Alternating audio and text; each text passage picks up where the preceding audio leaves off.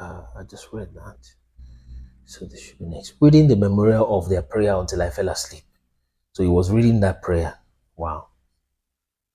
Reading that prayer, trying to pray to God for the wicked angels, bad things they've done. Okay. So he fell asleep while he was doing that. And behold, a dream came to me. A vision appeared above me, and I fell down and saw a vision of punishment that I might relate it to the sons of heaven. Okay. When I awoke, that means he saw their punishment. God showed him their punishment. All being collected together stood weeping. My angels weeping before a human being. Obel Seyael, which is situated between Libianos and Senesar. He will tell us where Senesar is at the bottom. We'll check it. With their faces veiled. So that's where the fallen angels are, not that place where they were crying. I related in their presence all the visions I had seen in my dream. Even angels are believing your dream and you don't believe your own. God forgive you. And they began to utter these words of righteousness, reproving the watchers of heaven. This is the book of the words of the righteousness of reproof of the watchers who belong to the world. Okay, according to that which he who is the holy and great commanded in the vision, I perceived in my dream. Let me jump. So the mighty one has put into the mouth of men that they might converse with it. Oh, and that part is important. So he who is holy and great commanded me in the vision. I perceived in my dream that I was now speaking with a tongue of flesh. Was he not speaking with a tongue of flesh before?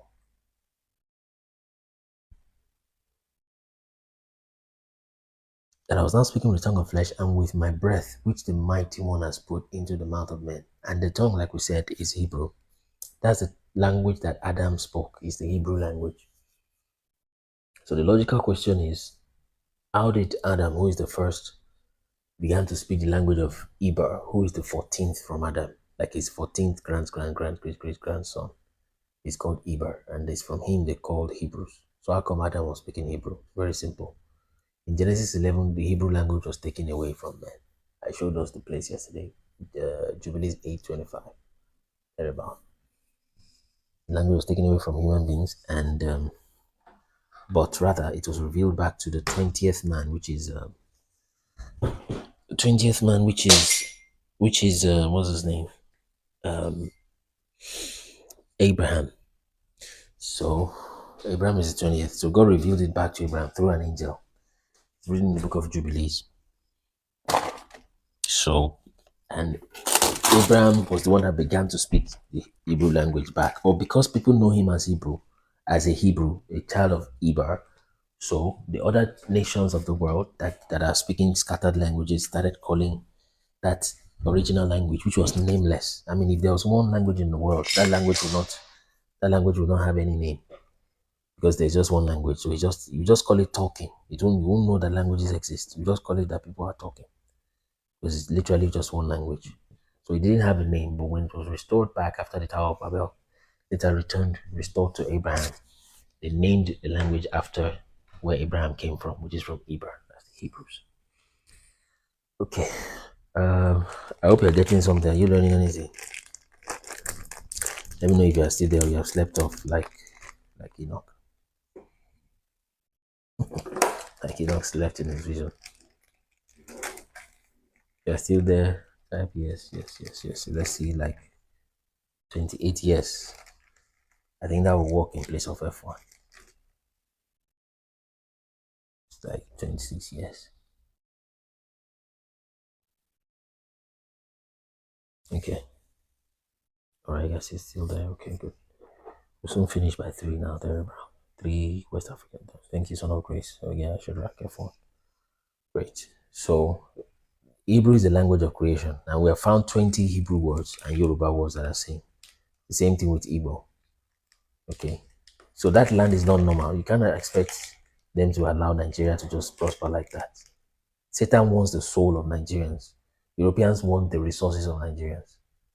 You see. Satan is using their greed for resources to use them to destroy these people. But what Satan wants is actually to punish the people, to make them suffer and deny God. You see a Yoruba man saying the other time that he's an atheist. Meanwhile, the guy is confused. We didn't engage in more than 3-5 minutes, he has run away. Doesn't make sense. If you tell me you are a Yoruba, you are a Juju man, you can start from there. You say you are an atheist, it's such is Europe that got into his head as it is. If he has serious problems, he would he would wake up. Even if it is one babalawo he will meet, you have one form of spirituality or the other. You can't tell me you're African and atheist. It's a contradiction of terminology. African atheist. One person even is Afro atheist. I think there's one lady like that. She's Nigerian also. I've spoken with her before. So you're Afro atheist. I've told her it's a contradiction of terminology. It does not make sense. Afro and you're atheist. Tell me you're Afro Juju. I say okay, good. Afro Juju is the name of a music genre in Nigeria. I still believe you as Afro Juju than Afro atheist. It doesn't make sense. Afro atheist. I've told them my mind. Like we're saying something that maybe even some people from their camp is listening because sometimes they listen back and so that's the Hebrew language is the African language. It's the language of creation. Let's keep reading. We'll run to 20 now so that we'll be at the same page with everybody. And understand this in your heart.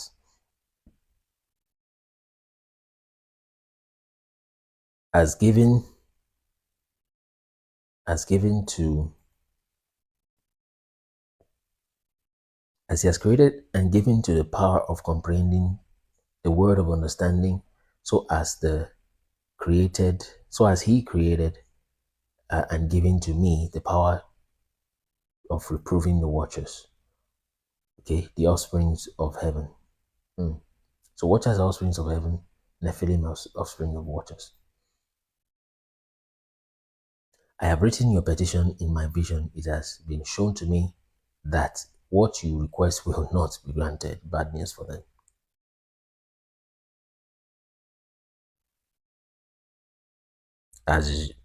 Uh, as long as the world endures, judgment has been passed upon you. From this time on, you will never ascend into heaven. Okay? He said that, that on the earth he will bind you as long as the world endures. We're going to get to see the origin of demons. Let's keep going. But therefore, these signs these things you shall behold the destruction of your beloved ones. That's the Nephilim. And shall not possess them, but they shall fall before you by the sword. They'll start killing each other. It's Gabriel that was sent to do that work, to make the Nephilim begin to slay each other. Neither shall you entreat of them. Let me show you. I don't know the height of this, but I don't know. But it's funny. Petrified giant.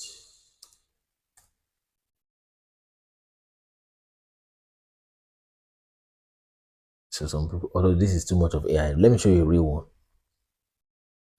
But that one, they tell us it's a statue that they built, but people are doubting if they could build that in those ages, in those times.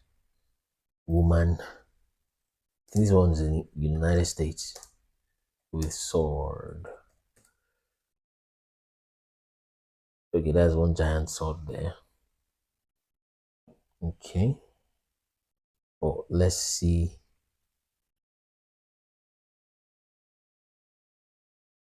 Okay, let me just say, let me not call it giant. Woman, what's that thing? Woman statue. We saw it, I think. Okay, I think it's in Russia. I think it's this one, yes. Now, anyway, I don't know. Um, although the picture is a little funny. Let's see. Zoom out. So Women's Day. It's Women's Day. Let's find out the name of the statue so that I can use it to search. Oh, thank you, Father. Motherland Call. Do the same thing. Control C.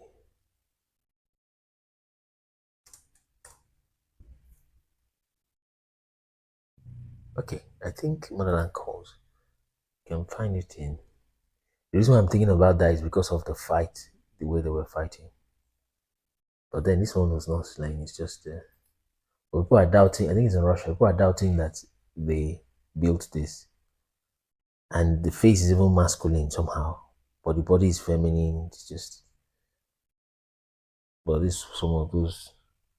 But of course, the motherland calls. But the official narrative is that it was built, just like Statue of Liberty, that it was built. So we believe. So it looks like a petrified giant. Um, let's check what's the height. It's gonna tell us 279 feet, 85 meters. So of course not as tall. Okay, to the tip. Let's see the sword. Or the height might be different from the standing 85 meters tall from the base pedestal to its peak. Okay. So to the woman height maybe it's just 60 meters there, which is actually still very, very tall. A person's height is just 1.8. But anyway, the official narrative is that it was built in 1967. Well, it's not impossible. But anyway, it just reminds me of that. Is why I pulled that up. Boom, boom. Let's go. Bye, bye, bye, goodbye. Okay. Neither shall you entreat for them, nor for yourselves. I'm sure if it was regular Bible I'm reading, people will have run away because it will sound too familiar. But then we should learn also not to be familiar with other scriptures. Okay. So neither shall you entreat for them, not okay. Okay, not for yourselves, but you shall weep and supplicate in silence the words of the book which I wrote. Okay, vision appeared unto me. Behold, in that vision, clouds and mist invited me, and agitated stars flashed, flashes of lightning impelled. Okay, let's keep reading.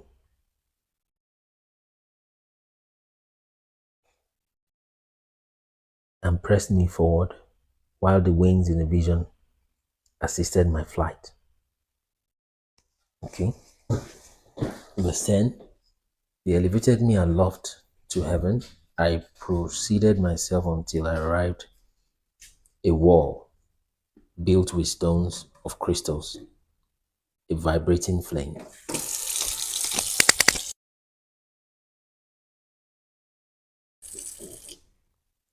Okay, right, a vibrating flame surrounded it, which began to strike me with terror. Oh, careful. Sounded like sound effects. Wrong drum. So, strike me with terror. Into the vibrating flame I entered. I drew nigh unto the spacious habitation, describing the realms he went to, close to the throne of God. As well as pavements were formed, and crystals likewise was the ground. Its roots had the appearance of agitated stars and flashes of lightning. A flame burned around the walls. It was portal blazed with fire. When I entered into this dwelling, it was hot as fire and cold as ice at the same time. You see, no trace of delight or life was there. Now that's another place. Terror overwhelmed me, and a fearful shaking seized me. Violently agitated and trembling, I fell upon my face in a vision. I looked, and behold, there was another habitation more spacious than the former, every entrance to which was open before me and erected in the midst of the vibrating flame. Okay. So it says here that it is impossible to describe to you either in the splendor or the extent of it. So it says here, its floor was on fire, above were lightnings, agitated stars, while the roof exhibited a blazing fire. It keeps saying, attentively I surveyed it and saw that it contained an exalted throne, the appearance of which was like frost. Okay, while its circumference resembled the orb of the brilliant sun. And there was the voice of the cherubim from the underneath this mighty throne.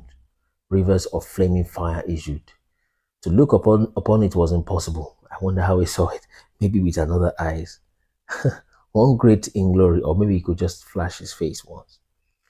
One great in glory sat on it. That's the Most High, probably. Whose robe was brighter than the sun and whiter than snow. No angel was capable of penetrating to view the face of him, the glorious and the effulgence, nor could any mortal behold him. A fire was flaming around him. A fire also of great extent continued to rise up before him, so that uh, none, not one of those who surrounded him, are capable of approaching him. Among the myriads of myriads, that's millions or thousands of thousands is what that means. He will tell us in the C, in the footnote, who were before him, and to him holy consultations was needless, yet he did not sanctify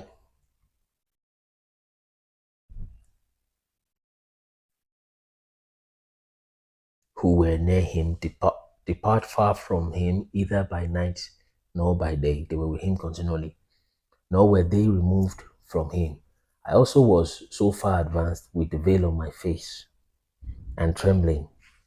Then the Lord with him,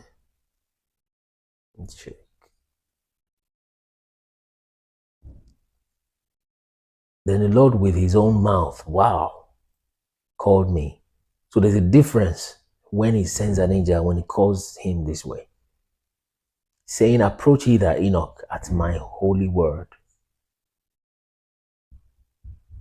You know, in the beginning was the word, and that word was with God.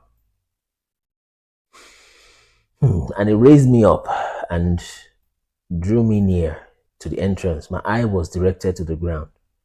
Then addressing me, he spoke, hear neither be afraid, O righteous Enoch, you scribe of righteousness.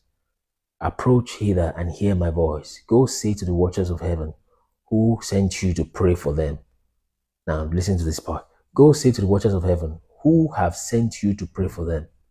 Tell them this, you ought to pray for men and not men pray for you. Like we said yesterday, God was calling the angels Agbaya. You know, Agbaya means old and good for nothing, something like that. Yoruba word. So whether have you forsaken the lofty of heaven and in which endure forever, and have lain with women, and have defiled yourself with the daughters of men, and have taken to yourselves wives, and acted like the sons of the earth, and you have given birth to impious offsprings, which is giants, is what it calls here. Okay, you being spiritual, holy, possessing a life which is eternal. You see, so this myriad means 10,000 times 10,000, the same thing you have in the book of Revelation. Okay, you have polluted yourself with women and begotten in carnal blood, and have lusted in the blood of men, and have done as those who are in flesh and blood do. Okay, so these, however, will die. That's their children will die. Nephilim will die. And I've given to them wives. Oh, rather, sorry, it's saying that men are mortal, okay, because they will die, but then these angels are actually immortal. So these, however, die and perish. That's the mortal human being, of course, after the fall. Therefore have I given to them wives. Oh, it's telling us the reason why we have marriages. Why? That they might cohabit with them, that sons might be born of them, and that this might be transacted upon the earth.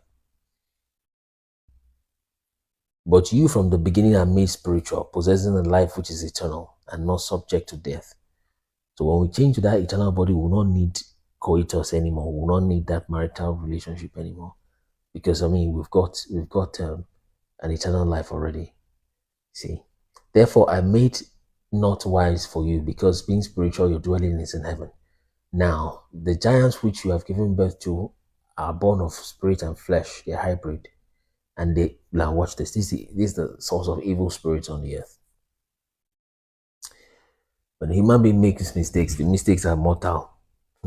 They are things that can easily be solved. But at this level, at this level of things, when mistakes are made, it becomes something out of hand. Now the giants who have been born of spirit and of flesh shall be called upon the earth evil spirits.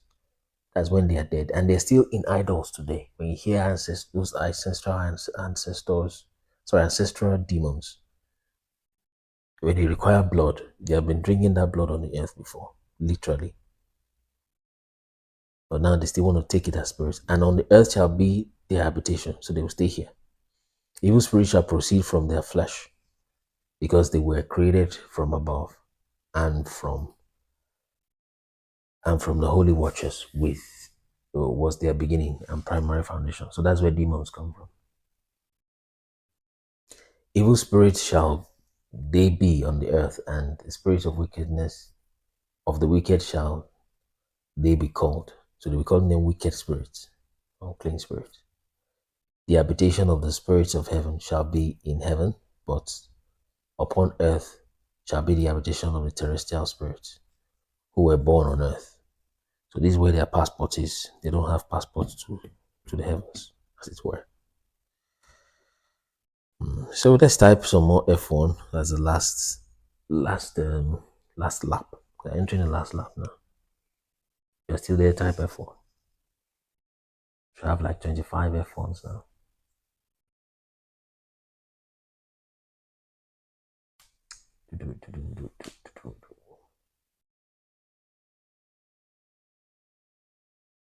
F1, F1. I've seen just two. Maybe some of you just kept the phone somewhere and you're just listening. As if it's audio Bible. Yeah, enjoying audio Bible. Okay. So let's go. F1, F1. Arole Jojo. Thank you. So the spirit of the giant shall be like clouds. And this is what you see sometimes when you cast out evil spirits out of people, which shall oppress. So they are oppressing spirits in the possessed people.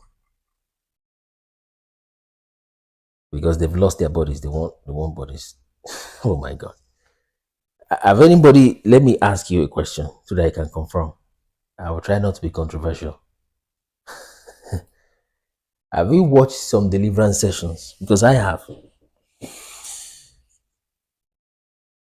And those evil spirits will say, I'm a giant man. I cannot leave this body. I'm a giant man. I've been there for 300 years. How many of you have heard that before? I'm a giant man when deliverances have been conducted.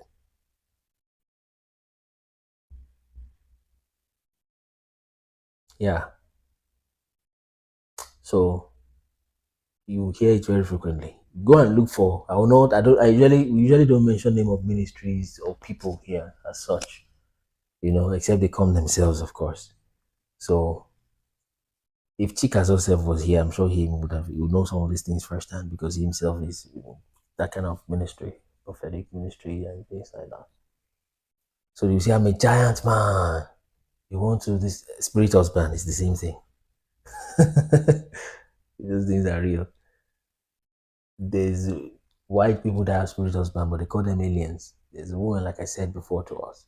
She didn't have any husband. She was getting pregnant. Pregnancy would go at month 6 months. They would take it from her stomach. And she knows these aliens that come to her. She even says she likes them. You know the way you can be. You can carry dogs and breastfeed dog. I don't know. So, but then, it's just fact. It's not hate speech. So they say that I'm a giant man. It's confirming this thing. That is here. That's where they come from. They've lost their bodies, lost their first estate, and they're looking for bodies to possess. All right, let's proceed. Let me turn that back on. I hope this water doesn't get in this thing. I'm trying to cool it.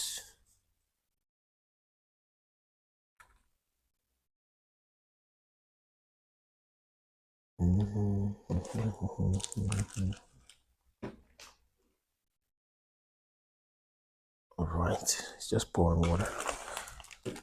Let's proceed.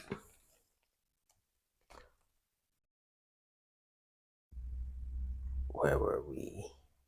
Yeah, so they will possess people, they will corrupt people, they will cause people to fall, contend bruised, and they'll bruise upon the earth. Verse 10. Yeah. They shall cause lamentation, no food shall they eat. They will be thirsty. Some of those things happen also in deliverance when they're thirsty like that. They shall be thirsty, and they shall be concealed, and shall not rise up against the sons of men and against women, for they come forth during the days of slaughter.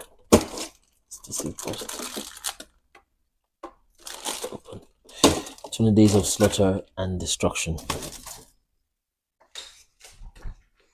Okay. We should at least be able to get to that 20 or 21 where the others are.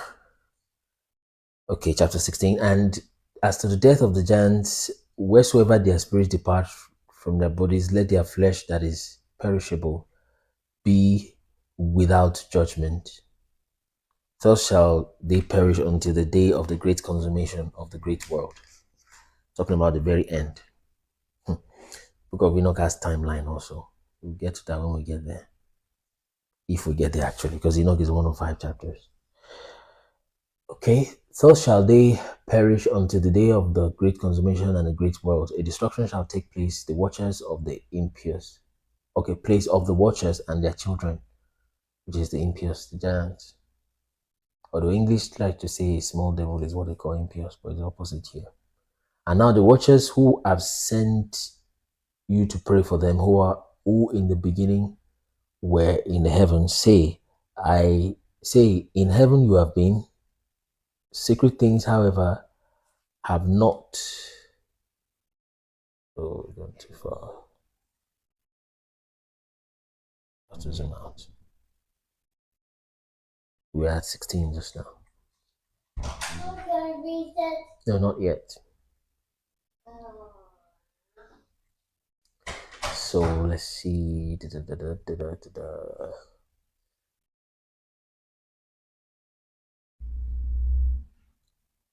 Okay. So say, in heaven you have been. Secret things, however, have not been manifested unto you. You have yet have you known a reprobated mystery. Okay. And this have you related to women in the hardness of your heart. And by the mystery have, and that mystery, and by that mystery have women and mankind multiplied the evils upon the earth. Say unto them, never therefore shall you obtain peace. Imagine a world where there is no mirrors. Well, they could see from the water, I think, water surface at least, but not as frequently as mirrors. I'm just thinking out loud. Say to them, never therefore shall you obtain peace. That's those watchers.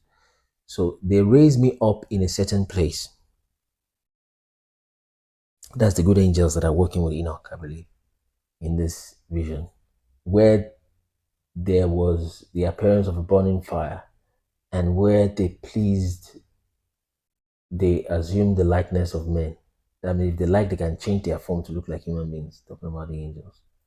They carried me to a lofty spot on a mountain on top of which reached to heaven rather, and I beheld the receptacles of light and of thunder and of extremities of the place where it was deepest, and a bow of fire and arrows in their quiver.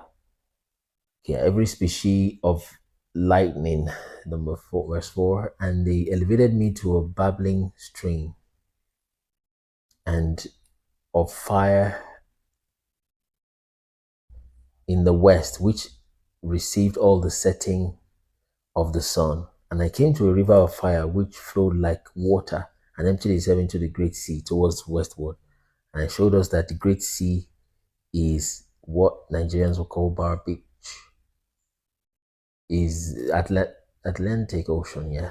What they've called, it used to be Ethiopian Ocean, but now they've called it Atlantic Ocean. So let me open that up if he responds to us on time. Yeah, we're gonna need it. So that's where westward is where the Great Sea is. But those that put Israel in the Middle East, they call the Mediterranean the Great Sea, and it's not so. But we have corrected that here, and that's the Great Sea right there. So let's proceed.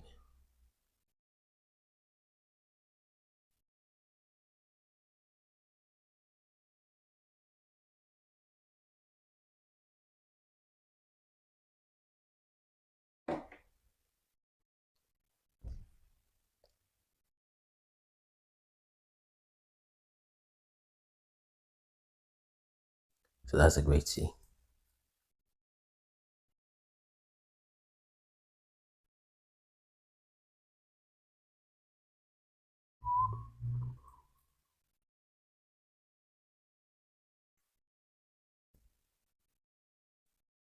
Okay.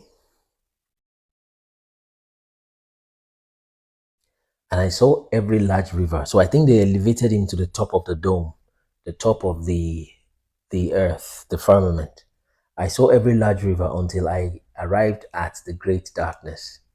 I went to where all flesh migrate. By the way, you can't see all the large river if the earth was spherical. And I beheld mountains of the gloom, which constitutes winter, and the place from which issues water in every abyss. And I saw also the mouths of the rivers in the world, and the mouths of the deep. Chapter 18. And I surveyed the receptacles of the wind, perceiving that they contributed to adorn the world, the whole creation, and to preserve the foundation of the earth. By the way, let's just say Enoch's earth. So just to see people that have read that, just to create a model for it, is something like what you're seeing on your screen. Some of you have seen it before. Or image in the new tab. Let's see if it's clear enough. Let's try this. Something like this. Firmament, this is the earth, this is hell, pillars of the earth, this is the skies. Okay, firmament. Okay, someone else put it like this. Okay, open in image in new tab. Okay, it should be clear. Yeah, so that's it. So gates of winds.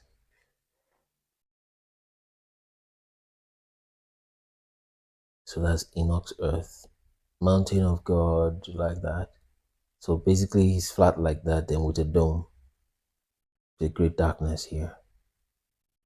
Okay, and it says there are portals, gates of the sun. So sun goes through these portals and come back through these other portals, like that. So just to give you a view of what people have reproduced from. Okay, there's also a theory that says the world map is upside down. That too can cause some controversy. Yeah, I think that upside down is two things. Number one is the elevation. Southern Africa is of higher elevation than Northern Africa. That's why they even call the Northern Egypt, they call it Lower Egypt, even though it's in the north. Then also, symbolically also is another thing that translates to. Okay. But then, yes, I understand. We've heard that also. Okay. Let's go, let's go, let's go. So I also beheld the four winds. So like we showed the map yesterday, we still have maps that show those four winds and they show angels. They're blowing breeze, winds on the earth. And I beheld the sky. Okay, it's even here. Which bear up the earth. Wait, I also beheld the four winds which bear up the earth. Wow. And the firmament of heaven. Tells you about firmament. Is firm. And I beheld the wings occupying the exalted sky, arising in the midst of the heaven and of the earth, and constituting the pillars of heaven. So he was seeing things from the broad eye, bird's eye view. I saw the winds which turned to the sky, which caused the orb of the sun and all the stars to set. And over the earth, I saw the winds which support the clouds. I saw the path of the angels. I perceived the extremities of the earth, the firmament of heaven above it. Then I passed on towards the south. Okay.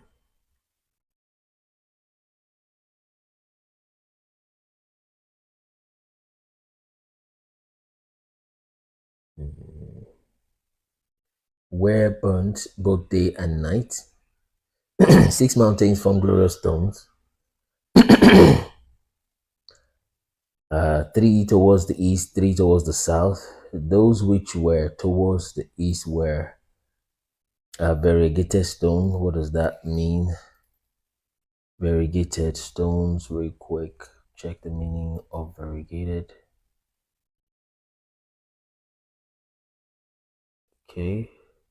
Exhibiting different colors. Okay. Variegated. Oh, I didn't hear that. Variegated. Variegated. Oh, variegated. Okay. So, yeah, so it means having different colors. So, variegated stones, one of which was, start calling the names of the stones: antimony towards the south, red stone. Antimony, I think, is the name of an element, by the way, chemical element.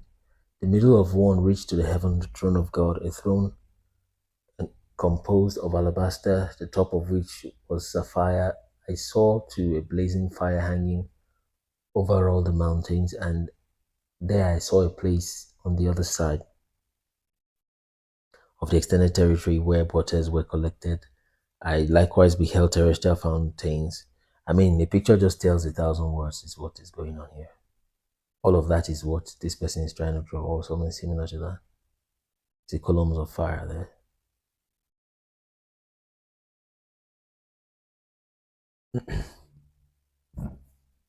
So I likewise beheld the terrestrial fountains, the deep in fiery columns of heaven.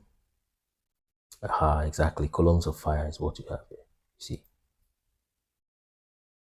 we're about to read. You see, columns of fire. So the person just trying to depict what we've got.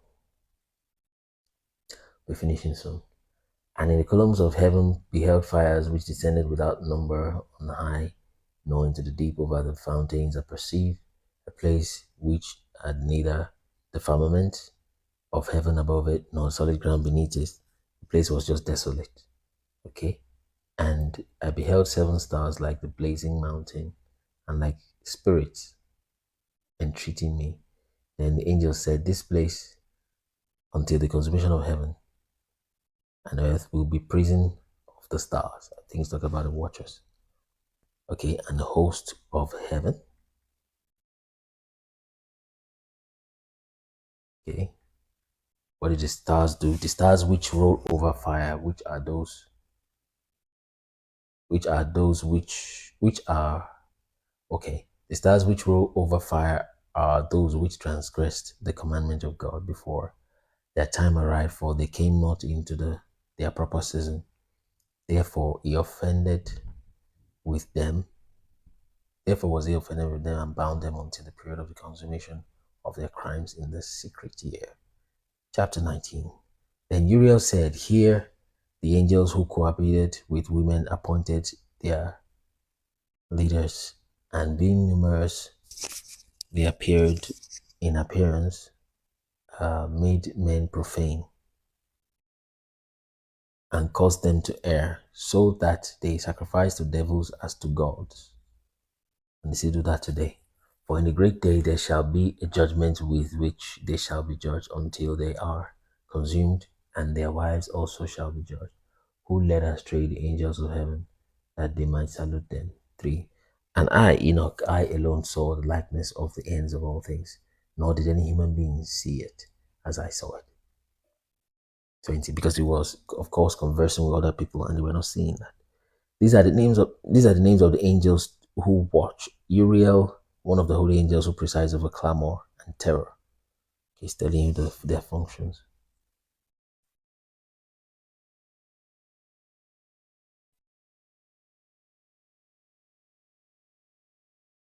Okay.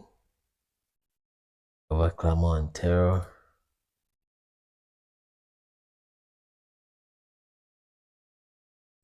He said Raphael is one of the holy angels who presides over spirits of men. Raguel, and I think Raphael is one that went to bless the earth, announce blessing all the time.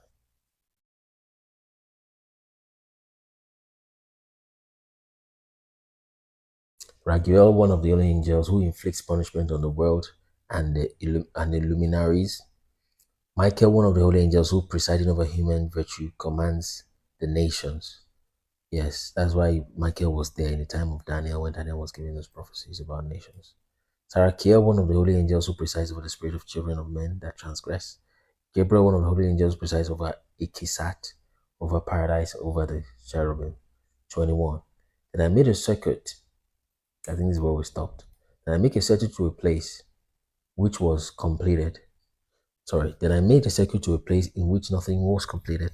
And there I beheld neither the tremendous workmanship of an exalted heaven nor of an established earth, but a desolate spot, prepared and terrific. There too I beheld 7 stars of heaven, bound in it together like great mountains, and like blazing fire. I exclaimed, for what species of crime they have been bound, and why have they been removed to this place? Then Uriah, one of the holy angels, who was with me and who conducted me, said, Enoch, wherefore do you ask? Wherefore do you re what? Reason with yourself and anxiously inquire. These are those of the stars which have transgressed the commandments of the Most High. See, Most High God, and are bound and are here bound until the infinite number of days of the crimes be completed. How can you complete something that is infinite? Until the infinite number of days of their crimes be completed. Okay. From there, I afterwards passed on to another terrific place where I beheld the operation of a great blazing fire. We'll get to a place where it will show us one location in Nigeria soon. So we'll keep that as to be like a reward for us, like a bonus for the day, for those that were not there when we. Terrestrial foundings, does it mean he saw another world? It looks like this same world we're in, but it's like he's seeing both at the same time. Because this our world is very superimposed. Spirits and are trafficking all over the place. And there's more spirits on the earth than there are even humans. So he's seeing those things superimposed together. And that's how spirits see, of course. They see their own world, of course, and then ours. So that's what I believe is happening to him. So wherefore I beheld the operation of a great fire, yes, columns of fire struggled together to the end of the abyss, and was their descent, but neither its measurement nor magnitude was I able to discover. Okay.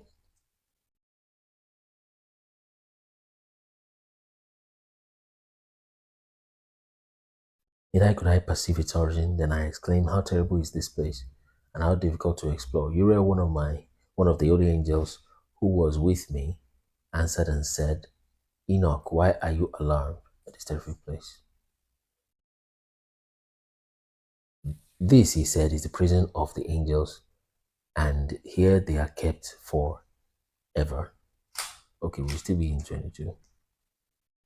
For there I proceeded to another spot where I saw on the west glory a lofty mountain, a strong rock, 4 delightful places. Internally it was deep, capacious and very smooth. What's the meaning of capacious? Let's have a look at that. Very smooth. Capacious. I think I've read it just before. Okay, having a lot of space inside, roomy. It's like spacious.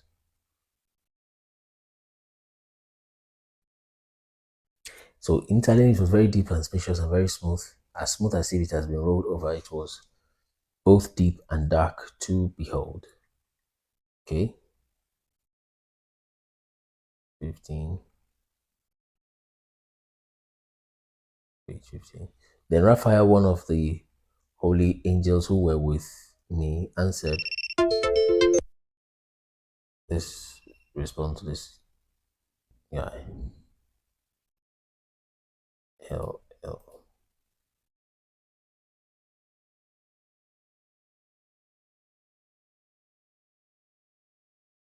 that's 5 hours mark. 7. So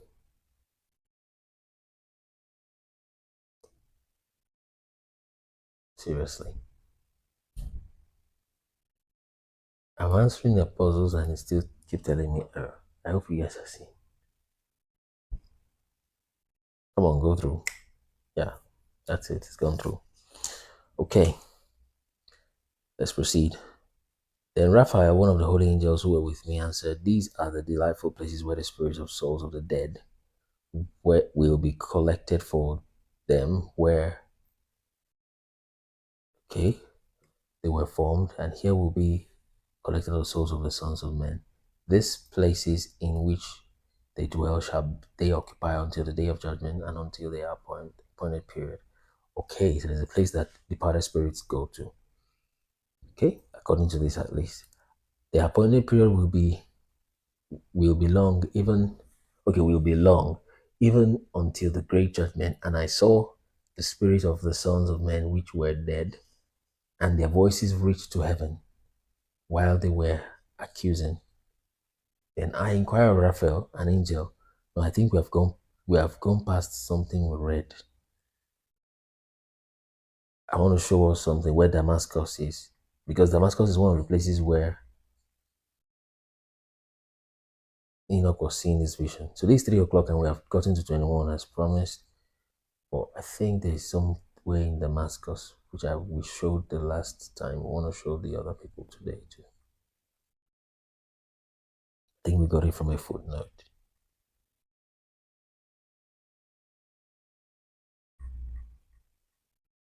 Well, I can do this, Control F, Damascus.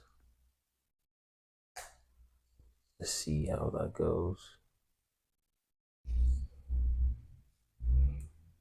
Okay, there's just one mention of Damascus, which is here. So that's in, oh, we've left it a long time ago, 14. But let me show you Libanus and Senisar. What verse is that? It's A. Where is it? Yeah, so let me show you the context. After this, we'll stop. Then we'll do verse 22 again, starting from tomorrow. So I'll show you Damascus now. We take some guests, then we come back tomorrow.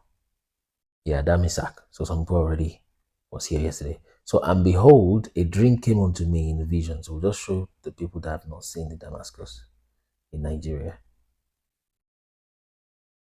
And behold, a dream came to me, and visions appeared above me. I fell down and saw a vision of punishment. Okay. That I may relate it to the sons of heaven and reprove them. Where when I awoke, I went to them, all being collected together, stood weeping in this place, Obel Seyael, which is situated in Libanus. Okay, I stopped then, but I don't know why I didn't check the footnote. So that place is Obel Seyael. Obel Seyael. Obel Seyael. Okay. So, and he said it is situated in Libanus and Sanessa. So that's where fallen angels were weeping, right?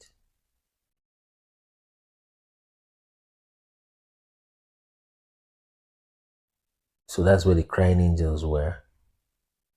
So, and it tells us here that Obesuyael is in Damascus. So you see Damascus there, it says near Damascus. So I want to now show us where Damascus is in Nigeria. So then for us to see that, we need to know the right pronunciation of Damascus.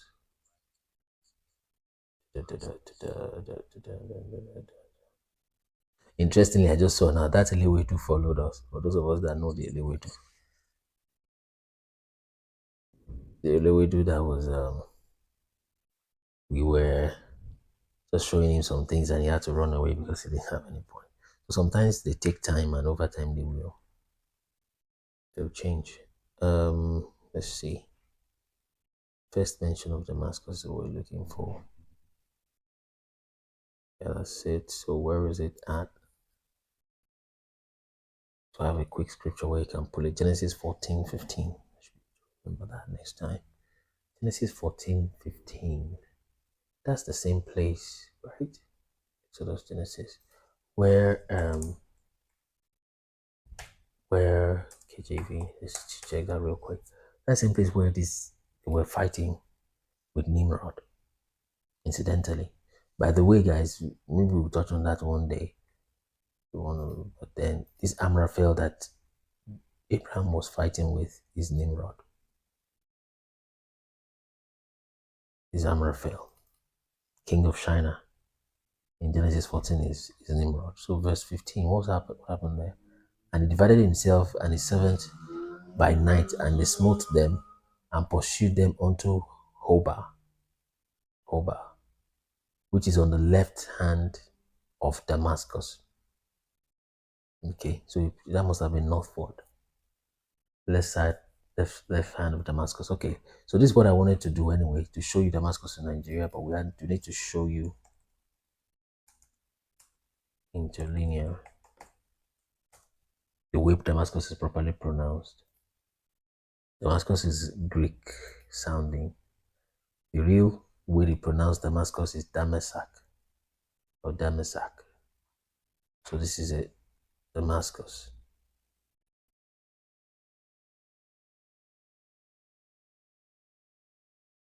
Damasak or Damasak. That's the pronunciation of Damascus there. Okay. So that's it, Damasak. Okay, or Damasek. So then all you need to do is to come to Google Maps precisely. Where is it? Where is it? Loading.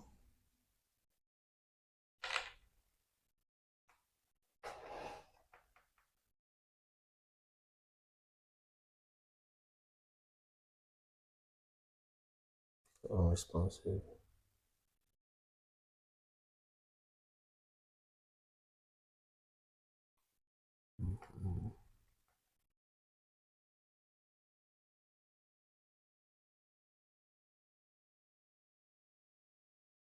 Taking time.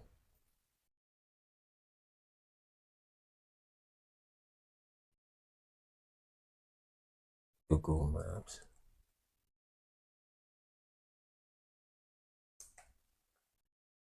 Okay. See that response.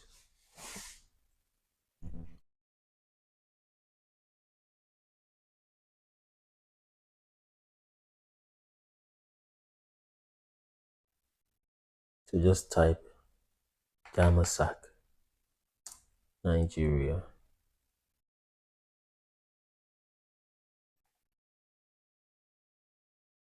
So look at Damasak there. And like I like to show people, when if what I showed you now was a Damasak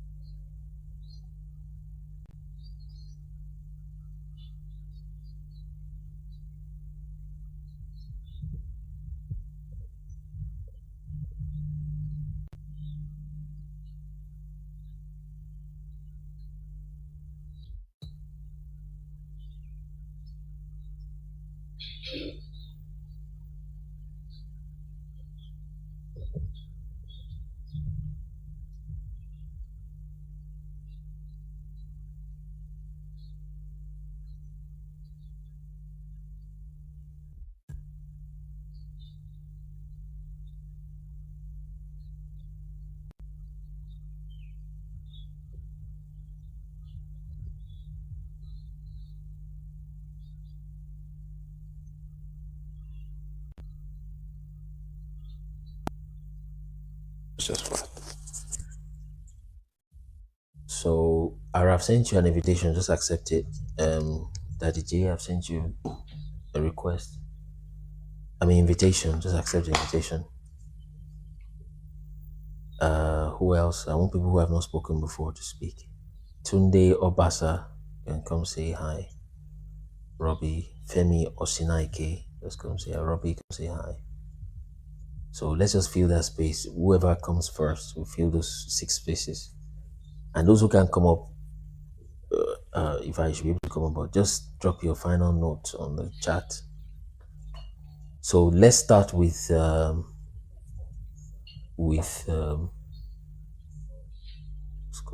Shadrach. I don't think you've spoken before. Shadrach, let's go. 2 minutes, you're good to go.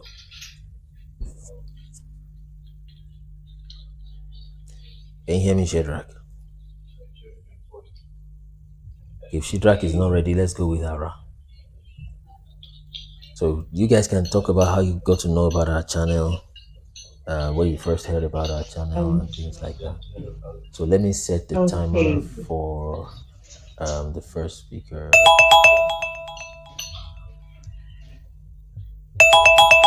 Hello. Yeah, so I'll just give you 2 minutes to, or let's say 3 minutes, 2 minutes thereabouts. 2 minutes is too much. I'm at work. I'm actually very busy at work right now. Okay. But I would say that I have really enjoyed this whole session. I think I first got to hear of you when you had the podcast session with the lady, and I was very intrigued actually.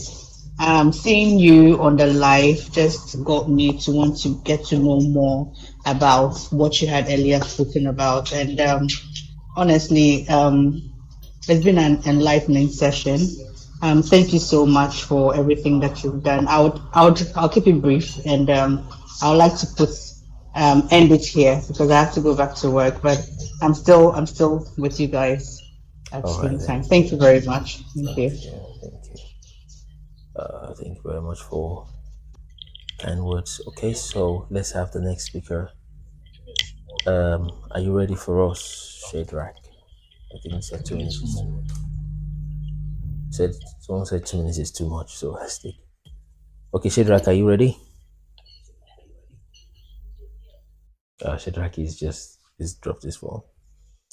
All right, so let's all follow the channel, download the Chatroad app, check on our website and subscribe on the website if you want. I'm back. Oh, you're back. Sorry, I'm back.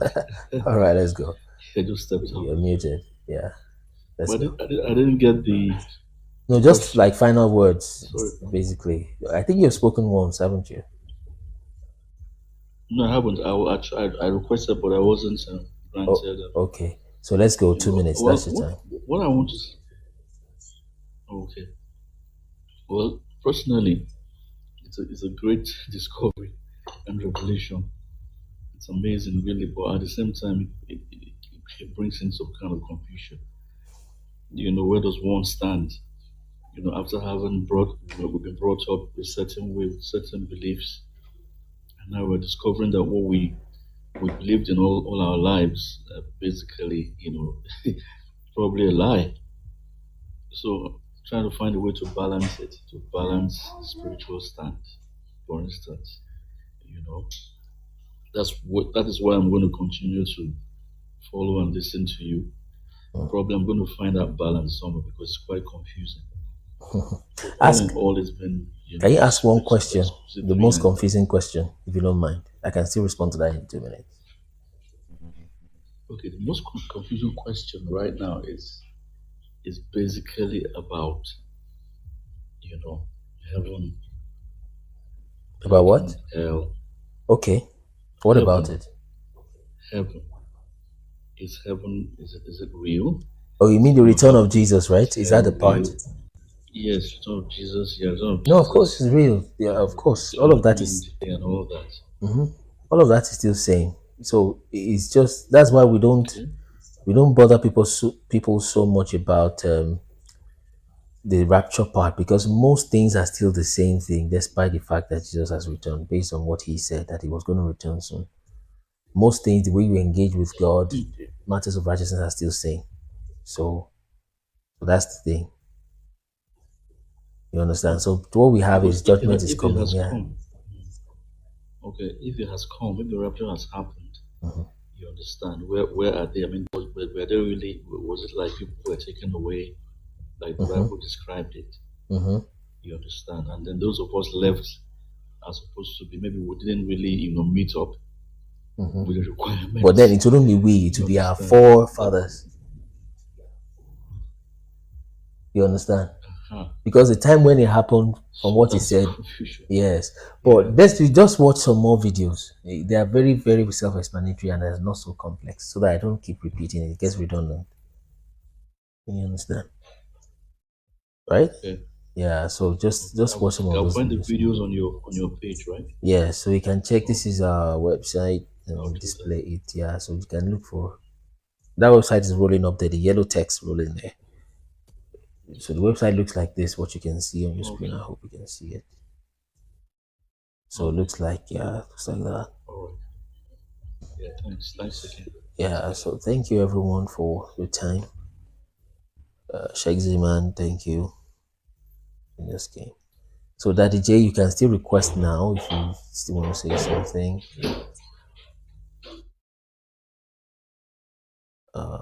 Yeah. So Daddy J, send your request now. So thank you for those that have joined. We'll see you guys tomorrow by God's grace.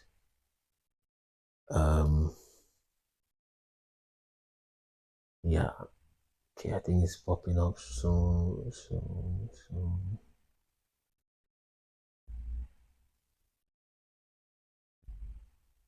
Yeah, you're welcome. So Daddy J, you've got your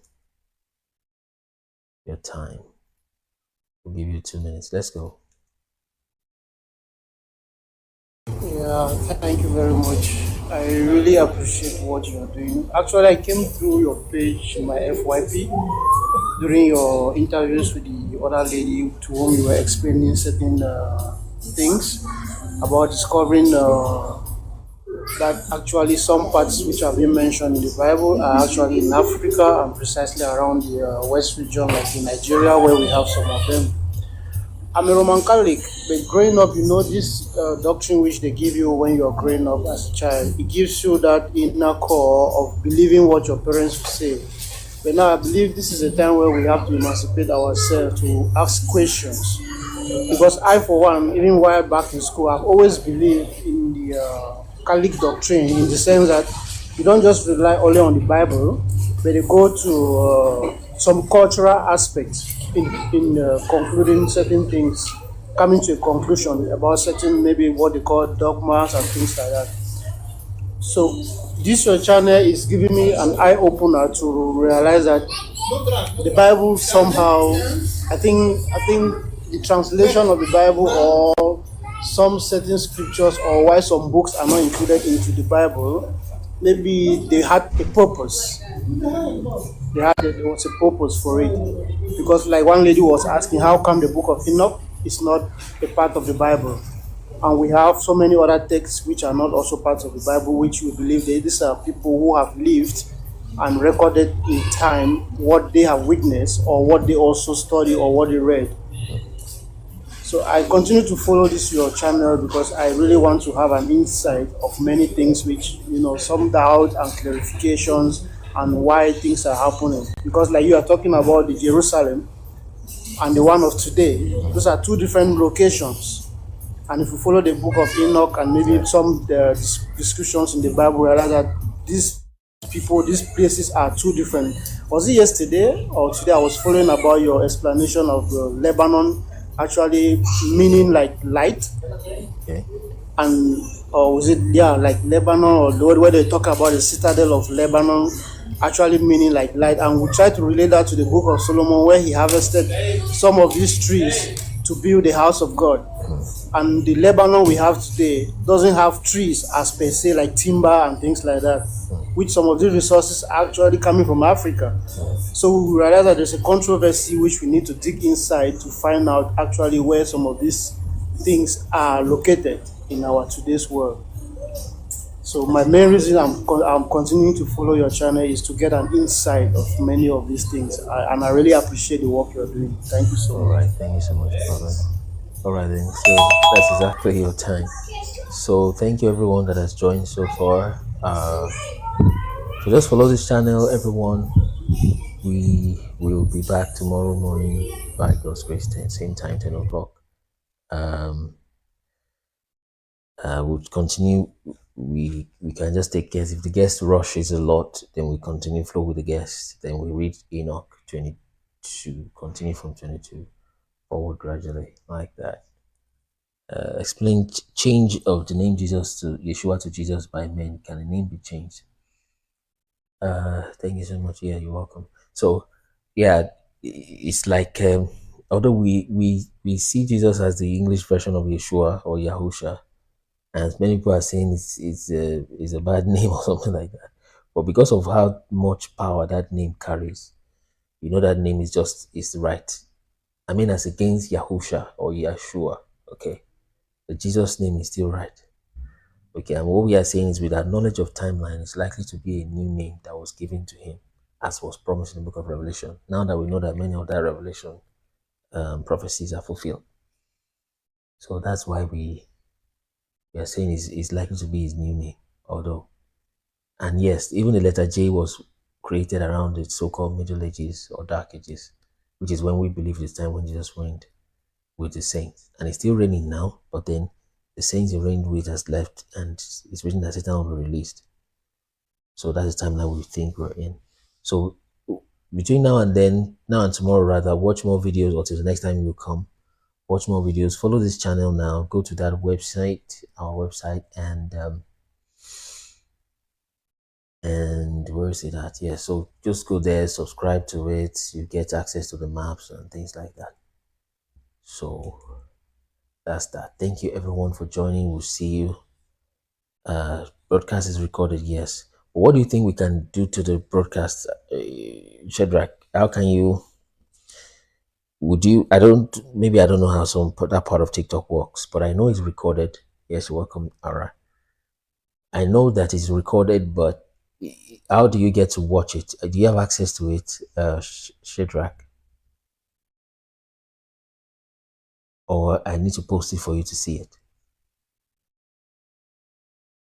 Can let me know, Shedrack. Well, it's recorded, I'm sure about that. So that's the part I'm not sure, but it's recorded. You no longer use the name of Jesus. Okay. You can just reconsider it. You can just reconsider it. Well, it's okay. We are all learning and we're advancing forward. It should be automatically added to your page. Yes, it's added to my page, but I don't know how you can rewatch it. But then I don't know why you want to rewatch 5 hours 25 minutes. Okay, but I think some people can crop it and put it on YouTube or something. But then I don't know. But it's recorded to answer your question. So thank you everyone. We are going to see tomorrow. Till then, let's keep okay, Jesus of Nazareth. The real names of Christ in Yoruba. You see Yeshua. Names are not meant to be translated, by the way. When you translate names, you are breaking a rule of translation. You don't translate some categories of nouns. If say somebody's name is Nathaniel, if you're speaking Yoruba, you will still say Nathaniel. If you're still speaking English, you say Nathaniel.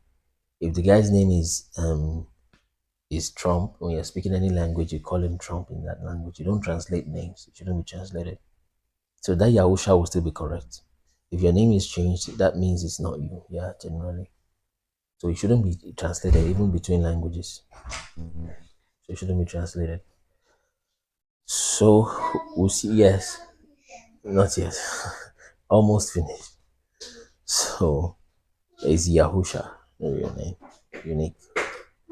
So thank you everyone. We will see in the next live, which is tomorrow by God's grace. Study English to love international translations. Name should not be changed. Yes, that's true. Yeshua, Yahusha. Yeah. All right then. See you guys tomorrow morning, 10 a.m. West African time. Bye. Follow the account so we can know when we go live. Thank you, Real Infinity.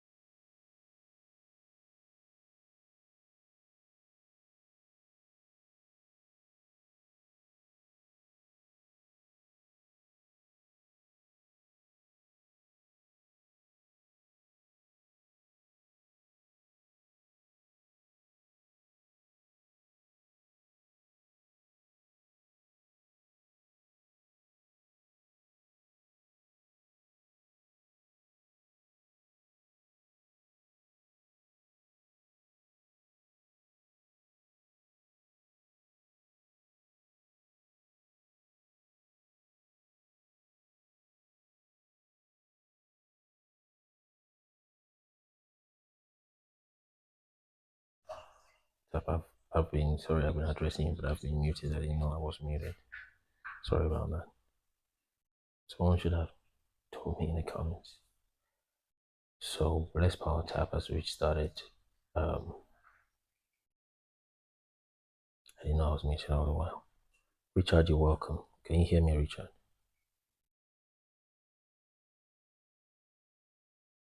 Richard, can you hear me?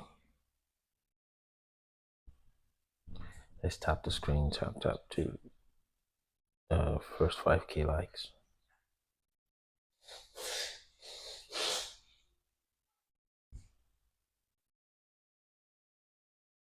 Okay.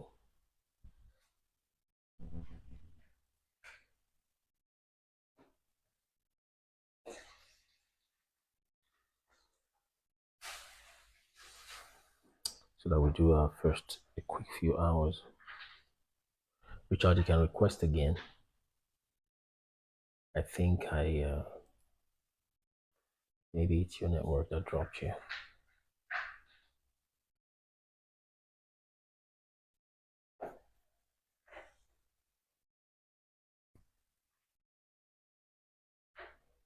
So let's tap the screen. Let's tap the screen as we go.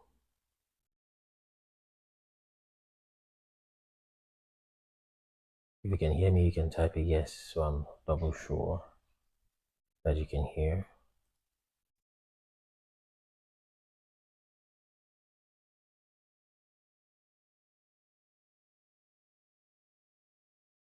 Edo boy, you're welcome.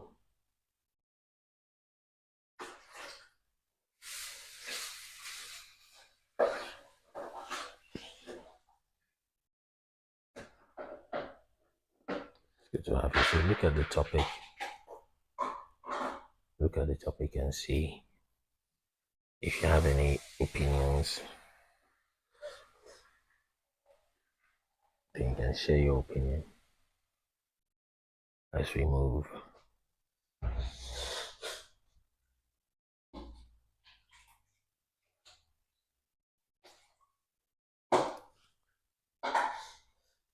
And let's share the live. If you're passing by, like you're going somewhere or something, you can follow the account so that we don't need to notify you the next time when you come. Joseph, you're welcome. Joseph Amado.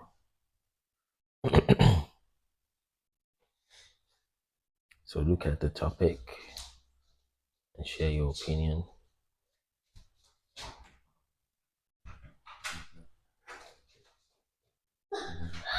So look at the topic and share your opinion.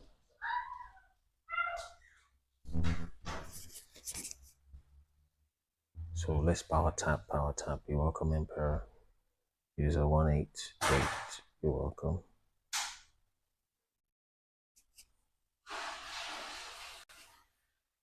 Tap. Praise Rose, good to have you again. So let's have somebody come up. You can let us just to say hi. Let somebody come up, say hi, one or two persons. Just to say hi, then you can go back to the comment section. I know everybody's waiting for us to start, today's discussion. But I need a few people to come say hi first. Then if you can hear me, type a yes in the comments. At the same time, let's also type F1 so we can get this started properly.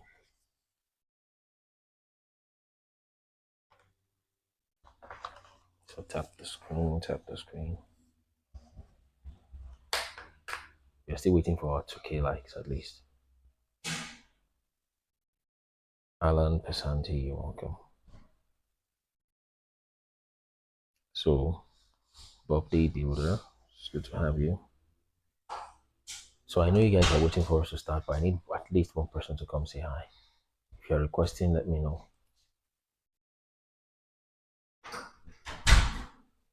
Just request, come say hi, then we start. Josie, you're welcome. Afokoshi, welcome. So we need one person to come say hi and say hello before we start. Lulu Hello. Salama. Hi. Hey, hello. How are you? I'm fine, and you? Good, good, good. Thank you very much. I like to listen to you, Okay, go back to Yeah, as you're coming in, you can. I'll go down, to listen to you then. Yeah, so you can tell us where you first heard about our channel and when, and you can then drop your submission. Good morning.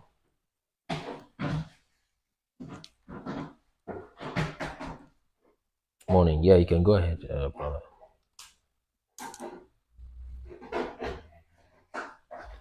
I think you're muted. We can start with Bob D. So Bob D, you can share your thoughts if just while we wait for a phone call. Bob D, are you there? You are muted, Bob D. Bob D Builder. So Bob D Builder, you're muted in case you don't know. But if he's not ready, let's go with Fakoshi then. Fakoshi. Hi. Yes, hello, brother. Good morning. Good morning, boss. Yes, brother. So you can tell us where you first heard about our channel and things like that. Then you can do your submission or your greeting. Yeah. So, I first saw a short with that lady. I've forgotten the channel. It was kind of an interview session with where a certain lady was deep. It was like, damn, where's this guy getting all this info from? Like, it was kind of very laid out, very, practical submissions of our history as Black people, the original Jews and stuff like that. So I started following that lady and then going through a lot of your videos, I was like, this is what I want, because it's hard to see authentic people with submissions like this one and who has an agenda, So it was quite interesting. So through that lady, then I found your channel, and then I said, this is the guy. So I started following and checking out your videos, commenting where I can and stuff like that. And I think it's quite interesting, quite interesting. And it's I don't know, but it seems like a very long shot for us as a people to come to the total realization of the truth of the things you are revealing. I think it's going to take a very long time, but I am hopeful. I'm very, very hopeful that maybe the generation, if you keep pushing the agenda, there are people with, like minds out there who probably they've not had the privilege to do the research like you, but, there's this inner knowing that most of us know. There's this knowing of the truth that most of us know that we've not had a chance to research and lay it out like you have done. Wow. And there's a lot of people out there who are seeking the truth, because I think it will work, but it will take time. You just have to keep pushing the agenda, keep pushing the message, and keep putting in the work. And it's good for, I will advise that whoever feels the same, whoever is in sync with the things you are teaching, they spread it. Okay, spreading the word, that's the only way other people can, get the message, and eventually I think it's going to be a very big community Yeah. of enlightened people who know who they really are. I think that's where it's all going to start from. Knowing that, okay, this is who I am. All right, we are not mediocre. We are a great people, a great nation. It's rather unfortunate that we've lost all that. We've lost all that, and trust me, as a people, we don't know anything at all whatsoever. We don't know anything. We think we are living the life, but trust me, we've not even started living our lives, because you have to know who you are to live your life. We are living a life that has been designed for us by people. So we've lost touch with who we really are. And that's my major concern as a person, finding out our real identity and then moving according to the way we are supposed to move. That's the way we are. Africa is in shambles. We have everything, yet we're so poor. We don't even contribute nothing to nothing. See, that's very true. You see, yeah, we don't contribute anything. We are only consuming, even though there's so much to do in Africa. There's so much, yet we are doing nothing. We always wait. We are always waiting for others to set the pace. Then we follow. I always liken it to you take a fish out of the water and then have the fish compete with the monkey climbing trees. You understand? Yeah. The fish cannot do nothing. The monkey will always outpace the fish, and the fish will struggle very hard and eventually die. The game is rigged. It's rigged from the onset. You understand? There's nothing we can do if we go at the pace that has been, designed for us to follow. We need to find out and get back into the water, and then let's see. Let's go back to ourselves, and then let's see if we still have to lag behind. Somebody's in the comments. Man, I don't want her to, or him or her, to go yet.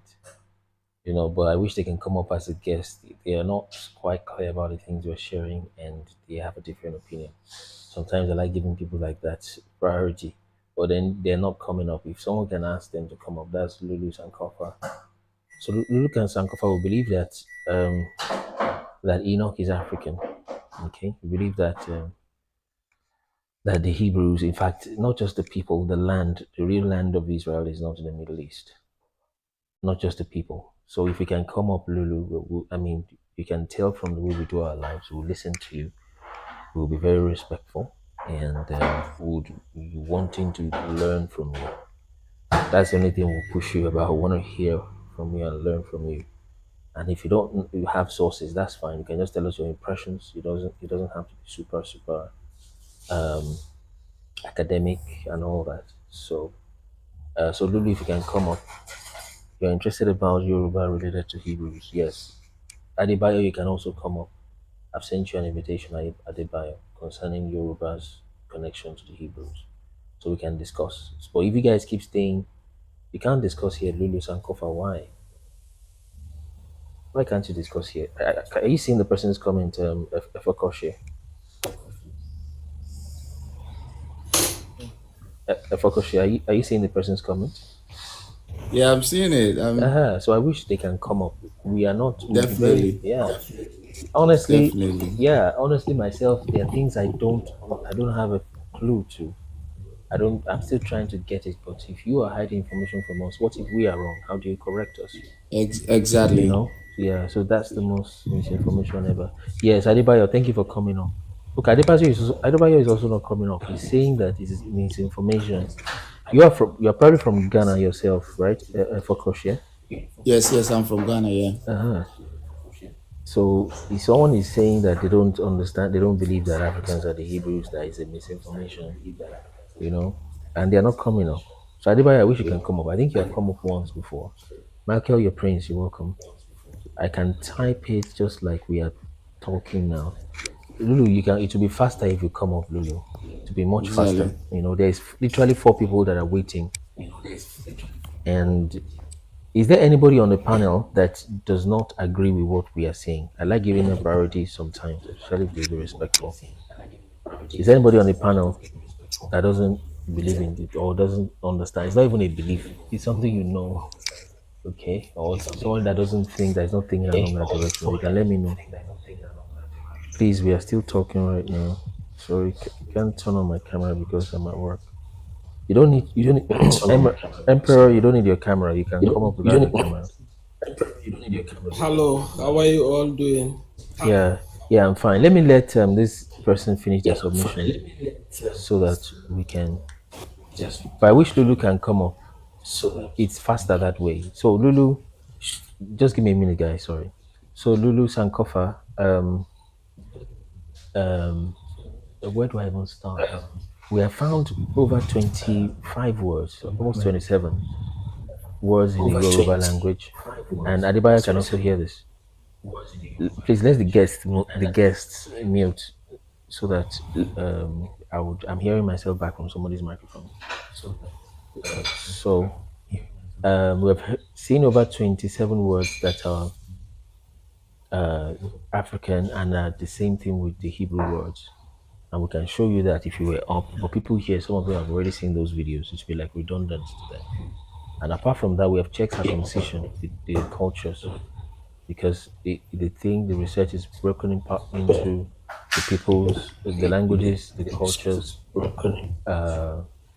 the land, and then the timeline. But we have seen, 27 Afro-Asiatic words, there should be more.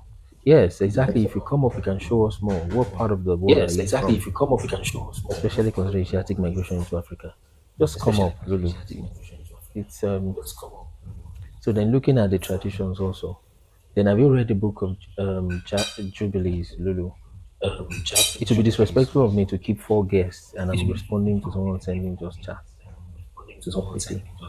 So, but just watch some of our videos. Let me put you there so that you can.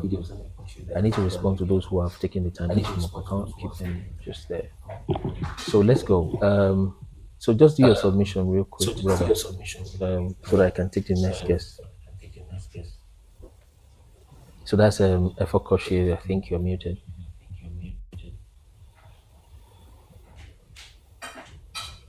Efokoshi, if you can hear me, let me unmute here. I've invited you to unmute Efokoshi. Yes, I'm here. I'm here. Yes. Yeah, so just do your submission so that we can.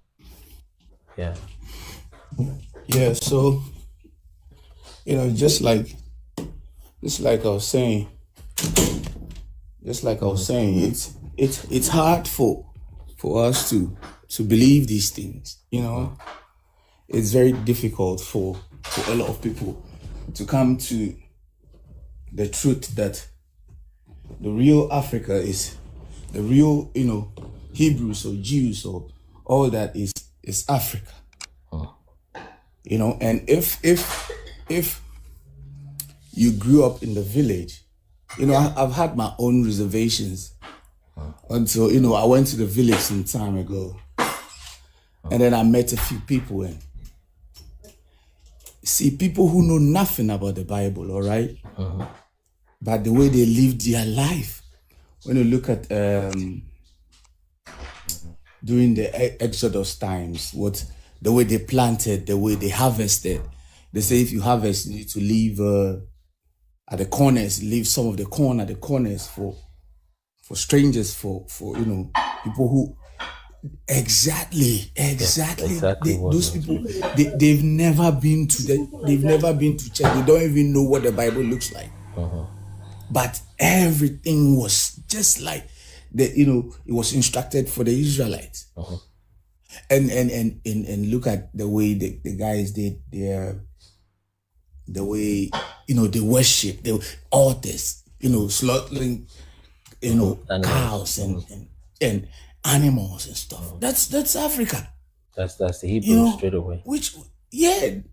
That's our ways. That's our ways.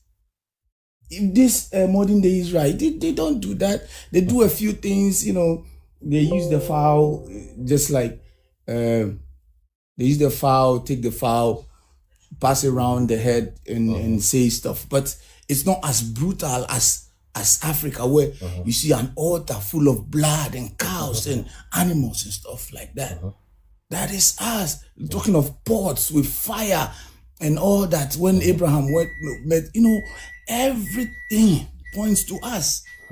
But unfortunately, we have been so indoctrinated to the extent that we can't see past the Bible. We can't get outside the box. And that's a very big problem for us. That's a very huge problem. We can't see outside the box. It has become very difficult for us to just look outside the box. Let me let Ado, I get you, bro. Just hang on, stay on, please. Let me have Addison. Then after Addison, we'll go to Ojiako. Addison, can you just do 2 minutes real quick? Addison, you're muted. And while Addison is speaking, someone can help me respond to Lulu Sankofa in the comment, those that have their, because I can't be doing that. Let's go.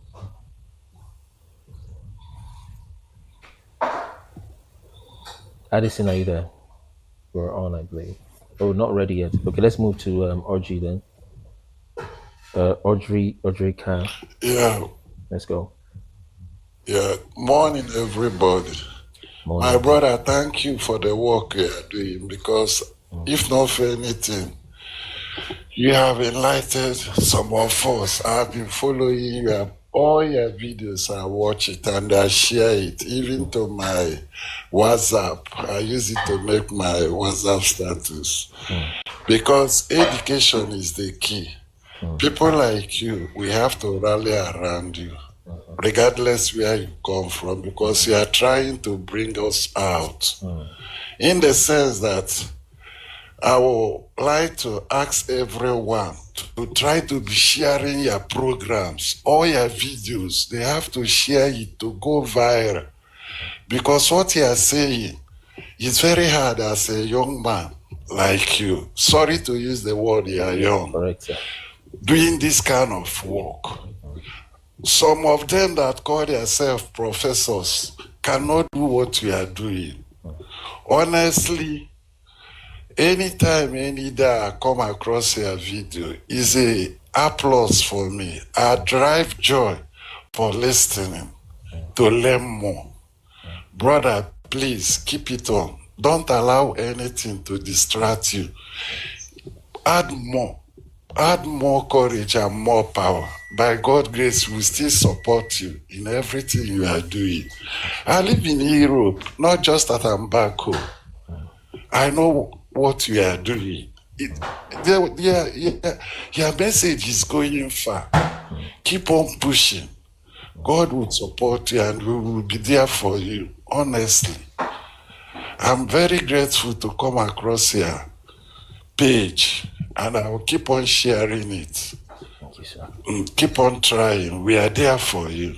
Thank you, sir. Thank you, bro. Thank you, sir. Thank you, Papa. Thank you so much for your encouragement. So Thank you. Thank you. We are here to encourage each other, honestly. Yes. Thank you, sir. So let's according to what Papa just said, let's try to share. It's like the least we can do. We are not asking for money, at least not yet. We are not. Just share it, check it. Of course, we're not asking you to just blindly share misinformation, but check. GeoKC, you're welcome. Just GeoKC computer, you're welcome. So we're not asking you to just share misinformation and just believe things. Of course not. Fact check it and check. Okay, if it's making sense, you checked it. Okay, just put it there. And if we check the tune and the tone of our messages, we usually say, if just check this. Do you think this is this? Do you think that is that? Then so people can check. We don't know everything ourselves. We have to go scramble for some of those things, and some of it was revealed to us, etc. So, but then let's share. That's the least you can do. Let's also follow this account, so when we go live, you can easily see that we are live. So yeah. So that means thank you so much, Papa. or three. So let's go to user 910 before we go back to Addison. Is it Addison? Yeah, Addison. So let's go back to user 910 at the very bottom of the screen. So user 910, are you ready for us? Let's get to our 5K likes. Let's get this thing to 20 shares so that we push this morning. User 910 at the very bottom, are you ready? Let me unmute or send it. So if not, let's have Addison. Addison, let's go. Addison, are you ready also? Okay, he's here. User 910. Good morning. Lone Wolf, you're Yes, welcome. Wellington, you're welcome. Let's go. I'm just joining because I just woke up not so long. In the part of the world I am. Okay. And so I'll just listen for a while, then I'll come back. That's fine. Are you from the Americas? No, I'm from UK. United Kingdom. Okay, that's fair enough. I was not a Nigerian, so okay. Thank you so much. So I'll listen more. Though I've been following some of your short, videos, and I share them with my friends, and but I want to listen more before I'll come back again and say anything. Okay, that's fine. Thank you so much, and that's great wisdom. Even I myself speaking, before I came out to speak, I've listened to many people, so there's a lot of wisdom in listening. That's why that scripture, books of wisdom teach us to let every man be quick to hear, slow to speak, slow to get angry. So thank you so much, user 910. So let's just keep responding to that Lulu in the comments, so that I wish they can come up, but they're not coming up. So it would have been faster if they come up, especially if they are ready to listen, and we'll listen to them. So, but let those that know the things that we have shared and have their own facts and share with the Lulu in the comments. So, yes, Addison, are you ready? Yes, I am ready. Okay, let's go. Hello, everybody. Look, let me start by saying that I'm a very inquisitive mind. Okay. I like to question a lot of things. And for some reason, I wouldn't know why, I just stumbled on one of your videos, and ever since then, the algos have been bringing your videos to my FYP. And I find that, I've not really done much research. It's just that when I hear things, I love to just have an open mind. I love to just, not be rigid about new information or fresh information. I'm that type of person. So, personally, I've had a lot of questions. I've had a lot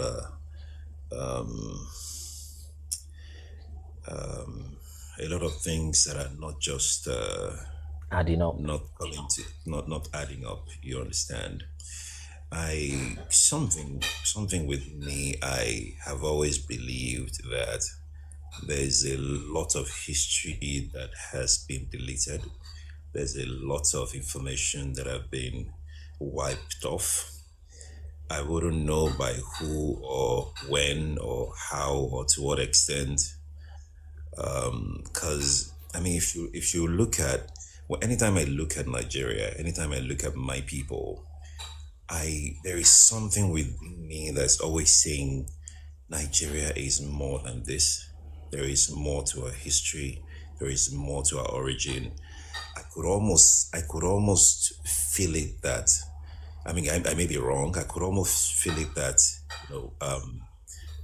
human origin, the start of mankind is not far from Nigeria. Look, every other part of Africa may have the same feeling as to, why they are special or why they are unique people and all of that. But I just knew something very strong is always, ticking that box, like something is not adding up. There's a lot to, the excuse me, the origin of Africans and, especially Nigerians. And when I see all these videos about human creation, the Anunnakis and the Sumerian tablets and the rest of them, you begin to have more questions than answers. And when you look at the way, especially Africans, the way Africans embrace other cultures, other religions, you know that, I mean, Africans may never get out of their issues, their problems, because they've lost touch with their origin. They've lost touch with with who they are. So they can't become who they are meant to become. So when I see videos like yours, I'm really inclined to listening to with an open mind to information, to getting more information. So I mean, that's why when I stumbled on your live, in fact it was your video, then I saw that you're live. I just said, look man, I gotta jump on this live and just listen up and learn more. Thank you, man. Thank you. Good job. Great. Thank you, brother. You're welcome. So thank you for your time. So that's just it. I wish the person in the comments could come up, especially those who have a different opinion, and like the Lulu that is just down there or anybody else. So let's have a few more people come say hello or hi before we dive into today's exposition and insights. Okay. So is there anybody that has not spoken? Okay, I think I should let Afokoshia finish his submission because he was trying to finish his submission the other. So Afokoshia, you were about to land on something. Yeah, I mean, there's so much going on in the hair now. It's like there's always something to say. I mean, I love the submission of Addison. I mean, trust me, like I said, there are a lot of people out there who are hungry and thirsty for the truth, man. And if you are that kind of person, even though maybe you do not have the facts, you don't have, the facts written down, but there's a knowing within you. As soon as you hear it, something triggers. It was like, that inner knowing, it's stronger than any test you can ever read. And you see this process of awakening to the truth. Unfortunately, it's not for everyone. All right. There are people who needs this at this point of time. All right. Even Christ, when he came, he couldn't do everything. It's up to the people who are ready for it. So my prayer will be to, so just like the first guy said, share this till it reaches a lot of people who are in this place at this time, who are in this frame of mind to truly wake up at this point of time. So, we can carry it along and then push the agenda as far as we can. Yeah. Because trust me, information like this are rare. It's rare. That's why if me, for instance, if someone says, oh, I'm an atheist, I don't believe in God, I don't even blame them. The person who says they are an atheist, they are all seeking for truth, and they can't find truth. They can't find answers, so they conclude. On this journey, it gets to a point where you are stuck. You don't even know whether to turn to the left or right, whether to believe this or not to believe. You get stuck. And people who can't push through, they just conclude, there's no God, this faith. If you draw conclusions, based on what are you drawing these conclusions? It's a very big world. It's a very huge world. There are billions of possibilities and realities in this life. And you are just one person. What conclusion can you draw? So it's better we humble ourselves, find the truth, and then liberate ourselves, and then our people, give people a chance, hear them out, liberate ourselves and liberate our people. Very strong. All right, Thank you so much. Yeah, I think I'll just leave it here now. Yeah, thank you. Let's hope that some more people come on board so we can, we can take it further. Yes, thank you so much, brother, for that. So let's just touch a few things. Thank you, Timothy Timothy. So let's touch on a few things. You can go on our website. We have this map there that shows you. Just put it, this map is it contains dozens of maps condensed into one. Okay, dozens of maps and references condensed into one, and all of them are matching and putting places and spots in places. So we found the kingdom of Judah to be here. If you're just coming in, you can mute. So we found the kingdom of Judah to be just about here. We found the river Euphrates to be here. Okay, right? We found Damascus to be in northern Nigeria, which is Damasak. We found the Ur of the Chaldees to be here. Okay, we have found Agades or Akkad, the land that is built by Nimrod. One of the cities he built is Calne, is Akkad. It's just there. Then Mesopotamia is the same thing. This is one of the places in the Bible that has the most confused names. It has several names. So,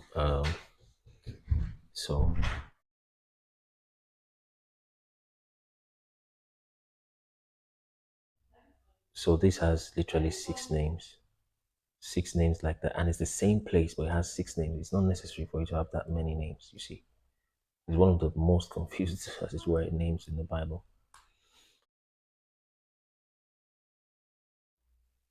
All right, so Padan is the same thing as Aram, is the same thing as Padan Aram. Look at all those names there.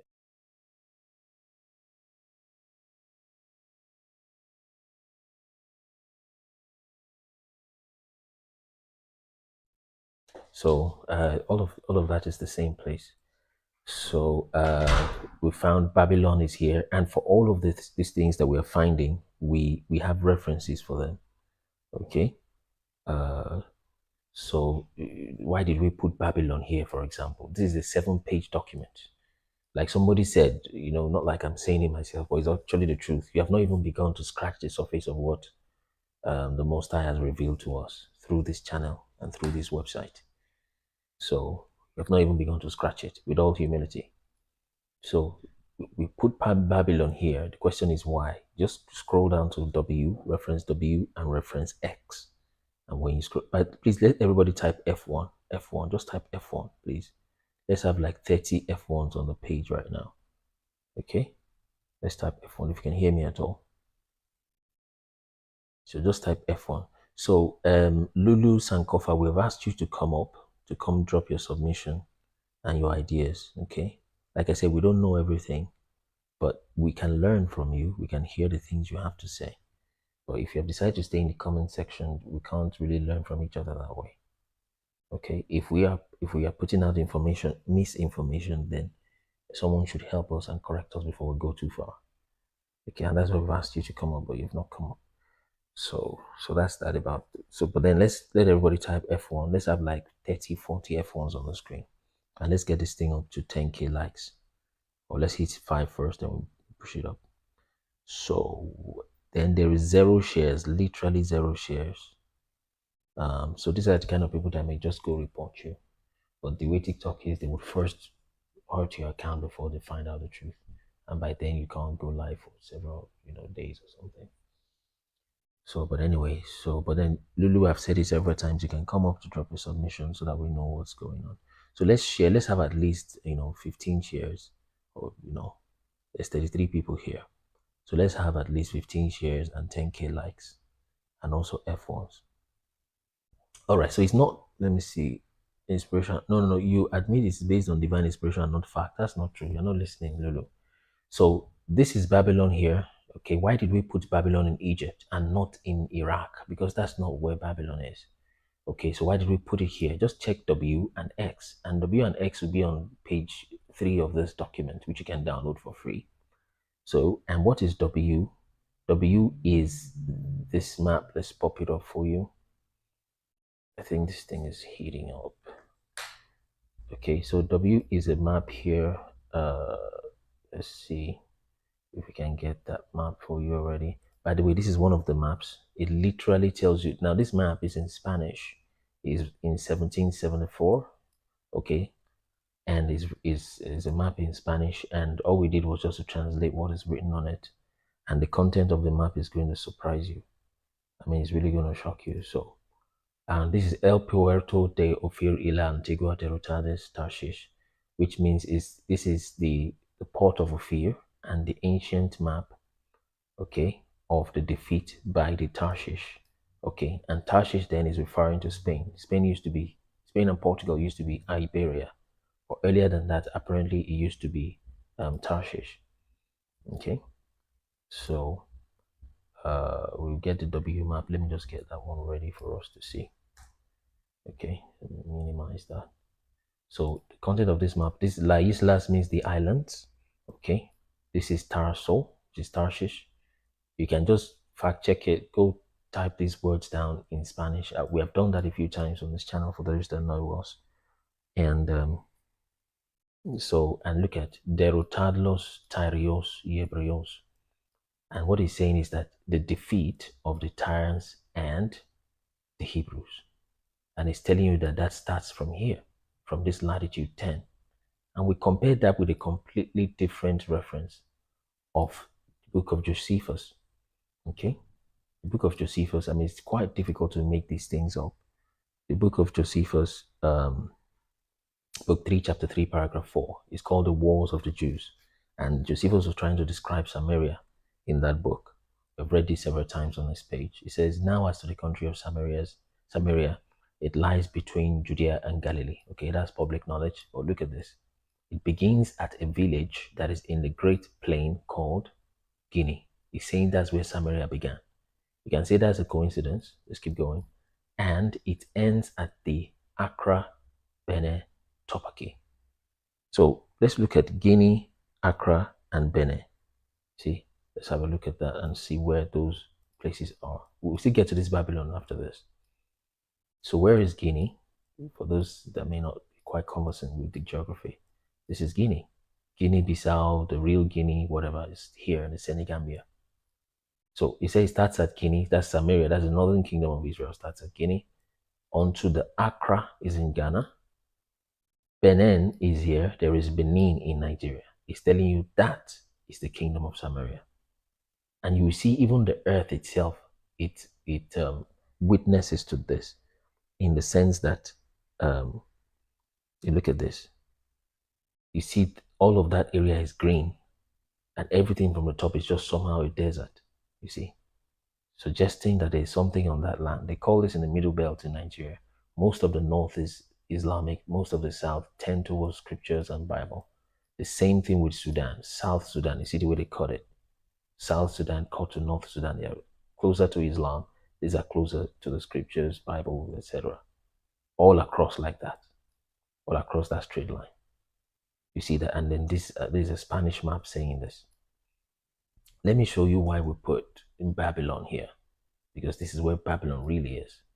And not, this is where Mesopotamia also is. Mesopotamia, by the way, means between rivers. Okay? Aram is the name of one of those fathers in the table of nations. All right? And Haran is also the name of a person. So Syria is the same thing as Aram. I don't know why translators did that. Probably intentional. But anyway, let me show you why we put Babylon here. Map W. Reference takes you to W.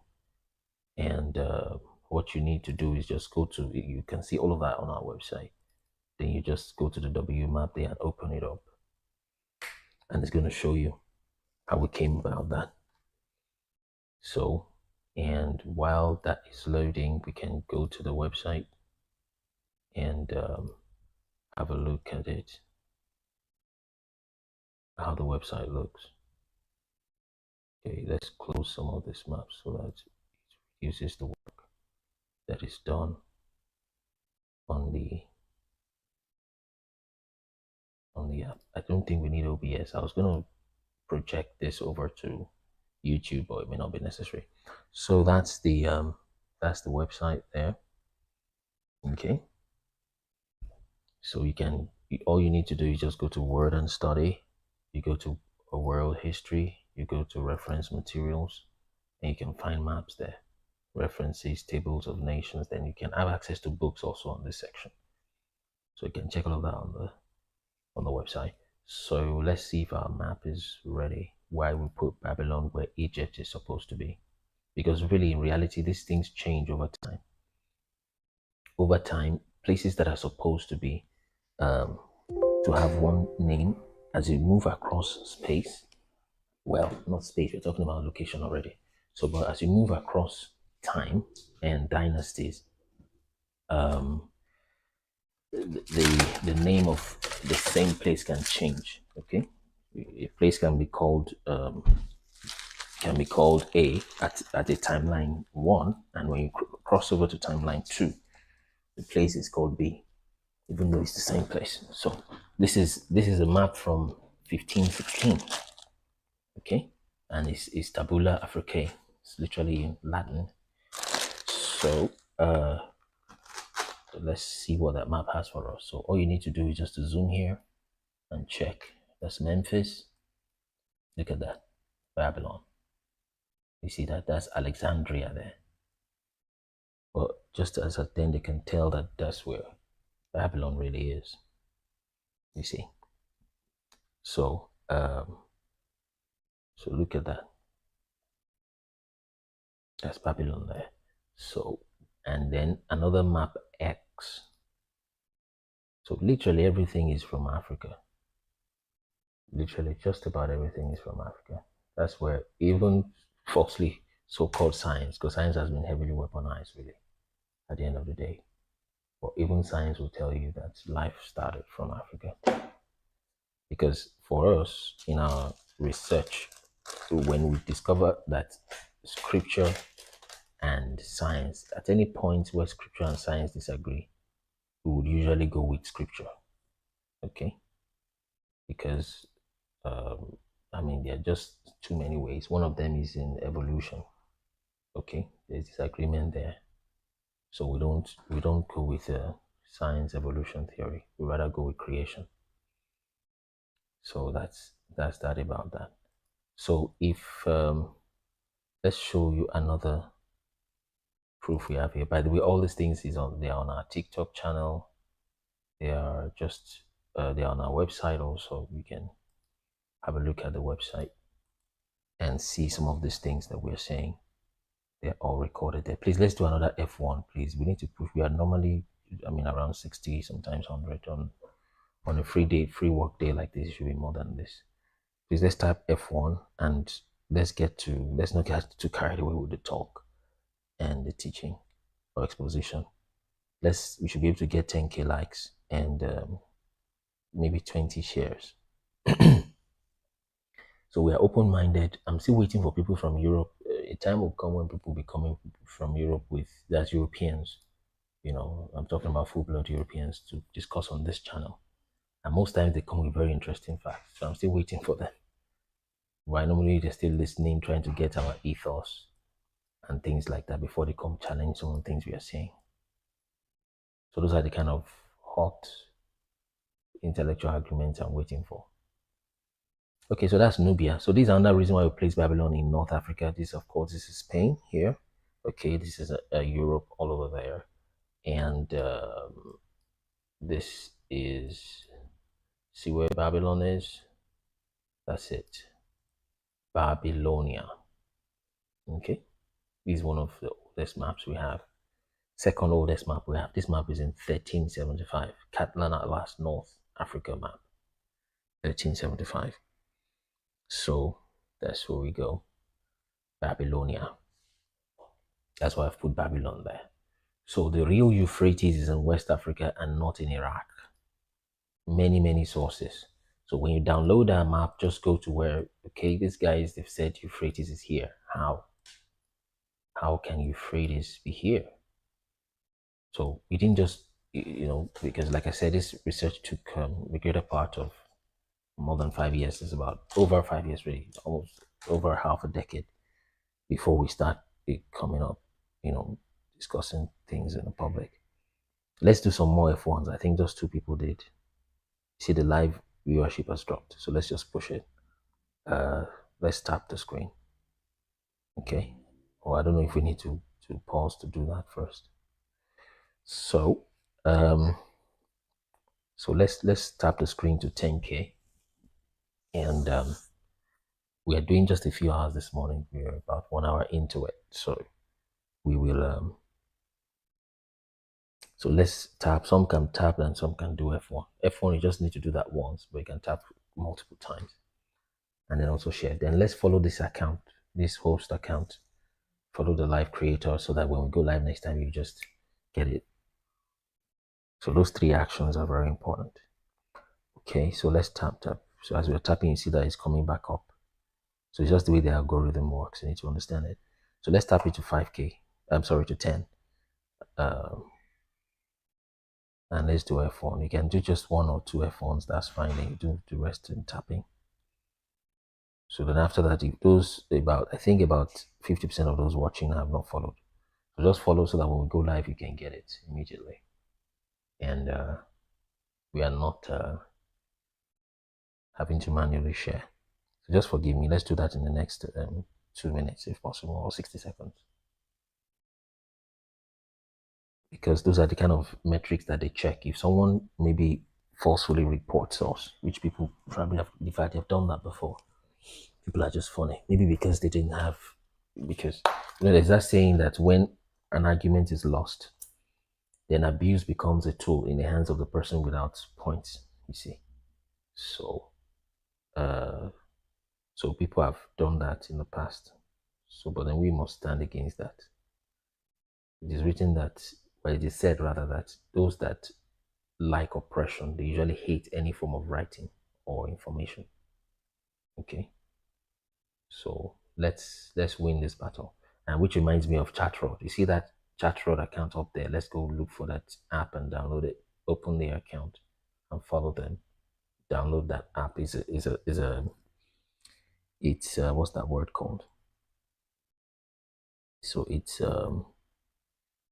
what's the word called? It's an alternative. We've got a Russia app, we've got American app, Chinese app.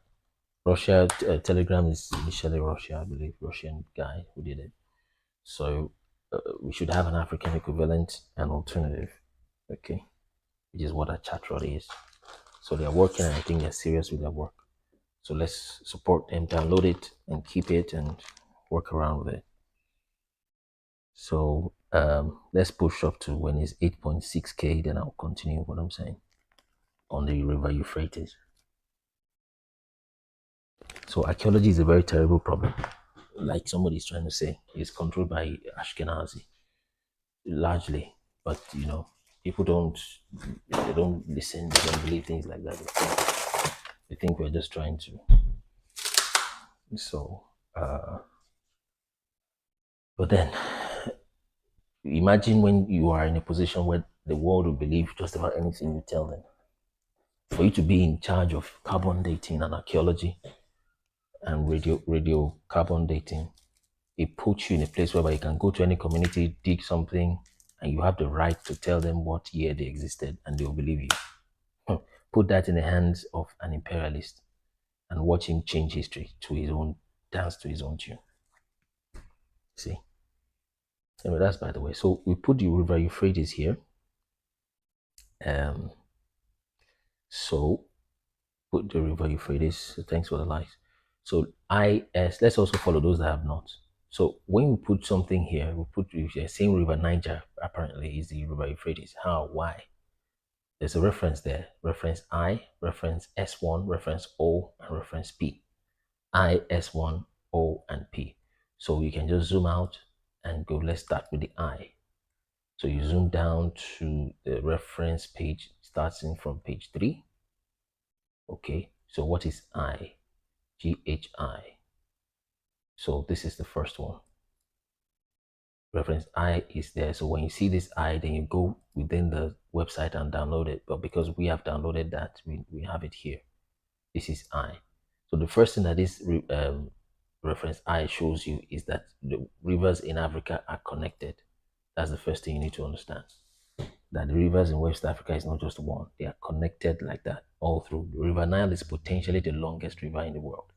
But then they've refuted that. They said it's the second longest No issues. Second longest, we'll work with that. It's not bad. It's still good enough for what we want to say. So, so this to show you rivers in Africa connected, and that's where we get all that long rivers from. You see the way we've drawn it on the map. It's kind of connected. Okay, so that's what it shows you. Then the next reference is S1. S1 is just a scripture that shows you in the book of Genesis the 4 rivers that come from the Garden of Eden. And then the name of Africa is called our Kaabo land. The meaning of our Kaabo land is either mother of mankind or Garden of Eden. So that is S1 there. Anything S in our map, we call it KM World History Map. Anything S is scriptures. Any reference S that you see, okay, is mainly reserved for scriptures. So S20, S18 is the 18th scripture in our references, is the way we've put it. So let's see. Yeah, so S1 just tells you about the scripture. So what is O? I think that's the next one. I, S1, O, and P. So let's go to reference O. Okay, so reference O is the Gulam Delhi North map of 1707. Okay, so now let's go to reference O on our list of maps, a list of references rather. I hope you guys are following. If I'm following, just type yes. Let me be sure I'm not talking to myself. So just type yes. Thanks for the 10K likes. So we have good standing. We can start running.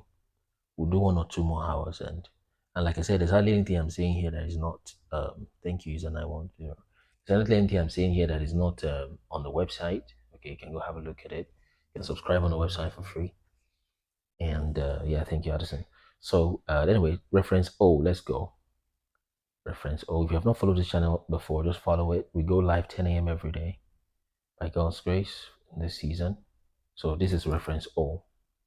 So we don't just come up with things and by the way, one of the things that strengthen these references is that it's all of the references, many of them are from completely different people, from different backgrounds in different timelines.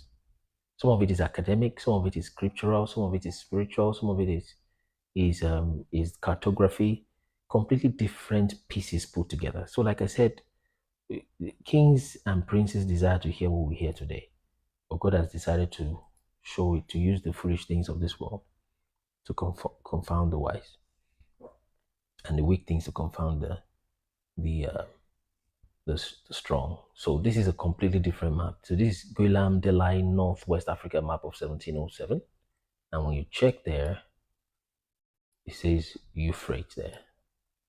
Now, that word Euphrates, you see, is a Greek word. The real Hebrew is pra. It's not Euphrates, because this guy even put an F, which probably much, at least distinguishes it from the Euphrates that has PH. Okay, in the Middle East, which is just a renamed river. By the way, the Middle East is one of the most renamed places in the world, with almost over 20,000 places named since the time they overcame the Ottoman Empire. 20,000, and I'm not saying you name a barbing salon, you name a kitchen there, no, renaming rivers and mountains and places. They're in the Middle East. One of the most renamed places in the world is in the Middle East. Literal country, whole countries are called Syria. Who dashed them that name? You just call the country Syria. You call the other one Jordan. You call the other country Lebanon. How? Where? After the First World War, Second World War, all of that. They kept doing that. You see, and then you came here in West Africa. Oh, you've discovered some people who are on trees and who can speak a language, and then you decide to call them Nigeria. What does Nigeria mean? It's meaningless. Nigeria is almost 4 times as big as the UK. Go and check that on Google. 4 times. So if a whole land like Nigeria can be renamed, they had their name before. You can rename a whole land like Nigeria. How much more is smaller Israel there? So those places were renamed. They were renamed, and that's Kingdom of Judah there. This is the same place that is the slave coast. Checking the Bible again, that's the same place where that prophecy was fulfilled, that your children will be taken away in ships, Deuteronomy 28. I mean, why are all these dots connecting? Why are all these dots connecting? That is Kuramo Beach, by the way, those that know Nigeria, in Lekki. Lagos. That's River Lagos, what they call this. But that's Kuramo Beach. This is 1707 map. That's Kuramo Beach. Now, and that's why we're asking people to come online and discuss with us and show us what they've got so we can put this knowledge and collate it together from where they've scattered it. See, these people that scattered you, they think that you can never ever figure this thing out. They're like, there's no way they can figure it out. But we have God's spirit in us and it's helping us. Check this Kuramo, by the way. Don't be surprised it's connected to some Hebrew name somewhere because this name is too ancient. It's 1707 and you have Kuramo there already. You see. So you name a whole country Nigeria, meaningless. Nigeria. Basically the N word, nigger. You talk to another one, you call that name, you call the name Niger. So you even run out of names. A whole territory. Niger is probably as big as Nigeria, if not bigger. That one is Niger. Went to Cameroon, called that one, or rather the children of Judah, really. Because they have Yaoundé, which is Yaoudi, as their capital till today. We call them Cameroon, river of crayfish, river of shrimps. A whole nation of people. You call them is Cameroon. That's Benin there. You see. Osobo. Is that not the Osobo people? I don't know if there's a place. Is there people called Osobo in Nigeria? Can someone remind me? This is a 1707 map. Yeah, they were intentional about the mischief. Does anybody know Osobo? Is there an Osobo people in Nigeria? I think so. So to see how ancient, can someone reply? Let me know before I. Is there a place called Osobo? Aha, Peculiar says so. That's 1707. They have not dreamed about naming one Nigeria, nothing. So that's the Osobo people. This is how ancient you are. And someone came and just dumped one name on you and linked you up with your other brothers. They are also your brothers, but you have some level of enmity against each other a little bit. The Hausas and, well, not the Hausas. Actually, you are closer to the Hausas, maybe the Fulanese. But you can't demonize Fulani tribe really as such. But they just look for people that are your enemies around you, and then they try to go through that enemy. And there is no family that does not have fight. People always have issues. But what they do is they go amongst you, right? And they look for the Judas and they sponsor the Judas. They intermeddle with your politics. If the problems you have with, what's the name?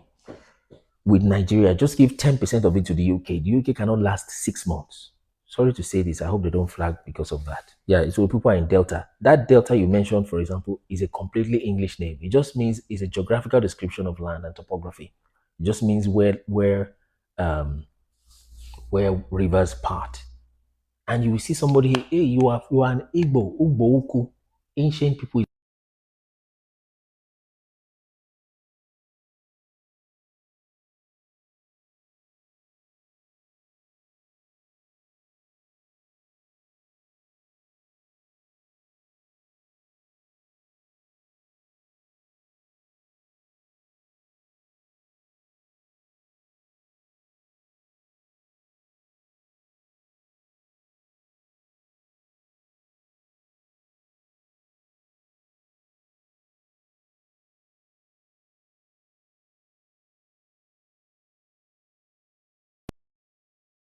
This also helps. Thanks for the engagement.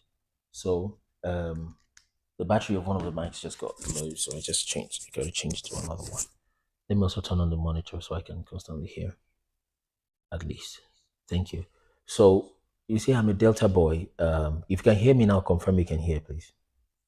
So see, I'm a Delta boy. I'm a Delta girl. Doesn't mean anything. I'm a Port Harcourt boy. You know, I'm a Port Harcourt boy. Okay, thank you, Addison. I'm a Port Harcourt boy. Port Harcourt is an English kind of construct. It does not mean anything. I'm a Port Harcourt boy. What does that mean? What does that mean? And let me tell you something. The more a threat a people are to, the more you are a threat, the more they will divide your land. Interestingly, so apparently the southern, basically the Igbo people, are so much of a threat to the Western world, and they've transferred that job of further dividing. Now I can't. What's the word? I can't castigate the government for keep dividing, but they keep dividing those southern lands. You check our Nigerian map. See the northern states, they are big land masses. They're just existing there. But as you go to the south, they are further just broken into pieces. Borders that don't exist, only exist here. You say I'm a Delta boy, I'm not Igbo. Oh, Delta has nothing to do with Isobo people. Isobo has nothing to do with. Look at Isobo here. Usobo. That's Benin. That's Kingdom of Benin. Igbos, Benin has nothing to do with Igbo. Come on. If you say that you don't like Igbo people, that's understandable, which is wrong, by the way. But at least I understand what you're saying. But to say, oh, let me turn on the map view. So if you say you don't like Igbo people as a Benin person, or as an Igbo person, you don't like Benin people, I understand you. Okay. But say I don't have anything to do with Igbo. Come on now. That's too myopic. That's too narrow. The same thing when you go to Kenya is even not maybe as strong there. What's the word? Tribalism you have there. Kikuyu, we are Kikuyu. We don't have anything to do with it. Come on. You are one people. And the hypocrisy is exposed when you see the same person, see a white person come around, you start shaking everywhere. Then you walk with white person as though that's your God that just arrived. I'm not saying don't respect people, but then you raise them above your brother. Why? On what grounds? The way you treat someone that looks like you is a strong indication of how you feel about yourself. You see people that look like you and you hate them, you treat them badly. You see, it means you yourself don't like yourself really at the end of the day. So that's the kingdom of Judah there, where they took the slaves from Badagry, where you have close to Benin Republic there, close to Togo there. That's where the prophecy was fulfilled. They took them by ships and scattered them all over the place. Tell me, out of the Ashkenazi Jews there, this is the Akani in Ghana, the Akans in Ghana. They also have connection with Ileife. This is Akanese. This is 1707 map. This is the Ashanti. Ashanti is Ashan tribe in the Bible. Ashan people, rather, not one of the 12 tribes. But Ashan people, they are there. They still do Mwato today, right? They still do their festive things today, which is just what they got from the Torah. And someone's Nathan what? That changed his name to Luke Hebrew. So we know what we're saying when we say these things. We know what we're saying when we say these things. So let's check the other reason why we put, I think this is reference O. The next one is reference P. Why we are telling you that Euphrates is in West Africa. Let's reference P pop up and we check that one also. Check the map, you see many other places like that. See many other places. Look at the kingdom of Benin here. So now this does not mean Benin is not about, oh, Benin, you see, Benin is big on this map, it's greater than Yoruba, it's greater than Igbo. That's not the point. That's not the point. Kingdoms and dynasties and empires expand and shrink over time. It's a principle. Look at the desert of Seth here. Do you know who Seth is? Do you know who Seth is? Desert de Seth. Do you know who Seth is? Seth is the third person from Abraham. In fact, the second. Yes, Adam said, man said man. Yeah. Seth is the second person from Adam. This is a desert. They call it desert of Seth. The Caribs and Toa, the left Sub-Saharan and remnant goes never speak of mass from me. Yeah. Desert of Seth. Let's push it up to 15K because the like should be commensurate to the number of viewers. And let's do another F1, please. Thank you guys. 40 F1s. You see, we are not here begging for coins or give me rolls. Give me the rolls that these European countries will take from you before it enters your account. So the least you can do is do F1, follow the account and share the content, and we check these things. If you have more information, give it to us. We would acknowledge you. We would acknowledge you. It's not about we would acknowledge, okay, we got this from such and such. We got that from such and such. This is the desert of Seth. Seth is the second man from Adam. Adam gave birth to Seth. Seth gave birth to Enosh. Enosh gave birth to Canaan, to Mahalalel, to Yared, to Enoch. Enoch is the seventh from Adam. You see? Yeah, some tribes became the Sadducees and Pharisees. Let's type F1. Let's get like 40, 43 F1s and let's push this to 15K. In the next 1 minute, please. This is 11:14 here. Between now and 11:16. Let's push some F1 and go to 15K likes. Just type F1 once and push to 15k likes and maybe 5 more shares. There's just 5 shares there. You can also follow the account. Thank you. So this is Desert of Seth. It's not like oh, Yoruba people want to claim the Bible, anything they want to claim it. Or Igbo people, like Africans, why do you have low self-esteem? You want to claim the Bible, you are enough without the Bible. Nobody's claiming anything. We're just checking proof, checking what is going on. And we are seeing connections. And like I said, this thing starts from discrepancy. You begin to think, oh, maybe it's a mistake. Oh, maybe the Seth they wrote here, maybe it's just somebody's name, one of the European names. Or maybe the Benin here, maybe it's this. So you keep thinking it's discrepancy. But the more you search, the more you see, then you are still making excuses for your enemy. And you say, oh, maybe they made a mistake. Or maybe they thought we are Niger, so they now call us. Maybe. So you go from discrepancy, now you are sure, no, this thing, I'm sure somebody's making a mistake somewhere. But then when you now begin to see the reason why the person potentially could have made those so-called mistakes, then you are very sure that, hey, this is not a mistake. This is not discrepancy, right? This is not discrepancy. The Mizraim is the Hamites. One of the Hamites is Mizraim. That's Egypt. I'm responding to K0's comment, KO. So you begin to realize, because what you begin to think first, let me turn on the camera so you can see my face.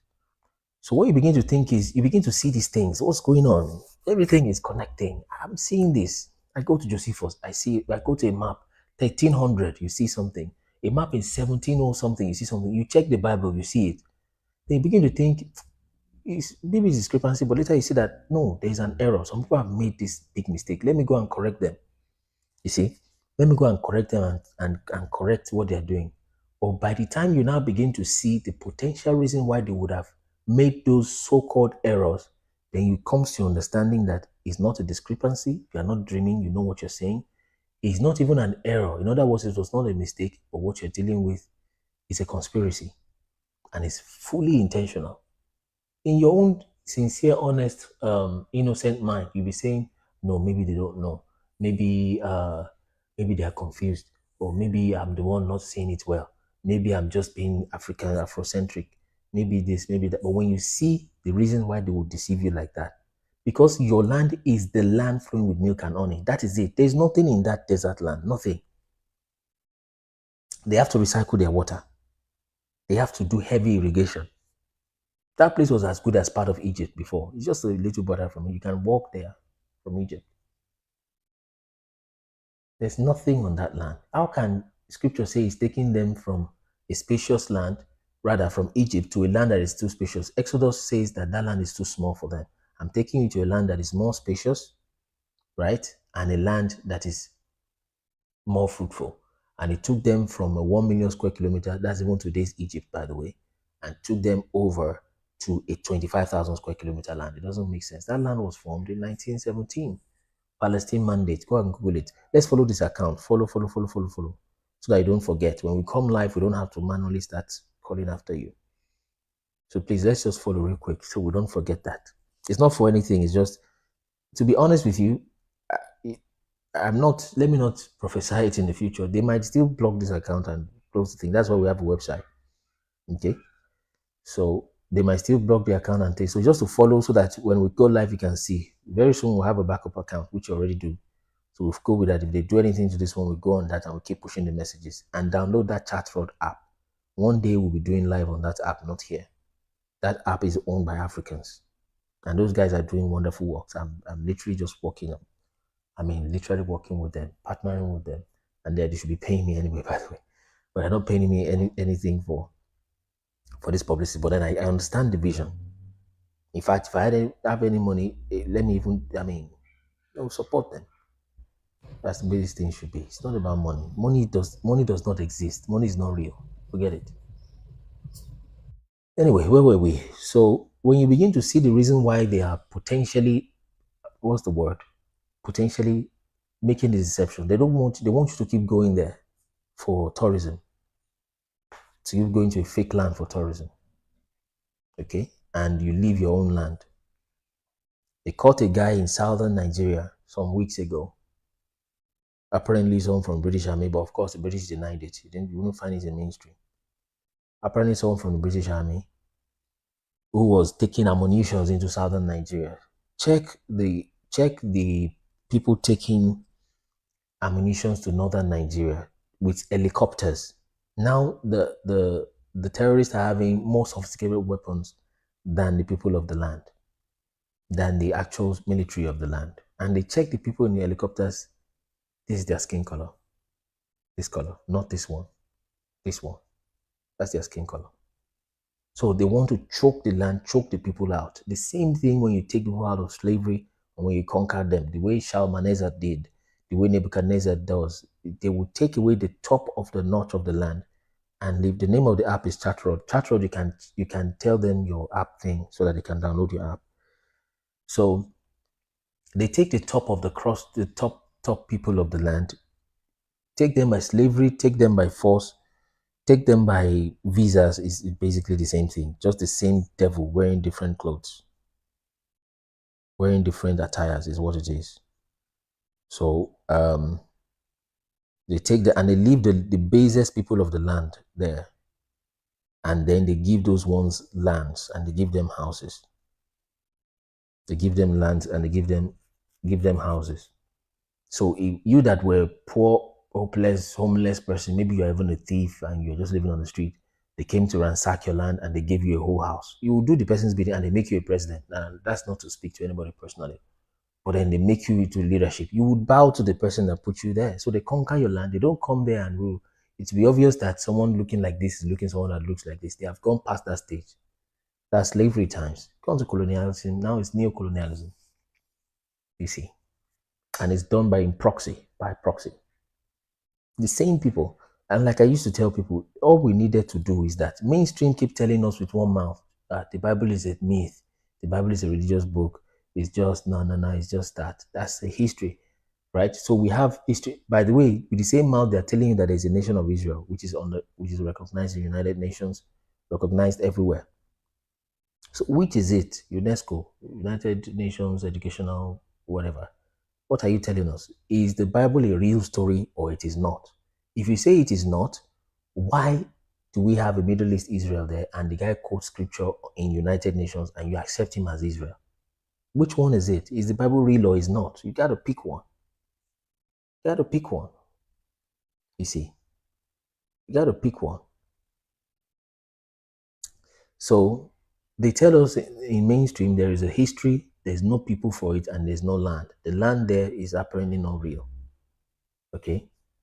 So history, no people, no land. But then there's a land and a people in sub-Saharan Africa. You can't hide them, you can't suppress them.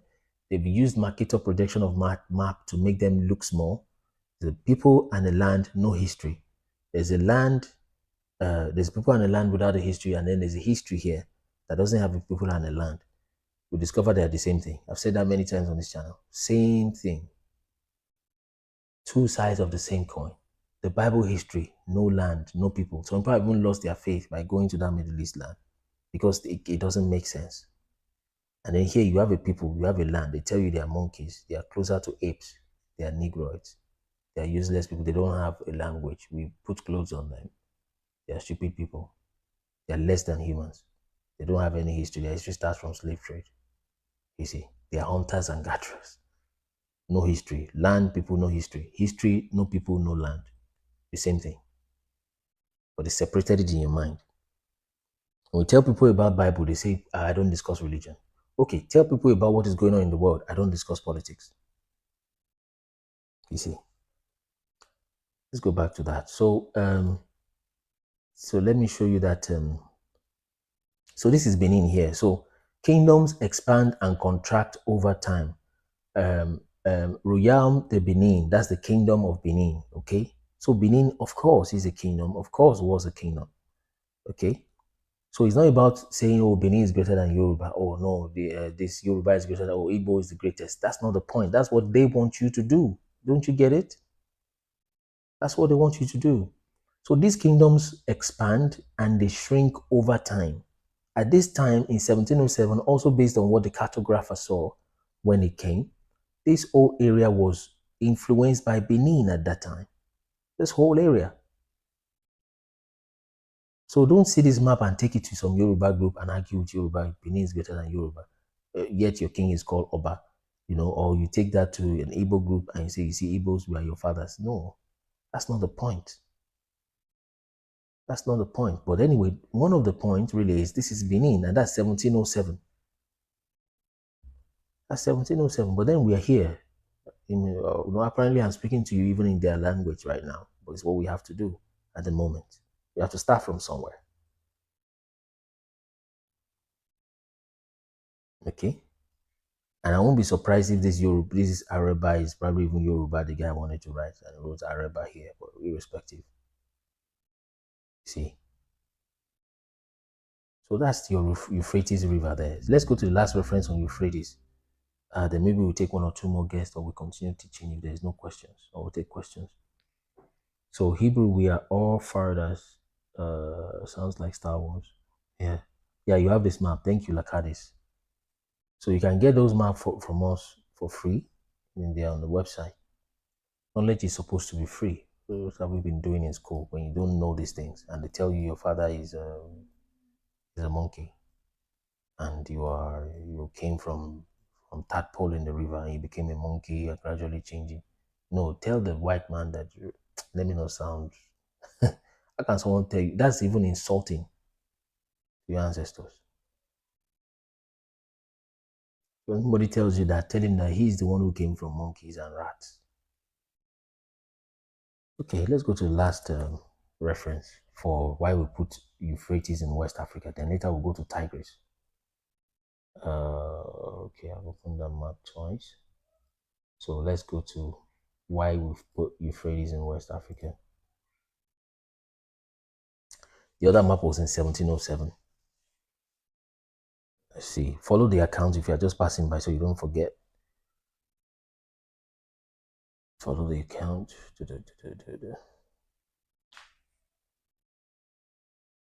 Follow the account so you don't forget. So when we come live, you can easily just pick up.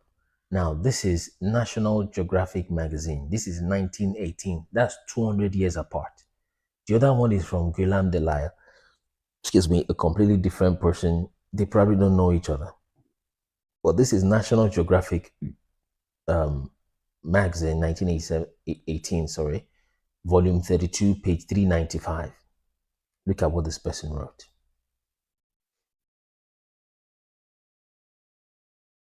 By the way, look at what it's saying about the cities. This kingdom contains 8 great cities. That is in West Africa, by the way. You soon see what he's talking about. 8 great cities is what it contains. Cities, not villages. Let's read. In the kingdom of Amenuan, there enters a branch of the river Euphrates. It spells the Euphrates with an F. Okay? Yeah, the educator has to feel less than we should. Yeah. Yeah, greetings, Ikamani. So, yeah, people with big platforms.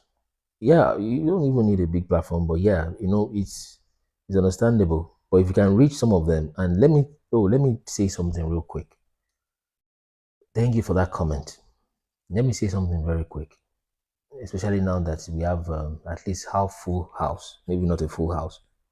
But when we do videos, if there's anybody that needs to hear these things that have some level of platform, I want you to be mentioning them in our videos. Sorry, yes, in our videos as a comment. Okay, because somebody said figures who have big platforms are not allowing to talk about this information. Yeah, so when you go on our videos, as you share them, thank you for that. But also mention people. Let's say somebody is Mr. ABC. So you say at ABC, let them come and see and understand those things we are discussing. Please don't forget. I don't know if some of you take notes or you are someone that work with reminders, put it on your reminders somewhere. Okay, we have nothing to gain from this, but our people must rise. The time is now. The time is even past already. Time is past. We are literally behind schedule. That's what Ibrahim Traore is doing there. Pushing. So when you watch our videos, you can even go back to the past ones, please. For those of you that you don't mind, go and mention anybody with a so-called big platform. Okay? But please don't say anything abusive about anybody in those accounts. But at mention them and say at Mr. ABC. What do you have to say about this at Mr. Just because our research covers, yeah, the awakening is long overdue. So our research covers a fairly wide, very, very wide area. Covers languages, peoples, lands, and timeline. Okay, so just at mention them. At mention them. Princes, pastors, leaders like that. At mention them so that they can know. Some of them sincerely do not know. You can't expect some of them to be on TikTok. We ourselves, we make some, what's the word, sacrifice to put aside some things to be able to come here almost daily, in fact, literally daily like this, 10 o'clock every day. So they don't, some of them sincerely do not know. Some of them know and they're not sure. They don't have the time to do that research. So when you're leading people, it's a very time-consuming task to lead human beings, very time-consuming. So our own ministry is more evangelistic in that sense. We don't have a church and have people around. Of course, we've got a team. Talking about team, by the way, we're looking for social media, video editors, managers, and things like that. Just contact us for that volunteer role. So when you lead people, it's a very, very, very, very busy task. So at mention people. So let me proceed. Like someone is requesting. So put it on your reminder if you need to. Okay. So look at this. In this kingdom of Amenuam, there enters a branch of the river Euphrates. Let me answer this TikTok thing so I don't cut the live. And I hope it doesn't do like yesterday. It should go through anyways.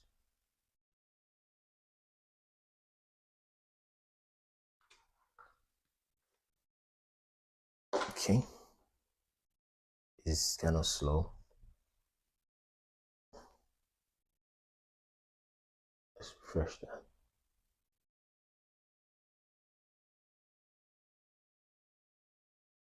So let's tap this thing. Let's push to 25. I don't know why it's slow like this. It's brought up this puzzle thing, and I don't know why this thing even exists. So let's clear that stuff. Or in case this live goes off, please just follow the account now. In case it goes off, so we can, because we are still on for another 2 hours or so. So in case it goes off, just follow this live so that we don't lose the flow of our talk. So they always do this after every 1 hour or 5 hours or something like that. Okay, it's popping up. So follow Chatrod and download Chatrod app. So one day we'll be going live on it, or we project our live to it or something. Okay, let's see if this is responding. Okay, let's hope this goes through.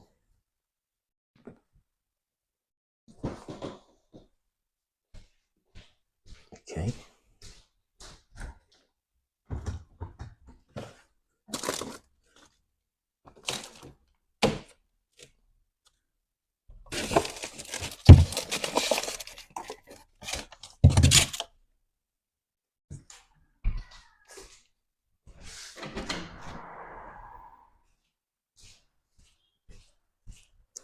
Excuse me. All right, so we've cleared that. CPU under locking detected, improving computer performance. Okay, so both just follow this live. Let's type F1 so that we keep this live alive and don't end it. If you have not followed, it is the time to follow in case this thing goes off, in case they take it down.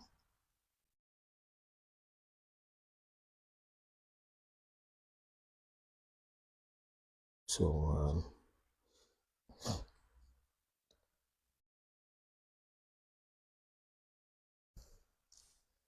okay, I think we should be, yeah. So at mention people that you think need to know these things, and so that the knowledge can go far. In this kingdom of Amenuam, there enters a branch of the river Euphrates, and it tells you the name Niger, because they've renamed it by then. The Freya, that means the person moving around is not confused. He said the Freya does not confuse this with the Mesopotamian Euphrates. Now this person even still thinks Mesopotamia is Iraq, but we forgive him because that's what he knows. It does not confuse this with the Mesopotamian Euphrates, but assumes two rivers with the same name. You see why we put Euphrates in West Africa? That's Niger. Now, in case you still think maybe you are confused, maybe it's not talking about Niger, look at it, tells it here. When I crossed this great river, I first made a long journey along its banks, which are very, very populous. There's a lot of people there, referring evidently to the river Benue, a tributary of the river Niger. You see, and it says that is Euphrates. So that's where we know that Euphrates is here. So that's the next reference there. So that's how to use this map. There's a video on how to use the map. I mean, literally spoon feeding. But like I said, for some reason, people still like to hear you live like this, and they want to hear you just talk. But it's okay. You can start. You can start from somewhere. But wish you yourself can go check these things. Most people like to be believers than they like to be knowers. Because believing really actually takes a lot of work off of you, honestly.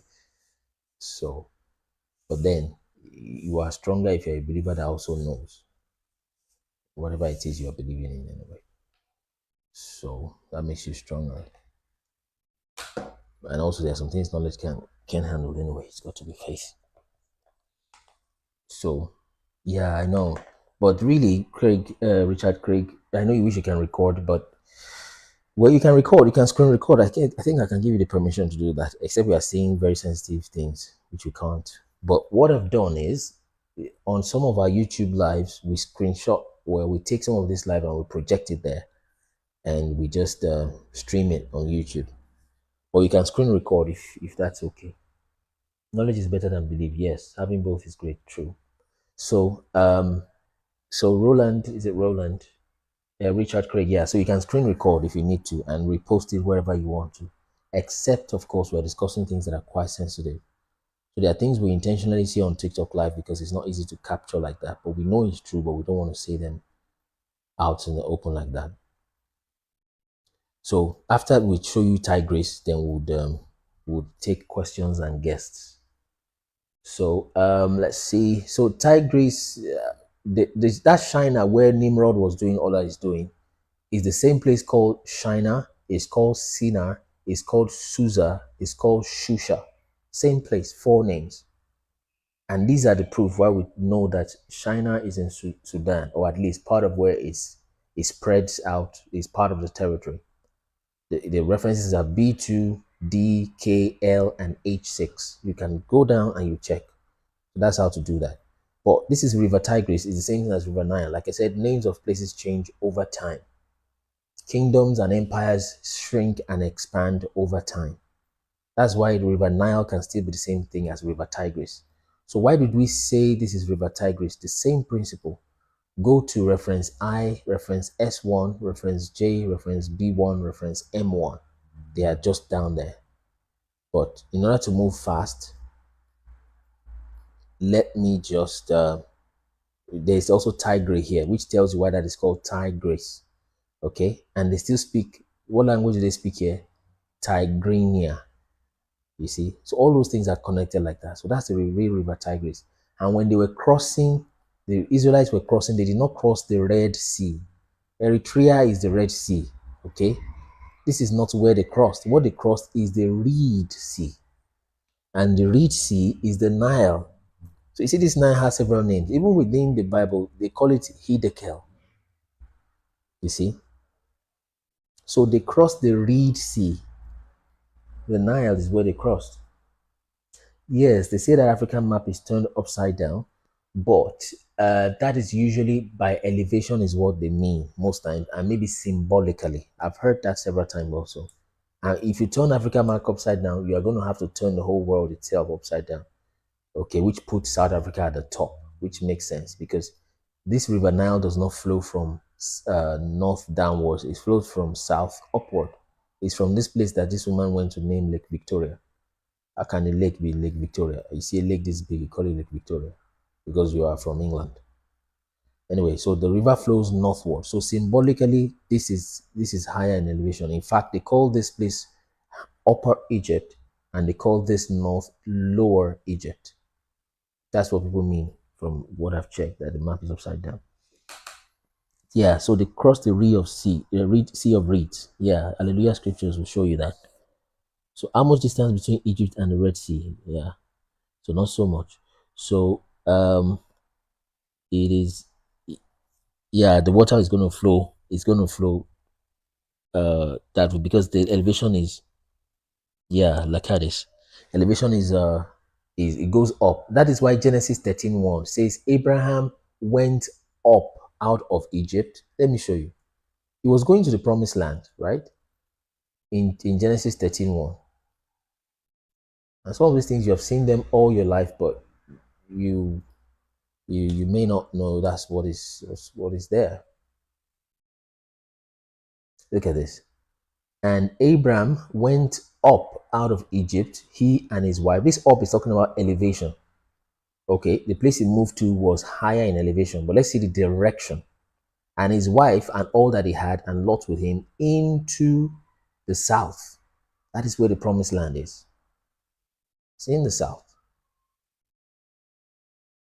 So it left the Ur of the Chaldees, also went south into the land of the south. But the Hebrew word for south is Negev, modern Hebrew word. So what these guys did was to go to a land here and call a land here Negev. Seriously. As though Negev is the name of a place. No, it's not. It's just the Hebrew word for south. So they say Abraham went to, so the so-called modern translations now would then take this word and they will say Abraham went to Negev. So you would start, oh my God. So you start looking for Negev in the map and you take it to the Middle East. You say, you see.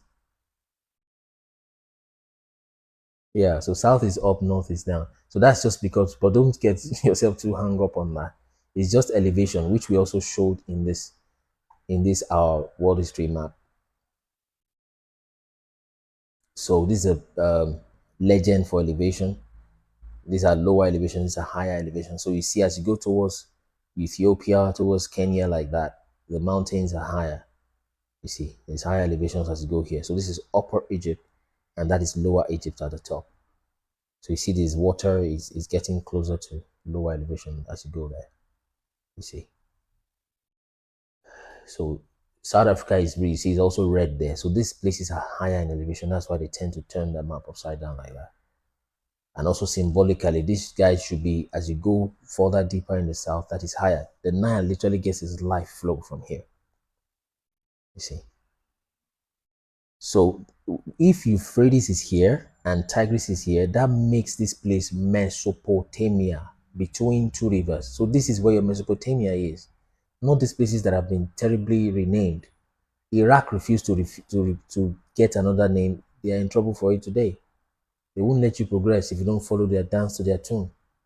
But Jordan has been renamed, Lebanon has been renamed, Syria has been renamed. This is not Syria. This is where Syria is.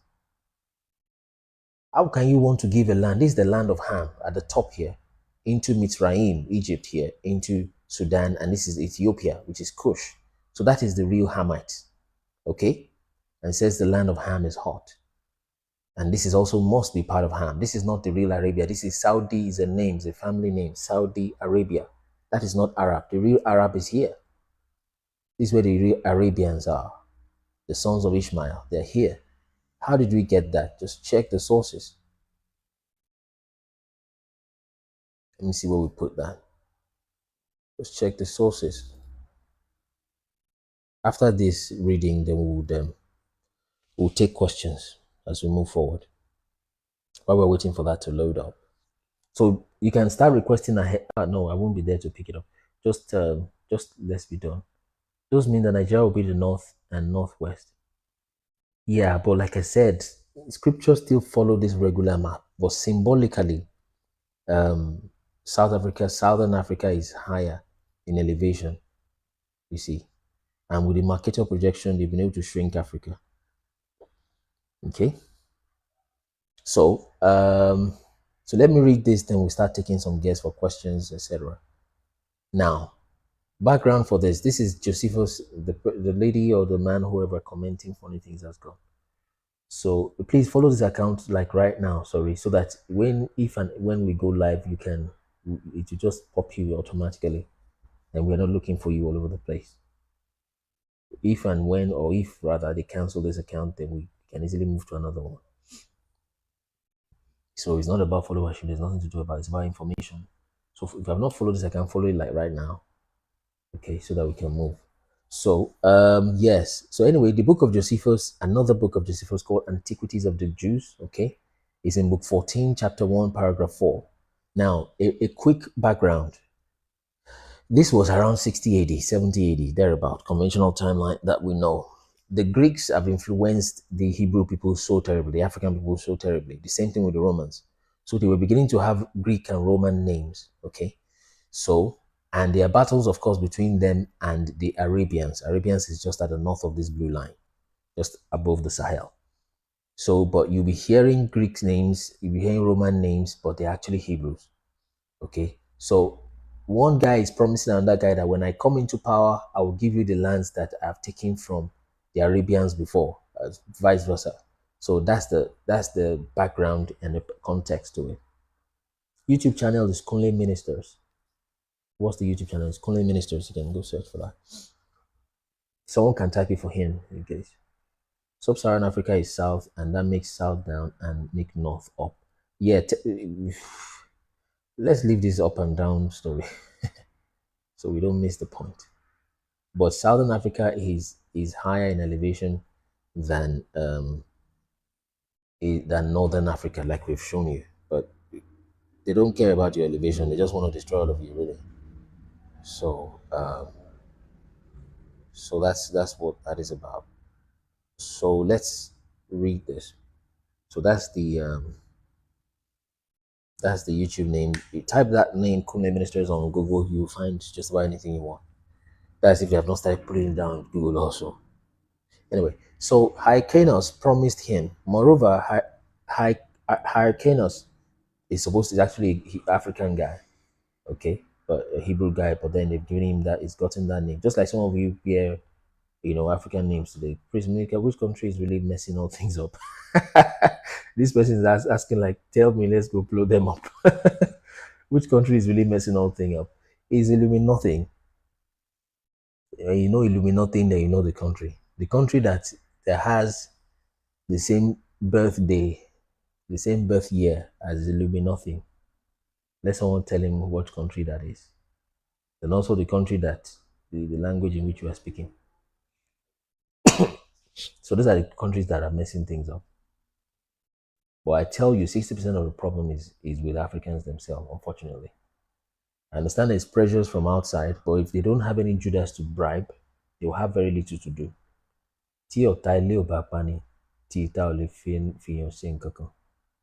Someone tell me. Someone tell him Illuminati. What year was Illuminati formed?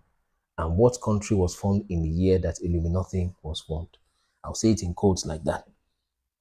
Because I think someone is trying to screen record, for good reasons anyway, but trying to screen record so they can post on their channel or something, which I allow you to do, but we have to speak in codes if you're doing that. Okay, so let's see. So Hyrcanus, so like some of us bear, you bear Alex today, you bear Smith, and you're an African man. That's been happening for a long time. So moreover, Hyrcanus is an African man, is a Hebrew man, promised him that when he had been brought there and had received his kingdom, he would restore that country and those 12 cities which his father, Alexander, his father also had a British name, had a Roman name, you see, European name, had taken from the Arabians. Now, what are the cities that the Israelites took from the Arabians? Let's look at those cities. Which were these? Medaba, Nabolo, Libya, Tarabasa, Agala, Athone, Zoar, Orone, Marisa, Ruda, Lusa, and Oruba. So what we did was to search these names on Google.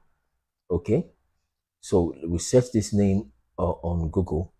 Yeah, somebody is saying Otabrugon. Yeah, so and that's an African proverb, Hebrew proverb, literally, because I just spoke Paleo Hebrew to you. And that's the Yoruba language, by the way. So what that means is that if the enemy within your house does not do anything against you, okay? If the enemy in your house does not do anything against you, the enemy outside cannot do nothing against you. That's the meaning of the Tiota Leba Pani. Tita Olivian Shenkokan. You see. Sankara, it was his brother that brought him down. Is it Kwame Nkrumah? It was an insider. Is it whoever, any other Pan-Africanist? They are insiders that brought them down. Ibini, you're welcome. So they are always brought down by insiders, always, almost without exception. You know, Patrice Lumumba said it that if he's ever going to be killed, that it will be a white man that will put his hand in the hands of a black man, put a pew in the hands of a black man to kill him, and that was exactly how it happened. Oh, Ibini, just a minute, please. Tabati Kylie, was okay. Slow. The TikTok is studio is quite slow, so I'll bring everybody up, including Ibini, shortly. So it's always Otaile Obapani. So it's a 60% problem, internal African problem, is 40% external Africa, European problem. Great pressure, by the way. Like I said, if the pressure that is put on Africa today is put on the UK, they can't last 6 months. Like, let me describe that to you. Okay, after I do this short description, we'll read that writing, then we bring up guests for questions and for etc. submissions. The pressure you have on, let's say, Nigeria today, put 10% of it on the UK. They can't last 6 months. Okay, and this is what I mean. Just look for some arbitrary country, one, whose currency is about 1,000 times the great British pound. Okay, get that country to begin to bring ammunitions to these boys in UK that are already stabbing themselves in the classrooms. Bring ammunitions for them. Let another person be bringing drugs for them. Okay, and that country has like 1 pound is like, 1,000 pounds is like 1 unit of that country's currency. All these streets you have here, all this A1 Express, A1, M16, M1 Express Road, the boys will first take the guns and block those roads. Is it in the UK where police women use lipstick and they paint their nails? Yeah, they will blow off your head in a matter of seconds. Where do you want to stand it? Then they'll start looking for their military and let that external country keep pumping and intermeddling with their politics. Go bring, excuse me, go look for some opposition party, raise some guy from the slum and start giving the guy platform, giving him money, pushing him. The guy is a drug cartel, is giving everybody drugs, is keep pushing that on the UK for 6 months. It will become a shadow of itself. That's the kind of pressure you have in West Africa. That's how Buhari's, oh dear, I don't like mentioning names. But the Boko Haram thing was definitely, it was a fight from inside that was sponsored from outside. And then it was blown out of proportion. Bring back our girls. US White House, bring back our girls. Pressuring the then president. And they began to sponsor the opposition party. You see, bring that kind of pressure on these people. Just bring that pressure. Just 10% of it and see if they will survive. So it's not fair. The game is rigged. It's terribly rigged. So I'm not saying this to excuse Africans. Like I said, if they don't have a Judas to pay, there will be nobody to betray, as it were. There will be nobody to but then when you have so many Judases also just waiting, but then how won't you have Judas when the people are hungry? That's why they want to keep you poor. When you're hungry, you take just about anything. The people that need this information the most, they can't access this because they don't have data. I'm back on them again. When they have data, the next thing they want to watch is just useless things. Go on TikTok live now. Some guy can just be there. You can wear a woman's blouse and start dancing like a fool, and they'll push that live. People will keep tapping on that. What is wrong with you? What is wrong with you? So you have information to quickly check 1 or 2 things. You first go check foolish things. So it's a compounded problem. It's from outside and also from inside. But I still put, to the best of my knowledge, I'm still putting the greater responsibility on the people, right? I'm still putting the greater responsibility on the people. If you guys don't betray each other, they will not have a way to get in. But then because you're hungry, that's why you need faith. And that's why those who are teaching faith, especially Christians, and you see people keep mentioning Nigerian pastors, is because the power is really with them. Honestly, that's just it. Without gainsaying, Islam doesn't have as much influence on the young people as Christianity does. Point blank. There's no point in trying to say imams and pastors, they are not on the same level, sorry to say. How many imams has private jets? You can say the pastor stole it, but let imam steal his own. So Islam is getting very, very extinct. Sorry to say. And I respect Muslims. There's very wonderful Muslims, but they know. But they're just working with that. I mean, they've got some social political support and framework from the religion. So they keep it and work with it. It's fine. Okay. So Roman Catholicism also is really a mess. So it's not like we're trying to stay. I'm just telling you fact and what's it called? Statistics, what is going on. So the Christian church has a higher influence on the younger people. So that's why that's one of the things they teach faith. You can't change the government overnight, yes, but you teach people faith. You are hungry, you are battered, you are tired, but they will give you a pew and you will decide not to go into kidnapping because you have God inside you. They have taught you spirituality and you wait on God by faith. That no, I may be hungry. It's better I die hungry than I go prostitute my body. It's better I die hungry than I go take pew and go kidnap people. Check those kidnappers when they are arrested. You see a guy, you can tell this guy has never seen 100,000 in his life. Yet he's kidnapping and is asking for 10 million ransom. Where is he spending the 10 million to? He's not the one spending it. He was sent. It's just common sense. It's just common sense. You can tell the guy, this guy, look at them. They array them. They have pew with them. I don't want to mention the name because of TikTok. They have people with them and they ask for 10 million naira ransoms, 15 million, which is equivalent of about 10,000 pounds of ransom, right? And they collect these ransoms and they keep having weapons to use, they keep having things to use. And you look at this guy is not doing okay. So he is being sponsored and being sent. And that's why we have fathers of faith, which is what we do. That's why we still preach Jesus till today, okay? That you walk by faith that no, I'm not going to do this. I won't sell my body as a woman. I will not go carry a pew and start kidnapping people. No, I will not do blood money because there's blood money. The Satanists are still working on their own angle too because there's an evil spirituality. That's why when you say you're practicing spirituality and you say everything is uniformity, you are one with universe. There's no wicked devil. It's just, oh God, they are wicked spirits. Spirituality has a clear, distinct areas. And that's where most of this thing is coming from. But we don't want to teach from that angle lest we begin to sound religious. That's the real core of the matter.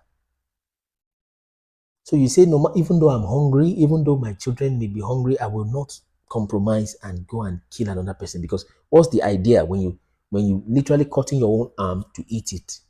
You bleed to death before the arm you have cut off is done to eat, before the food digests and gives you strength. Understand that that's what you do when you begin to fight your own people because you want to feed your family.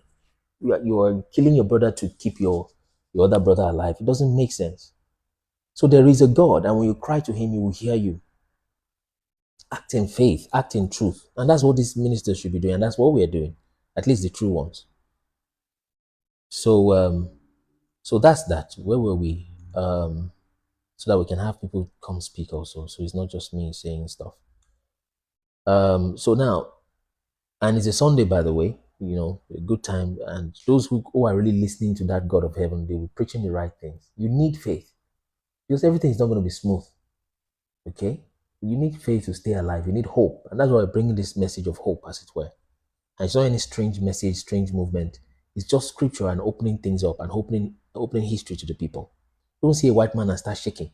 And everything, when you come to the UK or you come to Canada, you act as if you are in heaven. You have come to the land of your enemies and they will hold you bound. How do you stay on a job? They're telling you for you to get their papers, you have to first do some 3 years or do 5 years. Within those 5 years, you're also taking your children to their school. Your enemy is literally raising your kids for you. Okay, you don't understand what you're up against. And you think you're in the UK, now you're in heaven and begin to live anyhow. That's when you should begin to fast and pray. If you know any spirituality at all, begin to engage it and stir yourself in your spirit. You have come to the land of your enemies and your children are literally being raised by your enemies. And I'm not saying every person that looks white is evil, but I'm saying that the way Satan has deceived the world, you can get the most well-meaning human beings in the world to carry out the most sinister agendas with their pure church mind. And they will not know because of the depth of the deception. All you need to do is just put them on a so-called job. If you want to get, watch this, if you want to get everybody to unalive somebody in a very neat way, just break down the task. And that's what Satan is doing. It's called 1,000 points of light. Just break down the task, right? Break down the task of unaliving that person into like 15, 20 steps. The task of the first guy, and all of them are doing their jobs. The task of the first guy, receive a phone call from this person and send him an Uber driver or a driver. So the job of the first person is to receive a call. The job of the second guy is just pick him up from point A, drop him at point B. When he gets to point B, the other guy's job is just to open the door and give him a form to fill. He will fill his blood type, etc. And that's his own job. He'll collect his 15 pounds per hour, 20 pounds, $20 per hour. The next guy, his job is to just take this guy, give him water to drink. That's another guy. His own is a server. She's a server. That's their work there. The third guy, your own is just to take a blood sample. You are a microbiologist. The other guy, your own is to give him medication. You are a pharmacist. But you don't know what is in the water that was given this guy, and you don't know what's in the test result. Your own is just to administer drugs. Next, the other guy, his own job is just a medical practitioner. His own is to carry out surgery. And you will not know that that surgery is directly connected to the very first thing that has been done. Before you know it, this other guy, next following year, they task him to take a vaccine. And before you know it, it begins to decline. And everybody is unaliving everybody unknowingly. So when you come to these countries, your children are being raised by your enemies. And you cannot stop it. They will always be bullied. They will always be discriminated in those countries, in those schools where they're at. It can affect your child over time. By the way, most times Nigerian children are always topping their class, by the way. So you get the most sincere people to do the most sinister things, and they don't know. An average person that looks like this skin color does not know what we're talking about. Same thing with us anyway, except, these revelations. So they don't know. They don't know. So let's share the screen again. I can't even remember the other thing I wanted to say. We'll soon pop people up now. So moreover, Icanos promised him. So yes, so he has taken the land from Arabians. Now these are those lands: Medaba, Nabolo, Libya, Starabasa, Agala, Afune. So we just searched for these names here, okay, and we found Lusa in Bauchi. We found about 10 of those names literally here.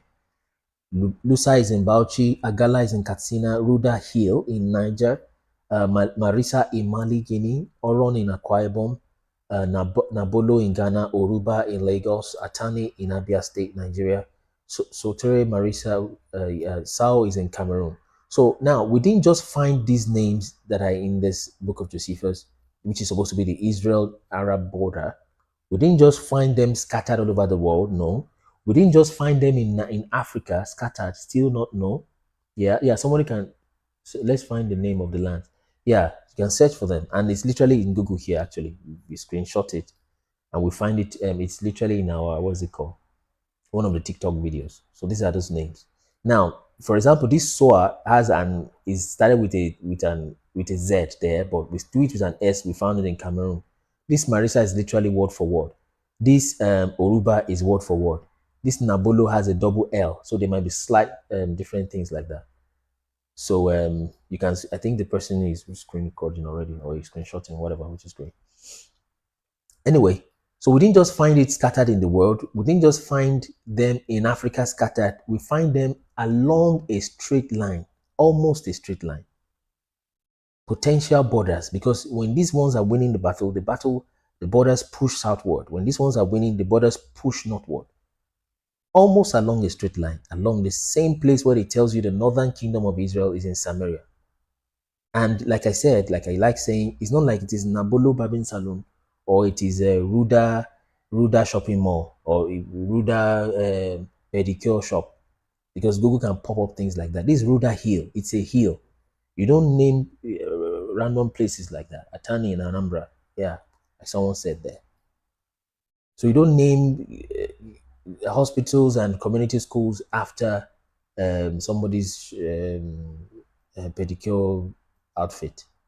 These are landmarks right there. So just to tell you that the real Arabia is here is what we are saying. So, and then of course that puts, the real Mesopotamia here. So download those maps and work with those things. You would, I think this thing is doing much better. So you will see that. Let's, I think it's time to take guests so that people can also come speak. Yeah, so the first thing is you need to be completely decolonized. Don't see a white person. Respect a white person. Respect someone that is from Europe. Respect your enemies, in fact, if you put it that way. Of which you can't really engage your enemy if you don't respect them. You must know the true value and the true strength of your enemy to know how to engage them, or otherwise, So, but don't do that thing. Now, don't hate, but you must let your self-esteem, your God esteem be intact. Very, very important. That's why we're pushing these things. You are the real people.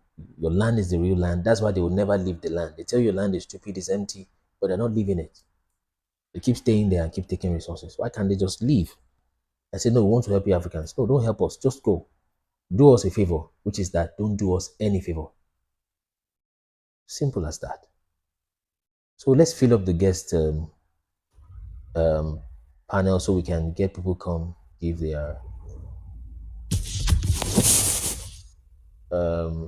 their submission, etc. So once it's full, then we start taking everybody one by one. So we'll do maybe 2 batches.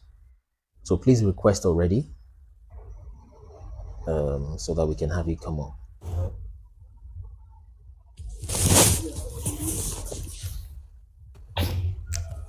And we might give preference to 2 kinds of people. Number one is those who have a different opinion to what we are talking about, so we can learn from them.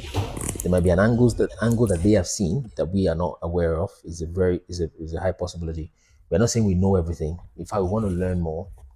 And if you tell us something that we don't know, we're going to acknowledge you. You can mute if you're just coming in. You can mute. So if you tell us something we don't know, okay, Ibini, I think it's you. You can mute, Ibini. Okay, I think.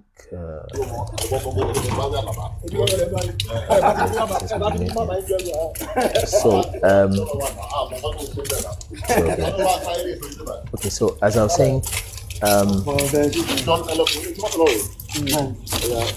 it is not very responding. Hi, good afternoon. So I'm trying to mute you. Okay, let me disconnect him actually. That's not working.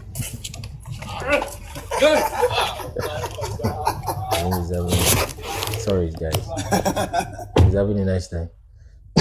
Oh dear. Oh yeah. So when he requests, he's gonna come back up.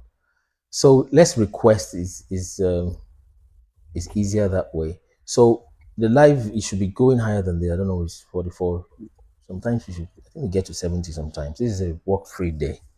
Sunday morning, good time to gist, etc. And to do whatever worship or anything you want to do. So let's get once we have 6 guests, then we start giving people the time to speak, 2 minutes each. So we give, like I said, we give preferences to 2 people. Number 1, those who have never come up before.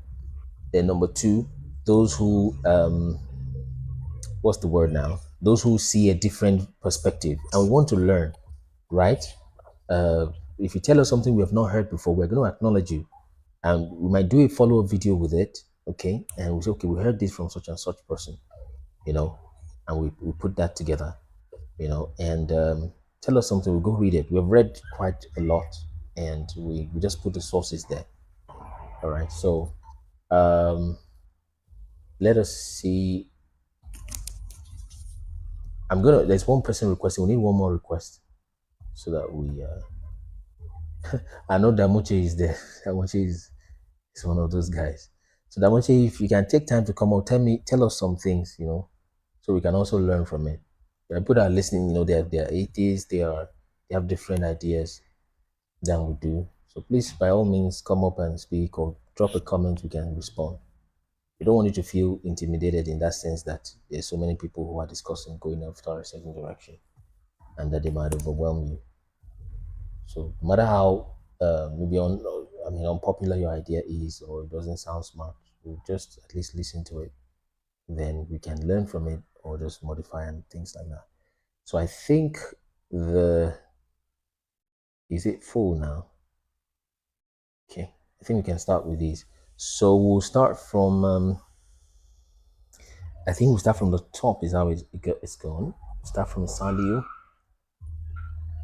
Let's start from Saliu. Saliu, are you ready for us? Yeah, I'm here. Okay. Good afternoon, everyone. Yes, Saliu, let's go. So you can start from where you're coming from, where you first heard about our channel, and say that very Okay. briefly, quickly as well. I think this is my fourth time joining you on Oh, live. great.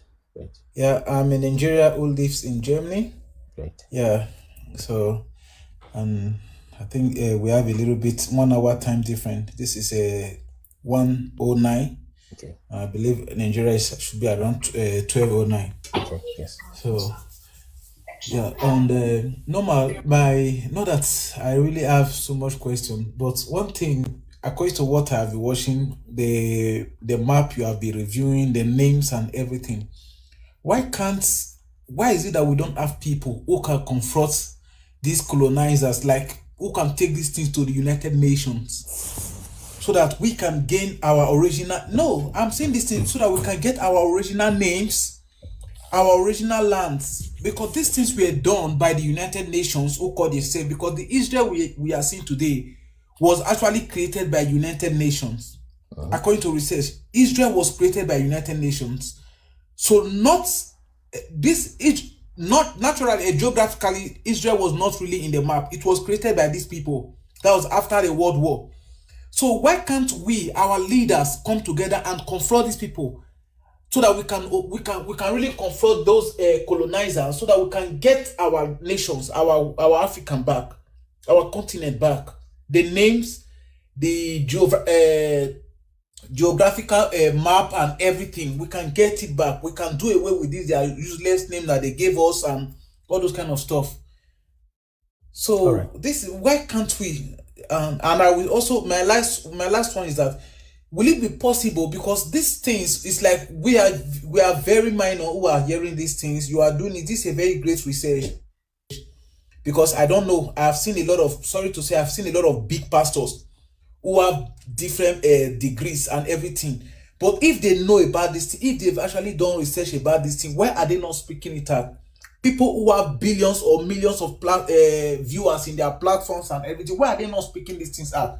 Because the white men, if they know that, okay, Africa now, they are beginning to realize, they now know where they are from, they now know the original things. I believe these colonizers and this whatever the United Nations have done, we can undo them and gain our place again. Because I'm very sure that we are the genuine Israel. Why did I say that we are the genuine Jewish? Sorry to say, the reason why I said that we are the genuine Jews, because the Bible made the measurement of the Jews. They will be scattered all over the world. Yes. All over the world. Look at all over the world. There's nowhere on earth you will not see an Africa, and even in Nigeria, to be precise. Yeah. No place on earth. Yeah. So this is it. Yeah. Thank you so much for that. Now, so yeah, that's right. But let me show you something. Thank you for your submission. Sally uses Sally. Yeah. Thank you so much for your submission, Sally. Now, look at this. Now, with due respect to all of us and to those of us who might also want to ask this kind of question, you will see that this is part of where the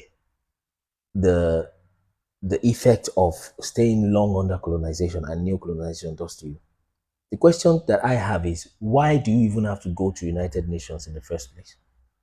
Why can't we do things from the central here, and irrespective of what they call you, that's even if you show up at their meetings, why do you need their approval and them giving you another name for you to now say, yes, they have acknowledged my name as Al-Kibulan before you know your name is Al-Kibulan?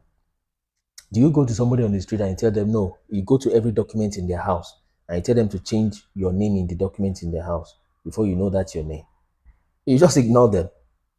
And that's exactly what we should have done as much as possible. It may be difficult to do it like that, but then, I mean, you are who you are. They need your resources. They need your land. They are the one who needs you, really. If and when Africa cuts off from Europe, Europe is going down. And I'm telling you, that's potentially why there's power outages in Germany. He's called in from Germany. There are power outages in Spain, in Portugal, across Europe, because they are sanctioned, what's this guy's name? Putin, for whatever their own reason. Eventually, they end up shooting themselves in the foot. So they end up sanctioning themselves. They do that. It blocked the Nord Stream 1 that goes through Germany. Essentially, you're calling from Germany. Nord Stream 1 gives them gas, fuel from Germany. They've blocked that up. So they're going down in gas, no power anymore. And Traore has kicked them out. No more uranium. The Sahel has kicked them out. No more uranium, no more resources to take from that part of the world. So they have to turn back inwards to look for energy, and they're beginning to go low on energy. and they say, oh, the reason is because of some ionic compression, and the pressure is high, and it causes a diffraction, and then the potential level. No, Oga, it's not potential nothing. You don't have fuel, but they won't tell the truth on the media. So to answer that, just leave them, let them unite whatever they're uniting, and just leave them alone. Trump left the World Health Organization some months ago or last year, thereabout. Just kick them off, right? I don't think Traore attends their meeting. I think he sends somebody there, at least just to kind of a little bit acknowledge them. But you don't need to go to them to get a new name. Just the same thing with the civil rights movement. Why do you need to go to somebody to obtain your right to be civil? Seriously? That means you're still enslaved to them. That's why you went for the civil rights movement, to go and obtain your right to be civil. Why does the definition and the point of reference of civility have to come from a certain people? So, but that's a very strong one. The thing has to flow from inside out. Is how the thing has to be. So, thank you so much for your submission. Thank you for following our live. So, but yes, but then if we go to them and when we go, they will not acknowledge it. They will try to dance around it. You see, but all you need to do is just cut them off. Then they will start to beg you. You will notice that they offered 2 seats, I think, to African presidents. They said there should be 2 or even 1 representative from the African nation to the United Nations as an observer. They brought them to the council to come observe. Seriously. So why did they start doing that now? Because they saw the Sahel is turning away from them. So they want to just bribe you and say, okay, just come. Let's have an African nation. Africa has 52 nations, if I'm not mistaken. So they said send 1 representative to come here. So when he comes, he will just come. By the way, he's not even coming to make decisions. He's just coming there to sit and look. And I'm so sure some African man will go there with his clothes and everything and go sit there, because they'll give him pounds and dollars that he will give to his children, and I think will be wasted in 1 generation. You see. You will find an African man that will go there. I'm not sure how they finish that matter anyway. So, but thank you for your submission, brother. It's nice to have you. Let's have, I think Coach is having a meal. So let's have Efroko once again. I think he's been here before. So Efroko share, yeah. Efroko share, let's have you again for 2 minutes. Yeah, thanks, brother. I mean, that's a very strong submission from the previous guy, you know. But the reality is, I mean, just like you said, why do we need to ask permission from them before we can be who we are? You know, if we are able to discover ourselves, it's an awakening. You know, it flows from inside out. We need to wake up to who we are. And then they will see us for who we are. We don't need to go rub it in their faces that, oh, this is wrong. No, we need to find who we are, stand our grounds. Then they will recognize us. Until then, this will all be audio. You know, it will all be audio. But until we awaken for who we truly are, we let them know that we know who we are, and we no more fall for your gimmicks.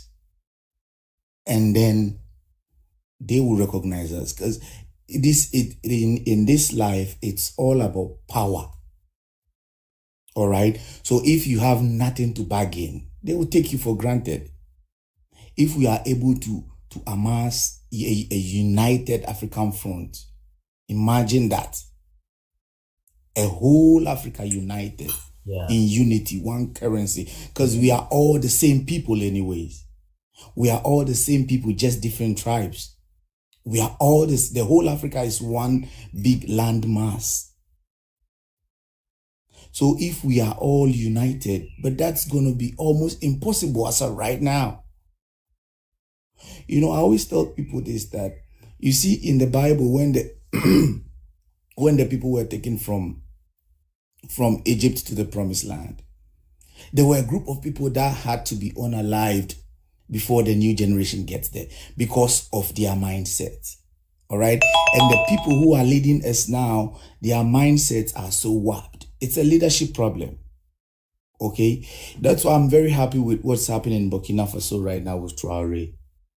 It's a mindset problem. So if the people with the colonial mindset are out of the system, then the young bloods with the revolutionary mindset will wake up. And they will not take no for an answer.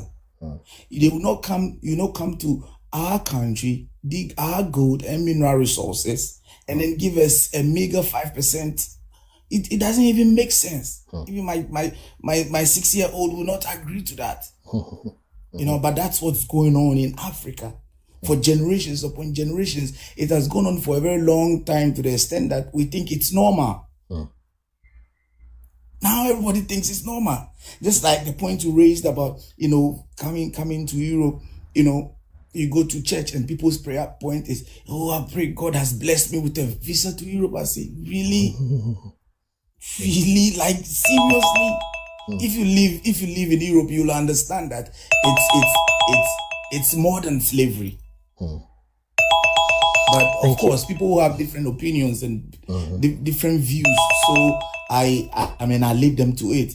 But like I always say, the awakening is for a selected few. And then if you find yourself feeling these sentiments and on this path, then you need to work on yourself to fully realize your potential to the fullest. Because the God factor is within you. And until that one is unlocked, there's nothing you can do. You can't do nothing. There's nothing. We will just talk, and die and go. But it's time to work on ourselves and be grounded and connected to our roots. Then our power will come out. Then even we have 2-3 people speak, we can speak to the storm.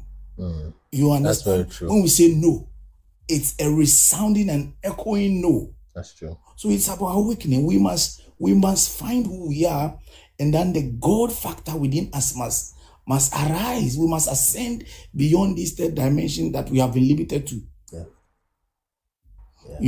These things, when we start talking about it, we can go on and on and on. But I'll just leave it for someone else to chip in something. But may the Lord help us. That's my prayer every day. May the Lord help us. Yeah, thank you so much. So thank you so much for that. That's a brother from Ghana, from the tribe of Dan, the Ashanti, Gadangbe. Thank you so much for sharing. For Koshi, yeah. So yes, that's very true, and again, a little balance is that it's not completely about age. Now, age is part of it, because you see even what happened in the Torah, how a whole generation had to just live and unalive until a new set came. You see, before things can really start to move forward. Just 2 people in the whole generation were able to pass through. So it's sometimes not about age. You see people who are young, but then they are just not really helping matters with the way they're doing things. Like I said, go on this TikTok now. If this live ends, it will suggest you another one. It probably will bring you 300 views, 500 views, 1,000 views. I mean, live viewers. Now we have less than 100 here. I've been speaking for almost 2 hours, So I don't know if that's TikTok's fault, but most times it's always 2 ways. Most times it's 2 ways. It's the fault of people also lusting after things that are ephemeral, that are empty. Okay, so I think the first step, we are converging already, we are awake already largely, and some are still waking up. But the first thing is, let's keep pushing this information out. Like I said, if you have contrary views, please come up or do me a DM or send us what's that thing called, a mail. People have been sending things like that, and I check it. Okay, this is not that way, that is this way. Okay, I update this way, then we push out an updated message. All the videos are there on our website. If it is wrong, we will not take away the wrong one. We will do the updated one and refer to the wrong one. So if anybody wants to go that wrong route again, they don't need to go that direction, because somebody has gone there and has found that is not accurate. That is how you advance knowledge, not by hiding the knowledge or fighting somebody who has a different idea than you. Things won't go that way. Those who came to attack you didn't function that way. If they did, they will not be successful. They record every single thing. My God, I've been to countries, especially in the Western world. Everything is recorded. Literally the lampstands on the street lights, they have numbers. They have serial numbers. Come on, the difference between so-called global north and developed world and so-called underdeveloped world is just record keeping. That's an order. You see, one of those 2 things. Both of those 2 things, record keeping and order. Let me let some more people talk. So the first thing we need to do is just push out information. It's not about pushing a platform, pushing a person. Okay? So someone said, no Lord to help you, you can help yourself. God has helped us and is helping us. by giving us brain, and we use that brain and we acknowledge him and give him thanks for that. So that's how we do it. So push out the information. It doesn't have to be our own. If you see a brother doing some of these things, send their contact to myself. Myself and those brothers will do collaborations and do interviews together. Okay? And we see views, and we don't have to agree on all the things. You see, there are different opinions, fine. We move around, we understand each other, and we push the information. You are in Islam, that's fine. Okay? There's some things you have seen that keeps you there. Okay, you are in Christianity, that's okay. Okay? But there are some things that Christianity will not wait. Islam will not say because you are in Islam, you have not eaten for 3 days, then your stomach will be full. It will take special miracles. And miracles are usually very difficult to control. I know based on my experience. And even God does not want us to function by miracle consistently. He wants you to function by blessing, by principles. That's why I put this word here. A time came, the manna stopped when they entered the promised land. The manna we said we saw in Angola. Glory ways, you're welcome. So the manna stopped. Why? There is principles. By engaging the power of principles today, it is easier for me to eat today with principles than it is to pick manna. If God was still raining manna now, I probably won't, if I'd be disturbing the roads because we need to drive. That's how powerful principles can be. Miracles can be wonderful, it will excite you, and I'm not ruling that out. This is very key to the African psyche, what I'm telling you now.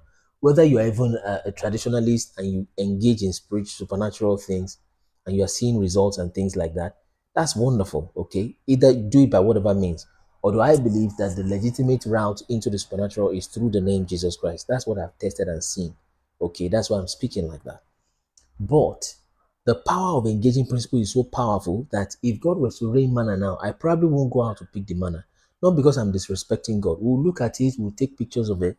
But you are probably quicker ordering Uber Eats on your phone. They'll bring the food to you, a warm, hot meal with a drink. Why? Because you engage with principles. And people see that and say, you see, manna is stupid. This is no. They had manna because it was, for you to engage in miracles, to have miracles, you have to be in a desperate situation. That is what it is, the impossibility and the difficulty that qualifies you for that miracle in the first place. And if the situation going on is not a desperate situation that is an impossible situation and a situation that is out of hand, then when the solution comes, you will not even call it a miracle in the first place. So an impossibility is the seed for a miracle, you see. But then when you engage the blessing that God has given you, engage your mind, engage your hands, engage your words, engage your environment, right? Till the ground, put soil in it. If you are a Muslim, Buddhist, you are the evilest man in this world, you are a stupid man, you are a lame man, your hand is cut off, take a seed, even if it's of your mouth, your hand, limbs are cut off. Put that seed in the ground. That seed will respond to you. The earth will grow to you. And that is equity.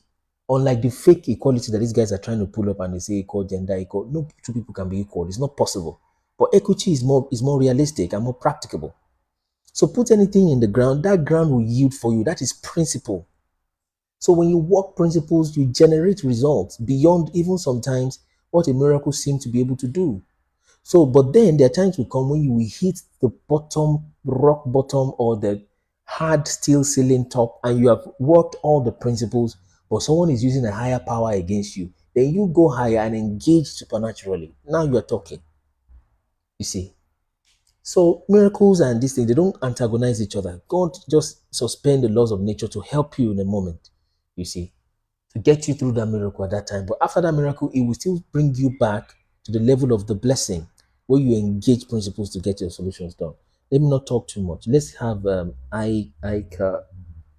Aikamani speak. He's been here before, so we'll just give him 2 minutes or 2.5 minutes. Aikamani, are you ready for us? Hi. Yes, let's go. Good morning. I just want to actually, as I've been here before, and I spoke about the leadership aspect of this issue, and someone just raised an issue about the leadership problem. And I've always thought that that's an issue that have to be addressed because no matter what you do in life, I personally have been in a situation where I know that if I have just few moments before I went on saying what I wanted to say, someone that was going to be on the platform contacted me and said, don't say this. There are people on that platform that want to record what you want to say and go and play it to other people to hear it, just to get me involved in their nonsense that they were doing.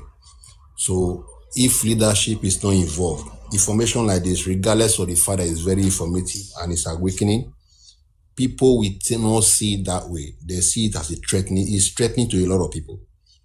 So I think when the leadership of our people start to grasp this information and make use of it, maybe we help people more to accept this information, because the acceptance of this information is what I see that is the main issue. Because when people are in several issues, they have several issues in their life, people can come online and listen to all these things and make all manner of comments, and you think they are grasping what you are saying. But first thing tomorrow morning is on Monday, the issues that they have is what's going to start taking life, and life start to get them involved in all manner of stuff. So it is when leadership start to really handle this matter and push it forward, I think it will help. And just to add, because there's a document I've also introduced in another platform, it's called the Kaabo Chronicles. This document where the people of Kaabo were explaining to the earliest Europeans their origin. Please, the name again, sorry, brother. The Thebe. Kaabo. Okay. You know the Kaabo Regular state? Kaabo, Benin Kaabo, Kebbi. Yeah, Kaabo Chronicles. It's called Kaabo Chronicles. Okay, Chronicles. Yeah, go ahead. So I think though I've just tried to throw that so for people to anybody that's having doubt in their mind about who we are. I personally, where I come from, I can't even mention things like that. I know how dangerous it will be to my state of well-being, because people in that part, they will never, I know it, I will put everything I own on it. They will never accept the story. You know, so the colonialism and everything have so eaten deep in our life that it is painful to see that, even as regardless of the fact that how much information is out there, it is painful to say that some of our people, you want to, before you can convince them, you show a white man saying this thing. Yes, exactly. You show a white man saying this thing before we believe you. And it's become very, very sad to know that. So hopefully I thank people like you. There's other Yoruba guy online that's also saying this. I've also made comments and congratulated him. I've tried all these things for quite some time. I'm tired, but I'm trying to use other means of which I know I can reach out to a wider audience, mostly our leaders. I'm trying to focus on creating something that you can put in front of them. It's now up to them to go and work with it. I'll be honest with you, as somebody have tried to contact me with the Oni of Ife, because I think it's the only one that is quite, I don't want to say open-mindedness, but he has spoke about some things that concern information that I know about. So I think people like him, if this information can get to people like him, and maybe can forward it to his peers and they look into it, and maybe we can get somewhere. You know, that's just what I'm trying to say. Thank you very much for what you're doing. Thank you so much. Thank you. So yes, we've said it multiple times even before you came also, that we need to, if you guys, and some of these leaders are listening, some of you have access to these leaders. I'll be speaking to some of them later today or tomorrow, but you know, like I said, what God has sent me, it will involve me speaking to princes and palaces, to speaking to preachers in the pulpit, and to peoples in public places. This is a public space. There's some things I will not be able to say here. I'll need to say them to the princes. There's some I won't say before princes. I'll say them before preachers. You see, depending on the situation. And of course, it's not like you're managing truth or you're being economical with the truth or you're telling people different things. It's just knowing what angle to tell, because what God has revealed to us is very big, you see, and we have to show them the angle that they can begin to relate with. But like we said earlier, go on our videos at mention people. Okay, some of them are listening here. Some of you know some leaders in some thoughts. Share them these videos. Tell them to contact us, because the way many of us are, we're like sheep, and that I don't mean that in a derogatory way, but we are like sheep. That's how we are. People just like bandwagons, right? They just like things that are trending, because not very many people are capable of original thought, unfortunately. And that's partly because of so-called modern Western formal education. That thing has literally damaged a lot of people. That's why some people call PhD permanent head damage. Well, it's not a bad thing. I mean, I'm educated myself and I've done more than one degree. But then it doesn't teach you how to think, but it tells you what to think. You see. So someone says some preachers are source of our problem. Maybe not. So they may be sincerely ignorant, you see. So if you know some of these people, tell them to contact us or send our videos to them. They don't even have to call us. It's not about having a platform that we should speak on, but let them know these things. Then they begin to modify, because there are some people that would never listen to you if their Almanjiri Alaji tells them, go this way, that's where they go. They will not listen to you, you see, because they're not capable of that original thought, you see. And another thing is, there's some people that will not, if the pastor tells them this way, I'm in that area of things too. Okay, that's fear also myself. So it's just the way people have been trained. When the pastor tells them that, that's where they will go, you see. And understandably, and they have reasons why they are like that. So at mention people in our videos. If you are listening and you are there, share this video to such people. You know, tell them to contact us. We are not, we would have conversations with them, and we can move these things forward. So this thing can remain this way. Most people just listen. They just keep listening. For some people to get it, may take 5 years of going live like this. We don't have 5 years. That 5 years to some of those people's lives, I mean, they're already in the later half already of their life, lifespan, as it were. So, so if you're listening to us, you know such people, tell them to contact us or send their contact to us or send our videos to them so that they can begin to teach the people these things. You see, when there are people still acting this 21st century, still acting movies, and you're using Jesus as a white man, and you're an African man acting that movie, what are you saying? You see, so it's a full-blown attack on the minds, on the culture, on the language, on literally spiritual attacks on the people, bewitching them in every angle possible. So it's a great job, and we need the thought leaders to be there. I'm working within my own sphere of influence, but there are people that I have access to that they will not have access to. There are people that they have access to that I can never reach. You see, I can never reach them.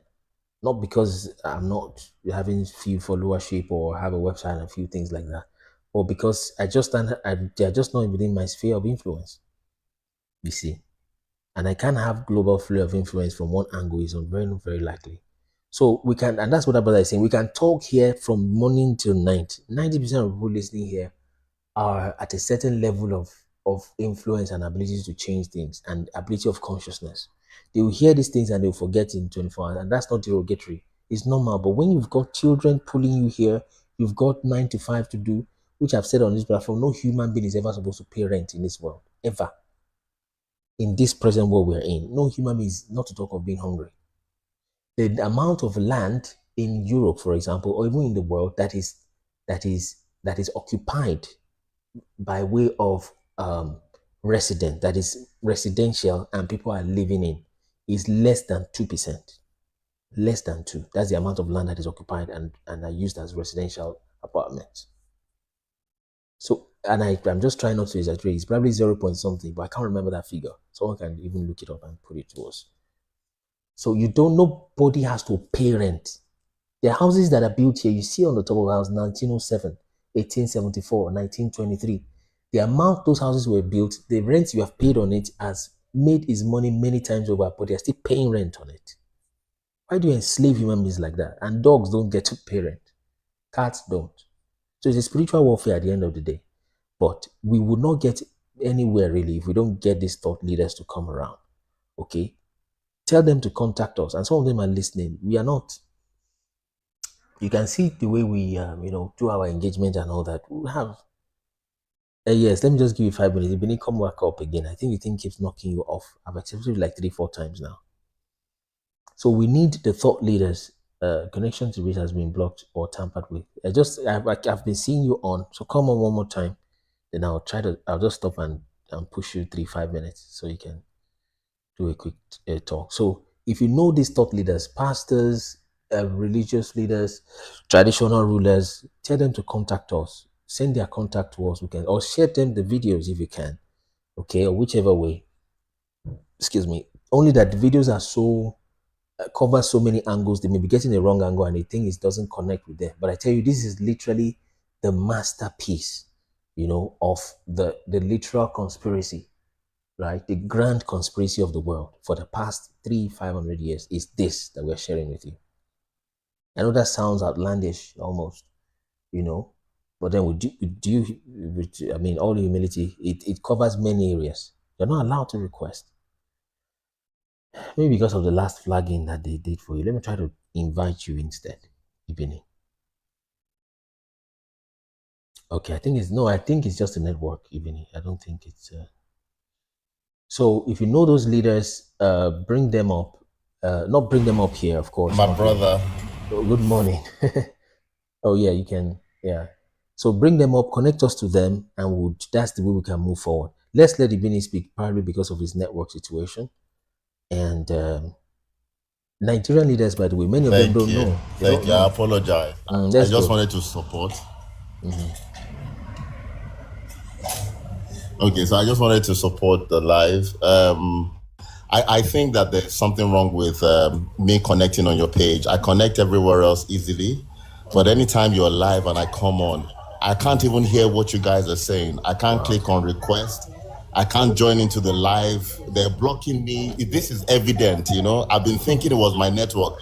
I have all the networks. I have Airtel, I have MTN, and I can't hear anything you guys are saying. It's almost as though I'm blocked from this page, and only this page.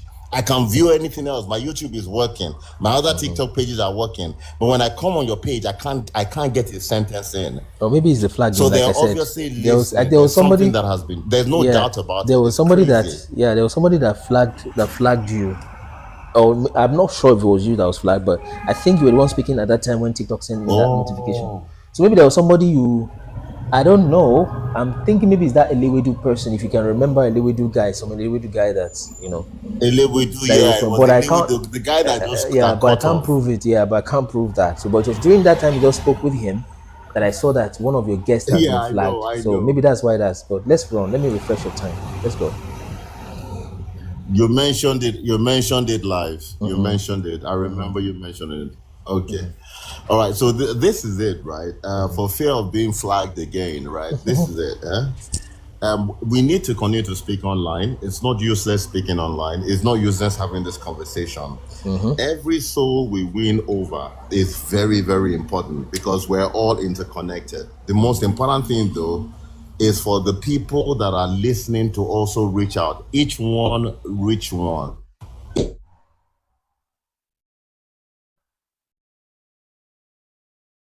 It is not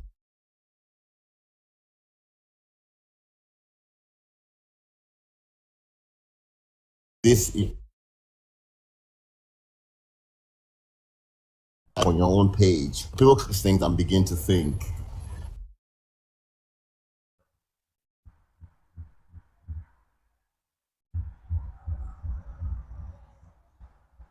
I wanted to say, I don't want to be flagged, so I'm not going to say much. Yeah, that's it. Though it was failing a little bit, but then, I mean, the message is clear. I was able to catch it. So let's just share it.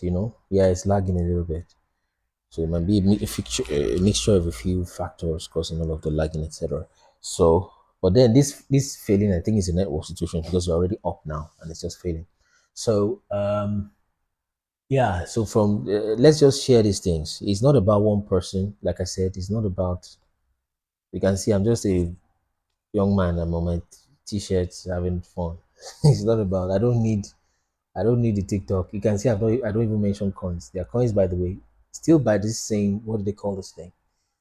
Colonized situation. If you're in Nigeria, for example, you can hardly monetize your TikTok. I don't know if they have changed that. So you go on TikTok business at a point and you want to search, you want to click the country you're from. Nigeria is not even on the list of the countries. Yet when you check Nigerians' content on TikTok, you can imagine how vast, how much content you supply to that platform.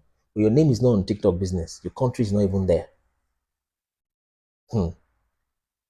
So anyway, I said that to say that it's not about these coins that they've got here. It's not about all of that thing. If you send that, that's beautiful. We'll receive it. We appreciate you. But the information, the message is important. Sometimes more than the messenger. In fact, most times. It's like you're trying to compare which is more important. Is it the bottle of Coke or the Coke inside of it or the drink in it? You see, although one can exist without the other usually, but then the message is very important. So push it out there, share it. There is no hard feelings. If you've got something else to say, we bring you up, we check and we learn from it. So let's have the next speaker, Yusuf. I think Yusuf, are you ready? Is it Yusuf? Let me be sure. Is the Yusuf? Let's go. 2 minutes. Hello, sorry, he come before me here. I was here for some time now. Okay. Yeah, Abdul. Let's go with Abdul first. I'll refresh your time. Abubakar, sorry. Abubakar, yeah? Yeah, let's go. Yeah, I just want to ask a question. Okay. Yeah, where do you think the temple is? We're looking at two places. One we have literally found is a place called Lost Kingdom of Kalahari in Namibia. Okay, but that place seems too far. But we have two references pointing there, but we still put it on that our general map, which I will show everybody right now. Okay. Let me see. What's your second question while I'm looking for that place, please? Also, that Kalahari where you said, did it fit biblical description? It fits it partly, but then it's looking too far from West Africa. If Samaria is starting from, except there was an expansion that happened at a point. So this, if you can see, that's Jerusalem there. I don't know if it's showing in the screen. Okay, so it's a little too far from West Africa, but then of course it can't be Middle East if that's what you're asking. Definitely not Middle East. That's a 1917 construct, which they tried Uganda in 1903 and Uganda failed. Okay, for the Palestine mandate to come up in 1917, it was going to be a Uganda scheme in 1903. So all the archaeology they are popping up in Middle East today, they would have popped it up in Uganda. Okay, so this is reference F3 and reference R10. You go down, you go check it. It will show you where those places are and the maps we got them from. Okay, so but it's a little too far. So there's a place called Lost Kingdom of Kalahari where they found something that potentially could look like that. And that's the third reference, by the way, which we have not put here. Okay, so but by way of distance, honestly, it's probably going to be in West Africa, west into Central Africa. Okay, so but then I don't know if that touches your question a little bit. Yeah, but for me, my belief is that Yiha in Aksum is the temple. Okay, where is that? What do you say about that? Where is that? Yiha in Aksum. What country, present-day country is that? Ethiopia. Okay. Oh, that's interesting because I know that. Just a minute. I know that let me add 2 minutes to your time again. I know that the real Judah, because Ethiopia was not colonized first off, then also the tribes of Judah, I mean, reportedly are still alive there, right? From Solomon, you still have the descendant there. Is that correct? Yes. That's interesting. Tell me more about that. So, because Yiha, it fit all the biblical description. Okay, please spell the Yiha. Let me type it down. Y. Y-A-H-A. Yaha. Okay, Y-A-H-A. Yes, next. Yeah, because okay, that's just the name. Is it a place in Ethiopia? Sorry, brother. It's a temple. Yeah, but is it where in Ethiopia? Is it in Addis Ababa? Aksum. Aksum Tigray. Empire. Tigray. Great. Great. Aksum in Tigray. Because that's where you speak Tigrinya and Giz. Yeah. Tigray. Great. Go ahead, brother. Because the Bible said Jerusalem is supposed to be surrounded by the mountain. So in that, I think Kalahari may not fit the description. Okay. And also the proximity of Egypt and Ethiopia. Why not? Proximity of Egypt and Ethiopia, yeah. I think also that also should be considered. Because biblical time, Ethiopia border with Egypt. And according to the Bible, Moses did not leave the territory of Egypt. Okay. So actually, quick one, brother. When Moses left, when Moses left Egypt, had Moses left Egypt, he will have entered into the promised land direct. Okay. So that's why I think Yeha is the temple, and Aksum is the city of David. Great, interesting. And also like Genesis 10:13, where it mentioned Gihon as the Nile. Okay. And also 1 King chapter 30 verse 32. It stated that the city of David is located by the Gihon. And 1 Chronicles chapter 30 verse 32 also. By the river Gihon, right? River Gihon. Okay, great. It says the city of David. Minister, please, you need to listen to this guy. This Abubakar is saying a lot of facts. I was going to have this conversation with you later on, right? He's so close to the truth. It's unbelievable. The land is not far from Egypt. It's not. I'm sure that you and I would have time to talk about. Very correct. Great. See, this is that Second Chronicles chapter 30 verse 32 says the city of David is located at the west side of Gihon. Just a minute, just hang on, brother. Let me type down the references so that I don't miss that. Okay. First, are we following each other? Can you follow this account so I don't lose that? I apologize, my network it keeps going back and forth. It's crazy. So Second Chronicles. No, this is something that I wanted to do, right? Where the land. Oh, you keep fading, Ibini. You keep fading. Genesis 2:13. Yeah, that's the it's Ibini, if you're hearing me, I think it keeps fading. I don't know. Yeah, Genesis 2:13 mentioned Gihon. Okay, yes, I remember. Also okay, sorry. Genesis 2:13. Second Chronicles, please go ahead. 32. 14:32. 14:32. Okay. Yeah, and also 1 King. Yes. 30:32. Yes, 1 Kings 30:32, right? Yeah. Okay. Mention the city of David as located at the west side of Gihon, the Nile. Okay, beautiful. West of Gihon. Go ahead, please. Next, please. Yeah, that put the temple not far from Egypt, yes, the territory of Egypt. Because according to this verse, is Ezekiel 29 verse 8. Ezekiel says that 29:8. Okay, please go ahead. Says that Egypt ends at the border of Cush, Ethiopia. So if you leave Cush, you have entered into the Holy Land. Okay, at the south. Okay. South of Cush, straight into Holy Land. And Ezekiel 29:8, I got it. And also it says that as Moses is at that area, he stood on top of the mountain, Mount Nebo, and he can see the Holy Land. Beautiful. So Mount Nebo, what scripture, what verse is this particular that mentions Mount Nebo, please? Mount Nebo, Deuteronomy 28, 42. Deuteronomy 28, 42. Great. Yeah, 42 to 48. No wonder, because, well, keep going on, brother. Next, yeah, go ahead, brother. Mount Nebo is Nuba Mountain. Nuba, N-U-B-A, yeah? Yeah, Nuba Mountain in southeastern Sudan. East Sudan, okay. Southeastern Sudan. That place is not far from Aksum. Mountain, Aksum Empire, great. Yeah, wow.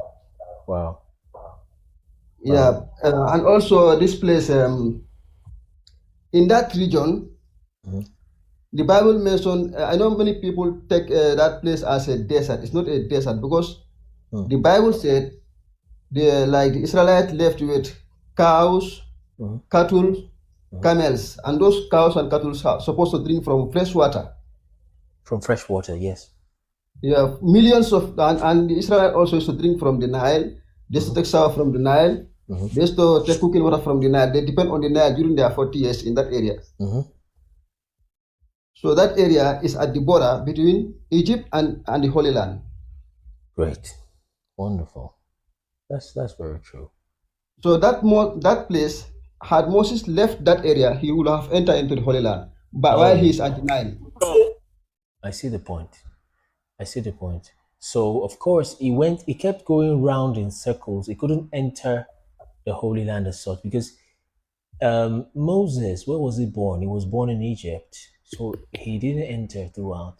And there was a time Moses was a king of Cush, actually.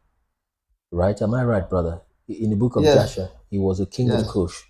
And Yes. most of the 40 years, after the 40 years of Moses, when he left Egypt, he was reigning in Cush as a king before he came back Yeah. at age 80. That's great because by the time yeah, go ahead, sorry. That's a city called Kassala Kasala, let me write that down. in Kasala, okay. southeastern Sudan. Is Median. Okay, is it Kasala? Yeah, something like that. Yeah, ALLA. Kassala. Okay, double SALA. Wow, Kassala. Kasala. Wow. That Kassala is the Median of the Bible. Is the sorry what? It's Median. Media, right? Median. Yeah, Median, where Moses fled to seek Yes, refuge Jethro. from Jethro. Great. That place is Kassala. Kasala is wonderful. So I'll say Kassala. Kasala equals median. I'll just put it as an equal. Wow, wonderful. Yeah. And that makes absolute sense because even I suspect, when the Yoruba say Gesi, if you understand Yoruba, type it there. They used to say Gesi. I've not said it in public before. We've not put it in the videos. But there's this thing we say Gesi. The way we call English, rather than saying Englishy, we say Gesi. I suspect that Gesi is geese they're actually referring to, which comes from Ethiopia. Yeah. Wow, that's great. That's great. So And also, yes. that place also is not far from Sinai. Okay, yes, I would think that's where the real Sinai is. Yeah, when Moses just come from there, he was going back to Egypt. He stumbled on the mountain of God. Genesis 3:1. Yep. And it's where Moses went back again with the Israelite. Genesis 3:12. And by the way, Exodus 3:12. Exodus 3:12. Do you have any mountain there with a burnt? Is there anything like that there where you have burnt? Yes, it's there. Great. They call it Alta Ale. Tell me again, brother. Sorry. What? Alta Ale. Alta volcanic mountain. Ale. Oh yeah, and I think, and I think it's the mountain. It's written in the book of Jubilees that there's a mountain that brings forth fire. I think that's what he's talking about. So Alta Ale in Danakil region. What's the name of Dana? What? Danakil Desert. Danake. Yeah, in Afar region. Danakil Desert in Afar region. Okay, Afar. Afar. Okay, but that's a lot. That's where go ahead, please. That's where they call Salt Sea in the Bible. Salt Sea, definitely. That's where Abraham killed Nimrod, overcame Nimrod, which is because they were fighting battles with those 5 kings towards the Salt Sea. Great. Yeah, towards Salt Sea is the overthrown city of Sodom and Gomorrah. Yes, that's where there's a lot of salt there apparently. So Sodom is around there. So let me so Danki Afar. What's the Afar again? Sorry. Afar region. Okay, Afar region. Afar is AFAR, right? Yeah, AFAR is a tribe. It's a tribe living in that area. So they call the region itself Danakil Desert. Okay, Danakil Desert. Okay, although it's not really a desert like you said. It's a salt sea in the Bible. Yes, salt sea. Yes, it is. Salt sea. So that's Alta Ale. How do you spell it? ALTAALE? Yeah, Alta Ale. Good. Great. So let me share my screen so that I can keep showing people these things that this brother is saying so we can see them first and full capture. Because I think there's something so powerful about Ethiopia for them to have not been conquered.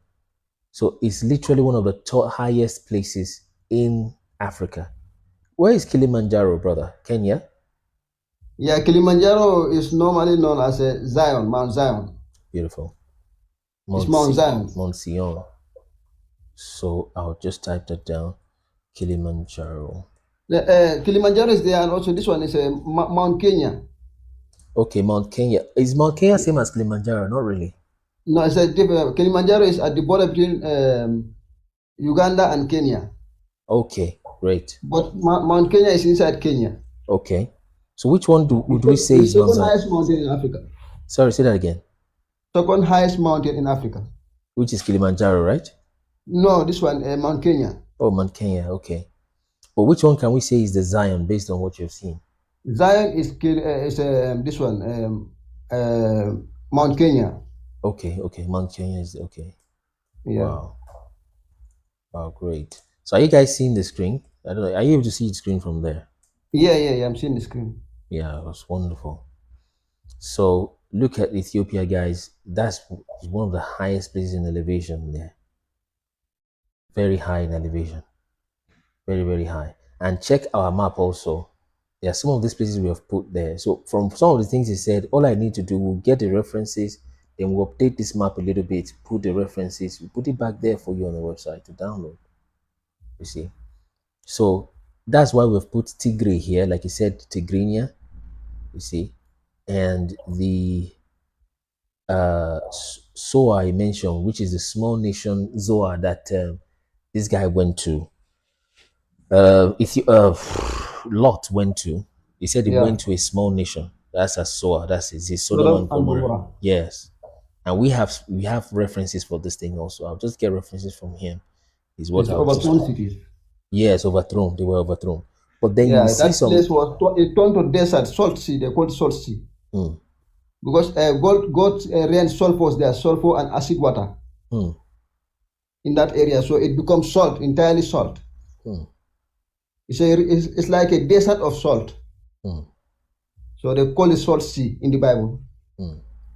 Yeah, from there also, it's not that place is not far from the Alta Ale, the volcanic mountain, which they call Horeb. Horeb means a glowing mountain. Yeah, like when Moses was going back to Egypt, he can see that place at the distance. He thought that there's a light there. So when he went there, it was not a light. It was not a light. So it's just a fire. So that area is Alta Ale. It's called Alta Ale. In that, and also there's a place called Tabra. Okay. Like Numbers 11:1. Numbers 11. Okay. Yeah, Tabara. They call it Dabyahu. Okay, Tabara Dabyahu. What's there? Dabahu Fisahu. Okay. It's where like the Israelites who rebel against Moses, they want to go back to Egypt. Okay. So God opened the earth and it swallowed them. Kibriot Hatatava. That's like the place where they were contending. Yes. Okay, we put it a little far from there, so we see where we put it. It's a little far. But tell me, that's Tabara. That Dabyahu, it sounds like Hebrew. It's like something about God. They call it Dabahu Fisahu. Dabyahu Fisahu. Yeah, Dabahu Fisahu is there in that area of Alta Ale and also Danakil Desert. In that area, that place is located there. Okay, is Tabara? Is that the way they call it? They call it. Is it the Bible? Call it in the Bible Tabara. Okay. Do they still call it Tabara in Kenya, in Ethiopia today? Ethiopia is called Dabahu Fisahu. Okay. Dab means fire. Okay. Fisahu means God, fire of God. Okay, Dabu Fisahu, right? Yeah. Okay, Dabu Fisahu. So Tabara is the same thing as Dabu Fisahu. Wow. So where can we get some of these things? Do you get it from oral history from your parents, or because I don't think? Okay. Ethiopian, they have it there in the oral history. That's a. Even when you go to this one also, the man who make this video, revisionists also talk about it. Revisionist, right? Yeah, revisionist. Is that the name of a YouTube channel?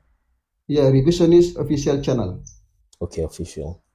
Okay, official. Wow, that's wonderful. Revisionist official channel. Official channel. Yeah. Wow, that's great. So, so most of these things you're telling me are more of oral history, right? Yes, in Ethiopia. Wow.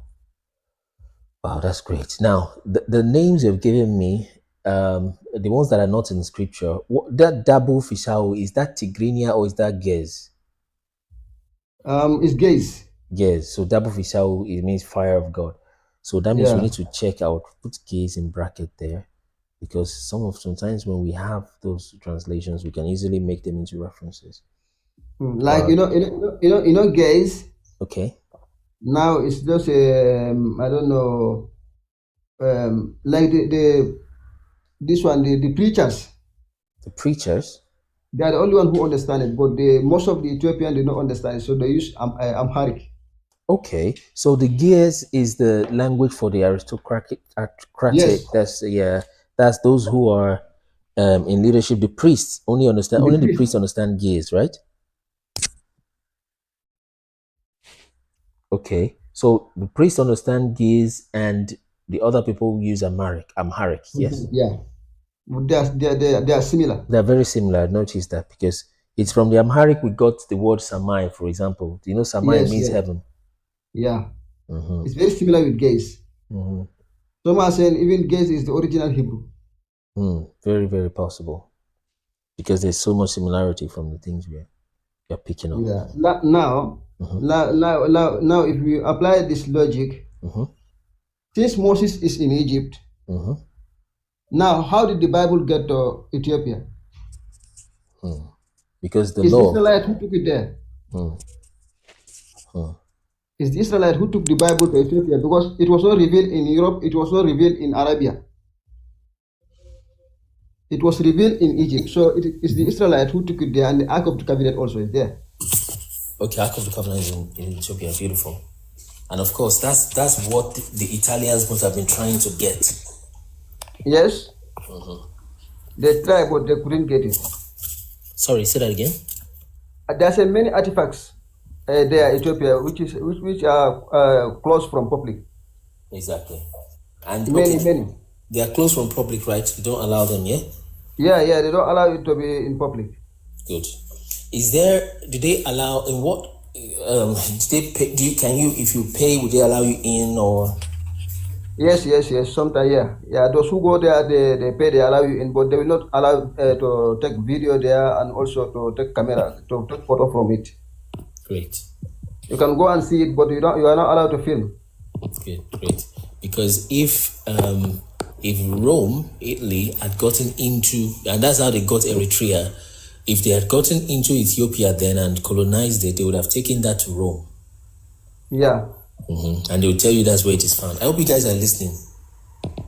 Many artifacts, even some of them they even took some of them to Italy, but they have also agreement with this the Ethiopian government about this relocation of the Holy Land into Middle East.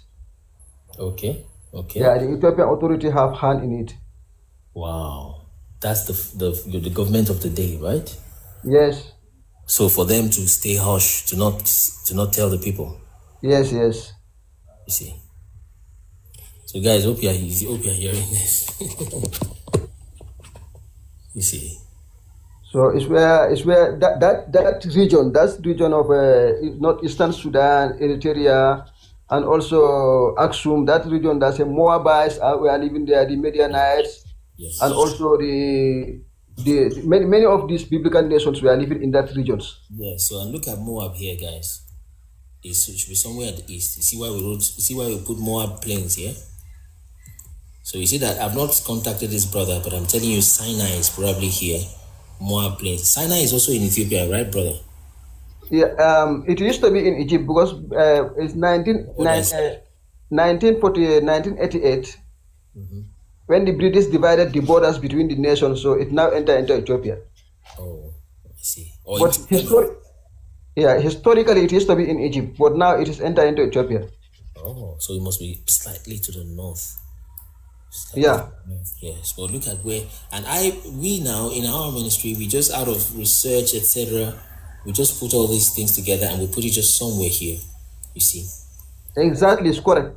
And you see, that's Moab right there. Moab. Yeah. You see? Yeah. Hope you guys are listening. If you are still listening, type yes. You guys are just quiet and taking in information for free. Tap the screen, type yes, let's know you're there.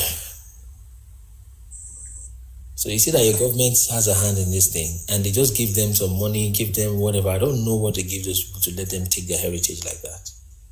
And the government is complicit about everything there. Everything's going on there. Accomplice to it, and you keep quiet. They stole your heritage like that. What can you be ever paid to steal your heritage like that? But then we may blame the government, but some of us do these things on a micro level. You know, we are chatting now, we are discussing. Somebody else, you know, the other time, about an hour ago, who just came on live and started saying stuff they don't know. That's the kind of things we are talking about. So it may be easy for us to blame government, and that's why it's like we preach sometimes, you know, it's as if we are preaching at you. We are not preaching at you. As the same way we are blaming government, we do some of these things on a micro level. We must not be so. Yeah, governments are corporations. So we also do some things like that on micro level. And we must avoid that. Look at Sodom and Gomorrah there. And I have not even spoken to him, but from our research, we just check the thing back and forth. So if they go now and excavate, we won't even let them in Ethiopia in the first place.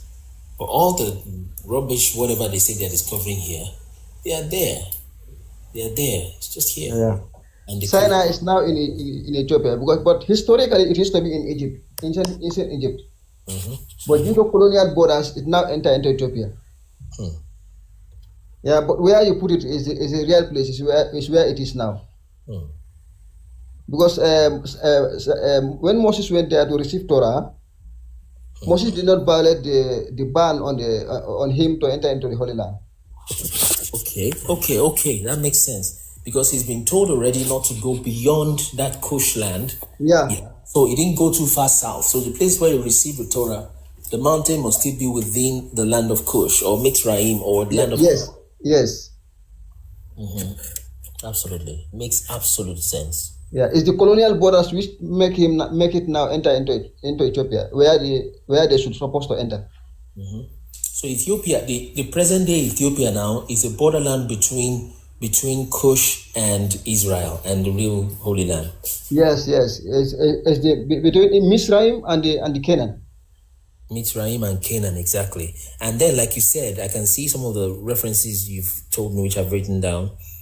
David did a party at a point, or probably Solomon did a party at a point that stretched all through Israel to the border of Canaan into Egypt. It got to the border of Egypt, close to that river Gihon, Yeah, in that area. Mm-hmm. And anything beyond the rivers of Ethiopia like that, it stretches that way into Canaan land up to the west. Up to the west, yeah, it's all Canaan land. Great, wonderful. So I'll just look up these things. So let's see, Yaha Aksum. So that temple, is it still standing today? No, it is destroyed. It is destroyed. Oh dear. It is destroyed. But now people go to Lalibela for pilgrimage instead of Yeha. Because people don't supposed to go to Yeha now because God have cancelled it now because God banned them from the land and scattered them to the four corners of the earth. Okay. And now people now change to Lalibela to go for pilgrimage there.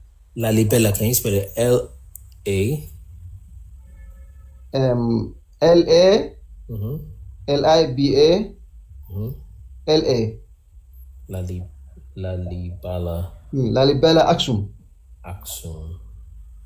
Aksum Empire. Yeah. Let's see. Aksum. No wonder they were fighting to overtake. Yeah, Lalibela Aksum is a rock huge church. It was built upside down. Yeah, they built it. Yeah, like they cut the mountain on top and build it up to that. It doesn't mean they carve it from down to up. They carve it from up to down. Okay, who are the people that built this? It was the time of Solomon. Oh, I see Lalibela. It looks like one of these temples in India, carved from the rock, isn't it? Yes. Yeah. It was built by King Solomon. Great. But now they like during time they were repurposed. When the kings come, when any kings come to power, they will name themselves after these ancient places. So some people may think that it was built by those people. No, those people just repurpose it. They name those places after themselves. There's many kings who ruled in Ethiopia after the destruction of the temple. So those ancient places, so kings will name those places after themselves. They call it Church of Lalibela, Church of Abalibana, Church of Dabri Basin, but they are actually built during the time of Solomon. I hope you guys can see the Lalibela here. People still go there for pilgrimage. More than 200,000 used to go there for pilgrimage every year. It's wonderful. Yeah, but Yeha is the ancient temple itself, Yeha. And Yeha has been broken down. Let's spell that. Y-A-H-A, right? Yeah, Yeha. Yeha, what's the name of the city? It's still Aksum.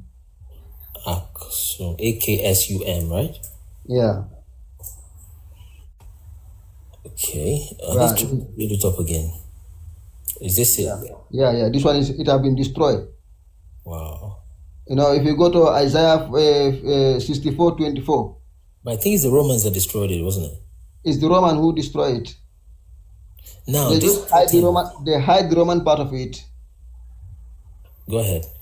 Yeah, like the Roman part of it now, they hide it. They don't want people to know whether Roman were present there or not. But the Roman were occupying this place called Abdullah. Okay. There's a port in Eritrea which was under the Roman control. They call it Abdullah. Okay. Yeah, that port was controlled by the Roman during the biblical time. So the Roman were present in the land. Yeah, but that area of the story have been removed from the story. Because that one they may use it.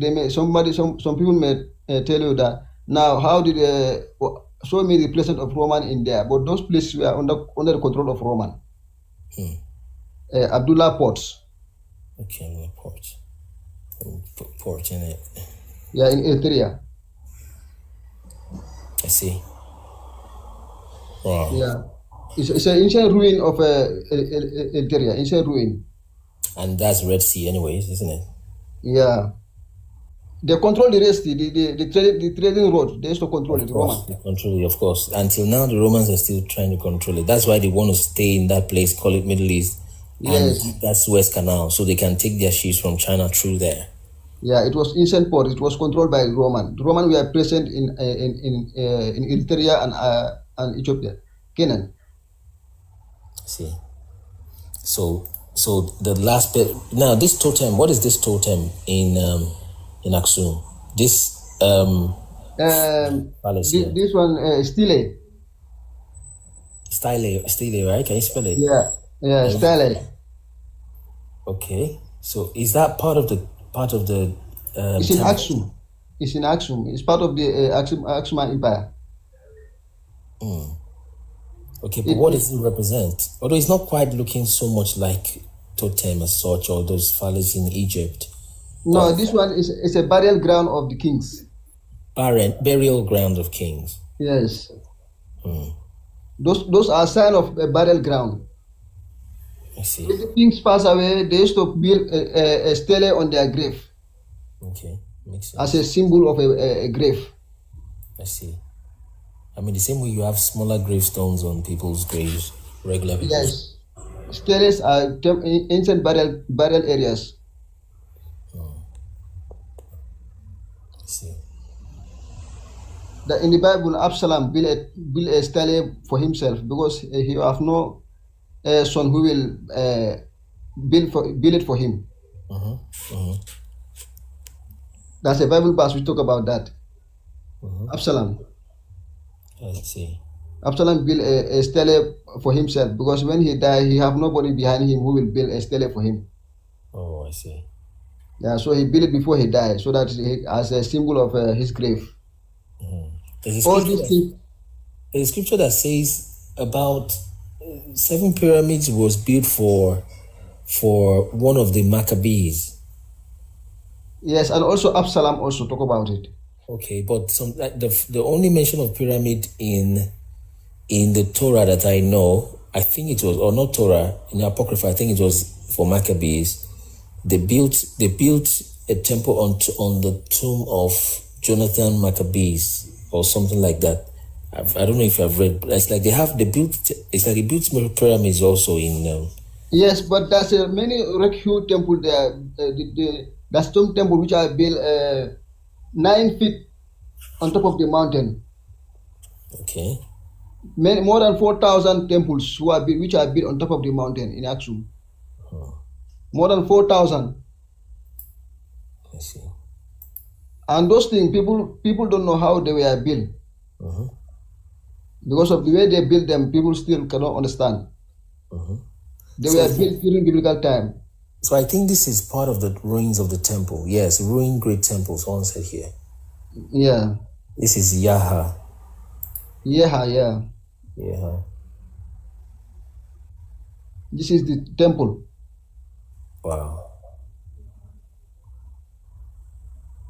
All this is located in Aksum, including Lalibela also. What's Naribela? Okay, I think you've told me that already. Like the confusion where many people get it confused is that, like, people say, like, Queen of Sheba went to Jerusalem to meet Solomon, and then he took the ark to Ethiopia. That is the social media narrative. Okay. But actually, Queen of Sheba came from Yemen. Yemen, okay. Yemen, and he came to visit Solomon in Aksum. Okay. That's why there's some tribes in Ethiopia who come from Yemen. I see. Many of them, they come from Yemen to Ethiopia. Because Saba is an empire itself. Wow, that's the Queen of Sheba. Yeah, she's Saba is empire, and the name of the queen is Bilqis or Makida. So that cannot be Aksum. How come she got buried in Nigeria, in West Africa? How come she got buried in West Africa? We were told she was buried in West Africa. It could be because his people, all of us people now transfer into Africa instead of being staying in Yemen. They now come to Africa. All of who? Sorry. Since that time, those Yemenites who came to Saba and his people who come to visit Solomon, they later migrated from Yemen and come to Africa. Oh, great. You see, he could be buried there because she was already in Africa after having a relationship with Solomon in Aksum. I see. Yeah. Great. So that is making sense with the burial ground we have there's a place called Ijebu-Igbo in Nigeria where they found the grave of Queen of Sheba. All those tribes are within Africa. All of them are within Africa. Within sub-Saharan Africa, all of them, you could find grave of any prophet, any biblical figure, any countries around sub-Saharan Africa. Wonderful. Because it's where the entire story of the Bible took place. Wow. So definitely, guys, all that third temple crap they're saying in the Middle East, you see why it is just a joke. They don't want to bring the third temple in the Middle East. They're just... Wow. Just part of the propaganda. To keep people's mind under control. Queen of Sheba, he come from Yemen and settled in Ethiopia. Yeah, but like the way they put it, like he come from Ethiopia and we visit Solomon in Jerusalem. You know, Jerusalem itself in Hebrew means a place of peace. Yes, city of peace, yes. So where is the place of peace in the world? I see. You can name any place Jerusalem. That's true. Any city which, even the capital of Tanzania is called Jerusalem. So it's just a name. You can name it anywhere you want. But because since they use media to popularize that area, when you say Jerusalem, everybody's mind will go to Middle East. Not knowing that Jerusalem is simply mean a place of peace. But then we understand that the southern kingdom should be the kingdom of Judah should be south of Samaria, correct? Yeah, like the southern kingdom may be northern inferior, and the northern kingdom will be Aksum. Sorry, say that again. Sorry. The southern kingdom is northern inferior. Okay, northern Eritrea. Okay. Yeah, and the northern kingdom is Aksum. Okay. Okay. Yeah, those areas. All right, we'll talk more in private. I've intentionally kept the conversation here so that people can see. I've literally not met this person. I mean, Abdul before. I've not met this brother. Yeah, go ahead. Like Israelites, when they move to a place, they carry the name they used to refer to their place. They carry that name to that new place also. When they are in Southern Kingdom in Imperia, and they were banished from that area. So where they go to settle the next place, they may carry that name and name that place also the same place. Makes sense. Absolute sense. So those who flee from that area to West Africa, they may refer to that place also Samaria. Because they are the same people. That is their old place. Makes sense. So they may decide to keep the name. Absolutely. Yeah, that could happen it could happen that it's in West Africa because of the same people. Movement, yeah. Still the same people. Absolutely. Yeah, but the original land have been scattered from their original place. They have been scattered from there, and then where they go, they may still keep their names there. Yeah, that could be in that way, south, west, east. All those names can be found there. That's very true. Yeah. So, Abubakar, just send me a DM, because with the things you're telling me, I would modify and update many things. I'll do fresh videos to update those things there. I mean, and as our people are listening, we just want you to open your mind. The first thing is decolonize all your Christianity, whatever religion you're doing, or you think you're doing Islam. You decolonize all of that. Even Muhammad, if he existed, which he probably did, I don't know, he was dark skinned. It's not the white Saudi Arabia you have there, you see. So decolonize. Yeah, go ahead. Yeah, even this one, like where they call Jordan, is actually Tekeze. Tekeze, yeah?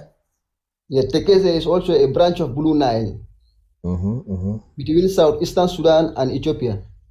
Oh, Jordan is around Ethiopia also? Yeah, around it's Blue Nile. Okay, the Blue Nile. I think that's like. But the branches of the Blue is a branch of Blue Nile. They call it Yardim. Yard. Okay. Yardim in Ethiopia.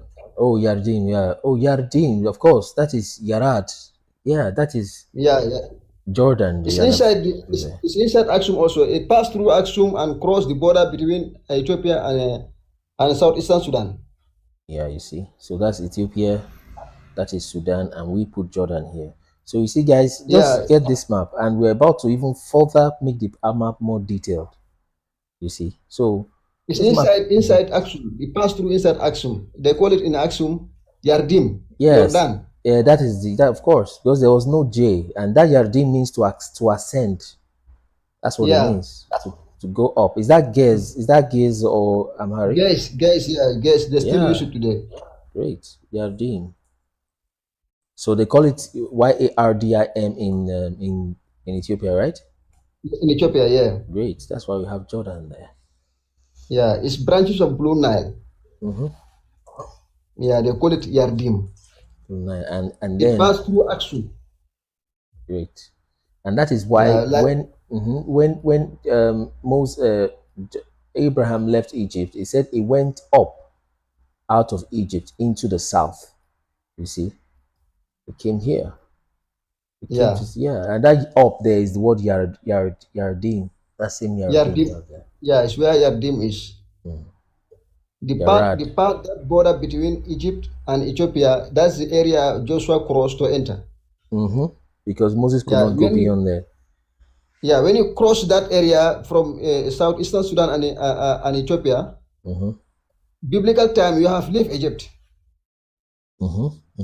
You have now left Egypt. You have entered into Aksum. Yeah, you have left that into Kush. From Kush, then you enter Israel straight, Canaan land. Yeah, Canaan. Yeah. Wow. It's the biblical border between Egypt, between Misraim and Canaan. Wonderful. And from there also you have the Salt Sea. That if you cross that Yardim, you have Salt Sea there also. Exactly. Yeah. And I think there's Salt Sea on our map. Did I put it in the south? Salt Sea is the Tekese. This one, the Nile Desert, where I told you. Okay. Yeah. But the Nile Desert, it is translated as Salt Sea in the Bible. Okay, I think we put Salt Sea a little far. See where we put Salt Sea here. It's a little far, so we'll see updates on these things. Wonderful wilderness of sin. So we talk. Just do me a DM, Abubakar. Just send me a DM. You get what I mean? Yeah, I understand. So we'll talk more, and I'll try to merge some of this knowledge and put them in one flow, so that we get more updates. Because I mean, like I said, I am from Nigeria, and I have seen the wall of Benin, but I didn't just go there and just put there and say, you see, the wall of Benin is the wall of Jerusalem, because I didn't have proof. Even though Benin is looking like somebody from tribe of Benoni, which is Benjamin, they could have come there and things like that. But I'm like, okay, let's get proof before we just also what could be the case is that when the Israelites were scattered, they may still adopt the names. Yes, like you said, and they take those names to those locations. Yeah, they may still adopt those names and keep them. Absolutely. So that could be also the case in the case of West Africa and other places. And does it tell you the full extent of what goes far beyond the west of Jerusalem, far west into West Africa, based on scriptures? Because like as you said, from the river of Egypt to river Euphrates, which is River Para. Pra, where is Pra? Ghana, isn't it? Yeah, all of them is land of Canaan. Beautiful. All. So Ghanaians are already feeling afraid whether we have caught them out. You can hear the name of your river there. Yeah, all of them as long as this is Red Sea. Eritrea is Red Sea. Eritrea literally means Red Sea. But what they crossed, they didn't cross this Red Sea. They crossed the Reed Sea. What they crossed. Yeah, which is basically still this Nile, correct? Yeah, they crossed the Reed Sea to the south. When they leave the territory of Egypt, they enter into Canaan, which is Ethiopia. From Ethiopia upward, it's all part of the Holy Land. Great. So, brother, we're going to talk. Just send me a DM now. Try to tap my account. So that prior for Fokoshe, I've discovered that's Euphrates. So tap, and then I believe our other brothers, Edom, is further south because there's Mount Seir. Yeah, we still have our brothers from Edom, from Moab. Moab is to the right there, but this is Seir. We believe Seir should be somewhere around here where you have Edom plains. Wilderness of sin. It's okay, we're going to talk. Have you sent me a DM? Try to send me a DM so that. So guys, we have tried for today. We should let's read the book of Enoch, maybe 1 or 2 chapters before we close for the day. Even when the Bible said these places were located at the center of the earth, the entire like Ethiopia, Kenya, Tanzania, all of those places fall into the equator. Equator, exactly what I wanted to say. All of them fall into equator. Yes, and so of course. Mount Zion, Mount Sinai, and the Garden of Eden, they face each other. Yes, based on what Jubilee says. Yeah. So you have Zion in Mount Kenya, you have Mount Sinai in Ethiopia, and also you have this one also, Lake Victoria, the same area. Great, thank you. Let me see, Lake Victoria, and it says those 3 places are precious to the Lord, and one Victoria came to give her name there. Victoria, Mount Kenya, because that's the book of Jubilees. I remember that. And Mount Kenya is in the navel of the earth, so that's literally the center, the equator. Mount Kenya, and what's the third one now? Mount Sinai. Yeah, and Sinai, which is they call it Dabr Sina. Oh, Dabr. Sina. DBRE. Yeah. Sina. That Sina is Sina. SEEN. SINA. SI. Okay, Sinai. SINA. Yeah. So, but that Dabra, DAB what? DABRA. DABRA. Yeah. Dabra Sina. Dabra Sina in Amharic it means Mount Sinai. Wow, exactly. Beautiful. Dabru means mountain in Amharic. Sinai means Sinai. Yeah, that gaze. How about gaze? Is it still Dabra? Yeah. And gaze also. Yeah, Great. Dabra Sina. Great. So there's that scripture that tells you that the Garden of Eden, which is this so-called Lake Victoria, because that's where the rivers of Egypt flows to the north. That's where those rivers come from. And Mount Sinai is here, and Mount Zion. You said the three of them are probably form a straight line, correct? Yeah, they form straight line. They face each other. Face each other. Beautiful. The same region. Exactly. Because when you take three dots away from straight line, it becomes a triangle. So for them to face each other, they have to be concentric like that. Linear. Beautiful. Thank you so much, brother. So these are the kind of things you're talking about. You see that everybody was listening. I mean, I was going to set time for him. I've forgotten about the time. So if you have, and there are things he said that disagree with what I thought, because look at where I put Jerusalem before, and like I have told many times, I think we even look at it here. See. Yeah, you know, these people, they renamed it for so long. They have tricked us and overthrown us away from truth, far from truth. So we are searching for the truth. So anybody, you have something which I don't have. I mean, have something which, exactly. Everybody have a piece somewhere.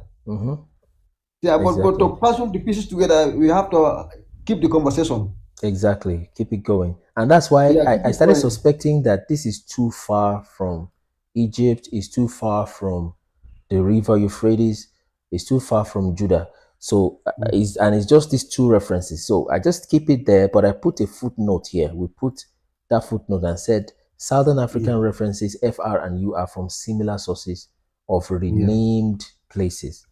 You see.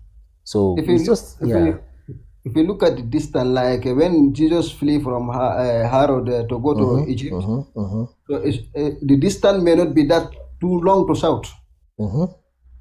Yeah, due to if you look at that journey, it's not that long distance. Just he just left Aksum and enter into Egypt immediately. Literally walking distance. And when you walk for 8 hours, you cover about 40 kilometers really, even if you walk steadily for 8 hours at 5 kilometers per hour. So it's in walking distance. And he told them it's not far from Egypt. And he told them it's not far from Egypt. Yes. And he told them that he's actually closer by foot, but he doesn't want to take them by foot so they won't be afraid of battles and come back to Egypt.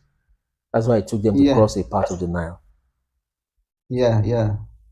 And also part of the reason of crossing the Nile is also a judgment for Pharaoh, because Pharaoh is to kill the Hebrew babies in the Nile. It's also another way of judging Pharaoh to destroy him and his entire government in the same place where he is to kill the Hebrew babies. Yeah, makes sense. It's also part of his judgment.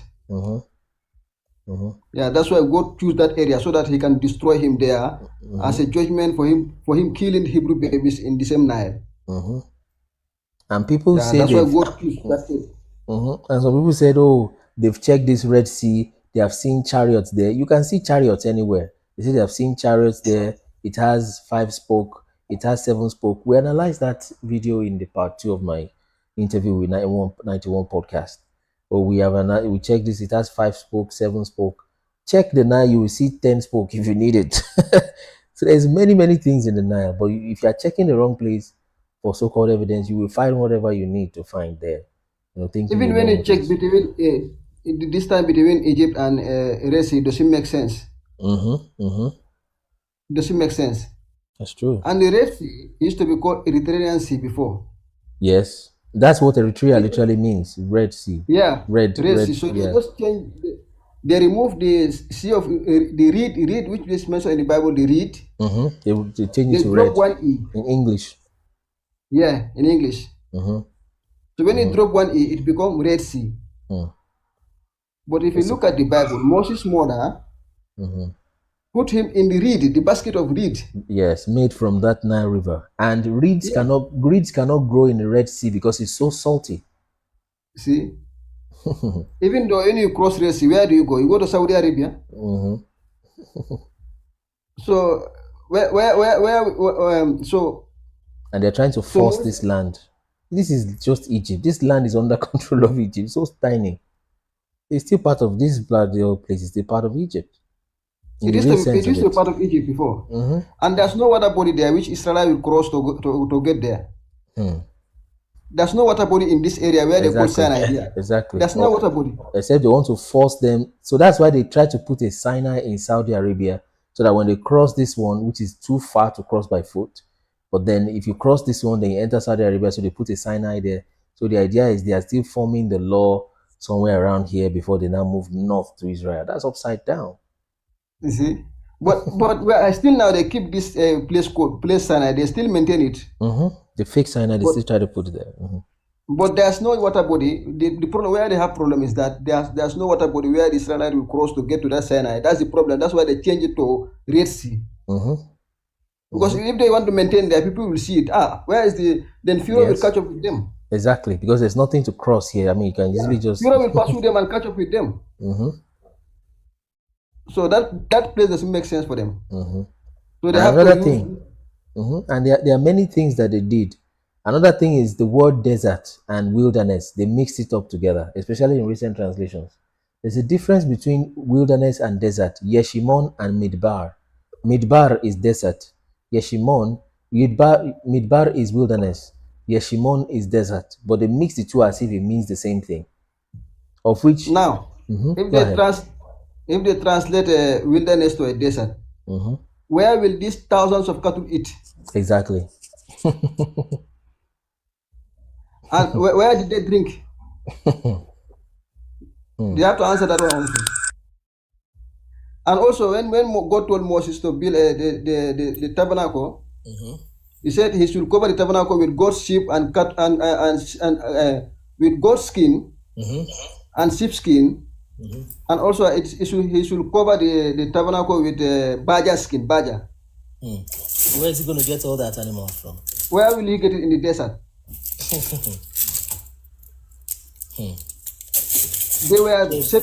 They settled by the Nile, where they used to drink, where their cattle used to drink, where they used to depend on during their 40 years. Yes. By the Nile River at the southeastern Sudan. Same thing. That's where everything took place there. Same thing. When Moses left in that region, he would have entered into the promised land. That's why he could stand on top of Nuba Mountain, and see the Holy Land.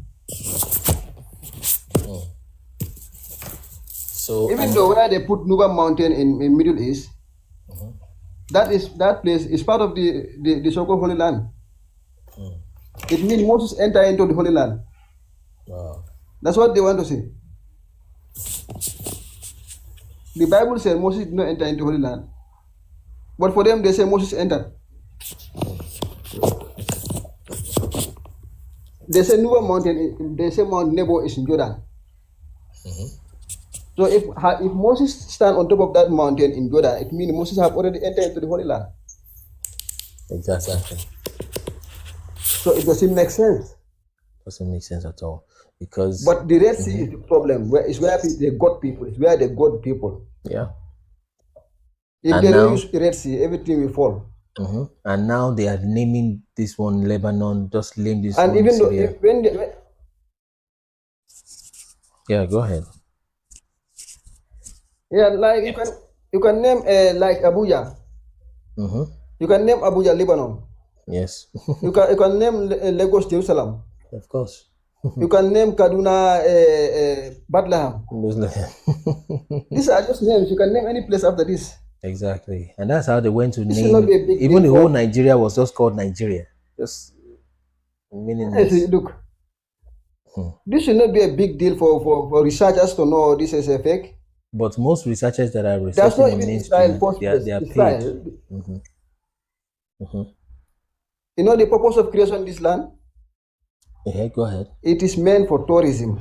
Exactly, money. They use these places for tourist attraction. Yes. That's why it's a taboo for a public figure to talk about this. Oh, really? Because they are getting billions out of tourism every year. Oh, yeah, of course. Of course. But it's not So like that's why people is try it, but to is it side with them. official? Is it Using these official? terms, Lebanon, Jerusalem, those places, they start mentioning those names. No, if you want to know the true Holy Land, you have to look for the description of the land. How did the Bible describe the land? That's how you can identify the Holy Land. Not these names, Jerusalem, Bethlehem, Jericho, Bathsheba, Jordan, Lebanon. No, those are not.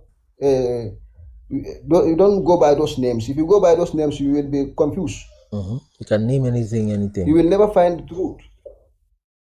Yeah, but you have to look for the description of the Holy Land. The Holy Land, like Jerusalem, is surrounded by mountain.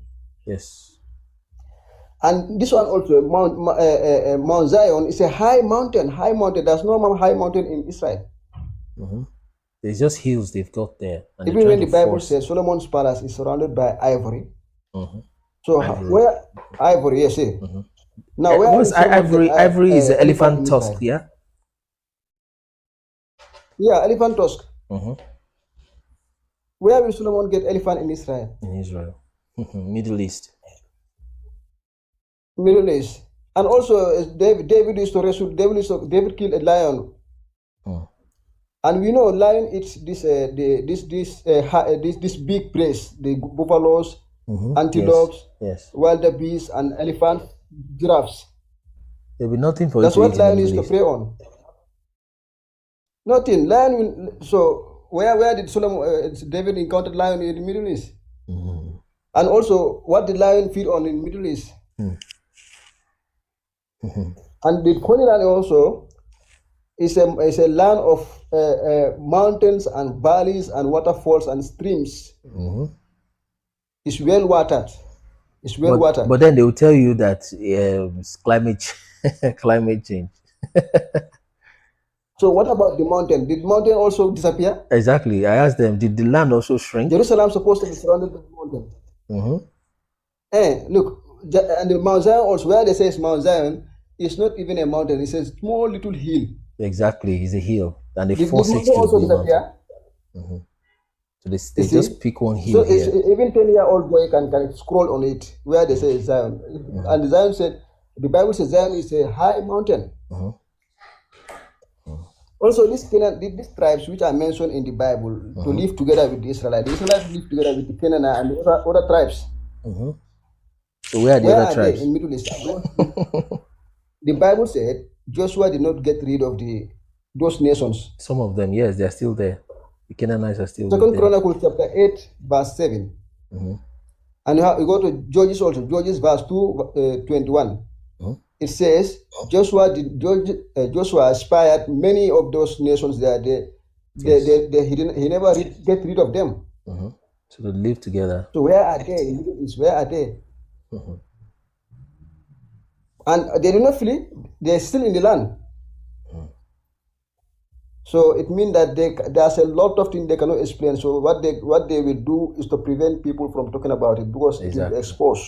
Exactly. That's the only way they can keep that land there, to scare people from talking about it. So when people are talking about the Holy Land, they only go by Jerusalem, Bethlehem, Jericho, Jordan, Lebanon. Those are the names they only go by because they have captured people's mind that those places are the real place. And just rename them like that. Yeah, so everybody will go by those names. Jesus went to Jerusalem, Jesus went to Bethlehem, Jesus went to Lebanon.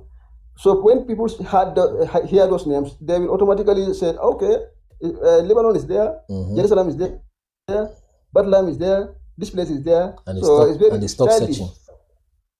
They stop searching. That is childish. What if you call cities in Africa also these names? You have to go look for the biblical description of the land. Otherwise, you will never find the Holy Land. You will never find it. Exactly. That's what we are doing. We go by the biblical description, not by these names. These names are, they are just fake places, they created purposely for tourism. Even plants which are grown there, most of them are imported from Africa. Yes, including they have tried to They force import a even lot of, papyrus there. yeah, they import, even last year, they import more than 300 Bible tree from Kenya. But you know, Bible tree is called a tree of life in the Bible. Baobab, okay. Bible tree is called tree of life. Mm. And there's no Bible tree in Israel. So what they do, they import them so that it can fit with the Bible. But then, do So, they still do so when animal you look, sacrifices in Ethiopia as part of this their worship? everything, all the cultures, they keep it there. All everything is they keep it still today. Everything, everything is still intact.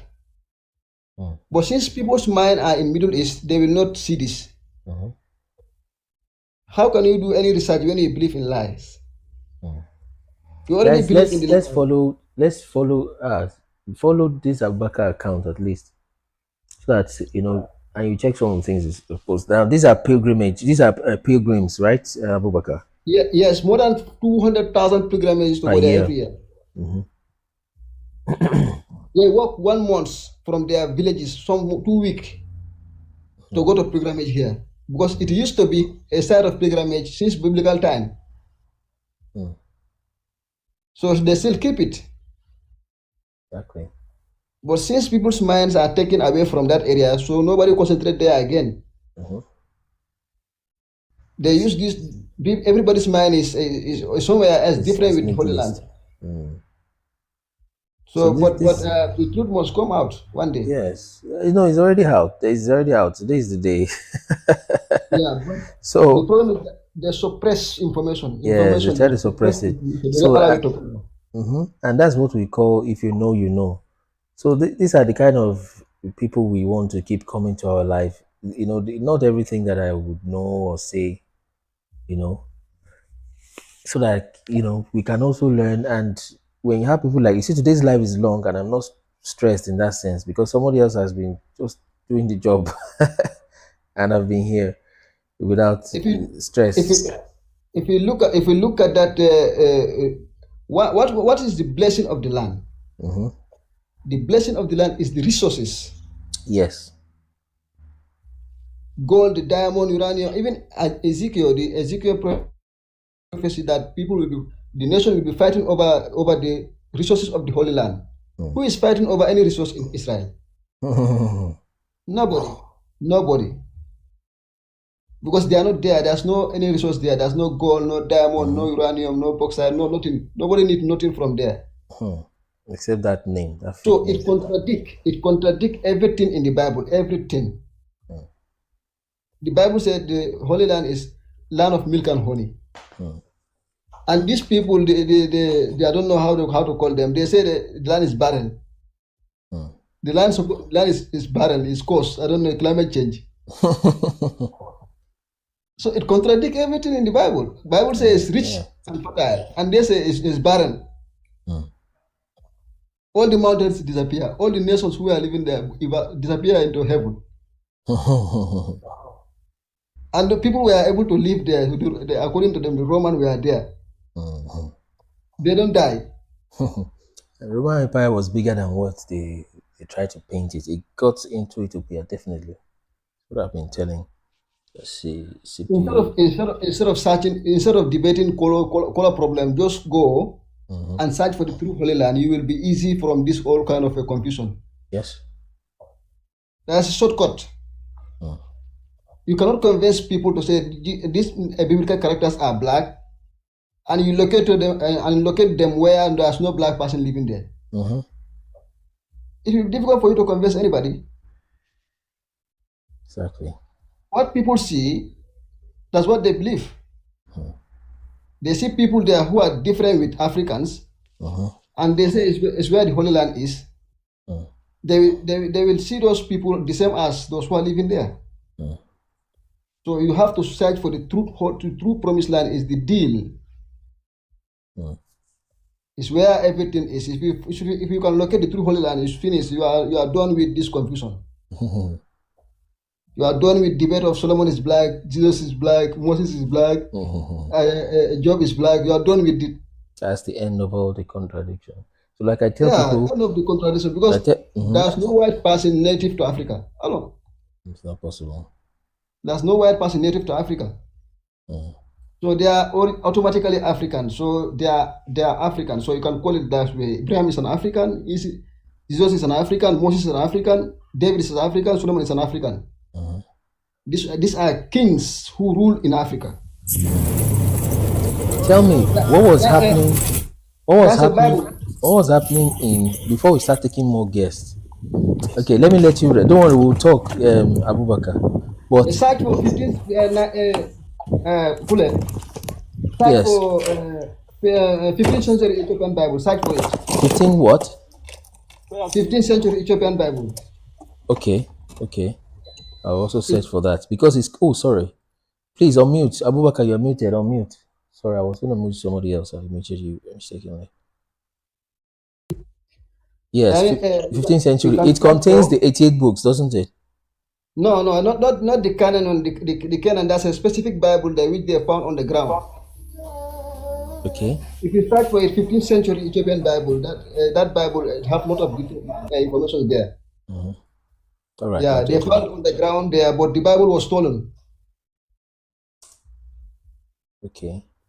Within a few years, when they found it, it disappeared. Nobody know where it went. They stole it. Wow. When was it found? It was found in Aksum. When? Time? Around when they were excavating a place around 90s, so they found that Bible there. Like 50 years ago, 19 something? Around I think around 50 years ago, but they keep it in library. But Hope is in safe hands now as we speak. Now I think they stole it. Wow. I would look for it. I'll search for it. Disappear. All of a sudden it disappear. But if you go to YouTube, you can see it. 15th century Ethiopian Bible. It depicts David. Exactly. In there, we having Ethiopian style of hair. That's the Afro, the one they call Afro. Yeah. They have Afro hair, and also that's a type of hat which we used to put in Africa. Is it okay? Yeah, crown. Ethiopian style of crown on his head. Yeah, the book depicts everything there. See. Ethiopian style of crown, the king's crown, like Haile Selassie, the type of crown he used to put on his head. But then, when you begin to say these things, they say, hey, yes, come on, you are talking about Janjaweed, talking about taking marijuana. They think you want to. The same crown Haile Selassie used to put on his head is the same crown King David also used to put. Exactly. Many artifacts there. Many so let's take a few. Hope you are still around, Abubakar. Yeah. Thank you very much. Yeah, just stay on. So let's do our regular 2 minutes each. I mean, you guys, what do you think? And that's why we've been calling people to come on this live. Tell us what you know. If I have taken the whole pain for years to do all this and you're keeping what you know. Now, if you don't know much, it's fine. Stay back and listen. But if you know, you come up, right? And the truth will always make people free. But if you find yourself, you are in a place where you're beginning to earn from people's ignorance, you should find a way to resign from that place. God will help you. He will protect you. He will provide for you, right? If you find out you are working in TV licensing company, chasing after people to pay for the air, you leave that kind of place and come to where there is light and stop working for that kind of situation. Otherwise, you'll be an accomplice to the devil, is what it is. So I can just stay close. Let's fill in those 2 more spots. I don't know why people keep going up and on and off. So let's fill in those 2 more spots. I will turn on. Okay, I think Abubakar had to leave. So I'll chat him up. You guys can chat him up. I'll chat him up also. So I'll take some of the things he's learned and modify some of our resources there, especially the map. We'll put more details. There are some things I've been doubting, and then now I've gotten, like I said, when I see a location, I wait until I see up to 4 references or minimum of 3 before I put them together and say, okay, this is this place. So because of that, Jerusalem in South Africa, I was not sure. I will put a reference beside it and say, hey, this thing is likely it has been renamed, but then just still put it there. So I'll get what is said. If it is oral history, I mean, put it there as oral history, put a few references, and we know where the information is coming from, and people can check it. And people are just free. People are just free. They think, no, if people are free, they will do evil things. It's not so. If people don't work 9 to 5 and they're tired and we work them like slaves, if they are free, they will start destroying the earth. They're not animals. How about you who think you are governing them? Did you get another head from somewhere? Oh, I know that's stupid. If you give people free time, they spend their time having parties. Leave them alone and let them have their fun. God that put them on the earth knows that, okay, there are boundaries to things, and he has set those boundaries. You see, he say if people don't work for money, you don't make them suffer for money, the whole world will go haywire. It's not true. It's not true. We are not animals. We human beings are not animals. You see, so the fact that people must work. Now there are people that are naughty, of course. That's why we have law enforcement when it's done in the right context. But then you don't mean you then enslave the whole of humanity because you want to create some kind of order. No, let people get their God-given talent from inside and not bind them down. Let's take one guess after the other from the top. Olu, are you ready? Olu Derapo. Let's do 3 minutes each for each person. Olu Dera, are you ready? I'm trying to work on bringing up the timer myself. I mean, the past almost 1 hour or so, we have been taking guests, and Abubakar has spoken for like 40 minutes or so. I've had enough time to rest at least, rather than having to speak all through. So it may potentially help us to go longer on the live. Okay, so I think Oludera is not ready. Excuse me. So we'll do 3 minutes each for each person, and we'll let it go around like that. Okay, Oludera, you are muted. Are you speaking? So let's download this ChatRod app, follow this live account so that when we go live and when we bring people up, follow them, because when they are live, you can also see that we are live or something like that, okay? Follow this host account. If they destroy or block it, we'll open another one. Follow ChatRod, or really just go download the app. We need that app to be going live soon. Amharic, Tigrinya, Swahili is one of those nations, and Yoruba language. These are some of the top 5-6 languages being spoken in Africa.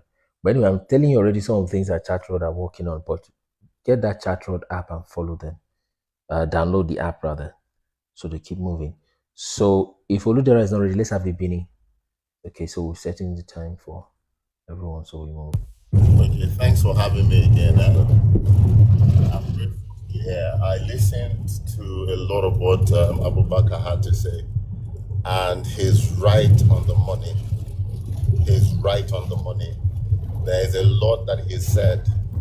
There's actually a website that has all these accounts. Some gentlemen from that area have done a thorough research. I think they have like 12 videos, and they put this out almost about 5-6 years ago, and it's something worth listening to.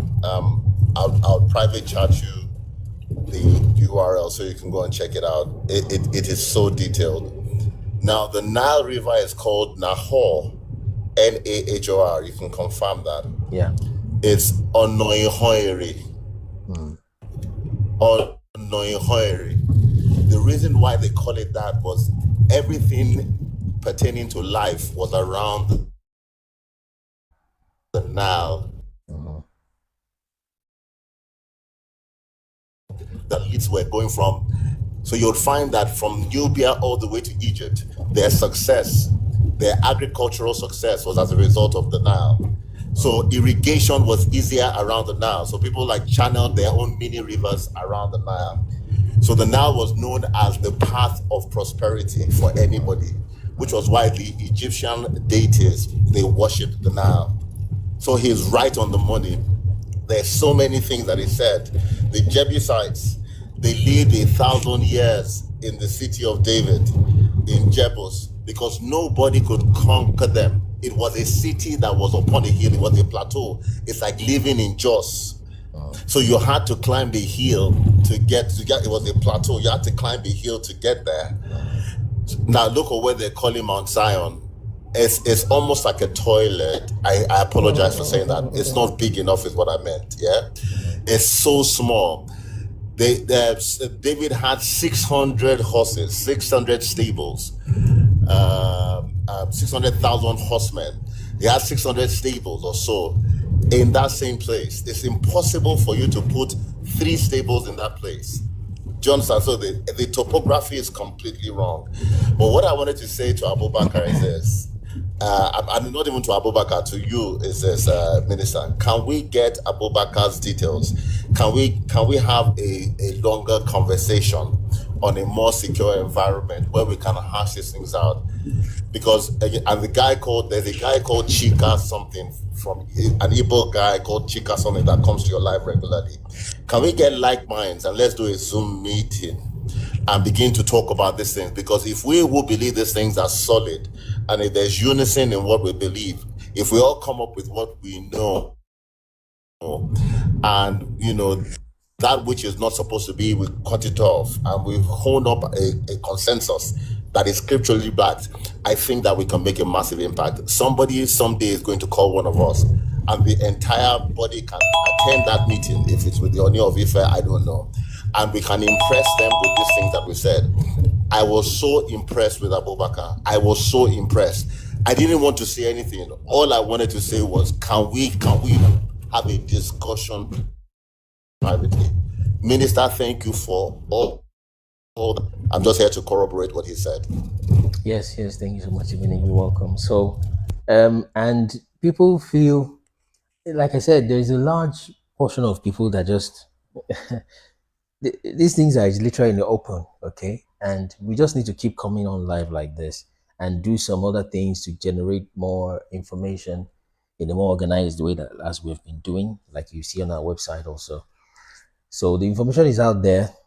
So people just need, someone to just keep reminding them to keep, and that's how the Bible says that you should read the Torah to the people, lest they will forget. You see, and that's probably why God has, called us to come out like this and to keep saying it almost every day. It just needs to constantly be said. You see, constantly be said, and that's why you see, you think you are a smart man, you're a businessman. Now you have some money, you pay for some subscription. Then it used to be cable TV or DSTV, then now it's Netflix, Amazon, whatever. And then you pay for CNN and you turn on your TV, you think you are now a businessman who's got all that. And they tell you about Israel every day. This bomb there, that there, all the people there. You hear about it every day.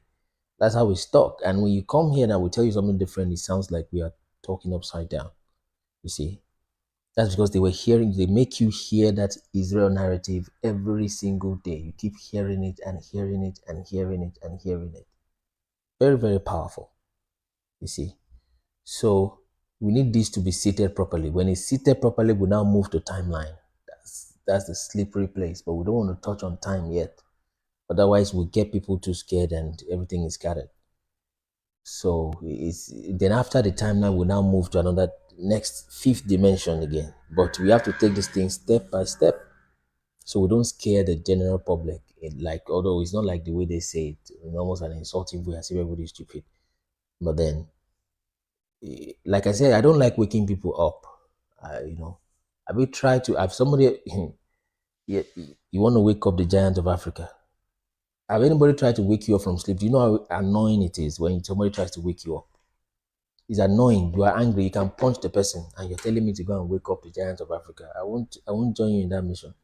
When the giant is awake, then I can talk to the giant. Maybe when he's awake and he's scratching his head, I'll not talk to the giant of Africa. This and this is what is going on. But for me to wake up a giant, no. The giant can punch me in the face. So I'm not going to wake you. I'm not going to wake you up, Africa. I only talk to people that are awake. Because if I'm waking you up, I will irritate you. Waking you up will irritate you when you're waking you up. Wake anybody up from their sleep and slumber. Sleep can be very blissful. Ignorance can be very blissful. So I won't wake you up. Holy Spirit can do the awakening. When you're awake, then we can talk. But I won't wake you up. No. No way. Thank you, Ibini, for that submission.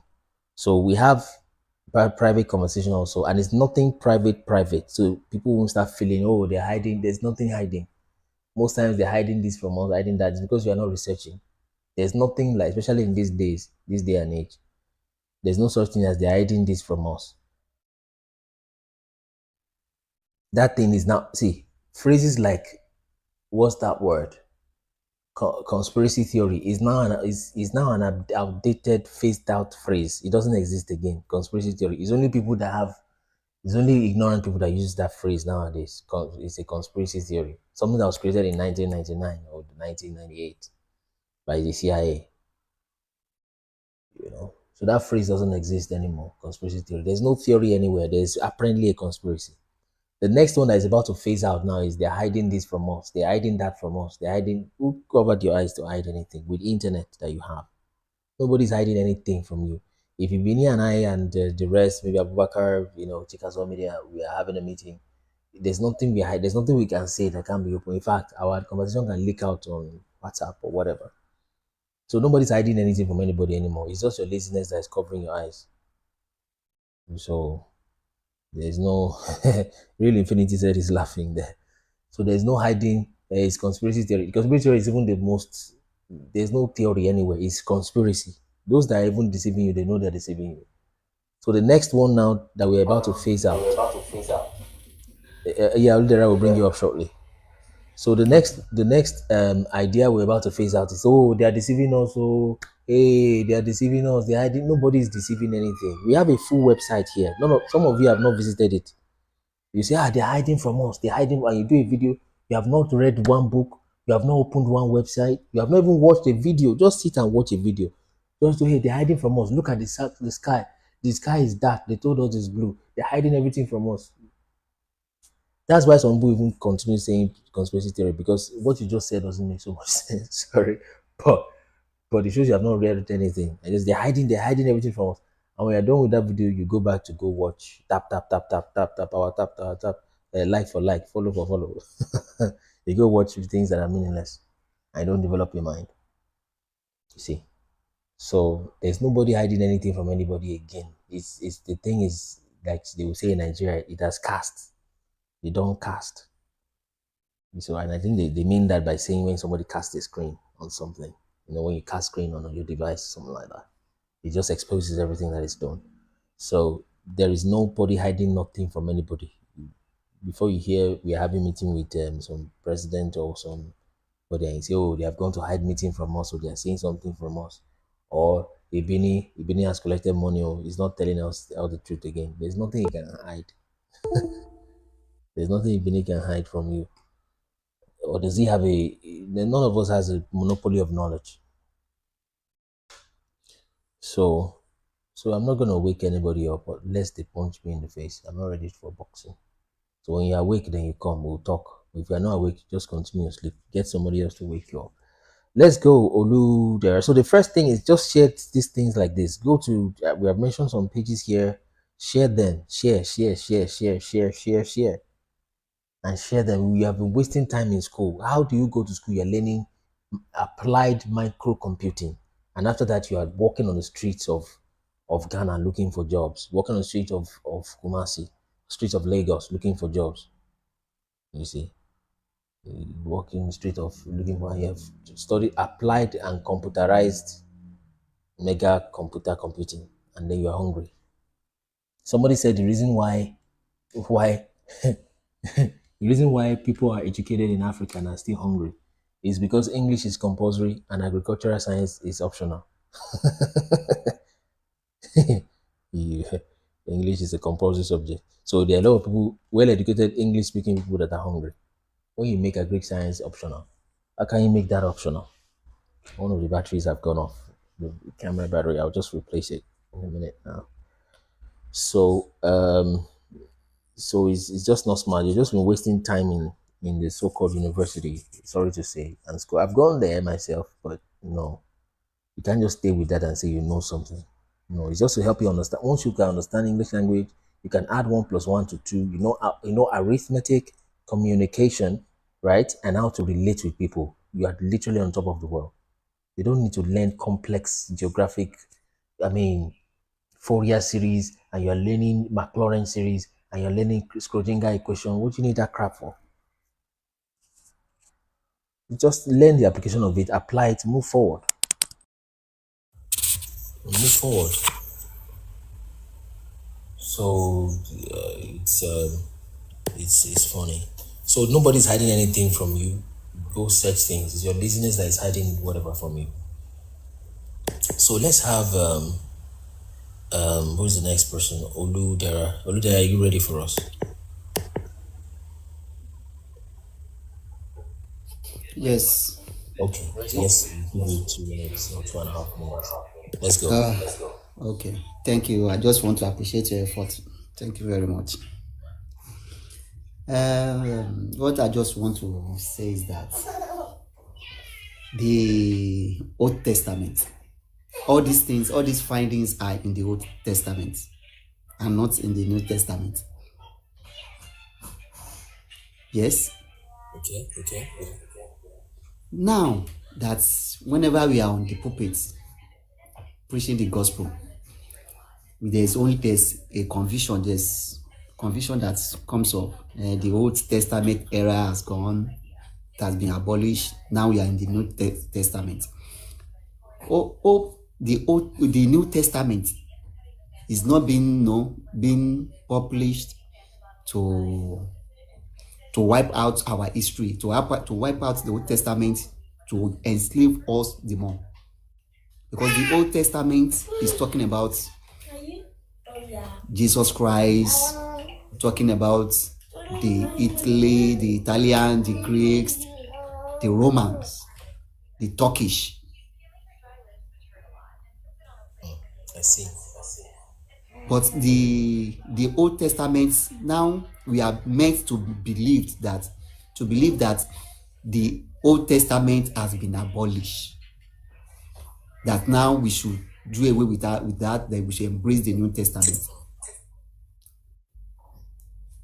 This New Testament of a thing now, hope that is it not another way of being enslaving us, or should we embrace? When to me, we should drop the New Testament. Let us drop it because it's not part of our history. It's out of our history. It is written out of our history to contradict, to go against our history. But the New Testament, the Old Testament, they ask us to drop, tells us more about our past, our history, where we are coming from. There we can see the Jebusite, the Perusite, the Habia is being mentioned in the Old Testament.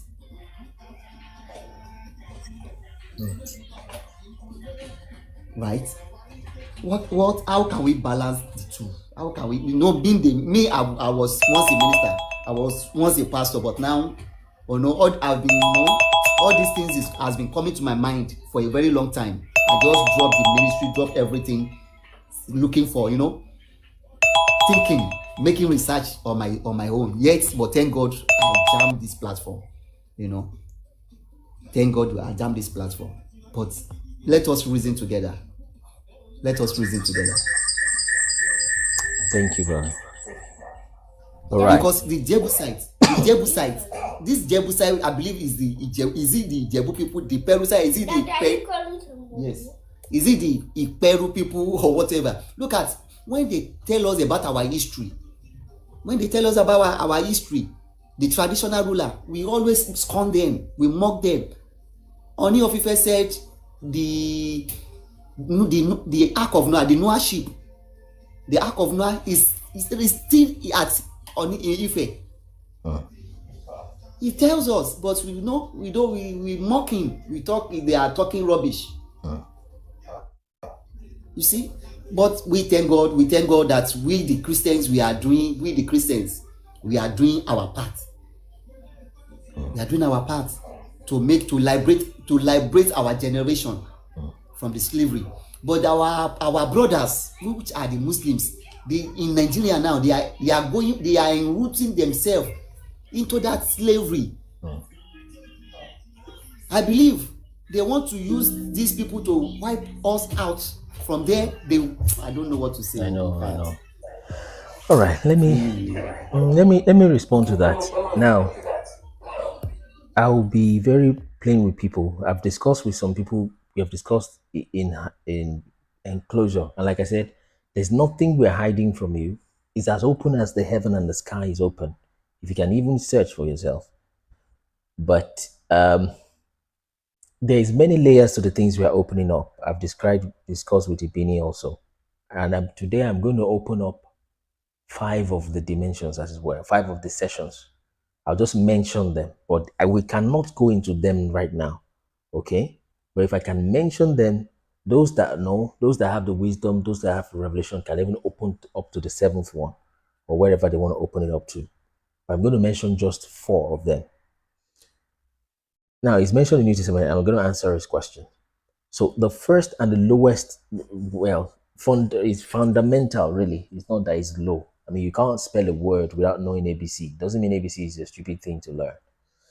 So the first is the language, okay? That's the lowest part. The next with it, and that's the foundation, very critical. The next layer that needs to be opened up to people. Most people, Yoruba is in it. You are hearing the Amharic also, the Gez, right? You're hearing the Igbo, you are hearing the Kosa part of it.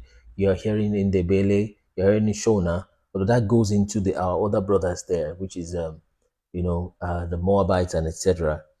Okay, and the Ammonites, okay, and down into Mount Seir there. But then they're still Hebrews. So that's languages right there for you. The next on top of the languages is the peoples, telling you the cultures, the traditions, the skin color, the hair texture, the things that they do. That's the next level. Most people are quite flowing along with this. The third part, which is getting more difficult, from the previous one, is to show you locations. Is to begin to show you locations that this one is here, that one is there, this one is here. Most people are getting more resistant to that. But somebody else that I've never met before today has been on live for like over 30 minutes, just constantly, and we're talking, and I'm showing you the map on real time, right? I mean, and you're seeing it right there, real time. Okay, so that's locations, languages, peoples, locations. The fourth one, which is very slippery, and we can't open that up fully right now, which we have opened part of it on our website, but it's only for those who can search for it. You see, and that's why they say these things are esoteric in that sense. It's not like in this case, in the case of light, in the kingdom of darkness, they hide it because it is lies they have there. But here we open it up, just go search, you will find it. The next is the timelines, to show you what has been messed up in the timelines. When these 4 are on, I'll just mention one more, which is where he's trying to hit now, this brother, because he's been very sincere. He's been a pastor before, he's been a leader, and he's checking all these things, he's not matching up, and he's sincere. He just backed off a little bit. I'm like, you know what? Let me hold on this thing and work on my life, work on myself, we'll work on these things. It's not a very easy thing to do, I tell you. It might be a greater hero than maybe some, sorry to say, popular religious leaders that you may know. Because it's not very easy to back off like that and say, okay, you know what? Let me back off from this thing. Let me learn this thing a little more. So the next one will be on the areas of doctrines. Okay, that's very, very, very, a very volatile place. Right? Area of doctrines. Very volatile. Very, very volatile. Areas of doctrines. That's the 5th one. Very volatile. We're just dwelling on the first 3 of these dimensions, as it were, of these levels. We can't touch timeline very much. To get too volatile, too slippery for people to work with. And like I said, it's not a derogatory term to say you guys are too stupid to. No. I mean, something that I had to fight through for years. And you learn more in isolation than you do in, well, it depends on what kind of learning we're talking about. But there's a kind of learning you can only learn in isolation by yourself, So I went through all this part, and I can show people gradually, yeah. So the doctrine aspect will be explosive. It will be too much. So, and that's, some people have tried it. They just start from the 7th level, and they just start saying things and doing things, and people misunderstand them, and then they're gone in oblivion. Maybe not necessarily gone in that sense. Okay, so it's a step. He's come now very, very sincere. He had to leave the church thing. Okay, just hold on. I mean, it's not gone wild. It's just okay. Give it some space. So, but to answer your question, brother, you are generally very right. It's I would say it this way, because this is still public places. Like I said, what you say with princes is different from what you say to priests when you're with priests. You know, within the temples, and what you say in the palace is different. Okay, and what you say in public places is different. But then I said one statement on this platform, is it yesterday? It must be yesterday. You know, that someone was asking, should we still do Sabbath? Should we still obey the law? And I said, if you, by your logic of grace, think that God will forgive somebody who is a fornicator, right, and who is stealing, and God will forgive him by grace, then in that same logic, God should be able to forgive somebody who practices the law and keeps the Sabbath. So that was how I answered that question. You see, someone said they left church in 2020. That's 4 years ago, 5 years ago. So it's not a matter of should we still keep the law. In some churches today, in some gatherings, of which the church is closer. I mean, like he said, the church is definitely closer to the truth in that sense than Islam is. Okay, it's just a plain statement. Those who have been taken over, and some of these doctrines, wrong doctrines, get embodied and personalized by devils and demons. And, you know, I don't want to be, like I said, I don't want to use some terms that may sound either derogatory or like I'm sounding conventional mainstream Christian, which I can, and I do that. I preach myself. We still had the conference last month in the United Kingdom. Okay. So, but then some of these wrong doctrines have devils that now sit on top of them. So people who have got those kind of devils already working through their life, you speak about Islam, then they want to kill you, right? Speak about Islam, they want to kill you. Something else has taken you over, we don't know. And sometimes there's a thin line between behavior, character, and when spirit possession has come into it. You see, very thin line between those things. Very thin line. So so there are some people that would rather have a church member who sleeps with another person's wife, who is a, what's that word, he cheats people, is an extortioner. All right, they would rather have a member like that who's a thief. He steals, he kills, he destroys, and he does all sorts of perversions, and they'll keep encouraging him by grace, than a member who says, what if I follow the Torah and I say, let me keep the Sabbath day holy, right? Let me not call the name of God in vain. Let me not do this. They will fight that guy more than they fight the other sinner. Maybe not even because of money, but because they're entrenched in that doctrine. And of course, those satans and devils come in nice names. So that's a very slippery plan. That's just the level 5. You see. So thank you, brother. It's a good one. The New Testament. Now let me see another dangerous one, which is that the New Testament has been overemphasized, and it has been blown out of proportion. Okay, the new so-called New Testament, which is just a continuation of texts, really, but it's been blown out of proportion too far. Christians wouldn't like what I just said. They will think this, you know. But you will notice how God so suddenly, all of a sudden, moved from a potential African father in a Old Testament, as we call it, and he became a European father in the New Testament. Have you not noticed? It's like you are talking about two different people when you hear a so-called Old Testament preacher preach or so-called New Testament. It's like it's a different God. Like he's a schizophrenia, and he's just flipping his personality all over the place. You see, because it sounds contradictory. He moved from an African dad that would correct you and say, that thing is wrong. Listen, I am your father. Sit there. If you don't sit there, I will spank you. That's an African father. But now he became a European father. No, just do whatever you like. You're right. You're right. And you'll be knocking your child's door. Is it daddy, get out? I don't want to see you. That's a New Testament daddy. He's a different person. You see. So you can form an idea of God that you like and you worship that God. So everything flowed around that. Everything just kept flowing around that. So just understand that statement like that, you will get it. How did the personality of God just so flip so suddenly? How did it flip May so the suddenly? Most High bless. Sorry, I've muted you unknowingly. But then I don't. May the Most High bless you, Minister. May He Yes, bless you for what you just said. amen. May He bless you. That's I'm not going. I don't have anything to say. May He bless you for what you just said. That's all. I'm going back off. May He bless you. He that has an ear, let them hear what the Spirit is saying to the churches. This is the most sensible thing. You've spoken so well. I honor you, sir. Thank you. Thank you, sir. So he finds it difficult to hold himself. Just declare what he wants to. So if you now come and start from that level 5, and there's still higher levels, but just come from that level 5 and just start saying things, you would cause troubles. They will kick you out of the churches, some sincerely. So it goes deep. So just understand that how he just automatically just began. He just became a European dad, and knock and say, "Are you all right, Charles? Are you there? Daddy, go away. I don't want to talk to you. All right, whenever you're free." Your father. You're a joker.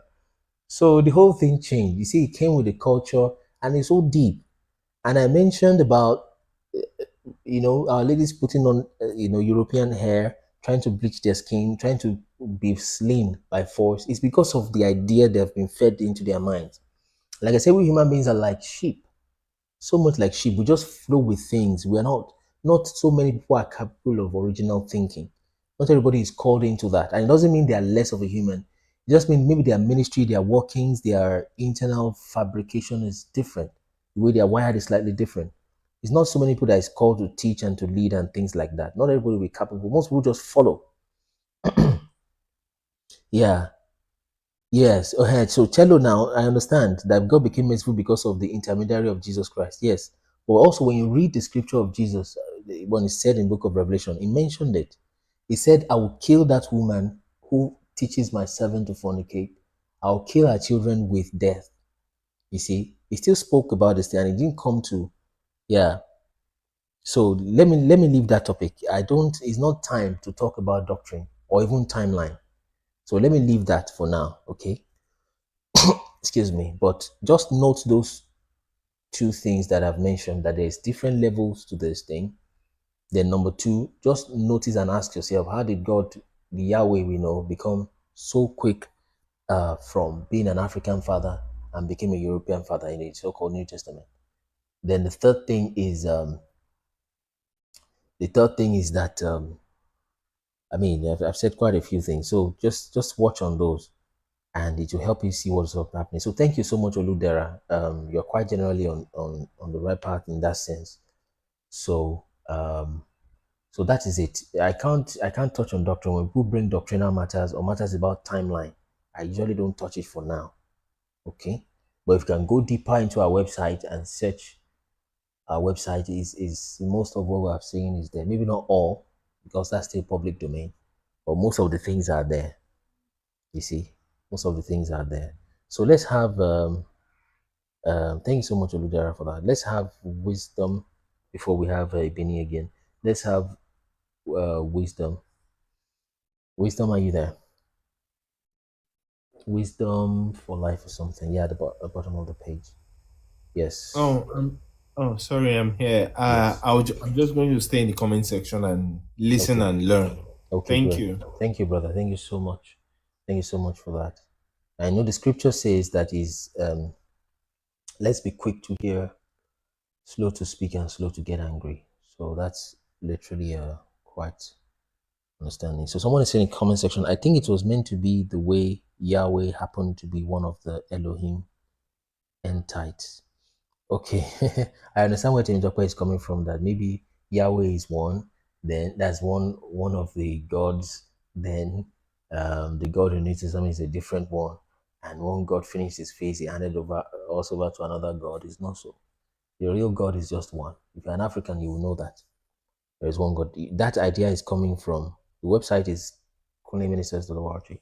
So the that idea of many gods ruling humanity for different ages and one God created human beings is the same thing as Oromila, which is many of these are mythical stories which has some truth in them at the background, but then by this word, what's it called? Chinese whispers. something like that. That goes over the years, it became stories that can't hold water at the end of the day. Excuse me. So it is what you have with our oral history in Africa. So, but then it holds a whole lot of truth. A whole lot of truth is what you have there. So they tell you about one Oromila did this, one did this, that. So they hold some truth, but it's not the full thing. And like I said, when those people are conquered, they take your scribes, they take your leaders, they take your priests. And usually there'll be something you guys are doing wrong before they're able to overpower you like that. Okay? So someone said it's a powerful representation, but why do we still use God Jesus? It's step by step, right? He said, why are we still using God Jesus? It's just like the word Olodumare, okay? Some people say it's an idolatric name or something like that. The same way God is the name of a European deity, okay? It came from a European deity, but let me turn off that timer. It came from a European deity, and which makes sense, because there must be some deity who were the Europeans calling God before they met Yahweh, if you get my point. So we still use those names, God, Jesus, because that's what people are familiar with. Okay? We use that to start, to begin to explain these things. Lord means Baal, exactly. But then if you're a Yoruba man, you know that Baal is Baale. It's not a bad word in itself. That Baal is the same thing as Baale or Baale. So superstar Simon is saying Lord in Hebrew means Baal. So if what you've got is just language, like we said, that's level one. Like I said again, it's not a derogatory term to say that. We're just saying that is foundational. But if you're a Yoruba man, that Baal is Baale. We have Baale, lords of the lands in Yoruba land. When there is, what's the word? Contention between lands, you call the Baale to come and attend to it. Please elaborate on that. Elohim concept of meaning of many gods. I'll touch on that, Bengesman. Yeah. So you call the Baales to come resolve that matter. When your husband, you call him Baale, is a bar, the Baba, okay? And don't Balurile. There's no need for that etymology. But the point is, that's what Baal means. It's not an evil word in the sense, say, oh, that's Baal. Lord means Baal. Lord is just a descriptive term. You can be the Lord. I'm the Lord of this life, for example. Does that mean I'm a Baale? Or I own any land, or I'm Baal in that sense? No. Excuse me. It's just a descriptive word, okay? And it's probably even more technically accurate than saying God. Because from what we can gather, that God was the name of a deity. It used to be the name of a deity before. But Lord is just to lord over things. Now, the etymology of Lord, I'm not sure I've checked that up. That's Lord in English language. Okay? It might have come from some Germanic roots. But the point is, those are just languages, part of things. In the spirit realm, in the spirit realm, you operate by the encounter and your engagement with that spirit. Okay? Not just the words. These words I'm speaking now, they are spirit, according to scriptures, they are spirit and life. So in the spirit realm, you transmit by telepathically almost, you see. Is how you transmit. These words are just, it's just a breakdown of some higher concepts, and then you it's like modulation and demodulation, what you call it in telecommunications. Okay. So you get most of the concepts we're describing are from a higher place that it is encoded, but then through your mind you decode it and you put it in human language, which is of course much lower. Okay. And then even languages have strata, because English can be lower than this, and maybe Yoruba can be higher, and all of that, the kind of vibration it releases, or what of that, all of that kind of stuff. But the point is, the real concept is not something that can be expressed in words. Words are just to communicate. So in the real sense of it, you are dealing with real substance. This world you see here, this is just physical dimension, and the spirit realm engulfs this whole thing together. Okay, but if we start, imagine now if I start today's live by talking about dimensions and how we are living in essentially a spirit world, and the physical world is a subset of the spirit world, and the real world is a spirit world, you guys are going to be like, just scroll away. So those things have to be taken step by step. When you study Yoruba Bible in its original Hebrew and Greek, you will understand where I'm going, where I'm coming from. Oh yeah, Temitope, just like Ibini also usually says. So yes, so that's that. Elohim, you have Eloha, and Yoruba, you say Oluwa. We have touched on some of those things, and they're just there on our TikTok page and on our website also, which I've told you the name. So so that's that. There is one God. There is one. These are the things, yeah, we need to hear. So but then when, like I said, if it's in public like this, there are many different people in different levels. You can make a statement, somebody will just get offended and they go, which is fine if they have to. Jesus did the same thing according to what we read in scripture. He said some things and he did it intentionally. It appears to be intentional to get people off, to cut them off, so that, because there's a difference between when you don't understand something and when you get offended. If you are feeling offended, well, then check and confirm what is going on and modify it. And when you understand, then you move forward. So let's have Ibini once again, or maybe we take Ibini. You wanted to say something the other time. Yes, I wanted to. Can I be heard? I can hear you. Okay, so I wanted to, the gentleman that talked about Elohim being plural. Well, then again, the problem is that the people that wrote the scriptures were not original Hebrews. If they were original Hebrews, there's nothing plural about Elohim, and I hear them throw that into the atmosphere.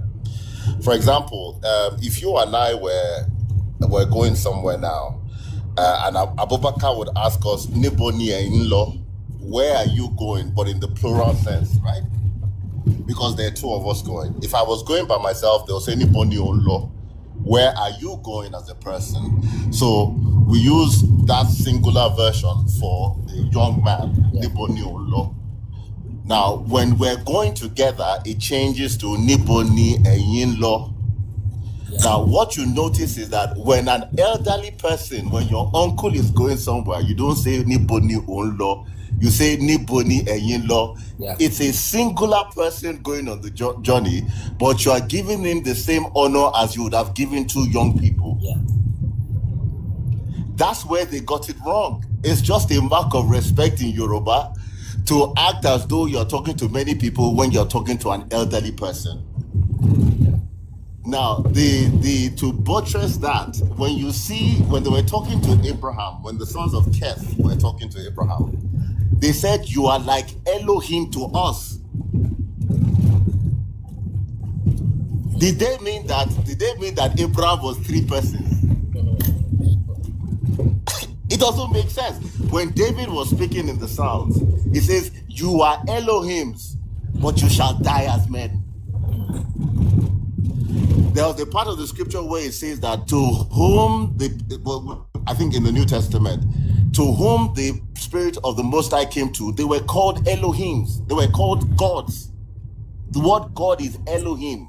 Well, we know that it was from the word God actually is from the Syr.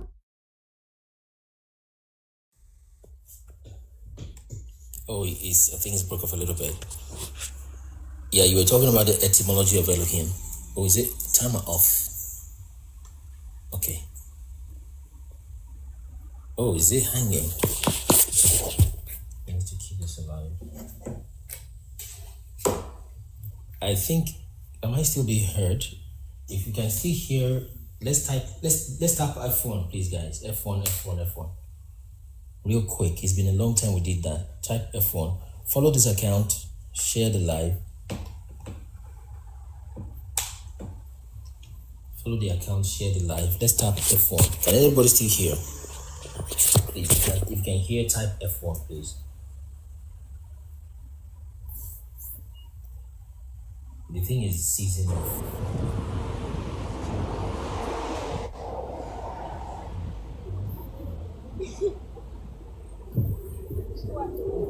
That came to me today, that I'm learning also today. So we should keep those things on like that.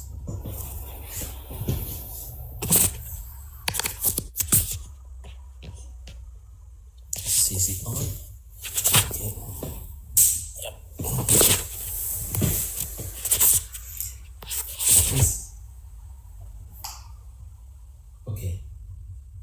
trying to get Ibini back. So Ibini can re-request. So if you, let's do the F1s. We should have like 50 F1s right now. Then let's share the 17 shares should go up to, okay, let's do 25 shares. Hello? Hello? Hello? Hello? Yes, yes. What I just want to contribute is that those names of God that we have, the Yahweh, the Elohim, the Jehovah, all those names, none of those names are name of God. Okay. Because I'm in a spiritual class. I'm in a class. I'm attending a class now. And when an angel, it is a name of a particular angel, okay, that appeared and walked and was at work at a particular time. When an angel appeared to somebody in the Old Testament, the name of that angel at work at that time, that is the name given, that I am Yahweh, I am Elohim, I am Jehovah. Okay. Because I'm in a class now that is all about the Holy Spirit. Okay. It's Holy Spirit. But the founder, the professor in the class is a Yoruba man, but a Muslim. If you listen to RMQK, that is causing problem in Nigeria now. RMQK? Yes, that is causing problem in Nigeria now. Tell me. Their main problem, purpose is about the Holy Spirit.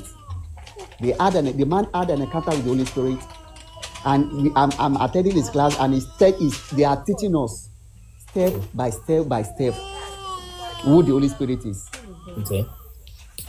You know, in the class we were being made to know that none of those names mentioned is the name of God.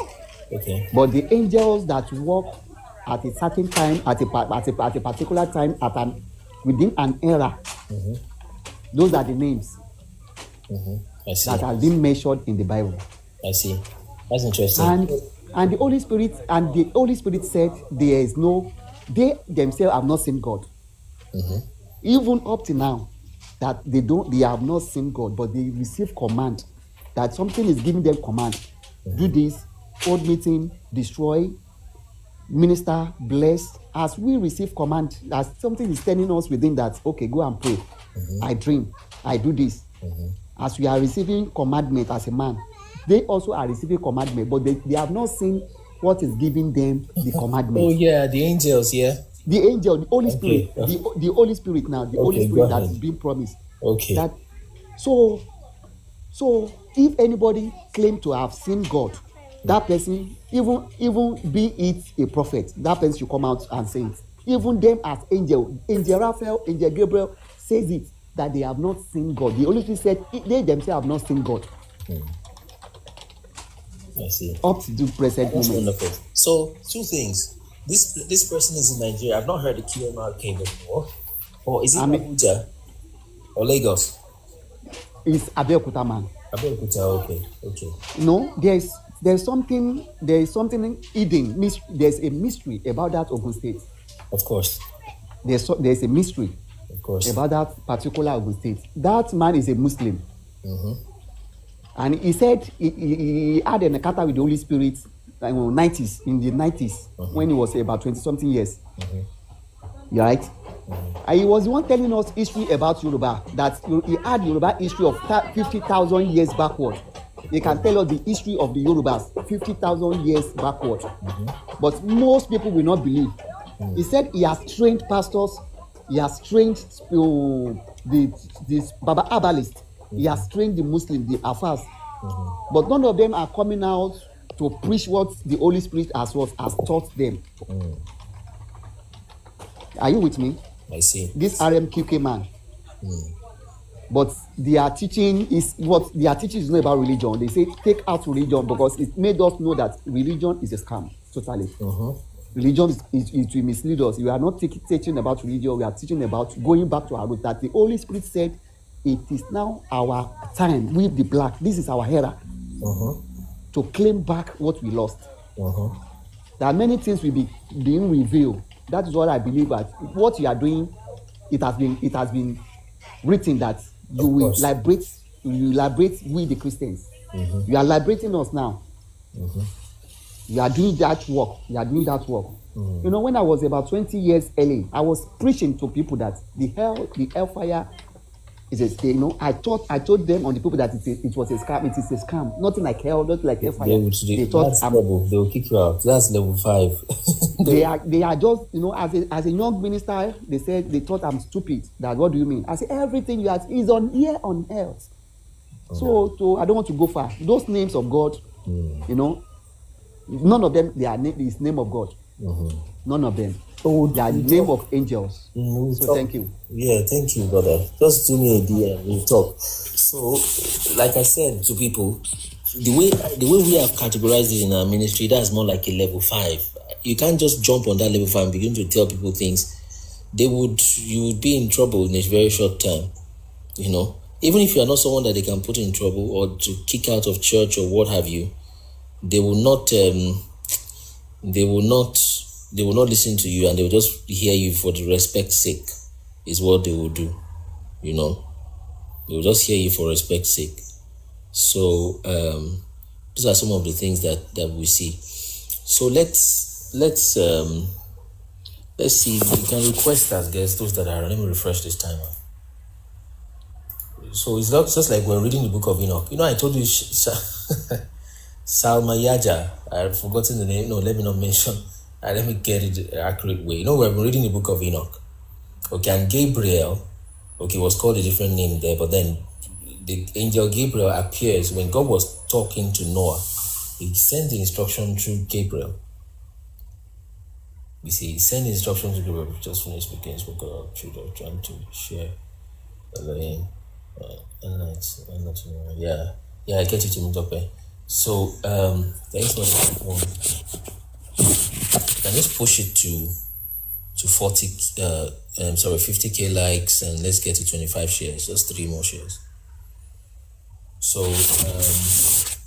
these are basic things, and they can be said. I was telling you how we're reading literally how the angels sent message to Noah. The angel that went to Noah to give him messages was written there, right?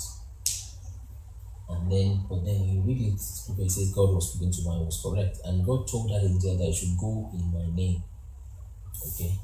So those truths can be balanced. You don't just run away from it. If you find out it's overwhelming you, it's getting too much, take a break.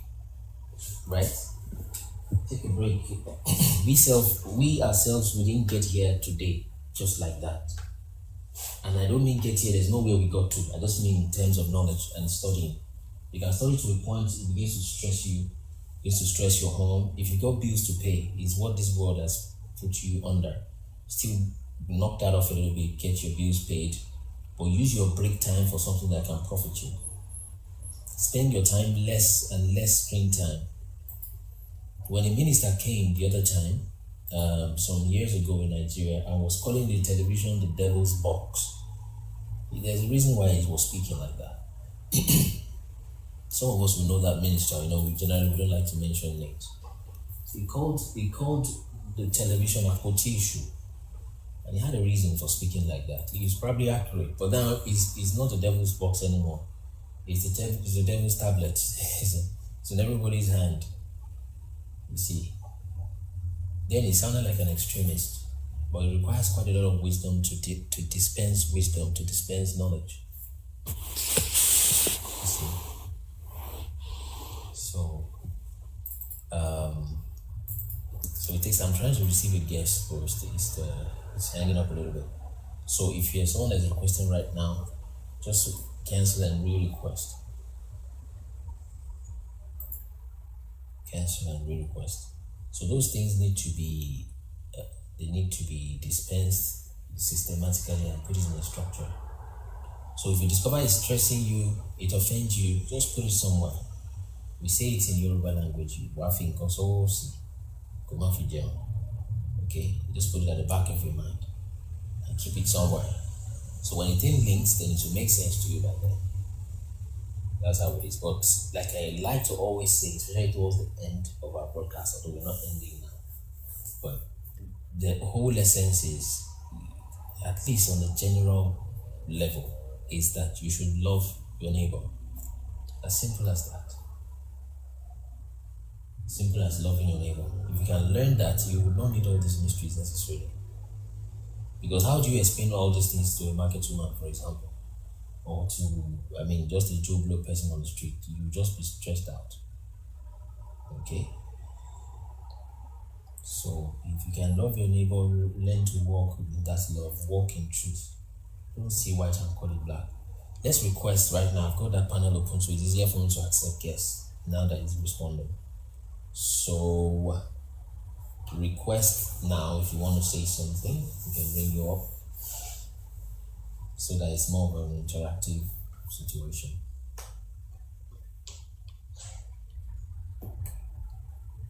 So, that's love cast out fear. Fear is the reason why so many of our leaders in Africa do what they're doing. Now, that's not an excuse, but it just explains it. It just explains it, what is going on. It doesn't excuse it, it explains it.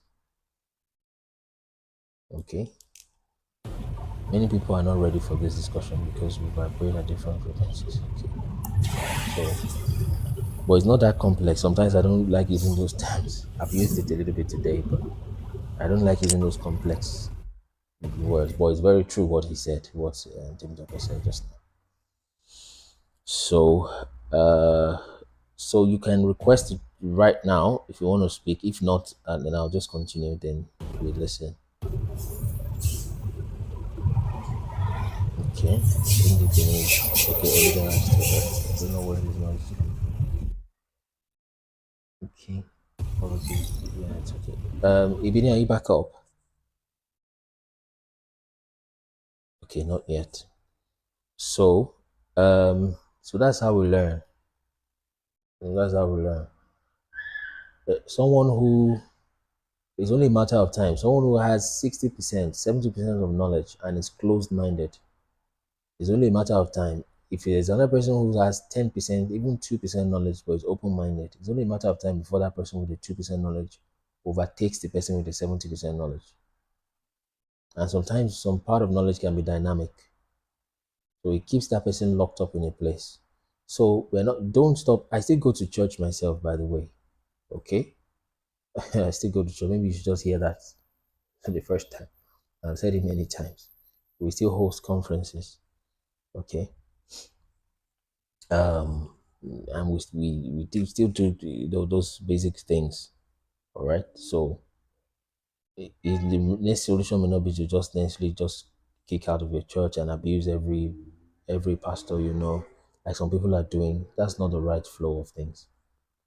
That's not the right flow. Even your culture will teach you not to speak to elders like that. Okay? They might have gotten it wrong. Open your mind and think, they might have gotten some things wrong. Okay, what if they didn't get that? What if that? What if this? So don't just come out and say, okay, you are leaving church, leaving everything. You might, in an attempt to get yourself off the left side of the ditch, you might fall on the right side of the ditch. Is the problem. So, and it's not any better than where you're coming from. It's not even worse. So, it's like that. Let me, Oludera, by the way, I don't know, do you know this?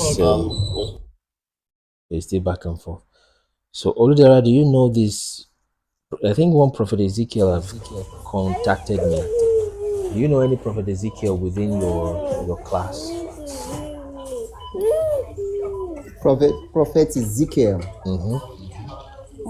You know what in my class, I mean, within the RMQK, what's your RMQK stuff that you mentioned? Yes, you know what? We have online class. What I do is online class. Okay. I'm in UK. Some people, they are those one in Nigeria. They do, physical class, and they are more benevolent. They benefit more than we, because in our class we do practical. Some animals that are not in existence, that have gone, the Holy Spirit will give us the pictures, bring it.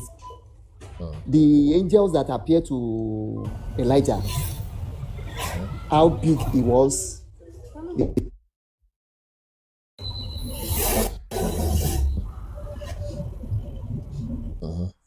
Your network is also failing. Can you still hear me now?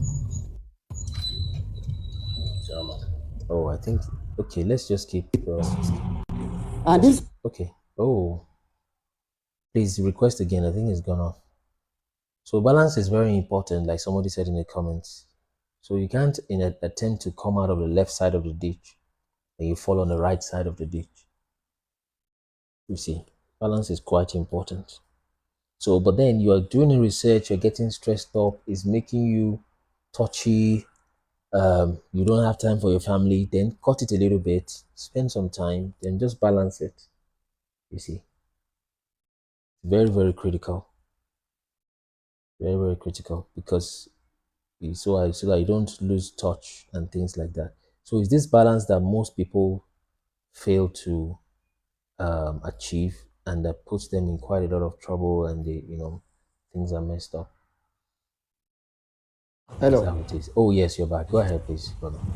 So what I'm saying next is that the Holy Spirit that is being promised now, okay, that we are talking about, they are already, we already know the Holy Spirit already. Okay. They are the angels. The four Gardner angel. Yeah, go ahead. Now they are the one that has been promised in the according to the New Testament, that have been promised. Now the channel that the Holy Spirit now come into us, we don't want to accept it. Okay. Because we are expecting the Holy Spirit to come from the Israel, or from one big white man stuff or whatever. But the man that had that Holy Spirit came through now, even the Muslims, the so-called Muslims that that have direct contact with the Holy Spirit, everything. We want to know what happened. They show us what was the design of Noah's Ark in the practical. But the so-called Muslims don't want to accept the source. They don't want to accept the source. That how could you be preaching this? How could you be telling this? In the class they call it the spirit of truth. That is the only truth.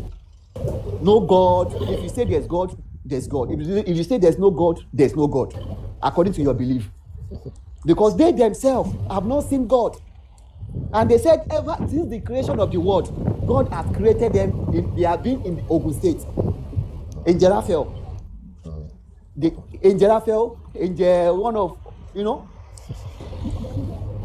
So back to your question. You just have to you just have to think about how things are being placed.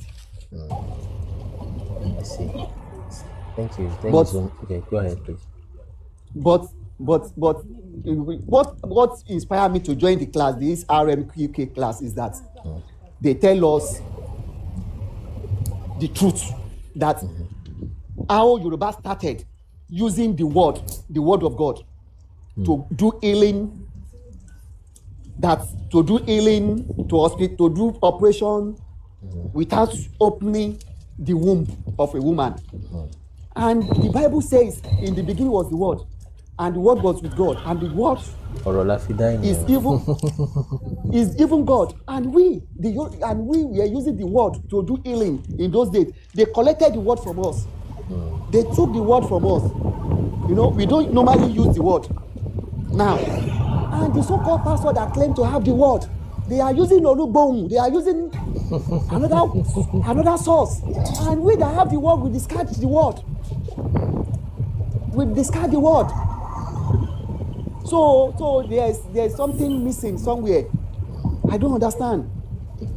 In the class, not everybody have access to it. Until when I get to UK.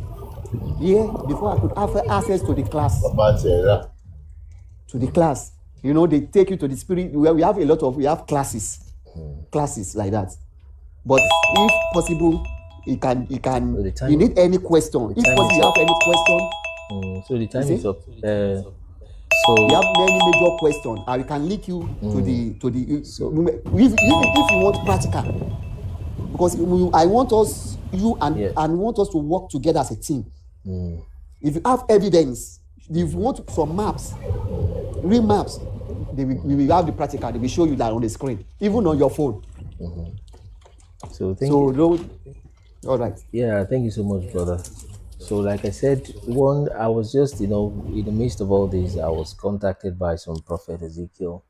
Like we get contacted almost every other day like that by people, etc. So, and, he was also speaking along those lines about Abeokuta and, the Yoruba people, some of the things that have been given to that clan of humanity and things like that. So it's wonderful. So thank you so much for that submission. So I think we'll just read some more, and when you see, we told you that one of those angels was weeping, according to scriptures. He was weeping at Damisak, okay, at a place called Damisak, which is Damascus, and we see where Damascus is in northern Nigeria. So I think it's just a time to just shift up the knowledge up a little bit, is why God is allowing this to come out at this time. So, and he knows that as a human race we can handle it, because when the person that created everything, when he shows up his face, when he shows his face in the end, it is written in the book of Revelation that this very earth will just depart and cease to exist because of his appearance, is what that scripture says. The earth will just cease, and even these heavens we see above will cease. You see, so those are the kind of things. So let's do one final. Please, let's follow the live right now. Follow the live. So all of these things, like I said, the essence is, I think somebody's still connected somewhere. Okay, maybe it's Ibini. Ibini is the only person that he connects to TikTok and we can't see him on the guest. And sometimes he's requesting if the thing is not coming through. Ibini, can you hear me? Can you speak from there? Are you connected? Try to unmute.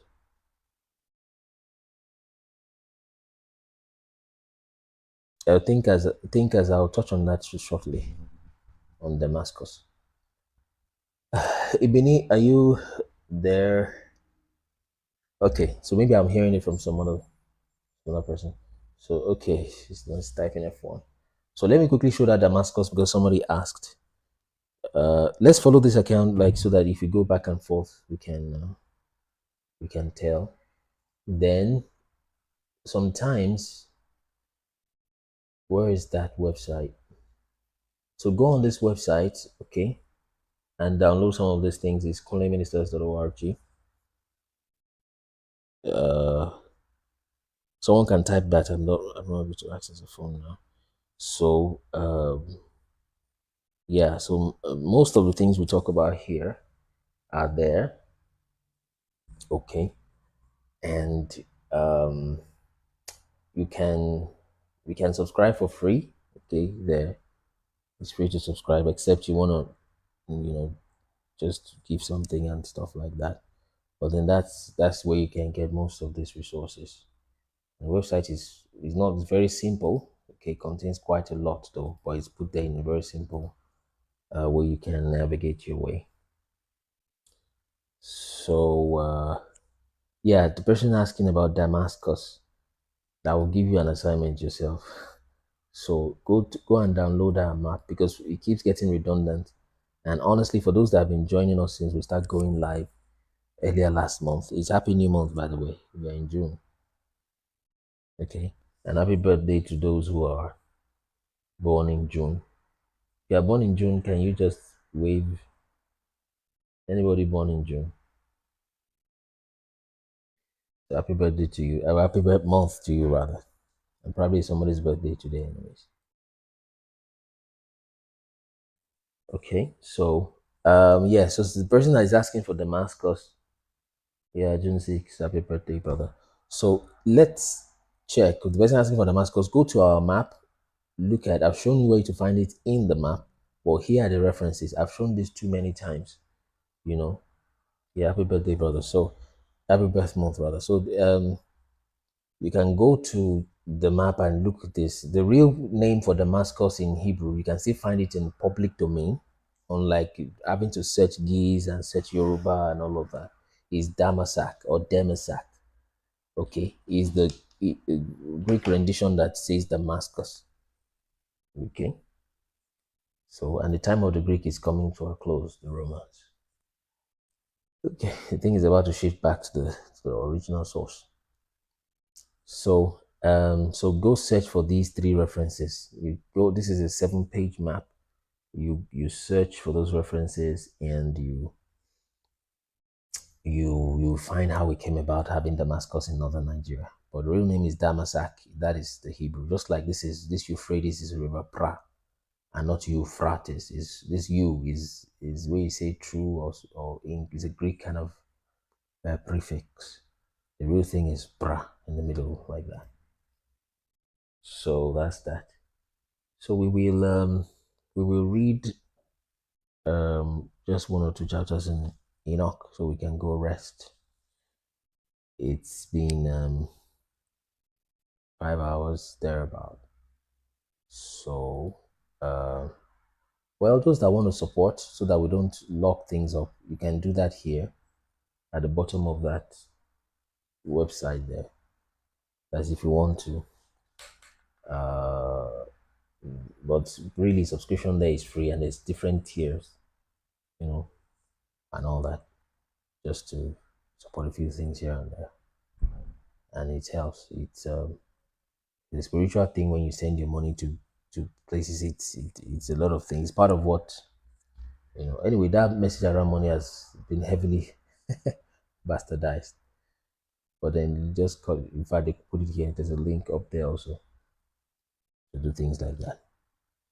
So those things are coming together. You can, when you get on the website, you just click it. It pops this up to you.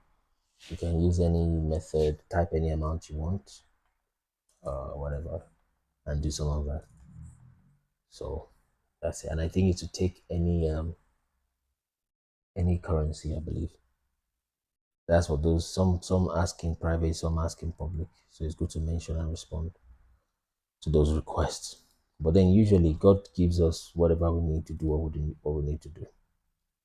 That's why we don't push that so much. But I think that won't stop people from doing that if they want to. So let's read Enoch.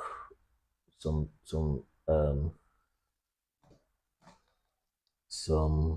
what's it called now? Chapters of Enoch. We stopped. Can anybody remember? Let's see if there's momentum around this Enoch. Can anybody remember what chapter we stopped? Let's see if we are on the same page with anybody.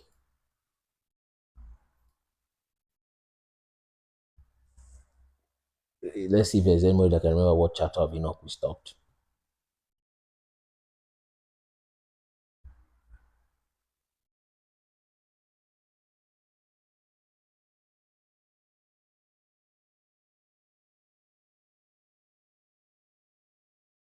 If there's nobody that can remember, then I don't know if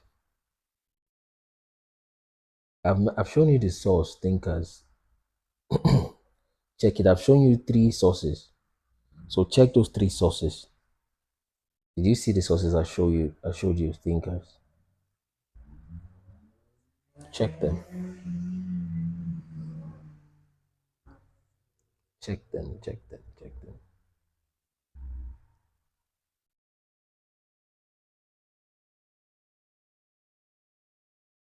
So what chapter of Enoch did we stop? Can anybody remember? I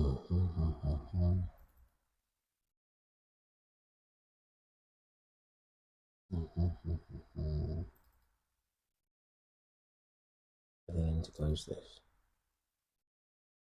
Maps.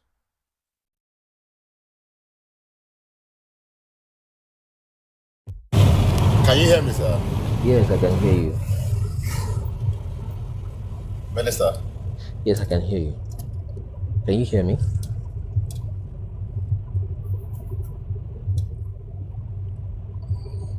Can you hear me, Ibini?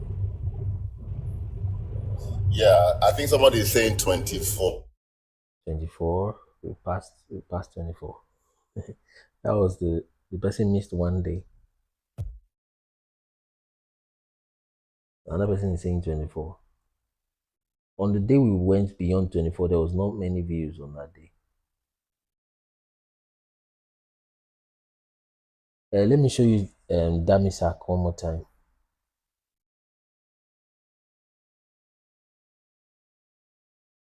Let's see.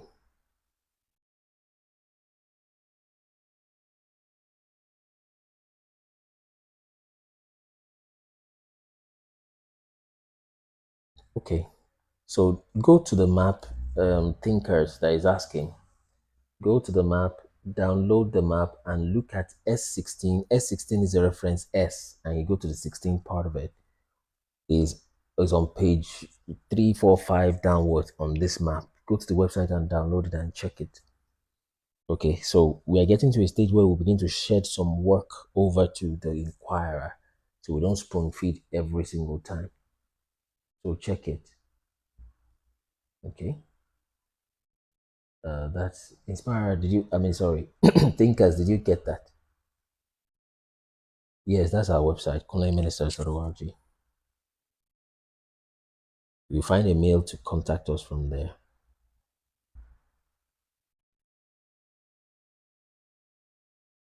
But then the primary sources, are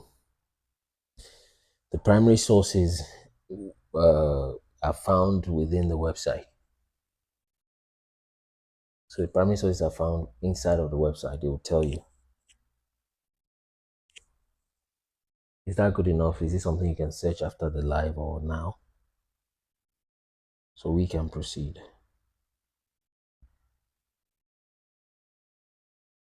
So another reason why we bring these things up, when you see something going wrong around you, you speak up, you speak out. That's part of why evil prevails.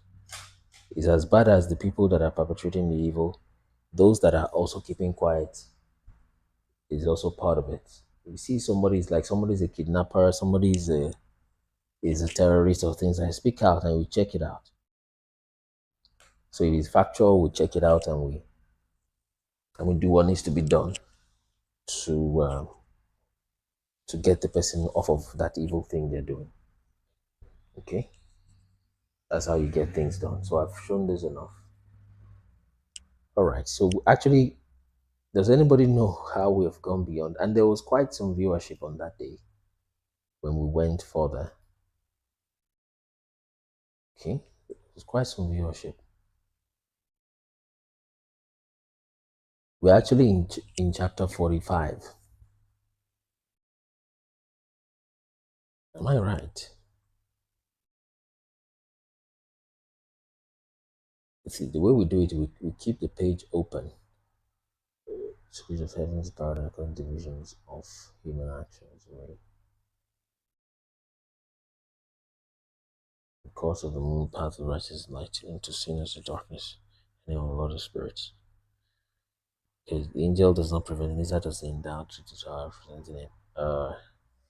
Can someone remind us where we stopped? So from now I'll just type it down. That's what we'll do.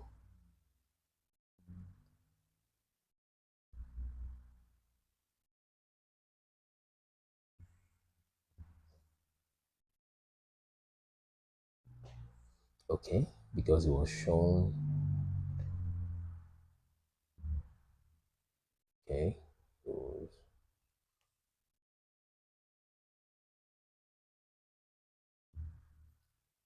So Ibini, you can mute. Taking as in, how do you come about around Damascus in northern?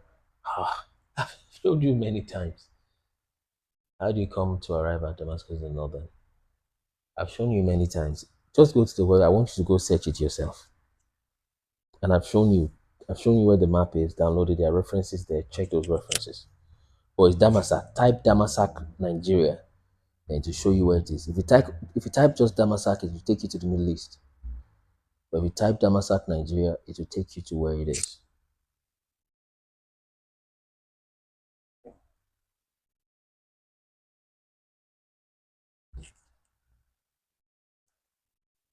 So it's time to remove those who are destroying the earth by way of so-called mining and oppressing God's people. Let's go. Let's go to 43. So I'm sure that this one definitely we've gotten here before. Okay.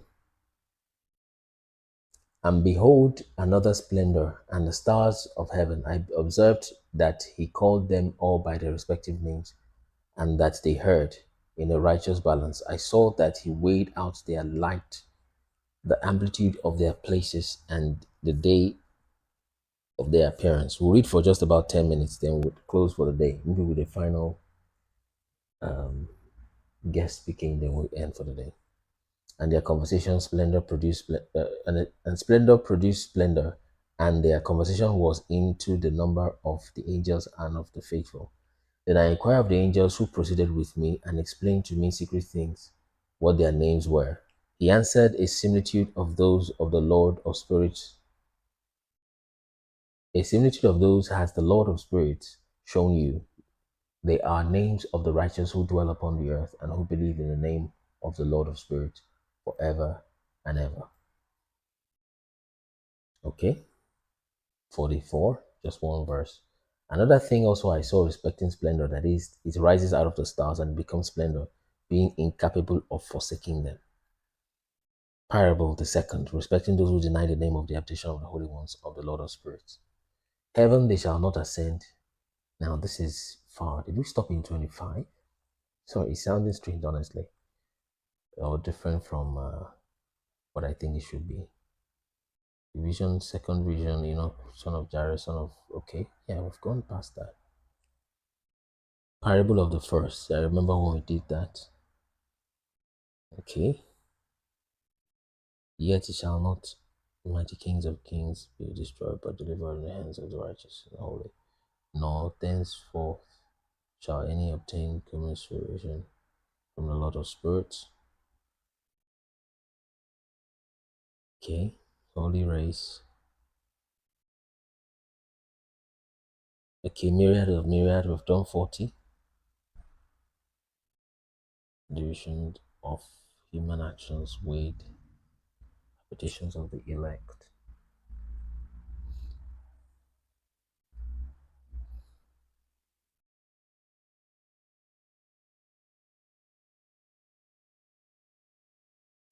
There too, my eyes beheld secrets of lightning, thunder, secrets of the winds. Okay. I saw the wooden receptacles out of which the winds came. Okay. Wooden receptacles.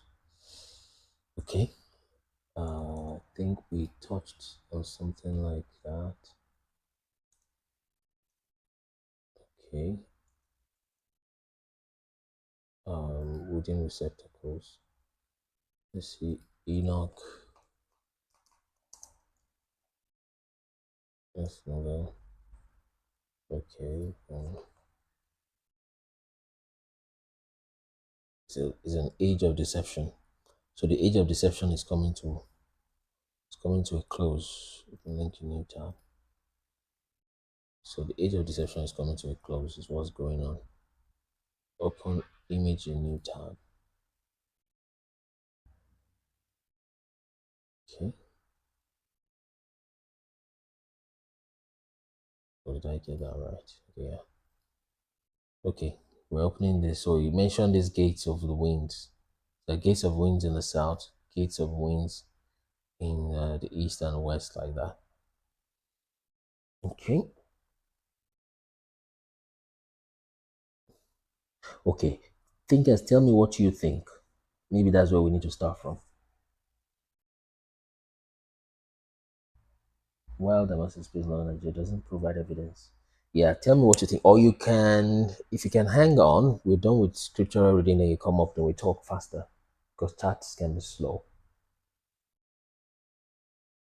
Okay, chats can be very slow.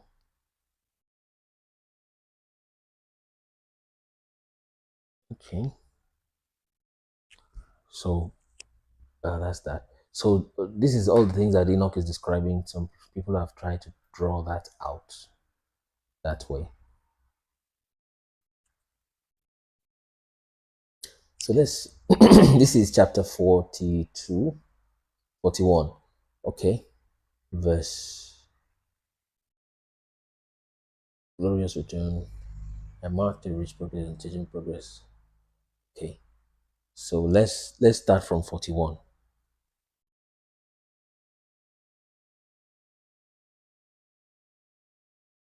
41, 40. Start from 40.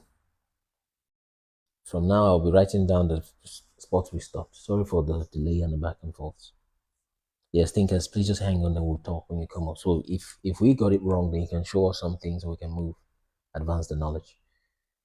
After this, I beheld thousands of thousands and myriads of myriads in an infinite number. This is Enoch 40 of people standing before the Lord of Spirits. On the four wings, likewise, of the Lord of Spirits, of the four sides, I perceived others, besides those who were standing before him.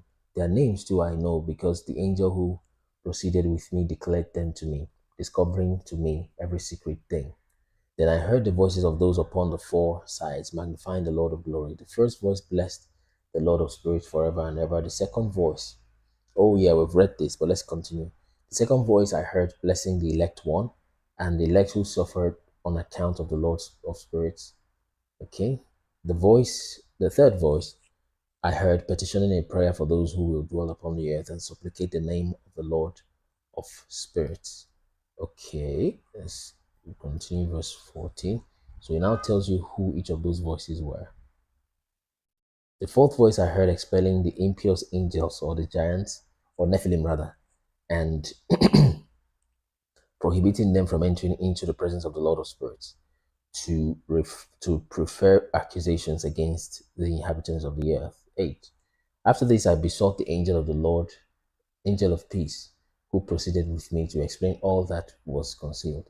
I said to him, who are those whom I have seen on the four sides, and whose words I have heard?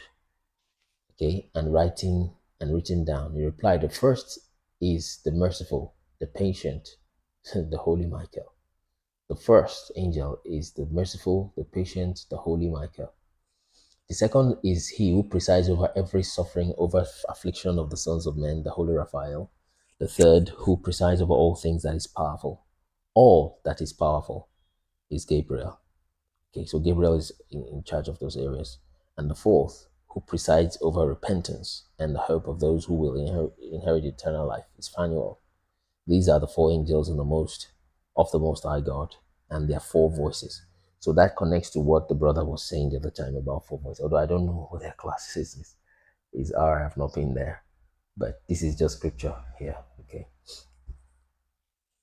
41. After this, I beheld the secrets of the heavens and the paradise according to its divisions, and of the impious angels, literally Satan's. Okay, this is just telling you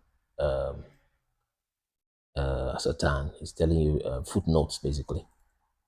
Next, in charge of human actions, and they weigh it in the balances.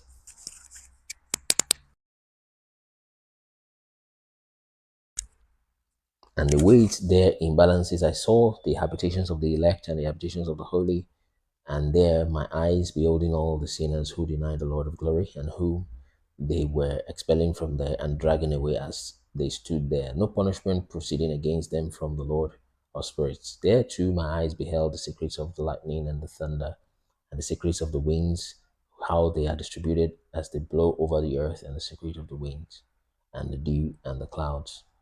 There I perceived the place from which they issued forth, and became saturated with the dust of the earth. There I saw the wooden receptacles of which the winds became separated, the receptacle of hail, the receptacle of snow, the receptacle of the clouds, and the clouds itself, which continued over the earth before the creation of the world. I beheld also the receptacles of the moon. Okay. If I'm still being heard, if you can still hear me, just type yes. Okay. So that it will be in place of F1 that we have. We are entering the last lap of the line for today. If you can still hear me, just type a yes. I beheld the receptacles of the moon where they came, whence they came, whither they proceeded, their glorious return, and how one became more splendid than another. I marked their rich progress, their unchangeable progress, their disunited and okay, yeah, thank you. So that this, where is it? They are disunited and undiminished progress, the observance of a mutual fidelity by a stable oath. Okay, let's still keep going. So, like I said, you don't have to grab everything one day. It can become stressful because your soul will it almost gets overwhelmed or addictive, as it were. So we'll take your time, take a rest, read a little bit, come on live, we discuss, you pray, you meditate, you give thanks to God, do things like that, refreshing yourself.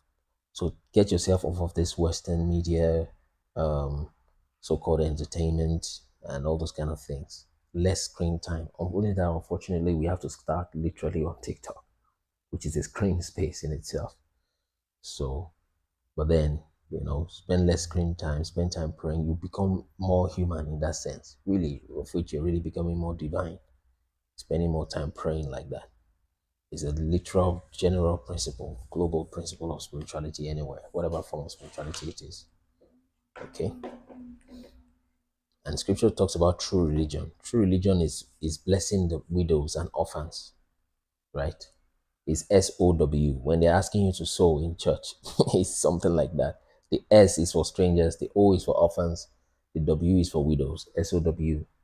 That's the real meaning of true religion, according to the book of James in the Bible. You see, so that's what it is. You will see when you begin to function like that. Don't eat unhealthy foods. Don't eat the food that goes to your soul, that goes to your body. You watch it properly. You begin to become more alive, as it were, and you become more your empathy will come more alive, right? You're not so dead, as it were, so to speak. Okay, so their proceedings forth from before the sun and their adherence to the path allotted them. So when you hear some people talking about knowledge, it's not like they're trying to get you crazy or tell you some weird things. It takes step by step, and that's why we have writings like these. Just read scripture and read them, things like that. And you sleep reading scripture, take your time. Okay, in obedience to the command of the Lord of the spirits, potent is his name forever and ever. After this, I perceived that the path, both concealed and manifest, of the moon, as well as the progress of its path, was there completed by day and by night, while each one with another looked towards the Lord of spirits, magnifying and passing with cessation, since praise to him is rest for the splendid sun. There is a frequent conversion to blessing and to malediction. Okay, what's the meaning of malediction? Let's have a quick look. I was expecting benediction. It's like opposite of benediction, the way it sounds. But let's check meaning of malediction. Okay. So malediction, a magical word or phrase unuttered with intention of bringing about evil or a curse. So yes, it's the opposite of benediction when you check the etymology. Malefactor, benefactor, like that. Okay. So 6. The course of the moon's path to the righteous light, but to sinners its darkness. And in the name of the Lord of spirits, who created a division between light and darkness, and separating the spirits of men, strengthen the spirit of the righteous in the name of his own righteousness. Nor does the angel prevent this, neither is he endowed with the power of preventing it. For the judge beholds them all and judges them all in his own presence. Excuse me. Chapter 42. Wisdom found not a place on earth. We may need to get to 45. I know we've gone past 10 minutes. Wisdom found not a place on earth where she could inhabit her dwelling, wherefore is in heaven. Wisdom went forth to dwell amongst the sons of men, but she obtained not a habitation. We have not read this one. He's saying that human beings are stupid. Because ignorance is not absence of knowledge, it's ignoring knowledge. It's probably why they call it ignorance. Wisdom went forth to dwell amongst the sons of men, but she obtained not a habitation. Wisdom returned to her place and seated herself in the midst of the angels. But iniquity went forth after her, and after her return. Now we need to read more slowly, because it's been a while I myself read this chapter 42, or the whole book of Enoch anyways. Okay. So, but iniquity went forth after her return, who unwillingly found a habitation. You see this? He's telling us the state of humanity generally. Okay. And resided among them as rain in a desert and as dew in a thirsty land. They were thirsting for iniquity. Now, an atheist can take this is a foolish thing to do, right? And say, you see, why did God allow iniquity to come amongst men? That's a foolish question to ask. Why not read the whole question, the whole topic, and understand? Otherwise, you yourself are demonstrating the foolishness that has been described. So don't look for every point to try to discredit God that you don't know. You see, it's just not very smart. If you're hurt, get yourself healed. And you have prayed to God one time, you lost a loved one, you thought God was going to answer you. Get yourself healed, okay? Let God touch you. Yeah, a lot of spirits, yeah. So let God's spirit heal you from that hurt. But then the next thing is not to start acting like someone you're trying to fight God. Something else is inspiring you. Wants to get you destroyed. So wisdom went forth to dwell. It didn't find a place, but iniquity went and found a place, and they were thirsty for that iniquity. 43. I beheld another splendor and the stars of heaven. I observed that he called them all by their respective names, and that they heard. Okay? And in righteousness, and in a righteous balance, I saw that he weighed out with their light the amplitude of their places, and the day of their appearance, and their conversation. Splendor produced splendor, and their conversation was into the number of the angels and of the faithful. And I inquired of the angel who proceeded with me and explained to me secret things, what their names were. He answered, a similitude of those has the Lord of spirits shown you. See, they are names of righteous and who dwell upon the earth, and who believe in the name of the Lord of spirits forever and ever. Okay, let's check this next. Okay, 45. Parable the second. Okay, respecting those who deny the name of the habitation of the holy ones and of the Lord of spirits. Heaven they shall not ascend, nor shall they come on earth. This shall be the portion of sinners who deny the name of the Lord of spirits, and who are thus reserved for the day of punishment and of affliction. In that day shall the elect one sit upon a throne of glory, and shall choose their conditions and countless habitations, while their spirits within them shall be strengthened. When they behold my elect one, this elect one is, we know who this elect one is. Let's keep going. For those who have fled the protection to my holy and glorious name. In that day I will cause my elect one to dwell in the midst of them, will change the face of heaven, will bless it and illuminate it forever. I will also change the face of the earth. I will bless it and cause those whom I have elected to dwell upon it. But those who have committed sin and iniquity shall not inhabit it, for I have marked. So you see, most of this, now there's difference between practical and theory. I've marked their proceedings. There's difference between practicals and theory, but most of the theoretical part, the empirical part of what they are discussing in the deepest, the most esoteric place. And let me tell you a rule of thumb, okay? Because we have touched in different areas today, getting to levels, in our this conversation that may sound scary to some people, and and it's understandable, okay? And yeah, so, but if just understand this, Okay, that no matter how weird the knowledge sounds, like people have come here to say a lot of things today. We've been here for these 5 hours, 30 minutes now. So they've come to say a lot of things. Some of them sound weird, some of them like sound like, what is he talking about? You know. So as a rule of few basic ground rules is that it will never ever be about fighting against human beings or destroying people. Fornication will be out of it. Destruction will be out of it.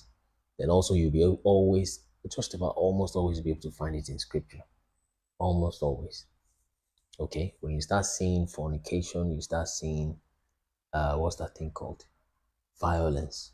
Okay? When you start seeing real fetish witchcraft to hurt people either in spiritually or physically. All right? When you start seeing deception, lies, and twisting things, then you know that you're going to the wrong place. So it's not that difficult to find. Truth is very simple and narrow and straightforward and straight. So most of the things he's saying, even the Ogun State he keeps mentioning, and these places are powerful. Okay.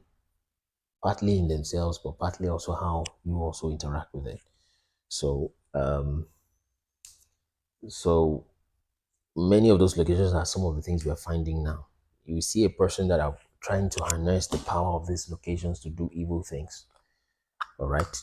They just know that when they touch this ground, touch that water, most of the waters they're touching is that Euphrates River. They were angels that were bound, 4 angels bound in the Euphrates River. Check the book of Revelation. That Euphrates River is not in Iraq. They were bound in the Euphrates River. So you go to those rivers, you use when someone uses witchcraft to cause people problems. I understand we built, if you're just joining us, please don't feel offended. We built up to this point where we are talking. So we didn't just come on live and start saying things. Okay, there are people that have been here for 3 hours, 5 hours. So we built up to get to this point. Okay. So, but when you use witchcraft, you harness the spiritual powers of a river or of a leaf or of a mountain, of the blood of an animal to conjure witchcraft and to do wicked things. It's as simple and is as same as taking, let's say, a pestle that is meant to make food, or a knife that is supposed to be a bread knife, and you stab someone with that knife, or you hit someone's head and the person dies. You have just harnessed the potential power in that mechanical device, which is meant for something else, to hurt somebody by hitting their vital organs. Okay, is what you've done, right? So it's no different. It's just at a different level that you're doing it when it gets to the witchcraft side of things. Okay, you're harnessing simple natural power of those herbs, those mountains, those locations, those things, and then you're using it you're perverting the use of it. It's as simple as that. The same thing with technology. Most people are afraid of AI, afraid of this, afraid of devices. Those devices have no evil in themselves. Like I said, if everybody in the world stop doing evil right now, just stop, like right now, AI will become one of them. It's just so a beautiful a device. However, actually, most people will begin to learn to generate things from the spirit, from inside out. Like we said, technology, I think, was supposed to be from inside out, not from outside in. Okay, so so the same way you can use that AI, get people's data, use their data to advertise. You're using simple principles for evil things. Take a pestle, take a knife that is supposed to be a bread knife, a fork that is supposed to pick your meals to eat, and you take that fork and you impale somebody with it. You see, you have misused that. It's the same way that you take herbs, only it's on a deeper dimension, actually, areas of sorcery and all that. You just take the powers of those things and you harness it, you speak some words, and the thing will be forced to submit to you because of the place you have as a human being. But you don't know that. Anyway, let's not touch on those things too far. So let me read one more, finish that chapter, then so that we don't begin to sound too far-fetched. Okay. We'll soon take the last tranche of visitors or guests rather than we move forward. So I know their proceedings, my righteous ones will I satisfy with peace, placing them before me, but the condemnation of sinners shall draw near, that I may destroy them from the face of the earth. So life is not complex. It's sin. It's just sin. Just stop evil. Oh, let me pop up the screen. Sorry. Yeah. So just evil is simple to define. It's not that complex. But evil becomes complex to define the moment you put yourself in the position of commission, of committing the sin. All of a sudden it's difficult to define sin. But if you put yourself in a position of reception as a receptacle of that sin, then you will know that sin is not difficult to describe. Everything, you know exactly what sin is, because now you're in the receiving end, you see. But it gets difficult for us to define when we are on the commission end. I need to stop here. I'll write for chapter 46 so I don't forget. Continue from 46 and just write that down. Enoch. I'll just say read. Oh dear. Read Enoch 46. So no matter how weird that knowledge is, if you have the time, pay attention to it, see what the person is saying. Yeah. If it's stressing you out, give it some time. If you can take it, okay, go ahead. But it will not have sin in it. Then it will not have evil in it. Evil is not very simple to define. Just put yourself in the person's shoe. That's all. Then number 3, what's the number 3? Number 3 is that you usually find it in scripture. Okay, generally you find some context to it. Not just context. In fact, maybe to the letter. So where it may sound funny is because you just have not learned it yet. Okay, like they're telling you this place is special. Oh, Ethiopia is special. Oh, Abeokuta is special. And you say, is it Abeokuta that I drive past and we buy bread, we buy things? No, I'm not charging that. I mean, that's just Abeokuta there. The book of Enoch is literally in the public domain, but you can go to our website to also get it. Abraham Ottman. So that's that. Let me. Today's live is ending up at 6 hours. I think that's about the maximum we've done so far. So he's about to get to another 6 hours, just like some days ago we did 6 hours. So that means I may not be coming back tonight. I usually don't come back at night anyways. But this is a day I could have come back at night, but I'm not coming back tonight. I don't think so. All right. Please, can you mention the 2 remaining dimensions? Just to mention explanation. Just go on our website. That's the easiest thing. Okay. So yeah, so this is the time for this person to request. Who was that person? I've forgotten their name now. Anyway, anybody can request, but especially the person that was asking about Damascus. We can, yeah, thinkers. There you go. Welcome. So let's fill in this box. Fastest fingers, we fill in the box. There's 3 more spaces. When we fill in the box, then we use that as the final flow. If we'll give preference to, this is a closing. If we were starting and there's still a lot of energy, we give preference to those who are against our ideas that we've put up here. Okay, but towards the end, we will ask you to come back on a fresh day. So we'll be here tomorrow morning by God's grace. So, but we'll still give preference anytime, especially towards the start and the end for those who are just coming for the first time. So let's have 3 more requests. Request now if you want to, so that I can pick you up. So for maybe questions, maybe submissions, like final remarks, thank you, you've been doing fine, God bless you, bye-bye, things like that, and all that. So I don't think I'm getting any requests. So if that is the case, let's have let's do it let's start with thinker. Okay, there's a request coming up. Just a minute. Okay, Benny is here. So we'll do it from the top then, right? From I am, then thinker, then Ibini. So 2 more requests if you're there. 2 more requests so that we close for the day. We continue Enoch 46 tomorrow. The 46. I've written it down anyways. So let's start from I am. So we will still use time, especially at the end because of strength and energy.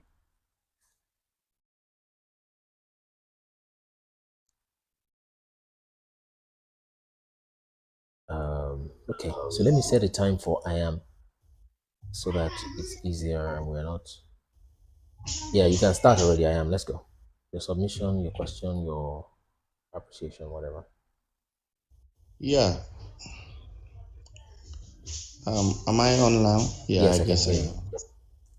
Yeah, I like. I've been following you for a while now, and I guess the things you talk about are true. I don't know if we don't know about it. These things are true. I wrote my first book somewhere 2012, and the second book I wanted to write about the divinity of Jesus, whether it's a myth or true, a truth. And in my first chapter, I was examining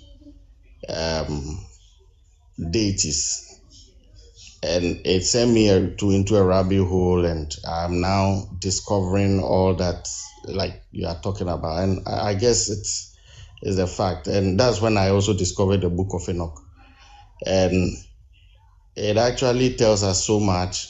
And see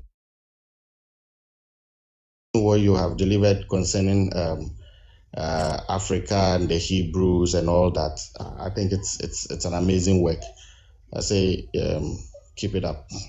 Right. I wanted to find out if you have peradventure looked at the Sumerians. That's one area I have been looking at.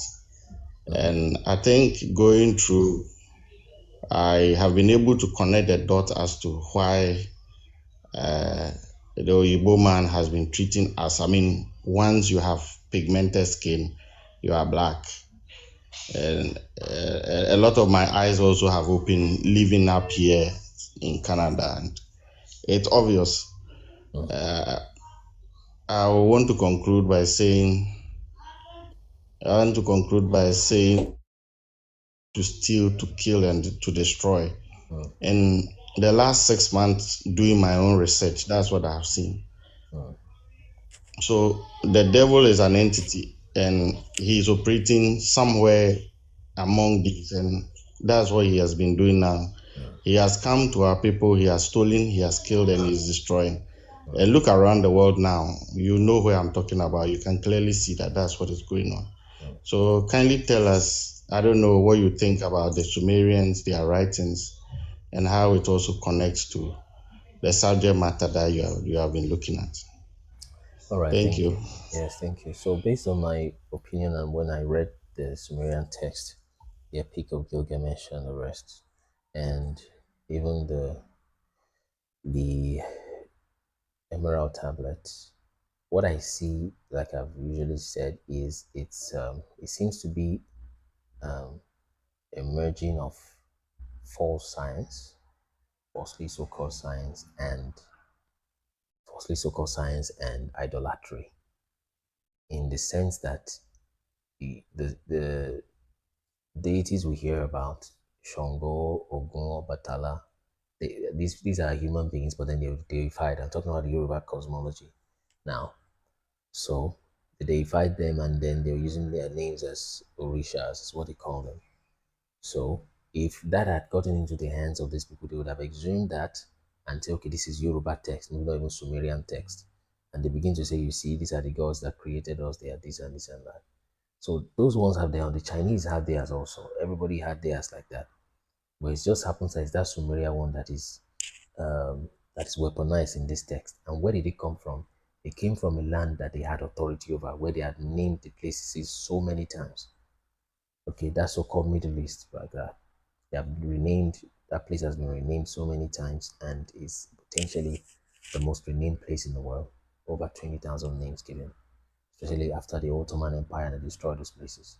So when you have a so-called science that controls time, imagine that you are given a power that when you tell anybody their age or the age of their civilization, then they will tell you yes, they will agree with it. And you put that kind of power in the hand of an imperialist.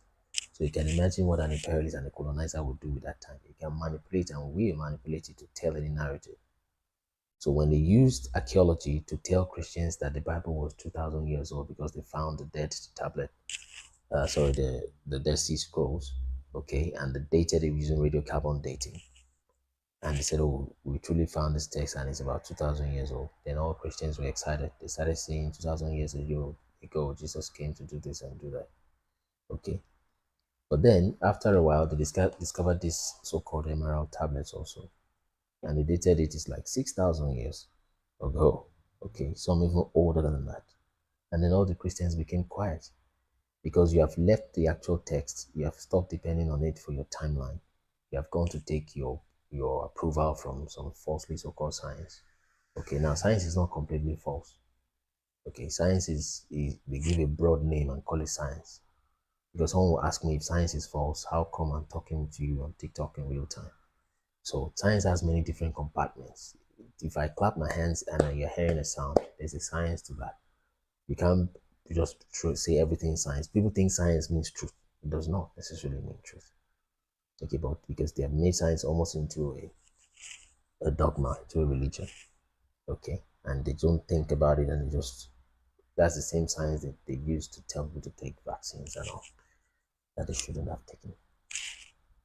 So I think those tablets are, of course, there are stories there in the cuneiforms. The cuneiforms were interpreted and they brought it over. But then again, that's the same place where you have all those narratives. So it's just a simple idolatry story, simple tales under the moonlight, with due respect. You know, it's just those simple tales that they decide to document, which is great. Yoruba has theirs also. Ask the Igbos, they will tell you their own tales also. They also have Enki and Enlil. They have all of that. Excuse me. Okay, they have all of those stories. But then these then use science to put credibility on it. So then a lot of people are putting their minds up to it and they say there is no God, it's just some spirits that came from far, far galaxy. But once I begin to hear the theme, you begin to see that, hey, what's going on? Once you see something that blows space and time out of proportion, know that falsely so-called science, the idolatry of science is talking. That's one thing science does. It blows space and time out of proportion. So that story was quite popular 3-5 years ago is when it started coming up, this emerald tablet Sumerian text thing. Okay, and he used that idea of the earth and humanity, there's 2,000-year-old, 200,000-year-old bones and things like that to verify itself. So far anyway, that's what I can see, because I may be wrong actually. Okay, I'm just trying to put 2, 3, 4, 5 things together. Look at who is speaking, look at what's motivating him to speak. Where did he discover that thing? Who told him that? So you can make some conclusions from that. So that's that about that. So I still think that it's just an idolatry kind of story. Like you have it in almost every culture in the world. All of them have Noah flood to equivalent. Okay, and I think the reason they all have Noah flood is because Noah flood actually happened maybe around 2500 BC thereabout, and then they all migrated. But because of the Chinese whisper effect, the story kept changing and changing. The names changed due to language, due to time, due to space dispersion. So, and then they all have different mythical stories, and they put any years they like. They say that forefathers are 500 million years old, whatever that means in their language. They put it down there like that. But then science, which is supposed to be mainstream, is confirming that with that Sumerian text. See. So that's what I think about that. So let's go to thinkers. Were you going to say something else? I am Meg. I think it's a good observation. I want to know more. So if there are other ways where we can link up. Okay. I want to know more, and I feel I also have a few things to clarify or to share about that. Oh, that's great. Yeah, you can bring it again. Okay. Yeah, okay. So we'll see about that, so that you can close as you were saying. I don't want to go so much into it all. We have a lot of back and forth. All right, thank you, brother. Thank you so much. Let's have Thinker. Thank you so much for waiting. Sorry about the delay. Let me refresh your time. Let's go. Yes, okay. It's okay. Just to clarify, you made a claim earlier on about Damascus is called Damascus. Is that what you said? Okay, Damascus. You said that Damascus. Okay, and you said it can be found in northern Nigeria. Okay.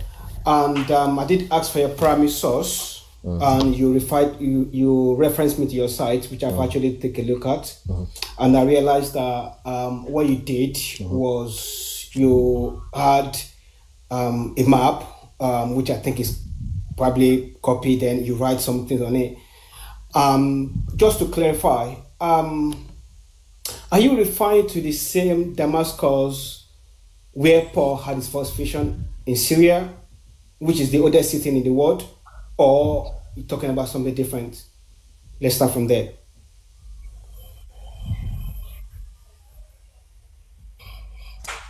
I can't hear you. Yeah, that's fine. You can hear me. I can't hear you. Yeah, that's fine. I've popped that back up. Let's start from here instead. I'll get to that part next.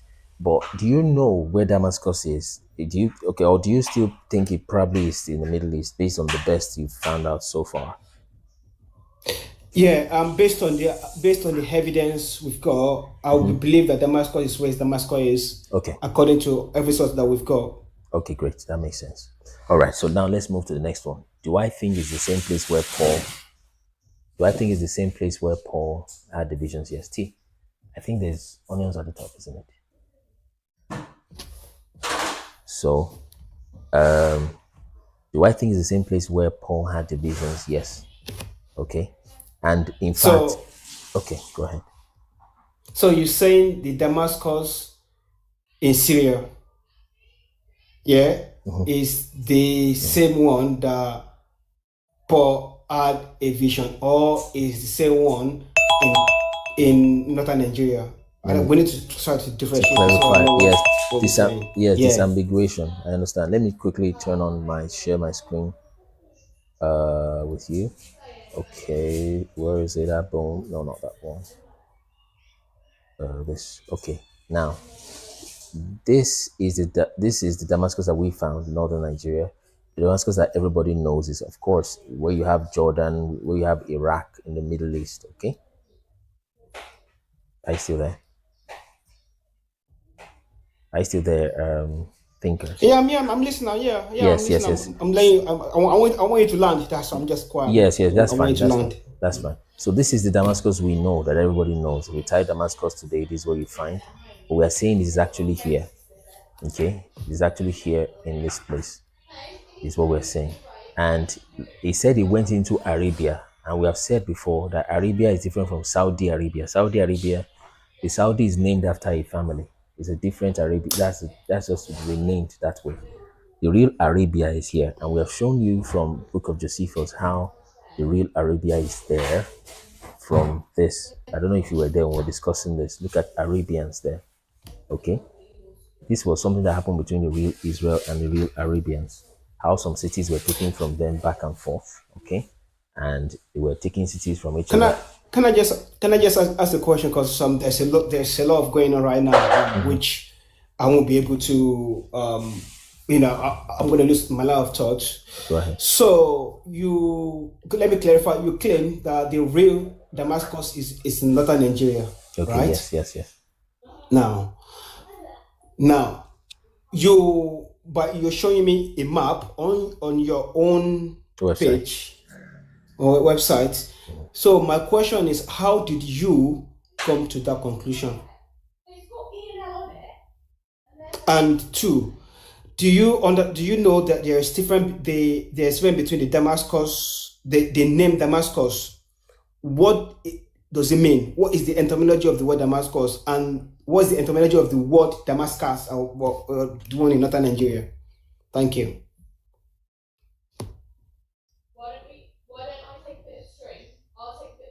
Can you hear me, sir? Hello?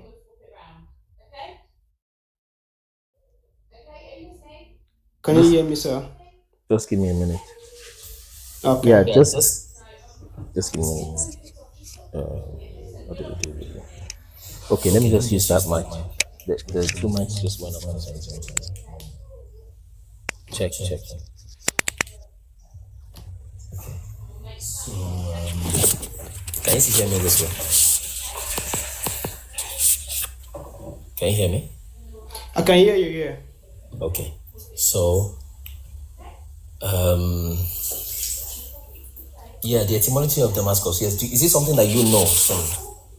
No, I'm just, see, we are learning here, right? Okay. We are learning here. And if you've made a claim, which I do not think is, I do respect your, respect your thoughts, and I respect what you've researched, but at the same time, we can't just accept anything that's right. without Look at the without any H8. evidence. So if you're going to make a claim and tell me, okay, see these two names, they mean the same thing, and that means that the real Damascus is in northern Nigeria. One, you must be able to provide archaeological evidence that's well supported, not just based on linguistic. The little that I know about the what do you call it? Sorry, Damascus. The one in it's the linguistic right from Canary language. Damascus, on the other hand, it's from Syriac language, which means well watered. The other one, which from Canary language, means something with red soil or something like that. Now, if you're gonna, because they have similarities, then you must be able to provide archaeological evidence that is well supported. Because Damascus in Syria is one of the oldest cities in the world that is dated back to the Roman times. So we cannot just come to conclusion based on one thing.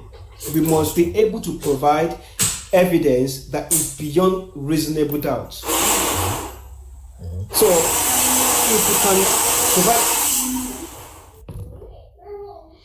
if you can provide evidence that is beyond reasonable doubt, let's say archaeological evidence, that would be great. No, you should do the pay before it's fine. Yeah, you can mute your end. Okay. Yeah, so based on the Damasak, have you been able to confirm that Damasak and the real Damascus is Damasak?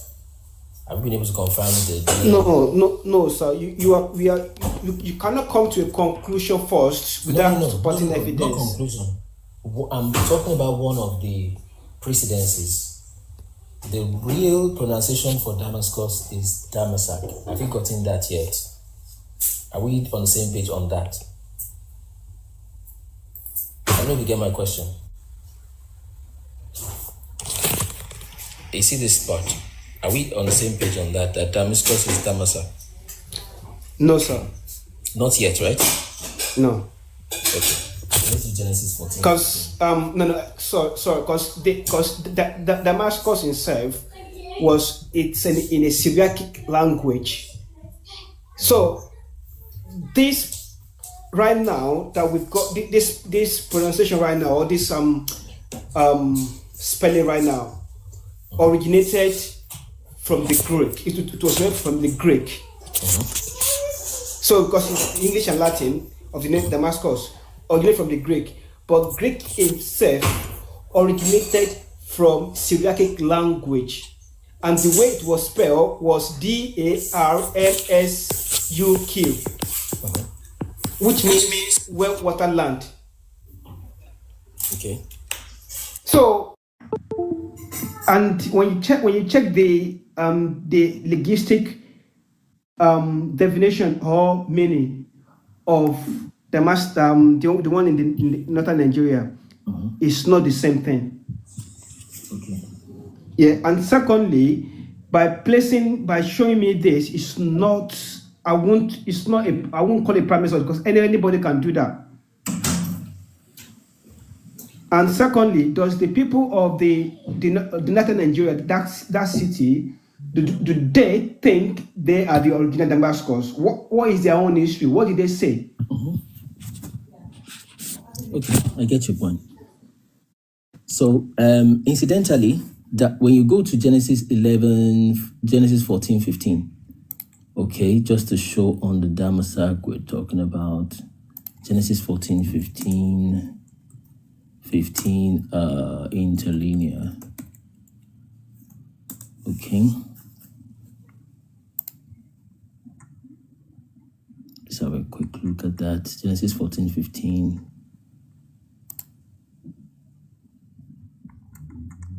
Okay, so we're going to the root of Damascus. I hope you saw that. That was too quick. But that's Damascus there, okay? Are you following this, brother? I'm listening to you. I'm listening to you. But do you see this Damascus here? Yes, yes. Okay, so I just click this, and that's why we put H1834 there. That's okay. Okay, yeah, so that's Damasak there. Damasak.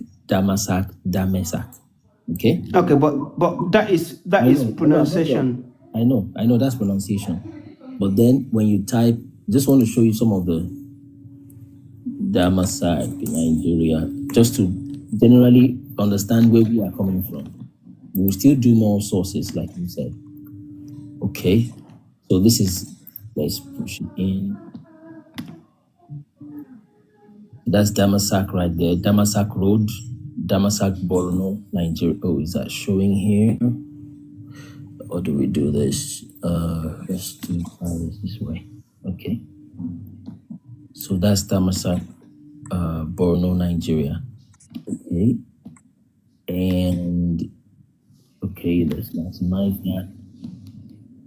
And that's Damasak right there. That's the map. Zooming out. I'll still prove it. I just want to show the basic context first before we. Can I say something before you go forward, sir? No, just hold on a minute, please. So that's Damasak there in northern Nigeria. I'll zoom it back in. Okay, put the pin there. That's Damasak. Okay, now let's go deeper. I'll show you 2 more references so that you can add what you want to add. Stay on. So that's why I put that H134 so people can go look up that number. Okay, but that is reference H8. Okay, but let's go back up. And Damasak there at the top.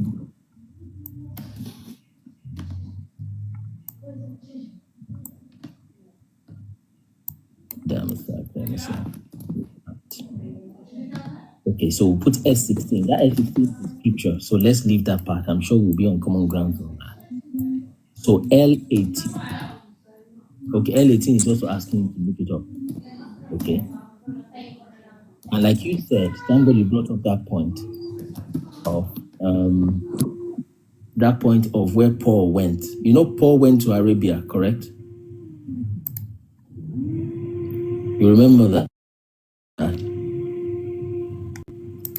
Are you muted? Yeah, you're muted. I'm here. Yeah, I'm listening. Yes. So, and I've shown an extra evidence. People selling it for £2. Sorry, your voice is cracking again. Is it cracking or is low? If you get them at 16 and they don't fit you, I'll buy them. If they Okay, it's better now, yeah. Replace these ones. I've muted you, but you can. What size would you be?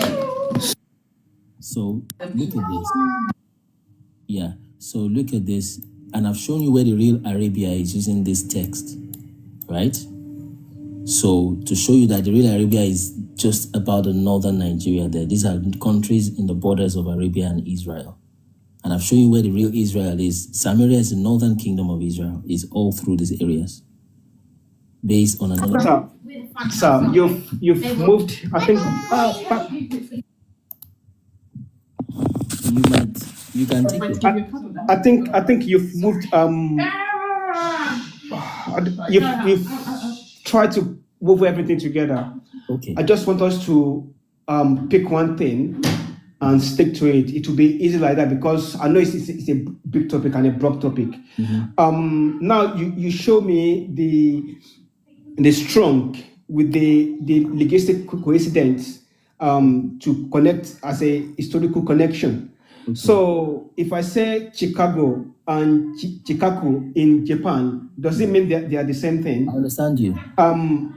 we can't just use that. It's not enough evidence to come to a conclusion.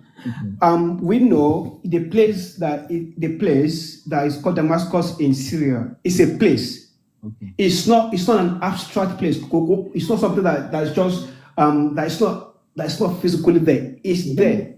Let me do a quick one. Sorry to interject you. It will help our journey to be quicker and easier. Just hang on 10 seconds. Currently, as we speak, do you think the real Hebrews look like dark skinned or light skinned? Sorry? Do you think the Hebrews are light skinned or dark skinned? Have you thought about that? I don't know. Okay, that's fine. That's Hebrew, because the Hebrew that I know probably be no longer in extinction, right? Yeah, it's extinct. Yeah. So, but okay, let me stop it there. I do not, because I know that there are some black people that think they are the Hebrew. I don't subscribe to that. There's no evidence to support that. I don't really want us to go down that route, because let's just stick to this. Because if we go down that route, it will be a long discussion on that. I don't really have the time. But it's just this main topic that you said, Damascus. Damascus that we know of is a city. There are a lot of archaeological evidence, both written and both structures and both artifacts that's well supported. Whereas when you go and read the historical, the history of the place in northern Nigeria that was established in 1500, it's different. It's totally different. It's not the same thing. And if you claim that it's the same place, that means you're saying that the Romans has actually conquered and ruled Yoruba land, because Paul in the book of Acts was on his way to Damascus. Exactly. So that means you're saying that the Romans has conquered Yoruba land. They had governors in Yoruba land, but there is no any evidence both from the Romans to support that, both from the archaeological evidence to support that. For instance, when you come to England today, there are roads that is dated back to the Roman Empire. There are the London that we know today. It was a Roman city. Yeah, there's the evidence to support that. Yeah. Even though written evidence, that we all know, every evidence shows that Damascus city in Syria was ruled by the Romans. There is evidence that supported it. Okay, I got you. So you must be able to supply or provide an evidence that is beyond reasonable doubt, not just one name that sound alike. Okay. It's like you saying Severe in Spanish must be related to silver in English. I understand you, brother, but I understand what you're saying. Okay, and that's the more reason why I'm trying to show you a bigger picture. It's like cutting off the nose of a human being and sticking it on a car. And I'm telling you, can you look a little bit away from the nose? All right? And you say, no, because there's a nose here on the side mirror, this must be a human being. And I'm saying, zoom out a little bit. This is plastic here. This can't be a human being. Though Syria was also renamed at a point. That Damascus you see in the Middle East, the country called Jordan, was renamed at a point. That's just so. Okay. Let's put this. So you're saying that Damascus was renewed at the point. I'm not going to argue with that because I don't know. But I want you to tell me, when was it renewed? When? Check the places that are most renamed after the Ottoman Empire. Anyway, the straight answer. I do not argue with. I did not say yes or no. I didn't. But if you think that Damascus was renewed at the point, when did that happen? Let me show you. We are on the screen together. Yeah, that's fine. Yeah, that's fine. So I think it's just after the Ottoman War, but let's just check. Okay. When, in fact, it's earlier than that. Just watch. When Syria got its. We're talking about Damascus and not Syria. Syria is a country. Damascus is different because the idea of country was so different back in the Middle Ages. That's true. Yeah. So you have to look at Damascus, not Syria. Let's see if you're able to get that. Can I Can I say something? Let me try one more time before you try. Just give me a minute. Okay, Damascus of Egypt. Oh, it's going to show you conventional history, which is the same point you and I are trying to work with. This is the same point you and I are trying to work with. It's showing you conventional history that you find out there in the mainstream. You see what I'm saying? Okay, so Go ahead. So when you say confessional history, I think why I understand that it's not all history that is out there. I understand that. I get that. But we must be able to work with evidence as well.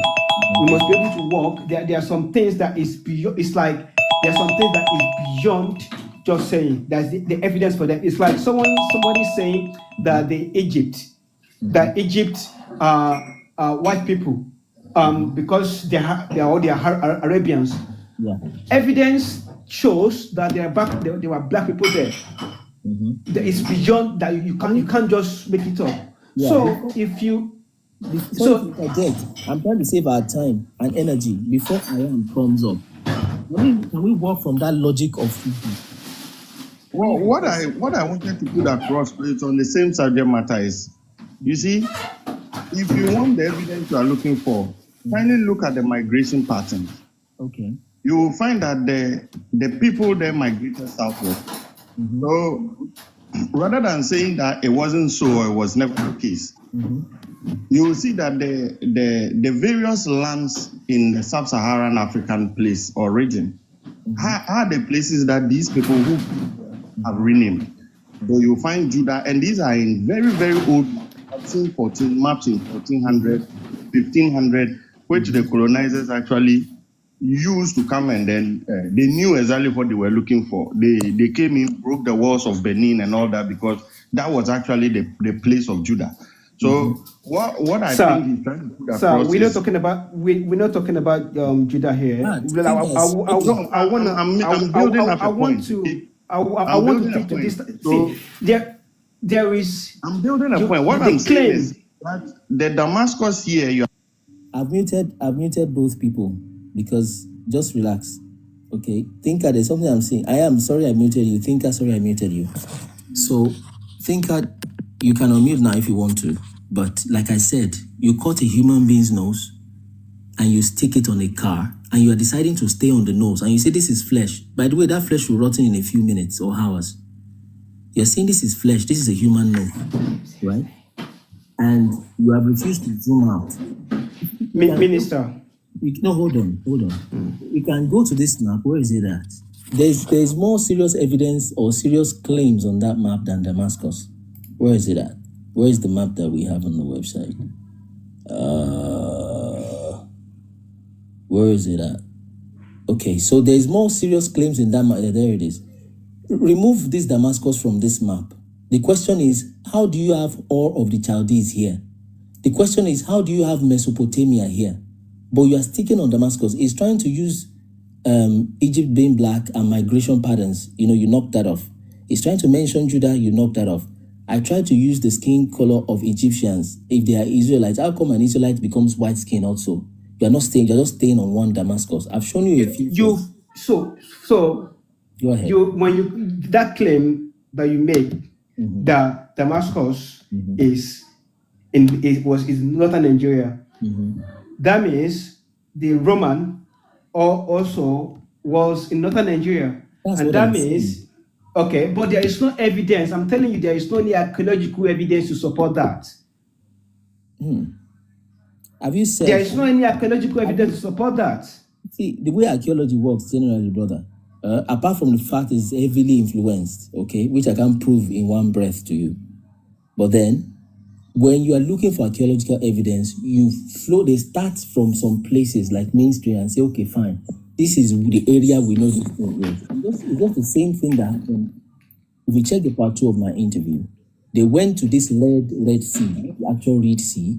They went to the Yes, it's Red Sea, Red Sea, we know that. So they went to this Red Sea in Eritrea and was looking for chariot wheels. And of course, they found chariot wheels.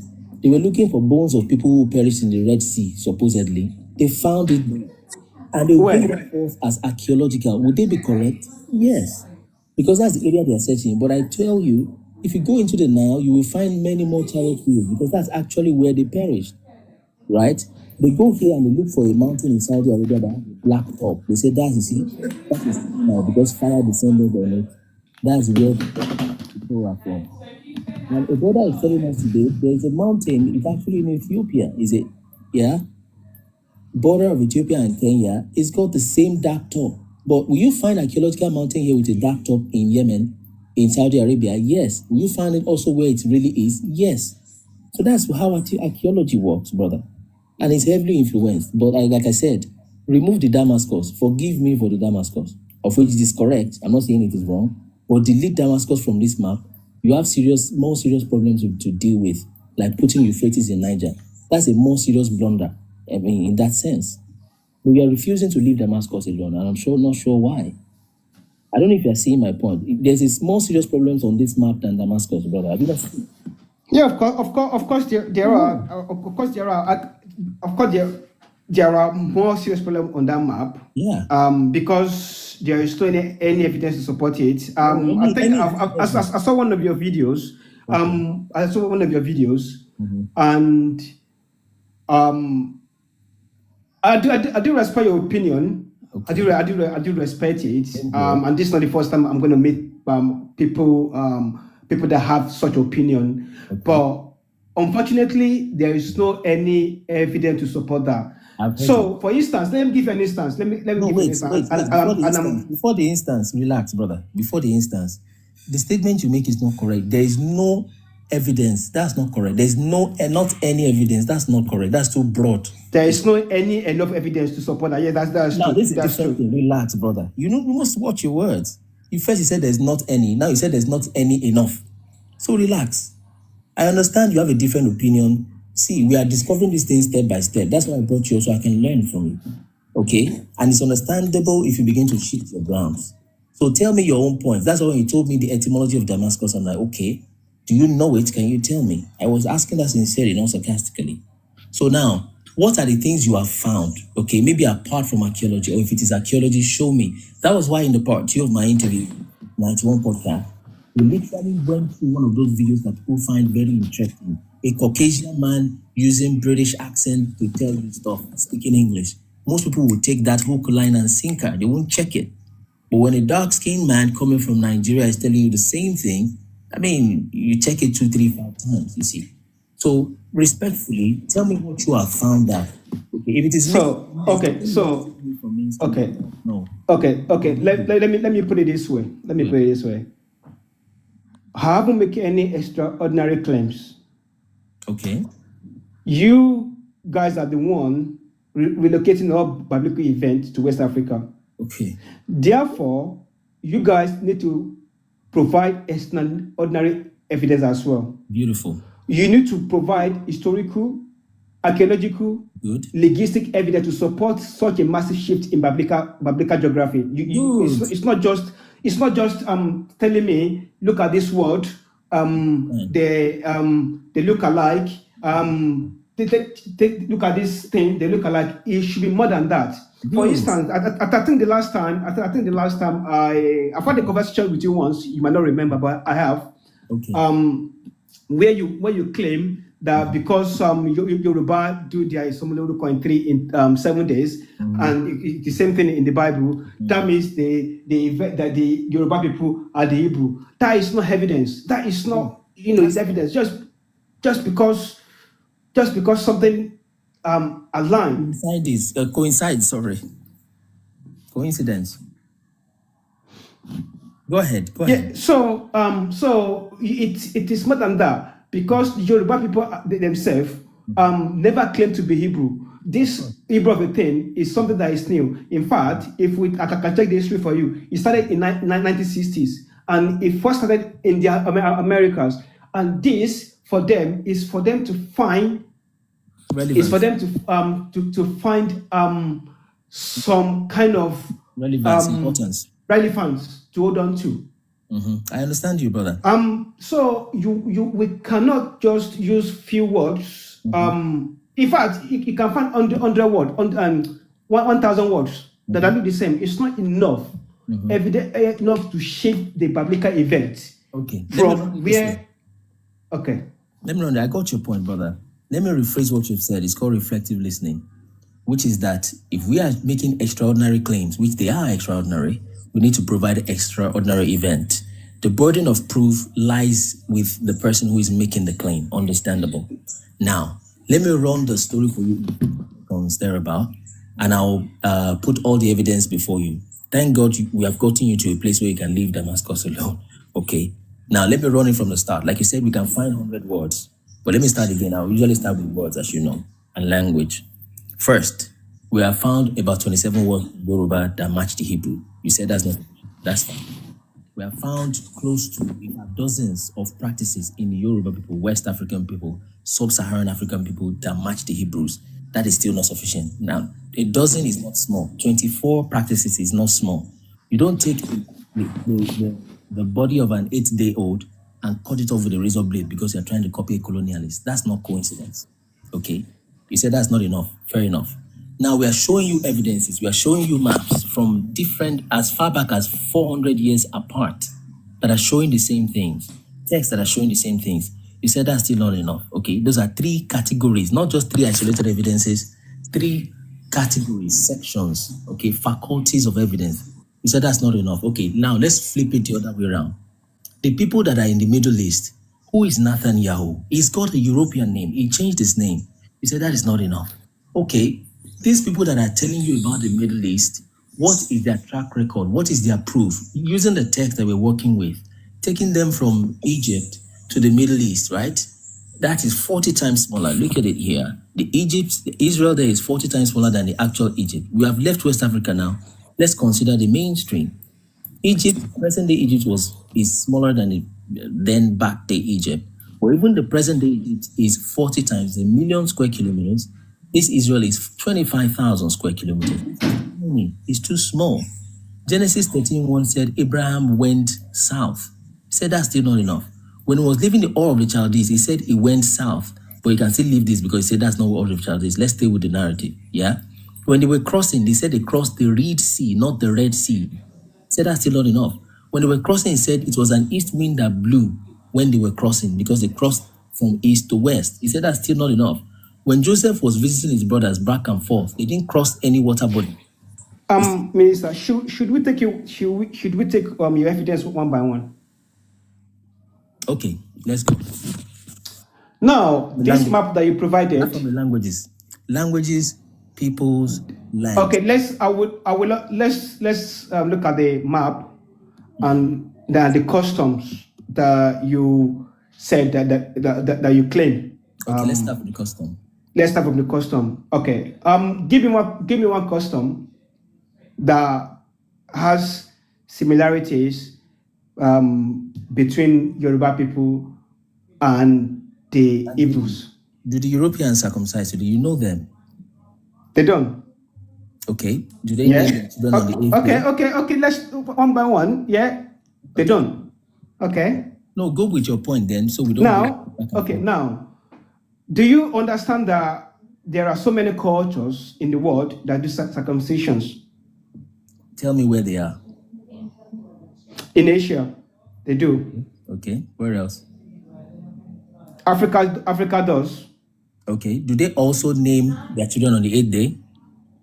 Are they also dark-skinned? Okay. So I'm not going to talk about the race and color because because when you talk the Asia as well, some of them are a little bit lighter, and they still do. Okay. Even though in Yoruba, in Yoruba, when circumcision sometimes it's not 8 days, sometimes it's 16 days, sometimes it's 7 days. And after what you do, when you do Somoloroko, they use Orobo. Do they use Orobo? The Bible use Orobo in their naming ceremony? No. Did they use Adun? No, that's fine. Let's stay with. By the way, you are not even sure what names those things are called in scriptures. For example, what you call a unicorn is actually a rhinoceros. Well, let's not even go there. Let's stay with the things that we know. Now, are Asians scattered all over the world? Do you have 27 Asian words that match the Hebrew? So take all the evidences as a whole. I don't know if you are getting me, brother. It's not about winning this argument. Please, trust me. if you look like you're losing this argument, really bad, I can also lose an argument. Maybe because I don't even have point. And I understand you are clicking your keyboard, searching for things, and that's fine. But take all the evidences together as a whole. The ancient people you have talked about, do they have at least 20 words that match the Hebrew if they're circumcising? Okay, are they also dark skinned? You say there are some of them dark skinned. So are they scattered all around the world? Right? I'm saying. So you took one part of circumcision. Go ahead. Yeah, you took one part. Okay, so just because we can find this in a book, and that means the Yoruba people and the ancient Hebrew are the same thing. But what about other things? What about other processes? What about the uses of Adun? Okay. Is Adun in the Bible? What is the meaning Orobo? Adun. Relax, brother. So Adun is one of the ingredients Yoruba people use when they do naming ceremony. Yoruba is not the only person, by the way. This thing has spread over space and time, right? Like somebody is saying that, do you understand the meaning of deception? But even apart from the deception part, just time in itself, put anything on a spot, even if it is a stone or a rock, give it 2,000 years, it will change significantly. So when you say time, what time are we looking at? Use the conventional timeline. Yeah, I'm not even going to use the timeline that we have found. Use the conventional timeline, which is look at the time when Moses gave them that law. Oh, even Abraham. Abraham is about 1,500 BC.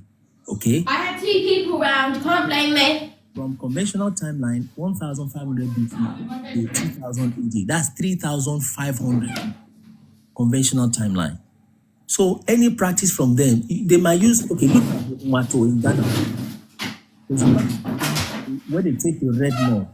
I know you're passionate about Yoruba, private education, and it feels like, I know, I can't hear you again. If you can hear me, I can't hear you again. I can hear you. Your background is a little noisy. I'm just trying to manage it. I don't want to mute you. But yeah, thank you. So, like I said, it's not only Yoruba, and you're passionate about Yoruba because understandably, maybe that's where you're from, and it feels like impersonation. What is this person doing? No. No, let me, okay, remove that. So what I find is, go ahead. What I find is, when you see people, black people, that you're Igbo, you're Yoruba, most of them that actually trace their history to black Israelites, they believe in the Bible. Okay. Now, when you see the Yoruba people, for instance, they've got their own history. They never claimed to be Hebrew. It's some people. It's when recently new generations now claim, can we see the Bible? We are the Israel, because the Bible in Yoruba land is not up to 200 years. Okay. So, like I said, you take a custom, like for instance, now you said Isomoloruko that circumcision that you mentioned, you didn't actually include what follows. And now I'm telling you that in Yoruba land, when you want to do Isomoloruko after Idako, other things you do other things. Yeah, but that is lacking in the Bible. Orogbo is Orogbo, for instance. I know. And this is what I'm saying. And this is what I'm saying, brother. That I'm telling you, I'm looking for a way to turn on my camera, but I've left where I was. Let me see if I can use this camera here. Are you able to see what the way? Can you see me? Anyway, I can see your camera. Okay. So this is my point. I'm explaining to you that potentially 1,500 BC, right? For Abraham, Moses was 1,500 BC. Okay, Abraham is 2,000 BC, thereabout, about when he lived. 2,000 BC plus 2,000 AD, that's 4,000 years. That is time. And across space and migrations, these customs and practices must have changed over time. And in fact, it is some supernatural, well, not supernatural, but it's some supernatural providence for those practices to still remain up until today for 4,000 years. And I'm telling you, they will change. And I'm trying to use space also. It's not just time that has happened. Space has also happened, right? generations, human beings have also moved all through that time. So let's talk about the space. Like I said, it's not just Yoruba language, Yoruba people. The Ghana people are also part, okay? And there's this thing they call Mwato, right? Or the Ga people and the Chi people. I forgot the name of this. If a Ghana person can respond at the background. They take red mud and they put it on the post of their door, on the top, on the left, and on the right. And a Ghanaian rabbi, a teacher of Ghanaian culture, tells you that they do that because they came out of Israelite. It's not something that they were taught by the colonizers, not even from the missionaries. And the reason they use red mud is because not everybody at a point could begin to afford a lamb to use the blood of the lamb, right? But now it is mud. Now, somebody that is Ghanaian can say, are you telling me that Umato, right? Umato festival. We know what Umato festival is. You cannot tell us. You cannot tell us what our festival is. That's how Ghanaians talk, right? And the guy keeps arguing. But the thing has changed from the blood of a lamb to red mud on the sand because of time, because of space travel, because of different generations, and because of even conditions and situations of human situation. You see? So you are better off a better argument, brother, to say that the Bible doesn't exist, right? Or the stories there are not true. That's a better position to stay and to expect. Sir, okay, let's leave that. Can you tell me the process of burial in the Bible? You tell me yours. What is the point? I'm a Yoruba man. I know how we bury traditionally, how we bury people in Yoruba land. That's not what I said about time. This is so when you say time. So when did all this happen? Who changed it? You, brother. Things change over time. Don't you understand? When does this changes occur? What is your height now? You are probably 170 centimeters high. And when you were giving birth to, you were 1 foot or probably just less than a foot. When did you become 170 centimeters from 30 centimeters when you were born? When? Let me ask that question this way. Go ahead. At what point do people, let's say the Roman Empire or the world power, start changing the location of the biblical events to the present day Israelite? And at what time do the Mesopotamia start the changing from where we think it is now, which is where it should be, to Africa? At what point in history? Good, that's a better question. Your life is restricted. Why? That's a better question, but the same answer. That's why I wanted to show you a bigger picture by trying to pull up Syria. Now let me try if we can try that again. It's the same answer though, like I said, but thank you for muting. It's the same answer though, like I said, but it's the same thing, and I'll answer that too. So someone is saying the argument is not needed. Just take your time. I'm not trying to win your argument because it's not easy to be humble in this life, you see. But then I'm not trying to win that argument. It takes time. Let me pop up to you when Syria got its name. I wanted to use Syria. When Syria got its name in the world. Let's try that. Asia, Syria, just give me a minute. Turkey, I need a date. Where? Okay, not where, when. Okay, just to show you some things. Civil War, can you give me a year? 1940s. Do you see this? Syria gained full independence. Okay, sounds like independence. Let's try Jordan. That's 1946. Keep that. Syria name has been a while. At least Syria name has been over 2,000 years. Just to let you know, it's been over 2,000 years. Going back to the mainstream. But I see we are going back. But take your time, brother. This is not going to work the way I'm seeing it. Take your time, right? This thing happened. There is something called the Palestine Exploration Fund in 1865. When Queen so-called Victoria, I don't want to flag live, but went to start digging things up in Palestine. There is something called Palestine Mandate in 1917. Have you heard it before? They gave that land to them in 1917. They gave it to the Rothschild. Do you know who Rothschild is? When something gets in the hand of Rothschild, right? Do you know who Rothschild is and how much power they have? Okay. So 1917, they gave them that land, of which they tried to give them Uganda, right? In 1903, 14 years before. And normally the way humans operate, you go for your best option first. Okay, you go for so they tried Uganda in 1903 and it failed, and they tried Palestine, it worked. And then they started generating excavations from there, you see. And then that was after they have done the scramble for Africa, which is really the scramble for the real land of Hebrews in 1885. So you have silenced the real people, create an alternative, you see. But you go check these things, please, right? So, yeah, I didn't know that, Ania. Ania is just finding that out. And that's what you get when you just, that's why we put it out there. There's a 22-part world history series we have done. It's on the website. It's on the So let me land. Just let me land before okay. I understand. Okay, so like I said, it's a gradual thing. 1903 failed for Uganda. It would have been worse in Uganda because it would be closer to the real land. Very, very strategic. You have just Ethiopia, and they have tried to colonize Ethiopia so hardly, by the way, they were not successful.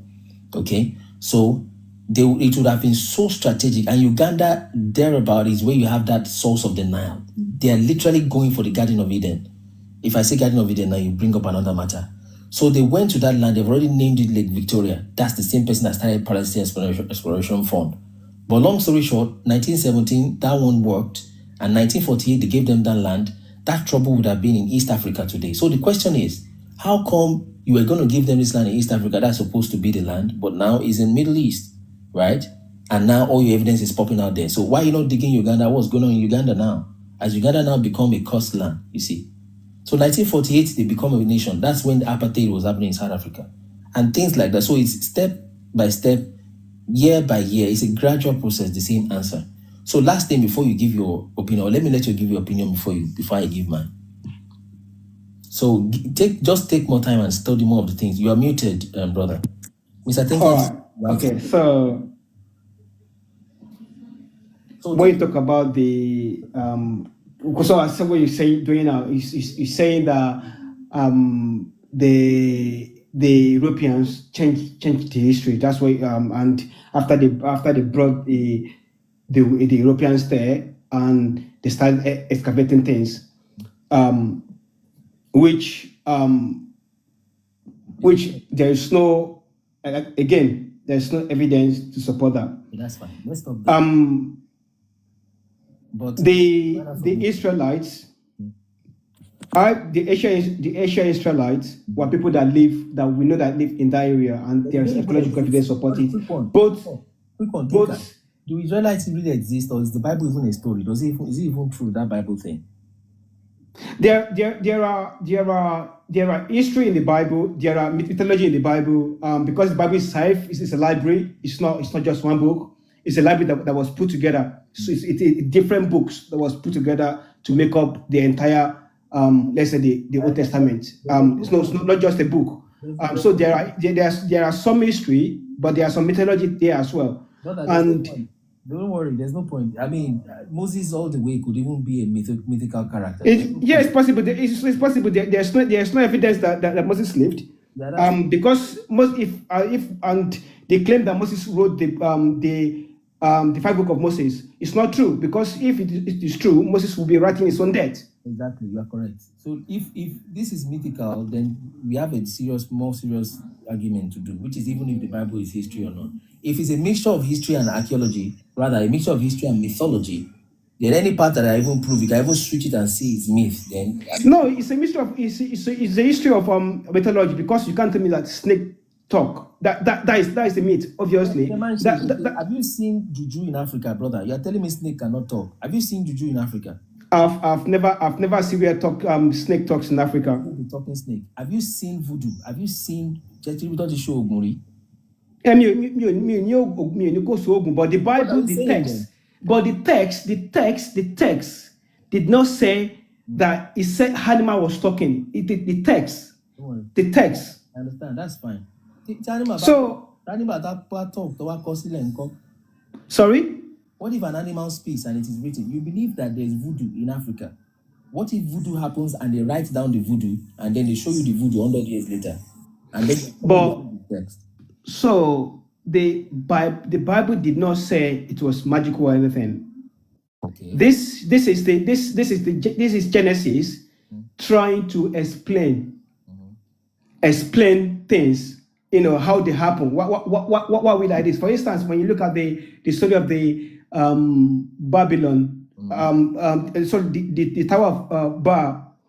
This was the Bible tried to explain the reason why we have so many languages. That's Babel. So Babel. Sorry. Yeah. Sorry. Thanks for correction. Your opinion is that the Bible just used the story to explain how many languages came about and came up with a story of that part. Don't get me wrong. That particular story. Yeah. Because the Bible itself is not one book.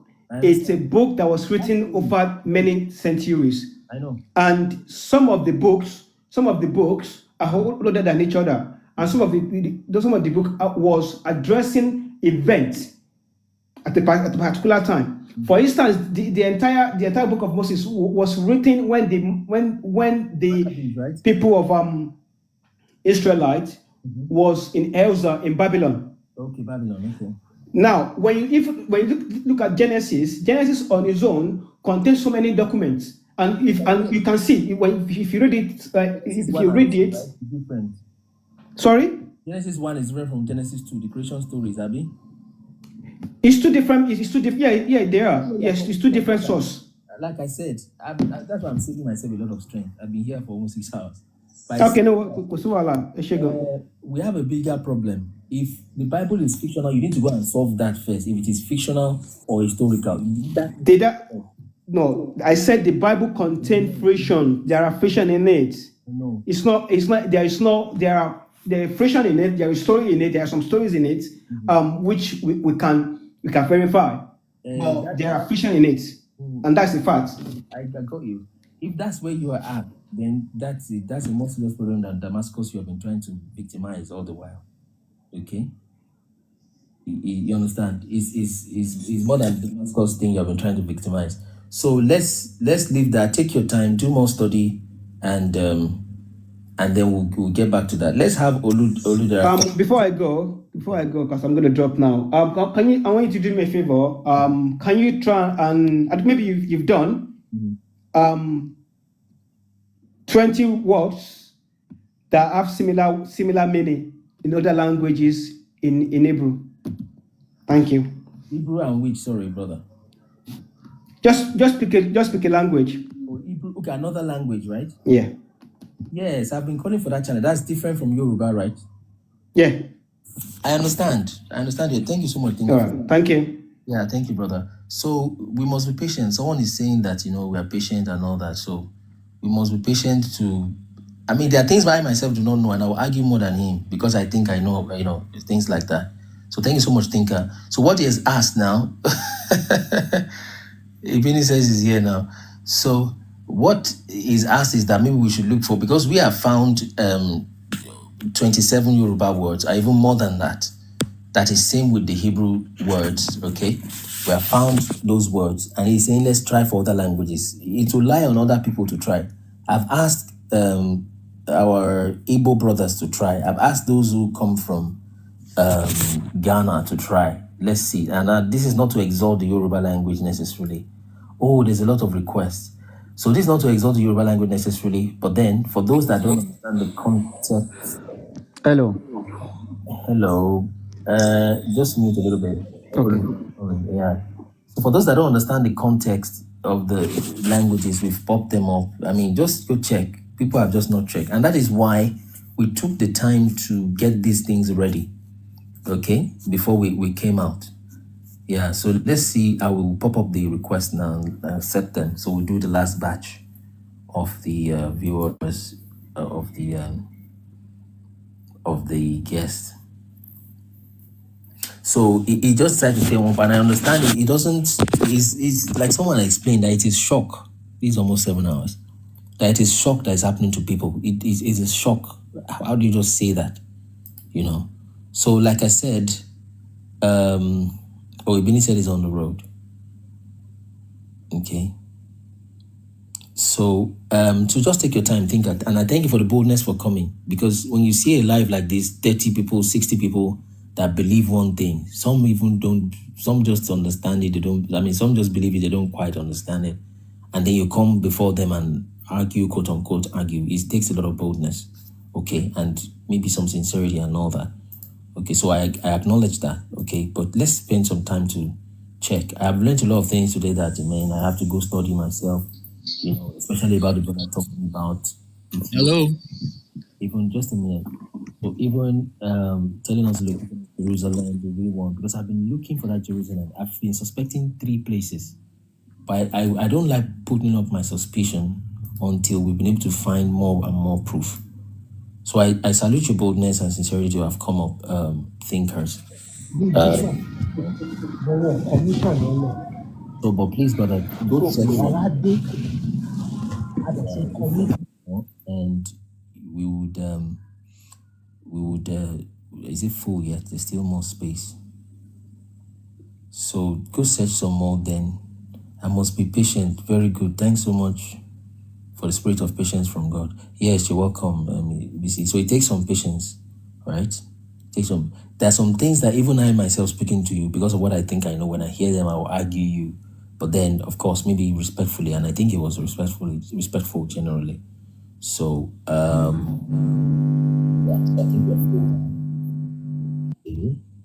All right. So let's have each person. But before that, I wish I could say something. Just because I know Thinker is still in the comment section, which will bring to you. Sorry, I think I was so loud. I'll put it here. So I would say this device is getting hot. I need to cool it. We've gotten some cooling device, but let me use some other form to cool it off. So let's see. So I want to say something in camera before we have to start accepting the next set of guests today. I'll be ready in about 60 seconds. Can you close that window? Harry, the window. So just give me 45 more seconds. Should be ready in a jiffy. You need to cool down this device. See when it pops up. Okay.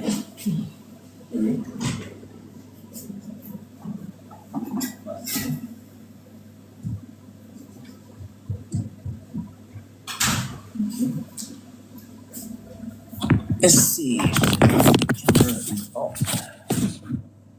1, 2, 3, 4. Okay, so that should be ready. Is the camera ready? Display. Okay, the camera is ready. Okay.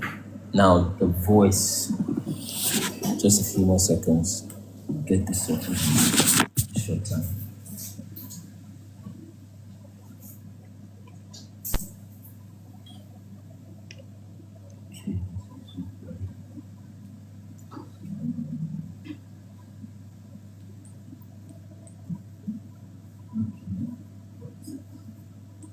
It says visibility is restricted on original release content. No, that is wrong from TikTok. Check. Okay, let's see. Check. Check. Check.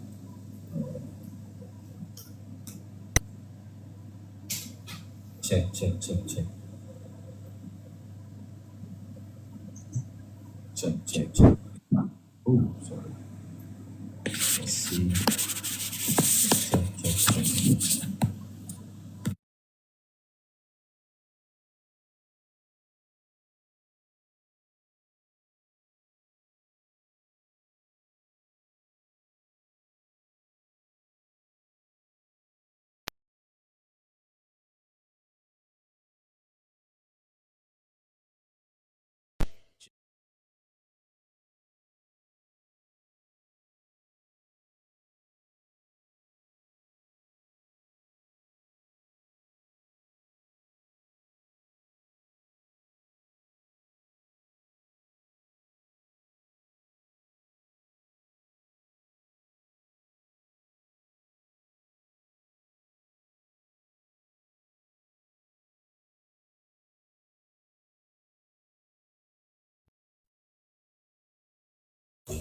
Check.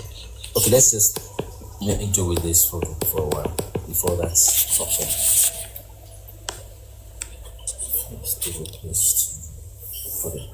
Okay. So if you can hear me, type yes, please.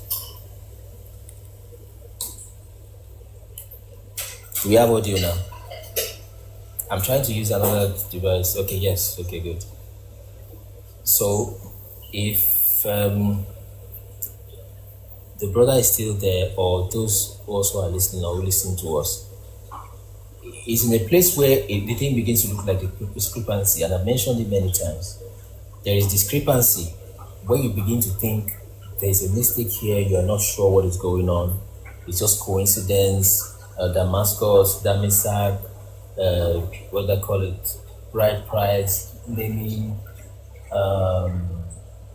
circumcision, maybe coincidence. I call that the stage of discrepancy. After that, you get to the stage of errors, right? Where you know that no, the Oyibo seem to have made a mistake, to have put this thing there, or to have put that there, to say this. I think they have made a mistake. But then the third stage, when you begin to become bold about these things, and like, no, this must be the case, right? It's when you begin to see where they have potential motivations and reasons for them to deceive. Okay? Reasons why they must be deceiving people, and why they have put those locations there, why they have done this, why they went to Uganda, why they did that. Then you begin to understand that no, this is a conspiracy. From that point on, when you see almost anything, now it can be overdone, to be fair, where somebody has said Ifa is the binary and it's computing and it's from 0 and 1, it's talking about Ifa, maybe not necessarily. Okay, it can be overdone. Okay, but then it's understandable when you begin to take almost any and everything somebody says, that maybe that is what is going on. So he has not seen that deception yet. When he understands that there is a conspiracy, if he has not gotten to that conspiracy level, it will be difficult. And he is trying to be sincere, I think, honestly. Actually, I don't think he's just trying to goof or something. He's trying to be sincere. All right? And that's why when I see sincerity like that, I don't ignore it. I try to work with it. So that's what I see with him. So if he has, and I was telling him that what if these archaeological evidences were put there by deception? He said there's no proof for that. I said that one didn't say that one. Okay. When you understand history, don't you understand colonization? You see, so that's that. Let's do 2 minutes round. Ibini keeps coming back and forth. Okay, it's his network. So let's start from Victor. 2 minutes. I wish if you're listening now, you have contradictory opinion, come earlier. Okay, we start around 10 a.m. Okay, come earlier. There's more energy. There's more stuff. But come sincerely also, and all of that like he did, which is wonderful. So let's go. 2 minutes, Victor. All the way down. Victor, let's go.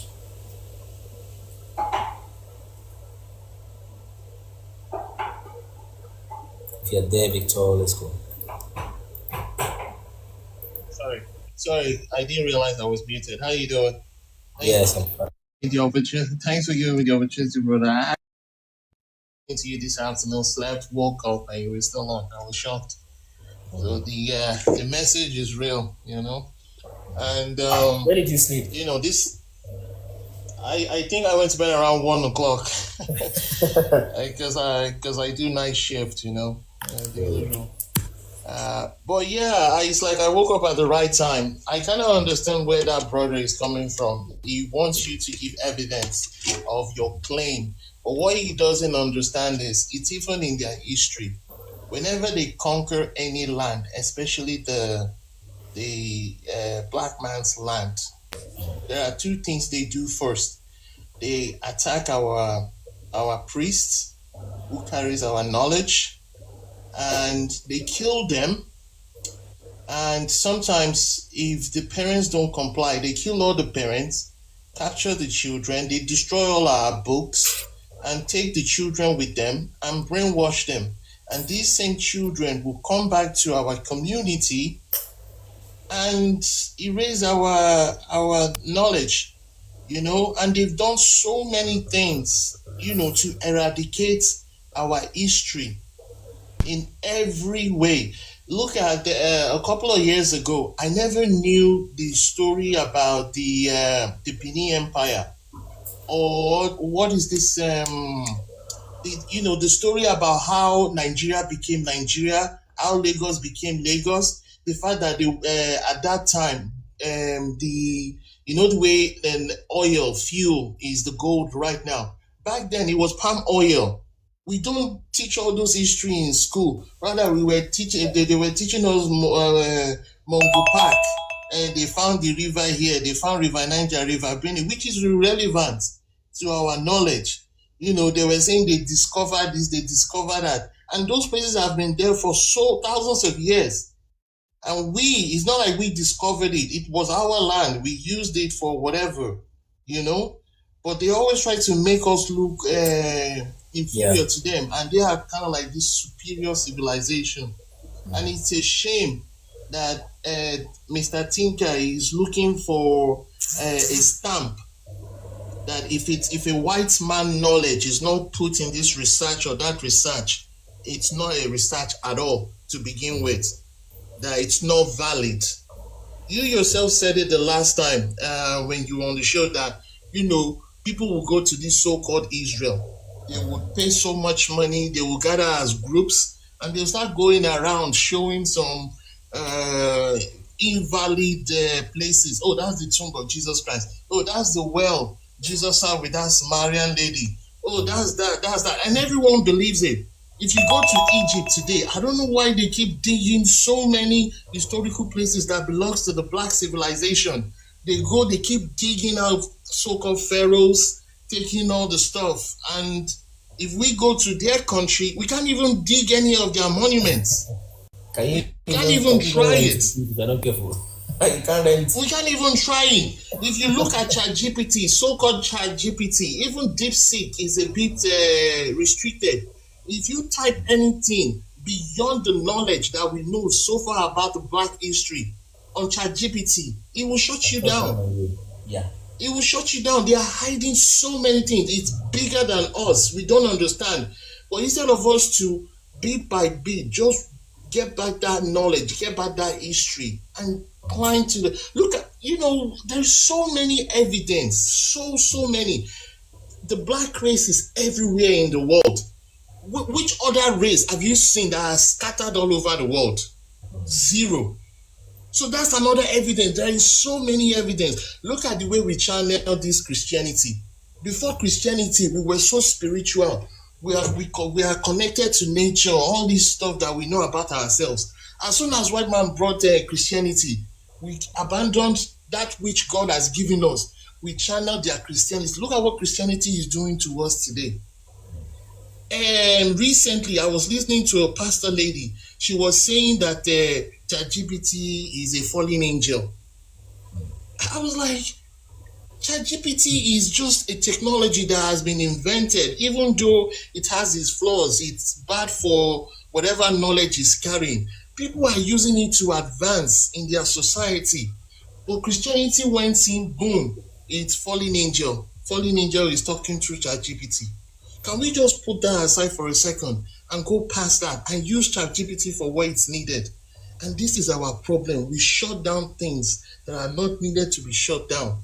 And I'm so sorry, Mr. Tinker, you need to do your research and get more evidence and just stop wasting time waiting for a white man's stamp. He said there's no evidence in Damascus, there's no evidence of this. But if they show in England here that one Roman emperor and the borders and the buildings they've built, and they will show one swimming pool. They will say that used to be a swimming pool where the Romans have shower, have this, have that. That's evidence that the Romans were in England. Do you know that I soon found out, because I grew up in Ireland, and they used to celebrate St. Patrick's. And I was like, what is the story behind this St. Patrick's? They say it's a saint. He killed all the snakes in Ireland. And I was like, what? There's no more snake in London because of St. Patrick's. When I did my research, before the white man came to Ireland, there were natives living there. They called them pygmies. They wiped them out. It was an ethnic cleansing by St. Patrick. And this is what they do. Look at what they're trying to do in Israel. Or so-called Israel. They call them snakes, so to speak. Exactly. They celebrate. That is how their witchcraft works. And the devil keeps so-called Thanksgiving. Exactly. Same with Black Friday. You know, Everything, all of their holidays, that is why I don't celebrate none of their holidays anymore. I just go through the year. Look at even the calendar. They twisted everything. The year starts from April or March. It goes with with harvesting, with cropping and all this. We follow the moon, the sun, all this kind of stuff. But we've lost it. How can I look at the calendar? October is 10. But in mathematics, Oct is 8. They're twisting everything and exactly. They're twisting everything and everyone is just following along, believing everything the white man say. But as soon as a black man or an African comes out and do something, another African will ask him, where are you coming from? Yeah, where are you coming from? They just shut it down straight away and they become there's so many evidence. Recently, there's this viral video going on TikTok. This American lady was asking some Pakistan or Indian or those people from that side. They said they walked. They even said at one time that Africans, they used to use this for Africans can't swim. Black people can't swim. We didn't know how to make boats. We didn't know how to do this. We don't know how to make ships and all this sheep to go around the world. But there is evidence there that there were black people that had a massive civilization in America.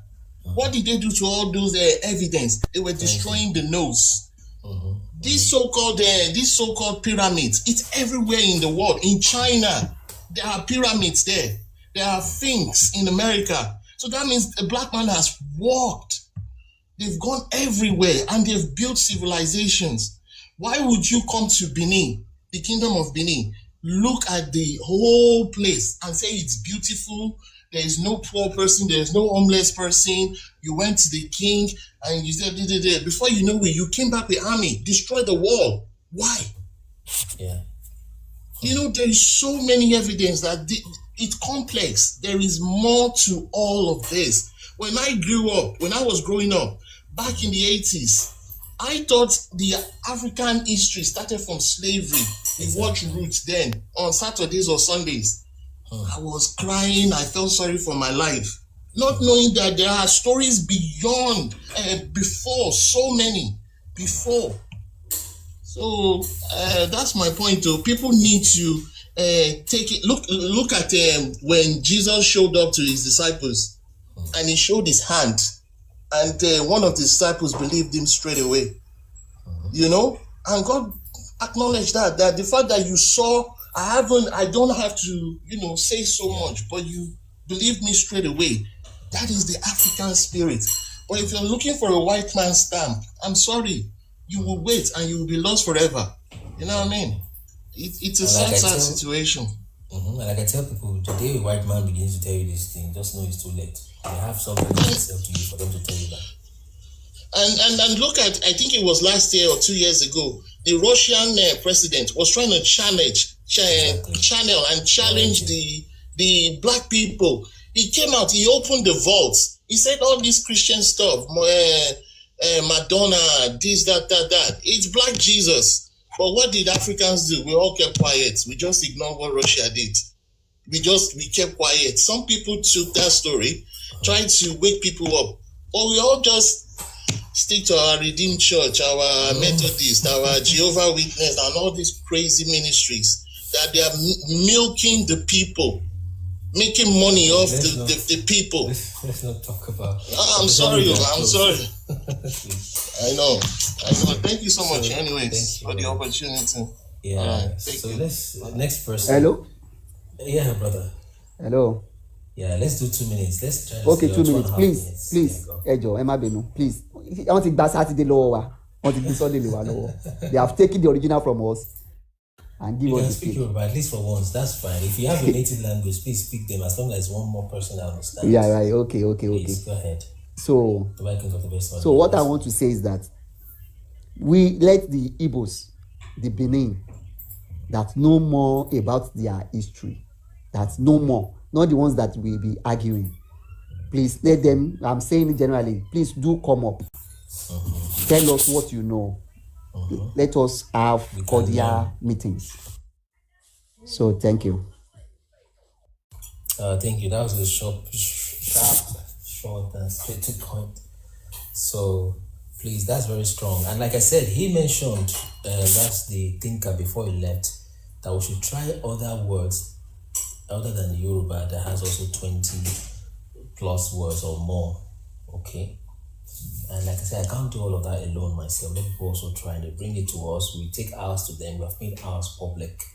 Okay.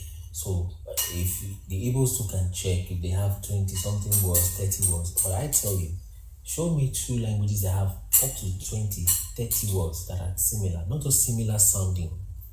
They mean the same thing. They don't just mean the same thing. They are referring to fundamental concepts. Not like you say aeroplane. That is what the Yoruba call afetiya. You just borrow the word because you don't have a word for that object in your culture. Then you borrow the word and you say aeroplane. No, that's just stupid.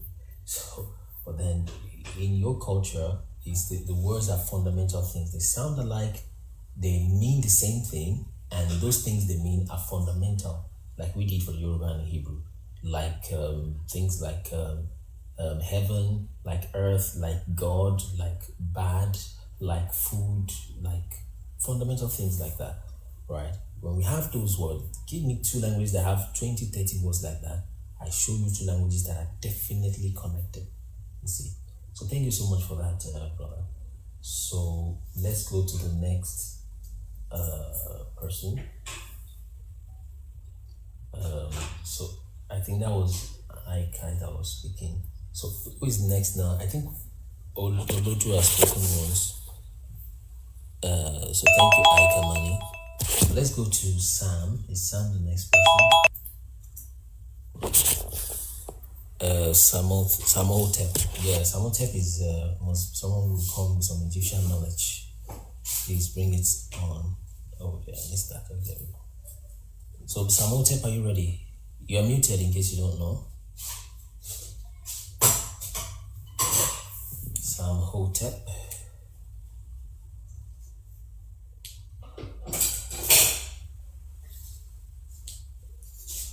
Samhotep. Okay, let's move to the next person.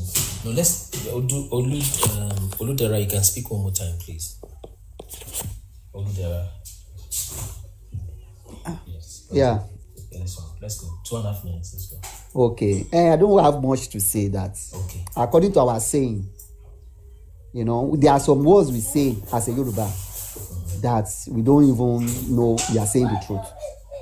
That was why I said they collected Saturdays from us. Initially, Saturdays were the 7th day that we used to rest. And now, after taking that day from us, they gave us Sunday as a resting day. So and it's even almost literal, although they say like a proverb, like a joke. But like a joke, but it's true that they have collected the original from us and give us fake. That is what we use the word for. They've taken Saturday from us, giving us Sunday. That is, they've taken the originals from us and giving us the inferior. Yeah. But we don't observe those words. We don't take them as nothing. And another thing, Africans can be so jovial, and it's a state of their heart. Exactly. So,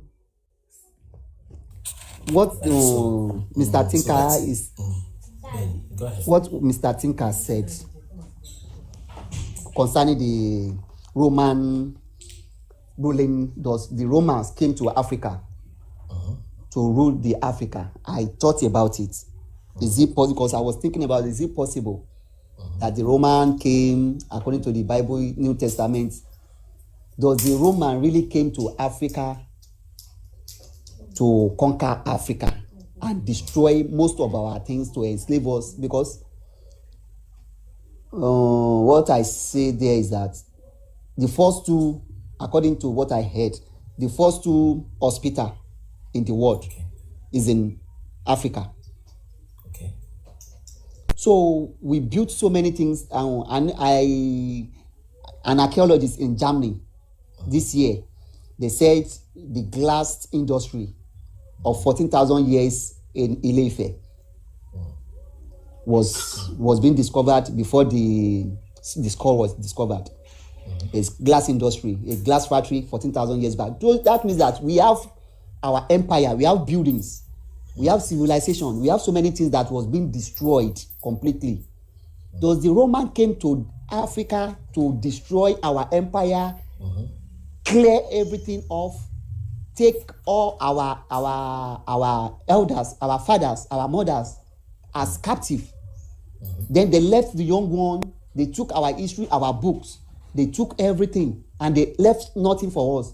The oral history that was being passed to us from our father, now the little ones, maybe the little ones that were left behind could be giving us oral history. That shows that the Roman came to Africa to destroy our empire, our industries, so many things that we have, or the Romans does not come to Africa at all. That is what I'm concerned about. Thank you. I see. So, yeah, I understand. Because if you check your map today, where the Roman Empire gets, they will tell you it stops at Northern Africa. But then the question is, they actually got to Ethiopia.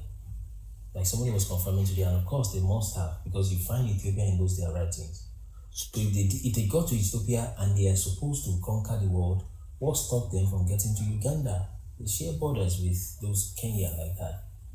If they got into Kenya, what stopped them from Congo? If they got to Congo, what stopped them from West Africa?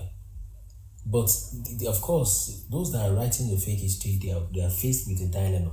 Is it that they acknowledge that Roman didn't conquer the whole world, but they still, put it in their text? Or they acknowledge that they actually conquered the whole world, well, including West Africa, but then that West Africa then must be part of all that biblical stories. So they find a way to eat their cake and have it back by saying, okay, you know what? We've got this there, right? We conquered the world, but at the same time, we didn't get to our West Africa, but we still conquered the world. But they can't extend it to West Africa because you expose too many things. So definitely they came around and they destroyed things. And like someone pointed out, which is true, what they do is they first take out your kings, they take out your scribes, your prophets, and the next just 2-3 generations, then you're gone. It's just like that word that if not for God, even we, the children of Jacob, would have been consumed, if not for God. So go to the Americas, wiped out. Go to Australia, wiped out. Even Ireland today, that is saying British colonized them. The people that did themselves met there, they wiped them. So the world was apparently dark-skinned at a point. All of the world. So the matter of where the white skin came from is another matter we don't want to easily touch, and you can't do that very safely online. So thank you so much for that. So apparently they came, but you won't find it in mainstream. They must have come here. They definitely did come. Definitely did come. So let's move real fast. Is Sam ready for back? They must have come. Samotep, please. Are you ready? I think Samotep is someone that Hotep is an Egyptian name, so you bring us some ancient wisdom. Samotep, are you there? Okay, if he's still not there, let's go to Jude C.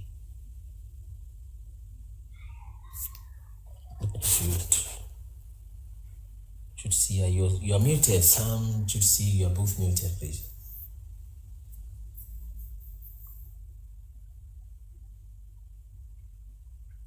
Sam, Jude C, you are both muted.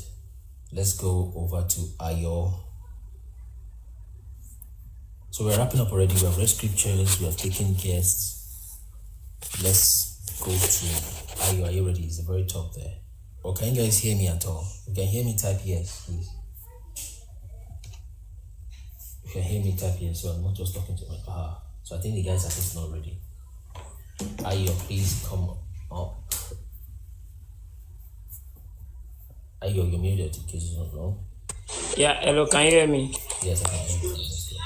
Okay, good evening. It's evening over here. Yeah. Good evening, how are you doing? Yes, like I've been following you for a while now. I've been monitoring, as in like your posts, and I've been learning a lot. So I actually have something I want to Please, like, can I quote a Bible verse, if you don't mind? Yes, please. By all means. Okay.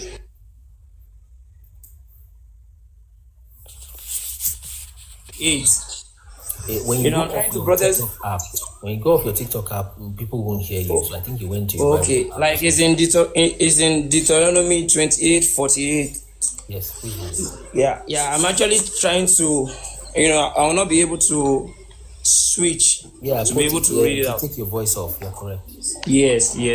So, but actually, that scripture was talking about, if you read Deuteronomy 28, it was talking about the blessings first. Yes. Like God was telling them, if you do this, then part of the curses listed there was that God said He will make a foreigner come and put a chain on their neck. Yes. And that they would take them to a strange land. So I don't think even till now in any history we've seen any place where they took a white man and they were putting chain. The Bible was so specific. If you follow the Bible well, it was saying that they will be naked. And these people, when they were taken away from here, Badagry border, they were naked. Yes. Just the way Deuteronomy this. Yeah, exactly. That's what I'm trying to say, word for word. So it was not just maybe somebody who were trying to calculate things up now. They were stark naked. They were not wearing anything. Then they put chain on their neck, and God said they will take them to a foreign land where they don't know. And even so, where they will take them by ships. By ships, exactly. So God said He will bring them. He will steer up. So to me, when I started following you and I was learning from you a lot, what I discovered was that I said these people. Like, what I want to say now, I know some people might not really agree with it. I said, I believe truly that we are the Jews in the sense that, let me speak Yoruba, please, permit me to. Like, till now, ibi by one value Shagon, and God was warning them about maybe foreign gods, that He is a jealous God. Till now, that if you practice, like if you worship any other God apart from me, I will be so angry with you. And I believe that till now it's still happening though. So we are then again, what I discovered about blacks, if you look at the Yoruba race, you will see that we have kings. Yes. So I don't think all through American history or all these whites, you will see them having kings. Just the way we have Oni of Ife, we have Alaafin Oyo. And Bible was talking about kings too. So it's a book written for kings that they have first kings. So I just believe that this thing, if we sit down carefully, we will see that someone somewhere sat down carefully, perfected all this, the real truth, and they are selling us fake.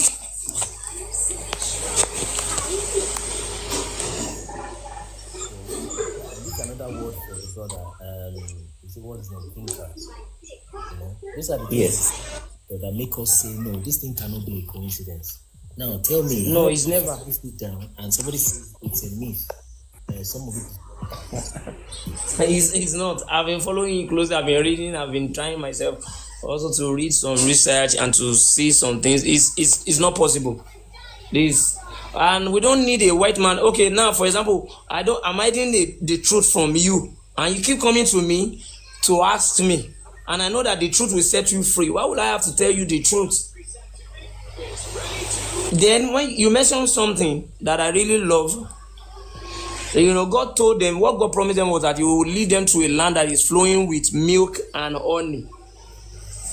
And this part of the world till now, they have mineral resources. As a matter of fact, even the white, they are still coming in to still come and loot mineral resources from us till now. If their land is flowing with milk and honey, I don't think till now, see what is going on in Burkina Faso, see what is going on in other part of the world. I don't think if their own land is flowing with milk and honey, they will have any reason to come here. It's not possible.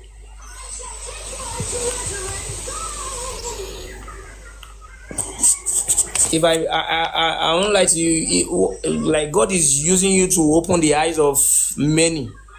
Like I've been passing this information to my brothers also, my friends. You are really doing a great job.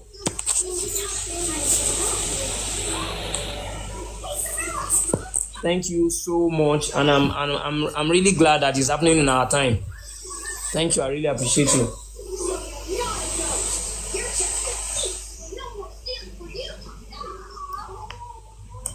Yeah. Hello. Oh, please unmute. You're muted. I just muted you. I'm sorry. Unmute. Hello. Can you hear me? Yeah. So can you hear me?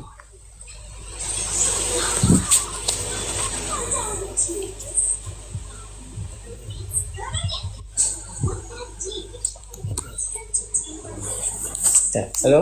Are you there? Oh, okay, you can hear me. Yeah, then one last thing, like I'm just comparing scriptures. The Bible talked about suffer no witch to be alive.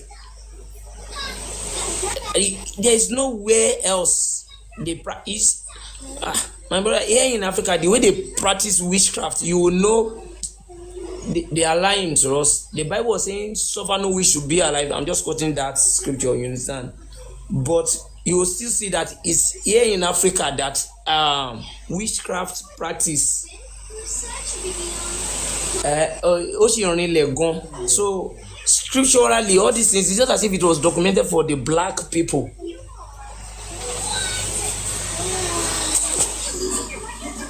The Bible was saying idolatry is like witchcraft, and that's what is still happening here also. It's not. Wọ́n ti parọ́ fún dúdú jìnnà. It's painful.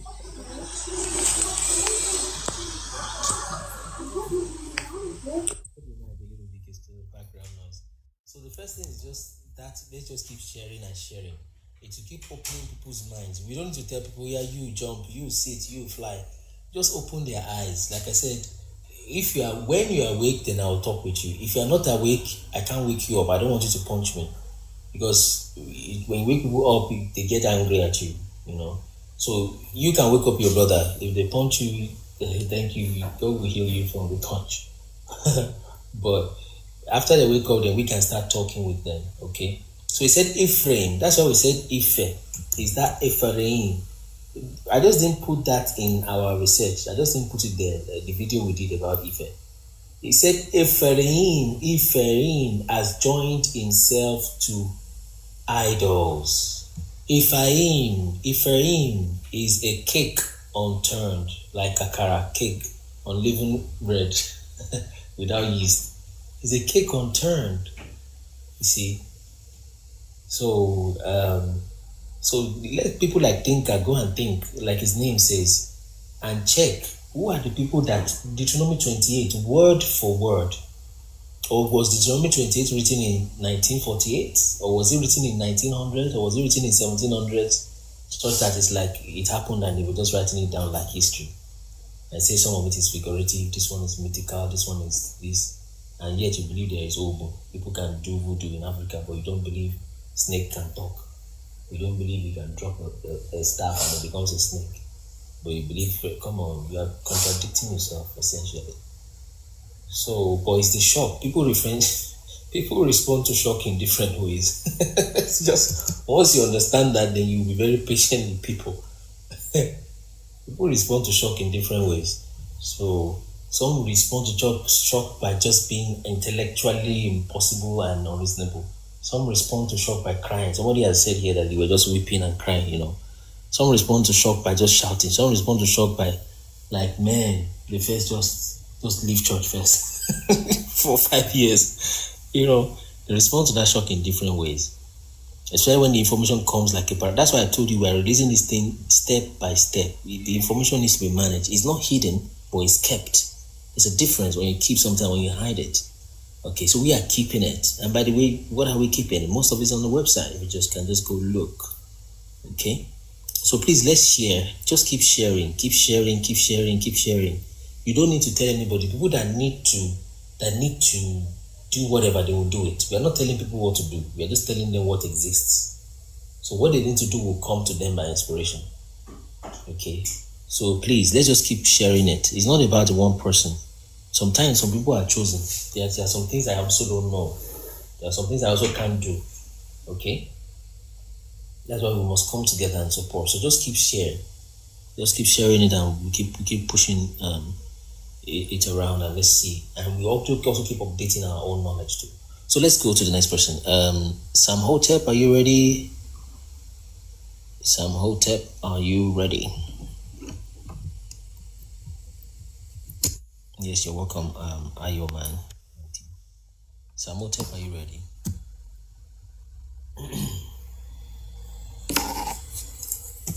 Okay, I think Sam Hotep is busy. So let's return back to. So if Kamani is done, yeah. So if Kamani is okay, I should first one go. You want to say something? Hi, can you hear me? Yes, I can hear you, Kamani.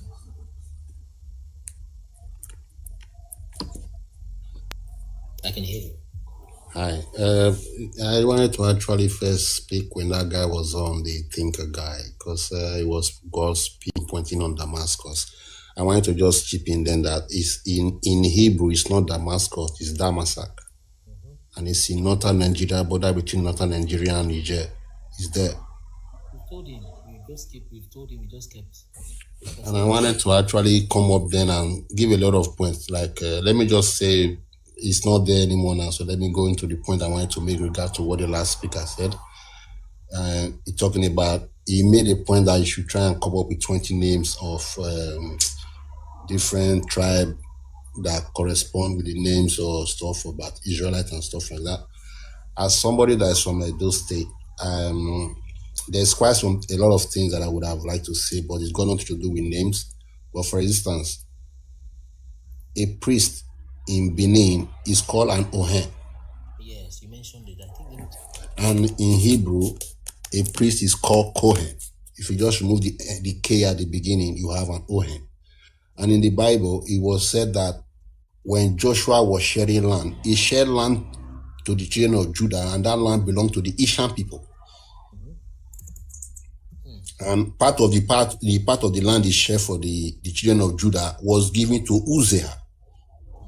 And Uzziah is a place in Ishan land. And the chief priest, Levite priest that was put in charge of some of these territories that the children of Judah was living, his name is Beninu.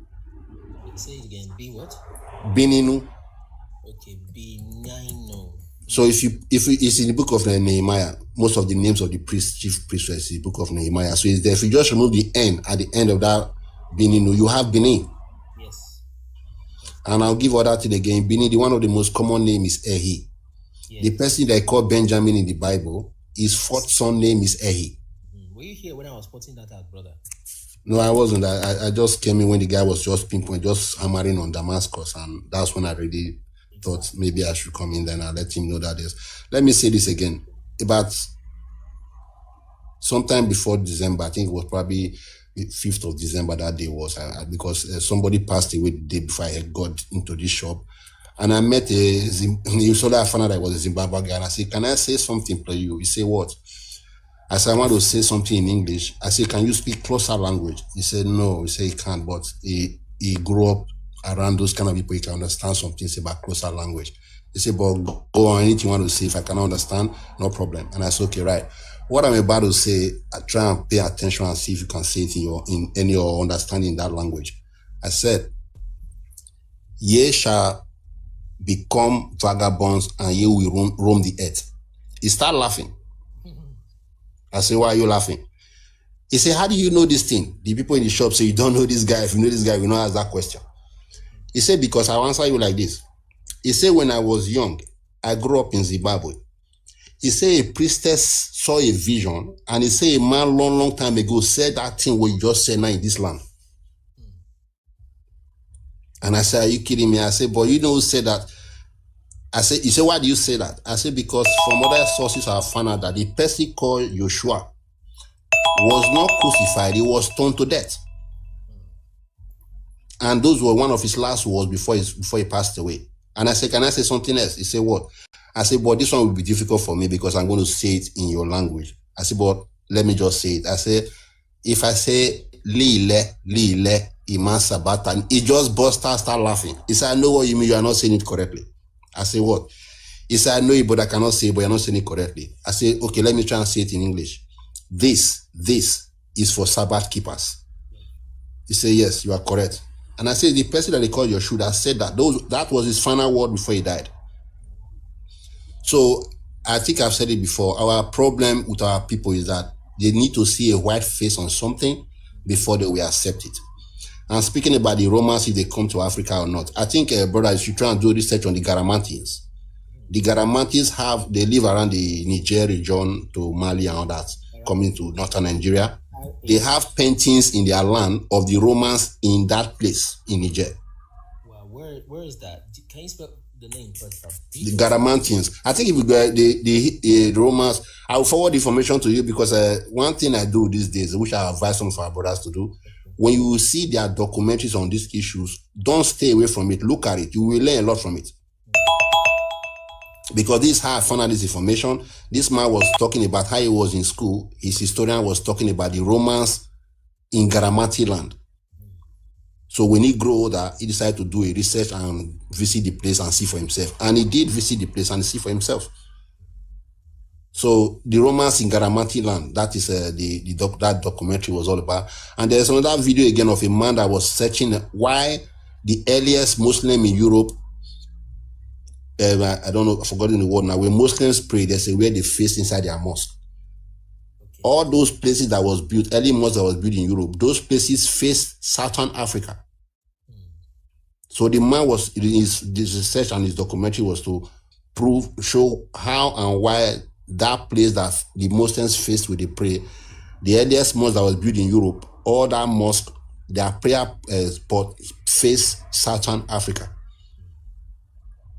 So I'm just saying all these things, so I don't know if the brother is seeing online, so you can see all these things and go online, go on Facebook, and this book we call the Bible. Because I think, I wanted to say at the point, let us rename it and call it, because I think when you call it Bible, it scare people than even to go and read it and find these things inside. I have told somebody from Edo State that Benin see the Bible, just the you at the end. You don't want to know what I found, what he did to me. So it's very difficult. It scares people because he didn't want to accept that how can Benin be inside the Bible? Are you crazy? It's the Bible we are talking about here. You know, so I think there's quite a lot of things. People need to open their mind up. I don't like forcing people into things. I've done videos on stuff like this from past. I say it, I go my way. And there's nothing you can really force people to do these days because there's too much rights. So you just let people see things the way they see it. And if they want to take it at face value, they take it at face value. If they want to go and dig deep into it, they dig deep into it. I have a lot of information about this stuff, but I want to, like I said before, I'm packaging something that I want to be able to present to anybody that I think is credible enough as a leader, and it's up to them then to know what they do with it. Because the information I'm going to put in front of them, it's not information that you can deny, because there's archaeological places in our land to prove these things. Talking about Ephraim, we've not mentioned the Akwa Ibom people. If their award is Ephraim for Ephraim. So these things are there. I don't think our brothers or sisters that are still doubting these things, they want to be, they don't want to go into this information. If they do, I don't think anybody will still be in doubt. Even just the Bible alone, like the brother just quoted from Deuteronomy 28, those things are there. Who else do you know in the world? I think the brother should actually tell these people to bring the evidence to prove who they are claiming they are, than we bring the evidence. Exactly. They are the one who should. You know. Because I've seen one of them in the train station time ago. He's looking at me. I say, "What tribe are you?" He run away. Everybody at the train station was looking at me. I look at them. I say, I didn't say nothing to him other than ask him what tribe is he. Because before he go and claim that I'm saying something to insult him. In Israel, right? No, this was I'm in England. I was just in the train station. I see him come down from the escalator. He wear a black cap like this. Yeah, they wear always that big round hat, and he walked past me looking at me very strangely, but he couldn't help because I was standing near the ticket machine. So he bought his ticket, the place was quite crowded, so he stood near me. He kept acting as if he was scared of me. I just thought, you can't act like this. They always do that. When they see a black person, they start acting that they're scared of you. Yeah. So I just said, "Excuse me, what tribe are you?" He just moved immediately. I tell people that you dark skin people, you are living walking evidences that they are liars. They wish they so if the brother thinker is still there, let him please, if he can contact them, let him tell them to come and prove to us the evidence they have to prove who they say they are, not we. The evidence is following us. It's in our bodies, in our eyes, it's in our ears, it's in our hair. The Judeans were known to have dreadlocks. The children of Issachar was known to be singers. So let them come and show me which Jewish person is singing today in the world.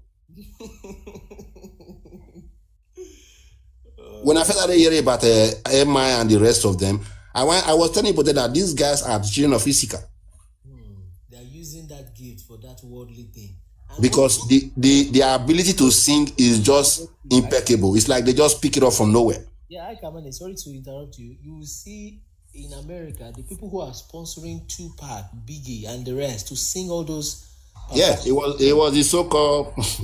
Yes, they sponsor them to sing perverted. They use their evil. They know they have that gift, but they will give you a lot of fake dollars. I mean, dollars really. Actually, I just call it fake, but they give you a lot of that dollars. And the voice for is fiat money. It's fiat money. Yeah, and take drugs. They sing about drugs, about violence. If they sponsor them, these fake Jews sponsor them. I think our brothers need to know that there's, like I just said, I don't have a problem with saying these things publicly. I challenge them publicly. I worked with them. Like you mentioned Uganda, when I was working with them, there was a girl that was working the same table as I was. And she was talking about going to Uganda. She and her friends, they wanted to go and rent. She's a Jewish girl. They want to go and rent a primary school building that they be putting money together. They want to go now and settle the building. I just wanted to bust her bubble. And I said, all right, when you get there, ask for the Jewish people in that land. He said, what do you mean? I said, there are Jewish people there. There are Jews there. They are your family member. Ask for them. The next week, I was sacked. Ah, seriously? I'm telling you, they come into the office and said, we are sorry, your probation period is over. I looked at the man in the face. I just smiled. I said, okay, no problem. What was the reason? No reason. And no, when you get jobs on jobs, that will say you are going to be on probation for 3 months. We see how things go. Then we take you on. Yes. You understand? So it was just the 2 weeks left for the period, and they just come into the office the very next week. When I was coming out of the office, as soon as the guest saw me, she looked away. I just looked at her and thought, well, I'm glad that I bust your bubble. That's all I'm interested in. I'm glad that I said it, and I know that I'm being sacked because of it. Because the people that when I was picking my bag in the canteen, when I told the women that I was leaving, they were shocked. They could, because they know how much I assist them. They couldn't believe that somebody is telling me that they don't need me. But I know what it was all about. I just leave them. So please, people should be confident enough. That's Rothschild you're literally dealing with. Yeah, I know that. I know. Listen, brother, if you know me, you know I don't know fear. People, they run from me. I know they fear anything. Because you see, just like somebody was saying about this guy online. I said, when you have nothing to hide, there's nothing for you to be afraid of. Yeah. So when I speak to some people, they are saying those who come for you. You know how many people have told my brother, those who come for you? I say, I'm ready. Even my own friend, we be say they born for this country where they follow. He tell me, say, if my government knows a person like you do this country, they'll kill you. I tell them, I may go tell them if they never know. Because that's not going to scare me. That was about 5 years ago, just before the lockdown was really picking up. So I think I don't listen to scare tactics. I told that straight away. Nothing will scare me. I say if my ancestors let me die, now their fault. So when I come across people like you, I want to follow and listen. I also learn. I also contribute because I know there's quite a lot that I'm not coming here.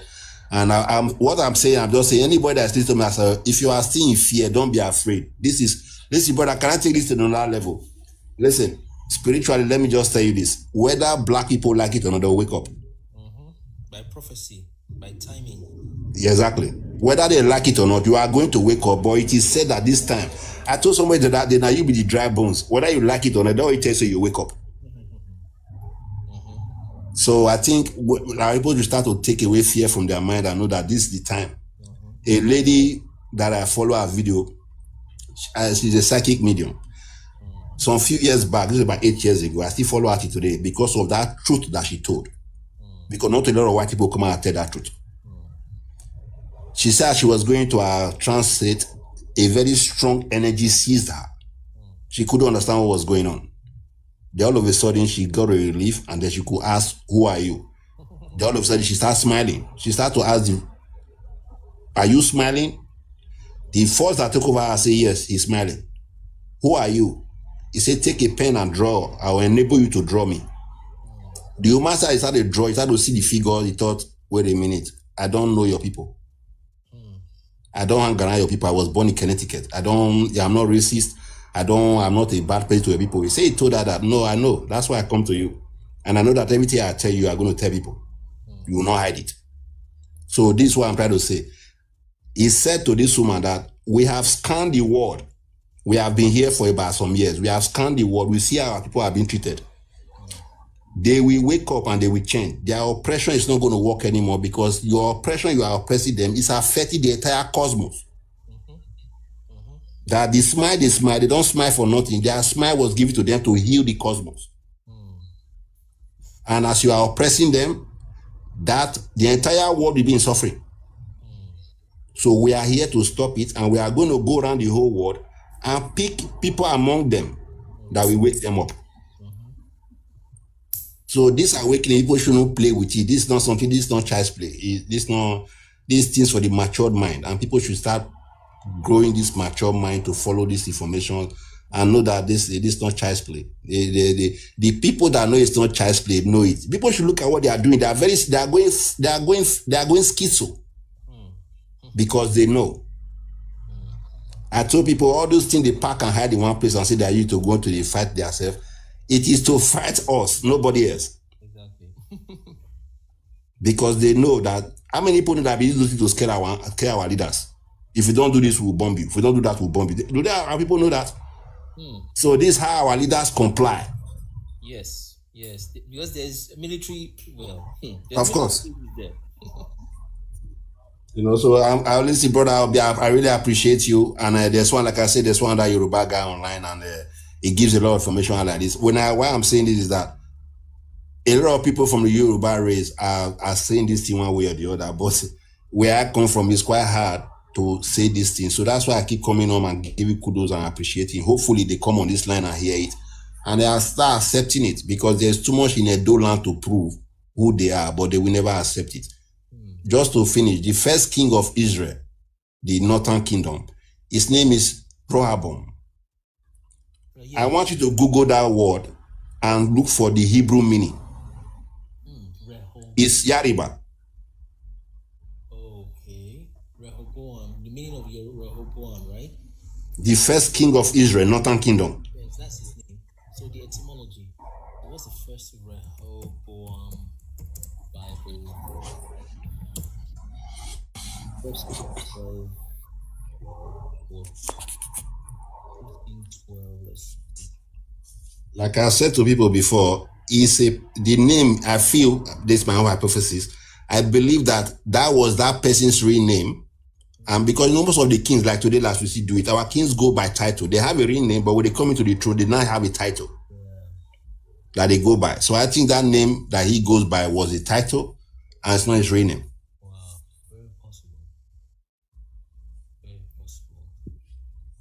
Because when you Google it, you see different variation of meanings of it. You see it in Greek, you see it in Hebrew. Just check the Hebrew meaning. It's actually Yariba. That's why they call it Yorobom. Wow. Now when you say this, they think you're trying to mix things together. 1 Kings 12:1.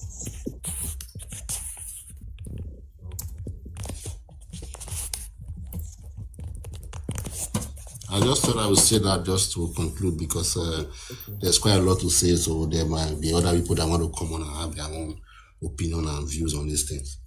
Yeah, we're wrapping up gradually actually, so thank you so much. So even if you show them this, which I'm about to, they will still tell you, hey, maybe it's coincidence, maybe it's, all those kind of things. They don't. But I told them to take all the evidence and take it together and bring everything together at once and see, and see how the thing makes itself together. Interesting. So thank you so much, brother, for that. We'll keep talking. So guys, like we said, the first thing is share, and the first thing that will happen is that waking up, that decolonization enlarge, just like that.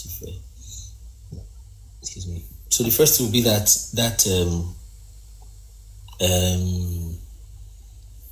decolonization. That's going to be the first thing. In fact, someone could just ask, okay, what is after we know this, what next? The first thing next is it will change your attitude. You don't know the power of attitude. It will change your attitude. It will just change you structurally from your soul. Your soul will be altered. It's beyond any action you want to take. It is one thing to change your action that you do literally. It's another thing to change the way you will do whatever you want to do. You see? And that's what some people don't know. To change. So those are the kind of things we are looking at. That begins to change you and shift you. So we are really grateful for everyone who has joined us in this live. It's good to have everyone here. We'll be back tomorrow morning by God's grace. I was even saying that I thought we were going to do a little in the morning, then a little in the evening or something. But of course, this is on off for the whole day. So thank you so much for your time. Please, let's get more people. Like I said, as you go now, check our videos, begin to mention people. Begin to call people's name, please. In fact, this is our last call to action for the day. Go to some of our videos or even more videos, not just our own, and mention a leader an influencer. I'm not talking about someone who is making noise on TikTok and dressing naked. That's not what I mean. I mean people who are in leadership, right? Either political leadership, country leadership. Please, we're already closing the live now. But as you leave, just mention, say so and so. Religious leaders, political leaders, maybe especially religious, because we'll start from influence. Political leaders are tied down by, they are afraid of bombs. You see the president of Nigeria saying that we will not comply to your policy. They're asking us to do global warming and conform to, what do they call that thing? Green, what's that word? Global warming, carbon, whatever. He said, and they're not giving us money. We will not comply. We will not comply. And you think the man is stupid. He knows what he's saying. He's under some kinds of pressure. Although, of course, he's got his own plus or minus, I don't know. But then, he's under a lot of pressure. And he does not know some of these things that we are talking about. You see, he does not know them. So he said we won't comply to their, I forgot that name now. Global warming, climate change, giving them climate sanctions, things like that. So we will not comply to their climate sanction. Let them give us money. He's still looking for dollars that is not based on anything. Since 1972, Nixon has taken the dollar off the gold standard. So dollar from that day became paper, and it's only as powerful as people think it is. See. So please, call to action. Thank you for joining. If you have not followed us, follow us. So when we go live, you can know. Do that Chatroad account. If something happens to TikTok, we'll move over there. The Chatroad up there, you can follow that account. We just have that as our DP for that second account there. So download that account, that website application rather. So the next call to action, like I said, as we leave, let's check, go to some of our videos, at least one of the videos, have 2-3 leaders in mind, mention them, okay, and say so and so, or maybe on other people's videos also, mention us, mention Kunle ministers, but then there's only a limited number of videos we can go there and start replying chat. They might pop up arguments there. It's easier the other way around. I've seen people also mention me, they keep tagging me on other people's videos. Okay, there's only limited, and we have not even responded to our own videos. And if Ibini is still there, he just needs to forgive me. Even these chats I've not responded to. I had no idea this life was gonna go this far, this long rather, for today. You see, so let's mention as we leave. Thank you. Let me thank everybody that is there from the bottom to the top. So Byron, thank you for joining. Free Forex class, thank you for joining. Jude C, thank you for joining. Samotech, thank you. Samotech, although he was online, he didn't speak, we were waiting for him. So Val, thank you. Val Koshonier, thank you. London Cubana, thank you. Bamadele Adafin, thank you. At Swere 65, thank you.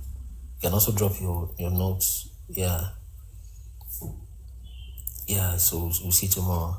So yeah, Grace of Olujamaro, yes. So KFX, thank you. Ade BC Ajibotolu, thank you. Real Infinity, thank you. Zach 24, thank you for joining us. Adewumi Blessing, okay, thank you for Ayoman 19, thank you for joining us today. Adewumi Blessing, thank you. Adekunle Rosulu, thank you for coming. Can Be Classic, thank you for joining. Prof Sonex, thank you. I Kamani, thank you so much. Victor Ohurugu, thank you very much. And Ibini, as always, thank you so much. So Ibini, immediately after now, I will just check, because of course you can imagine there'll be logs of things I should have done. This is literally 7 hours 59 minutes, about to enter 8 hours. That's a literal 9 to 5 job I just did today. Okay, so I thought it was going to be like 4 or 5 or 6, but I know how TikTok can be, so I'm kind of ready. So but then I didn't know it's gonna be that long. Okay, I didn't quite know that. So this is 7:59, 34, 35, 36, 37, 38, 39, 40. So it's about to hit. I'll let it hit 8 hours at least.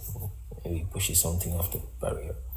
So thank you so much, everyone. So even I'll check your chat right now. I'll try as much. Check it.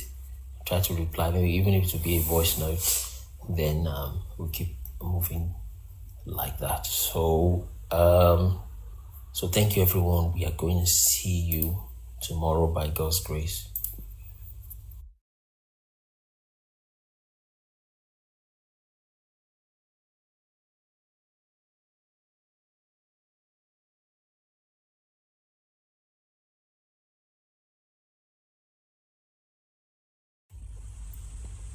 Yeah, so thank you so much.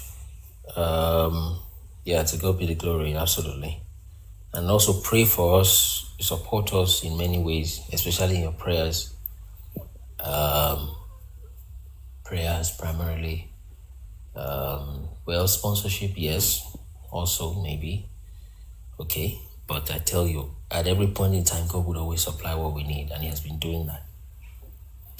So it's not, money is not the first thing. People have asked, but then if you have to, you can go on the website. Our website, colonialministers.org, is there. Then just, there's this place you can click donate or do whatever. Okay.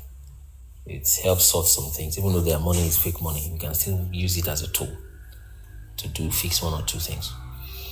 Anyway, so thank you, everybody. So please call to action mention at our pages, share them daily, just mention somebody especially religious leaders, political leaders here, influencers, mention them, let them come and learn and push some of these things. So let it go viral. All we need is just the mind or the heart of an influencer, okay, to understand this thing. They may not be able to explain everything, but they push it on their platform and it keeps going like that, okay? And it keeps going like that, and it just spreads, and we align ourselves with prophecy. That's all that we're doing. It's not anything too complex. So share the videos and mention leaders on our videos. Thank you so much. This is 8 hours 2 minutes, so it's past 8 hours always. All right, thank you, everyone. We will see tomorrow. Thank you. By God's grace, tomorrow morning. Thank you. God bless you. See you tomorrow.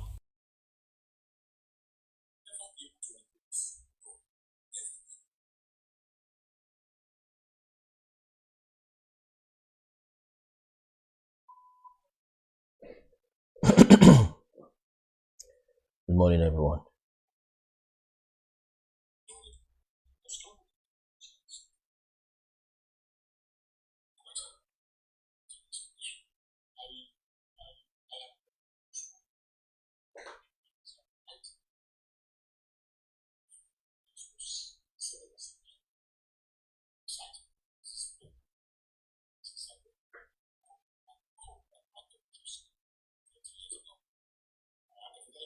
Good morning, user 910. It's good to have you. All right, so let's push our 2K views and 10 shares. Becky, Jesus, you're welcome. So let's look at 2K views, 10 shares at least.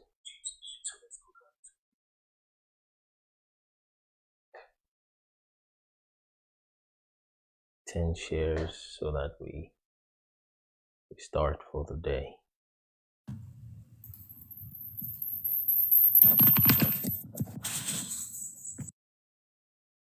So we can kick off for the day.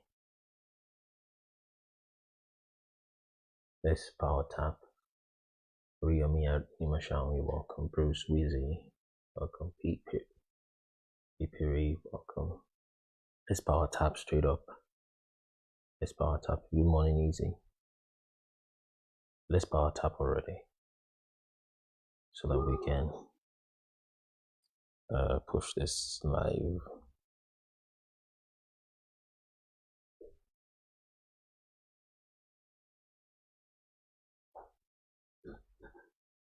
Let's power tap.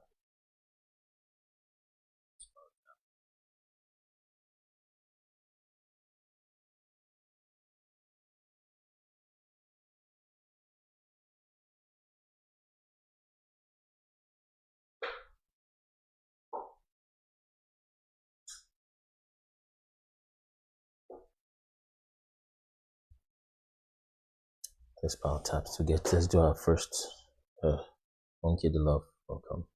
So let's get our first 2K likes. So we start for this morning.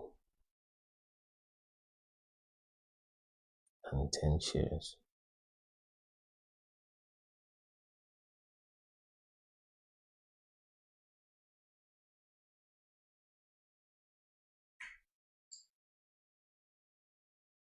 Let's go, let's go, let's go. So good morning, GOK.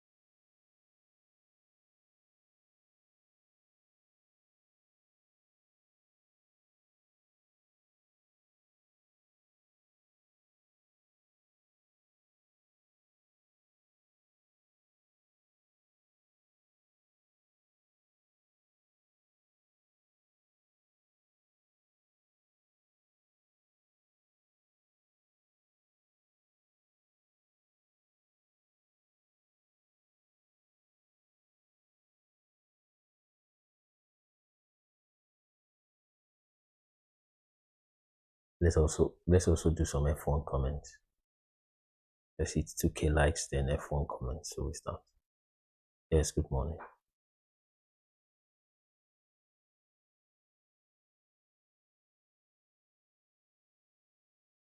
$2K likes, 10 shares,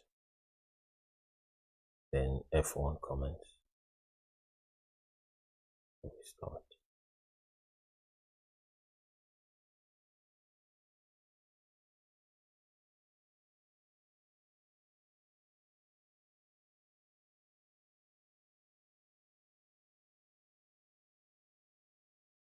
Hope we had a restful evening.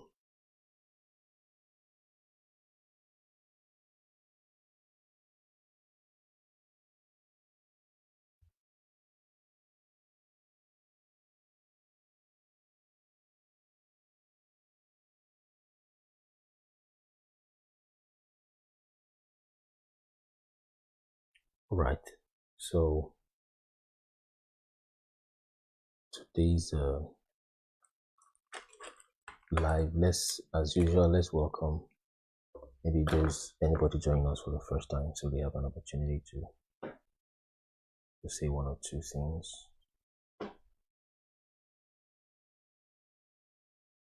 Then let's not forget, at mentioning if you have any influencer that can post some of our videos, maybe that's heard the things we are saying and can post them, you can mention them or tell them to do the DM or let them just post it. They're free to post it. And I think we have changed the settings of our videos so that you can download them.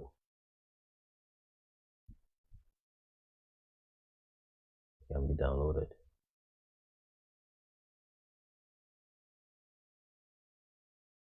It's very important that we do that. Okay, so good morning. It's good to have everybody here. So don't forget our website. Okay, we've got our 2K views, 2K likes rather. So just the 10 shares we need to work on. Just 2 shares. So let's everybody try to share. So let's start for today. Let's begin.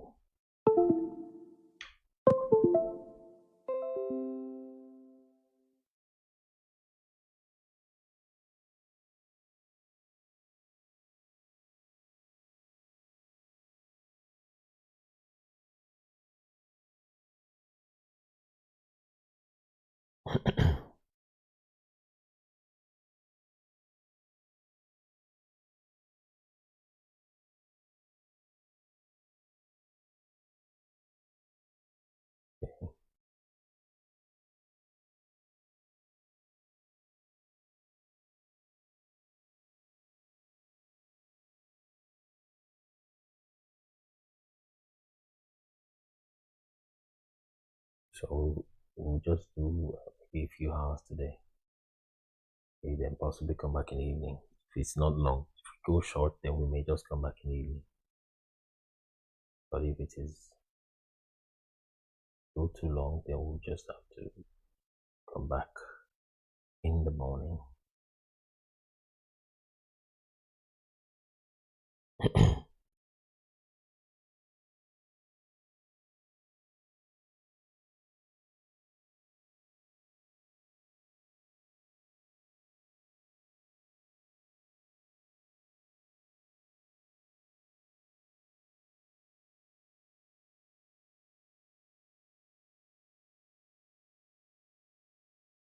So the people of sub-Saharan Africa, the real Israelites, the Bible is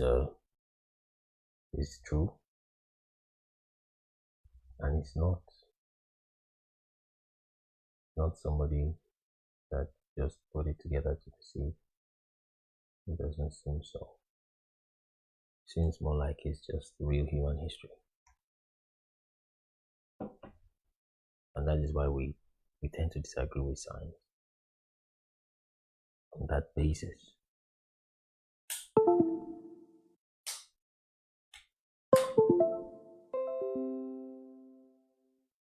So that's why we tend to disagree with science on that basis.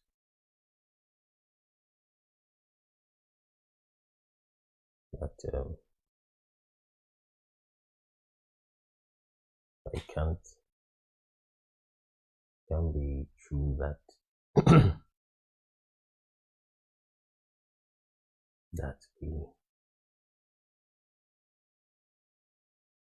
we didn't come from monkeys and from apes or from things that come from the earth. So those that don't believe the Bible, they need to reconsider their position, because we have found justifiable reasons why someone would want to make that claim that human beings came from dirt and that we are literally lost in space and it's just by chance that we exist. That cannot be true.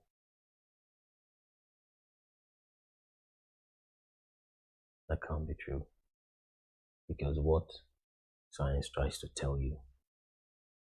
Let me close the bottom screen so that you can see comments. So it can't be true that we just came from dirt. For those that are just joining, check the topic above there. Then you request to talk about those topics. So morning NOI team, user 910. Enema, you're welcome. Chatrod, welcome. And then the hand emoji, you're also welcome. Geocare, good morning. Easy. Jay, welcome. Erodiger, you are welcome. So, there's then Dr. Flash here. Welcome. So, it can be true that we came from dirt. So we need to begin to reconsider the Bible, especially those that have maybe left the Bible, because I know there was this surge of atheists in the past 2-3 years, and most of that came because they were depending on science and on some Enuma Elish books, some Sumerian texts, as it were, of which the real Samaria is not even there. The real Babylon is not there.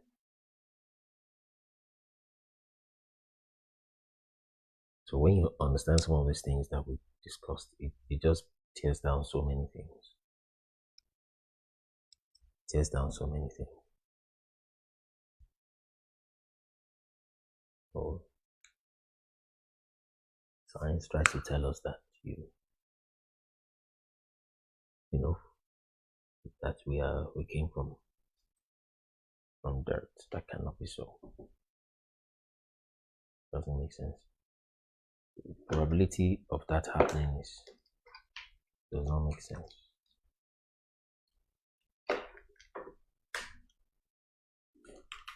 Does not make sense.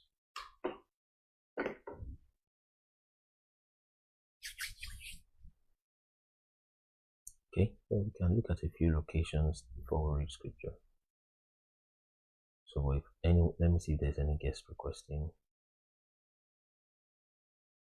Okay, we can also start with those that want to say a few things.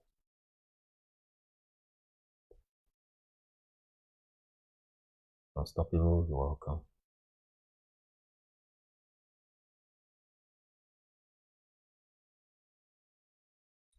We want to listen to those that have not come live before, especially. So let's do a first batch of guests. The first batch of guests, then we move forward. Have a few first batch of guests.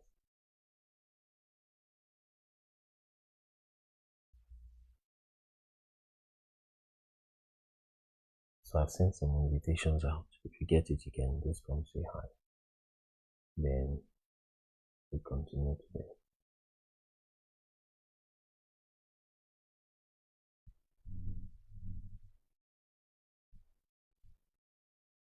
So check the topic up there. If you have a contrary opinion, you can mention it. We can discuss.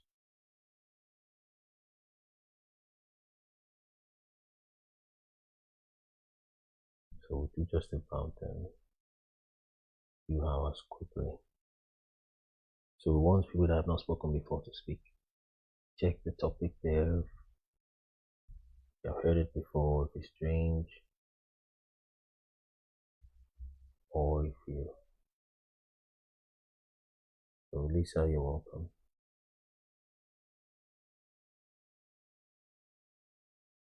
Okay. If we have no guests, then we will just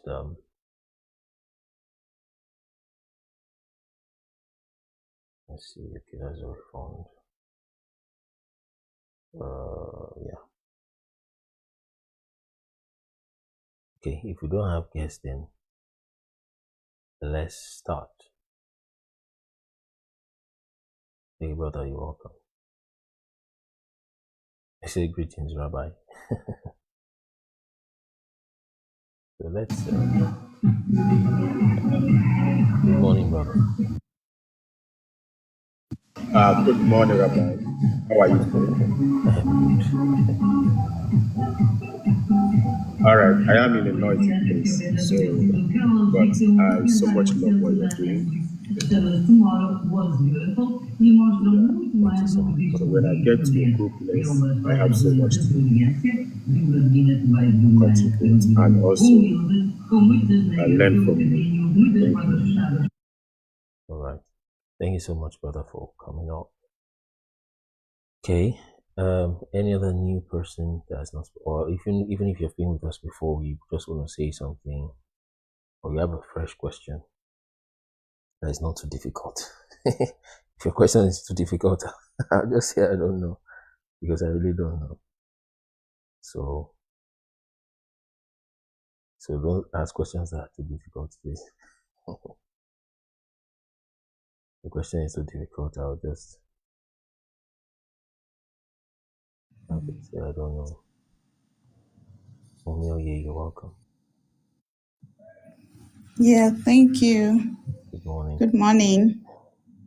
Good morning.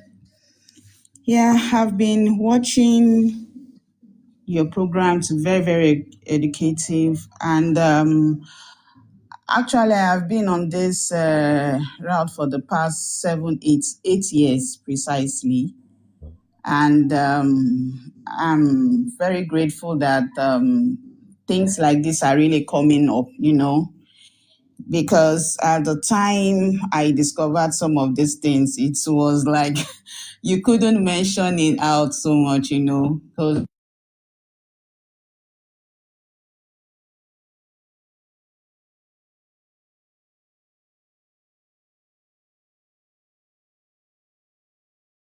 It's kind of fading.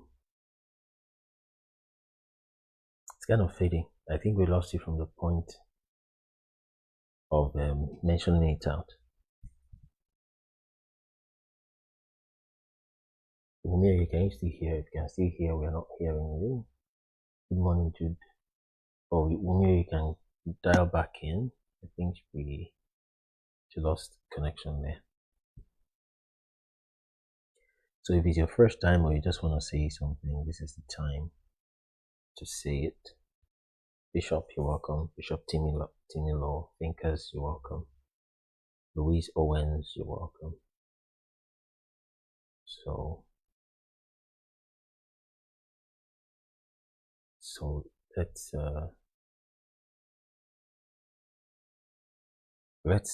request to just do the first greetings. Rume, welcome. King Snow, welcome back. Okay, Homeo is back. See.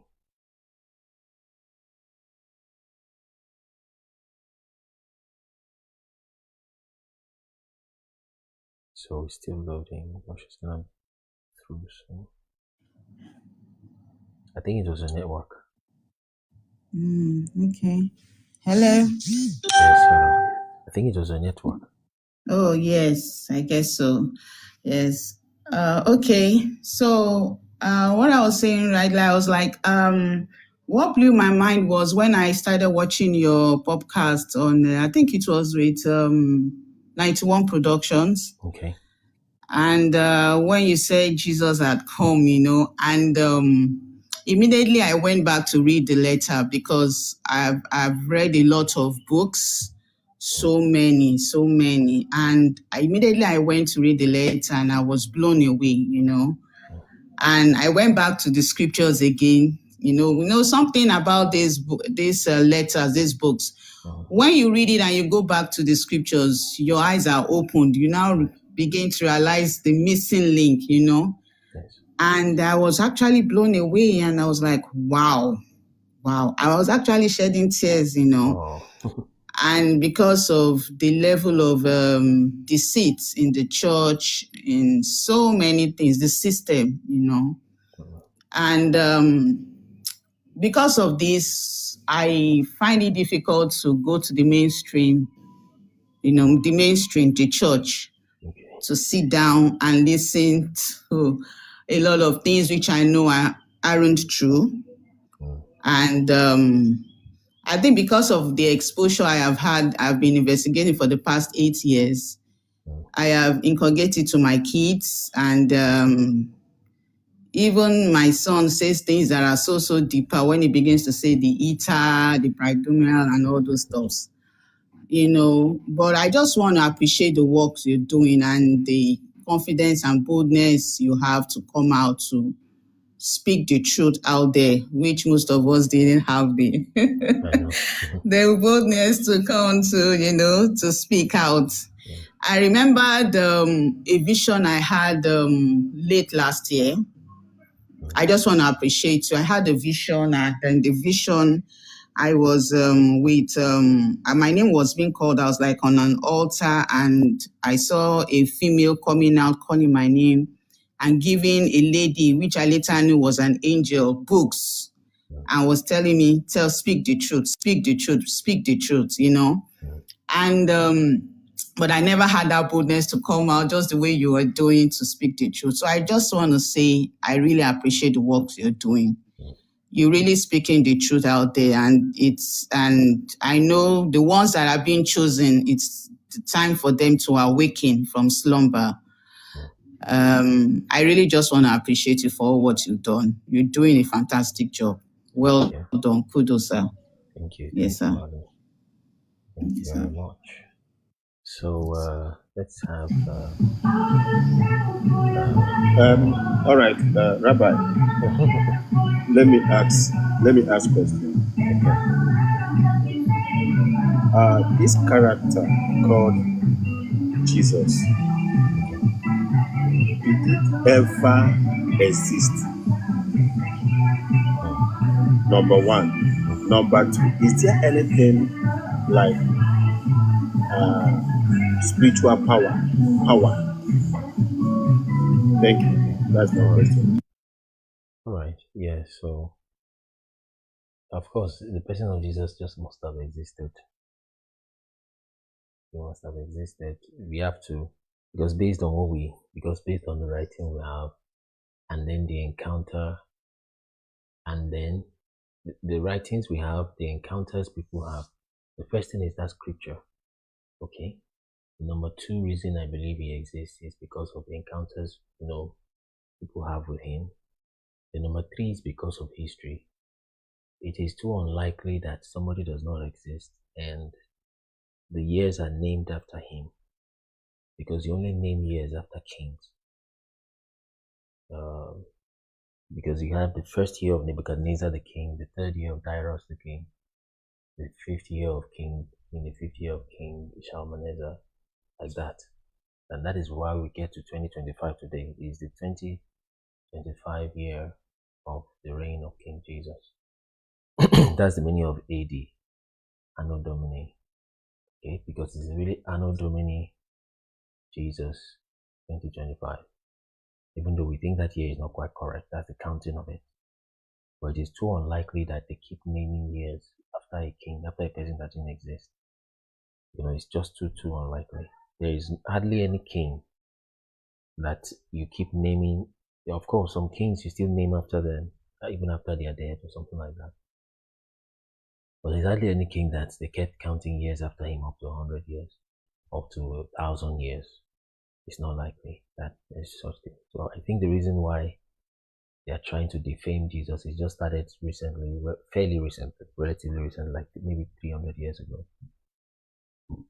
Maybe 250 years ago, when they started trying to deceive the world. Then it is now they start trying to remove AD. They start saying it is now common era, before common era, and all of that. Where were they all the past 2,000 years when they have been naming the years after Jesus? It's because deception just started recently, so it must have existed. Supernatural powers, yes, it does exist. So there's definitely supernatural power. That is why for someone to say there is no God or to say there is no spiritual realm, they just have not searched enough. And nowadays, this information age, to search, you don't even necessarily need to go to some dark bush somewhere. Just check some videos online, you will find. Of course, you see some CGI, which is computer generated images and things like that, but you see some real ones too.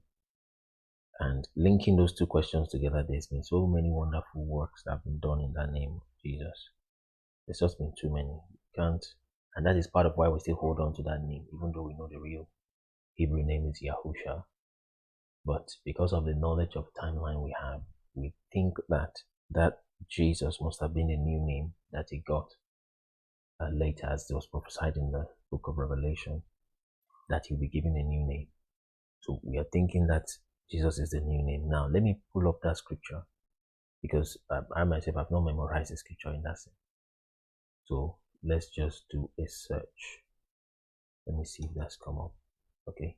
That's our website, by the way. You can go there. You want to support, you want to get materials for free, at least for now, it's free. So, we did a conference in Sheffield last month. Very wonderful. Scan the QR code to join as Kunle Ministers Kingdom Dominion 1.0, a prayer, worship, and word conference tag bearer sheet, happening live at the Hope Center Sheffield, where a host of anointed ministers of God will be ministering on Saturday, April 26th at 6 p.m. prompt.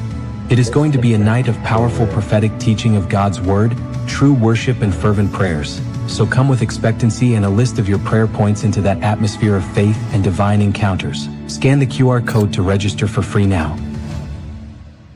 So it appears we'll be doing more conferences, because that was 1.0. Scan the QR code to join as Kunle Ministers Kingdom Dominion 1.0, a prayer, worship, and word conference tag bearer sheet, happening live at the Hope Center Sheffield, where a host of anointed ministers of God will be ministering on Saturday, April 26th at 6 p.m. prompt. It is going to be a night of powerful prophetic teaching of God's word, true worship, and fervent prayers. So come with expectancy and a list of your prayer points into that atmosphere of faith and divine encounters. Scan the QR code to register for free now. We'll be doing that conference soon.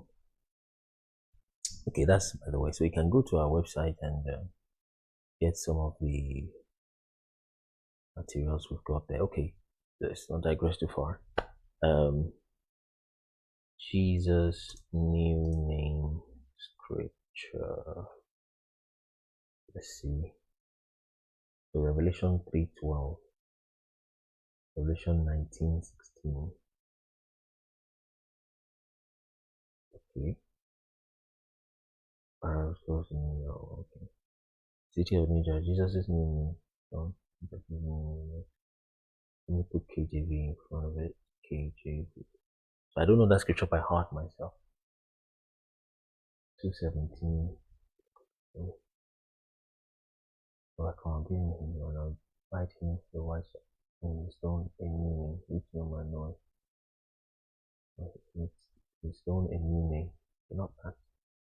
Still at my temple. So I'll write upon him the new name of my God, the name of the city. Okay. Okay. Revelation 2:17.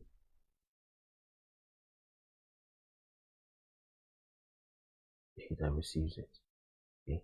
So I'm thinking, but then it says that name is of God, not necessarily of Jesus. But then let's just see Revelation 2:14. 2:17. So I've answered his question. We're just trying to check something. This is good to check. KJV. Revelation 2:17.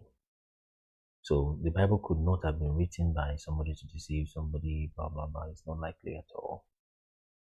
Completely unlikely. Okay, now we need to set this. Okay. Because it's chopping up at the sides.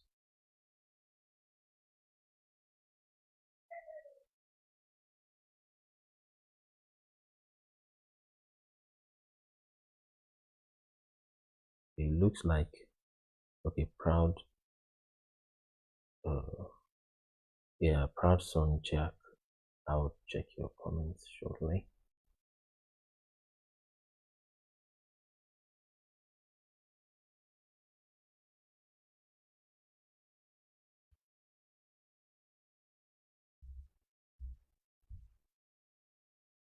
Okay, so let's check that scripture.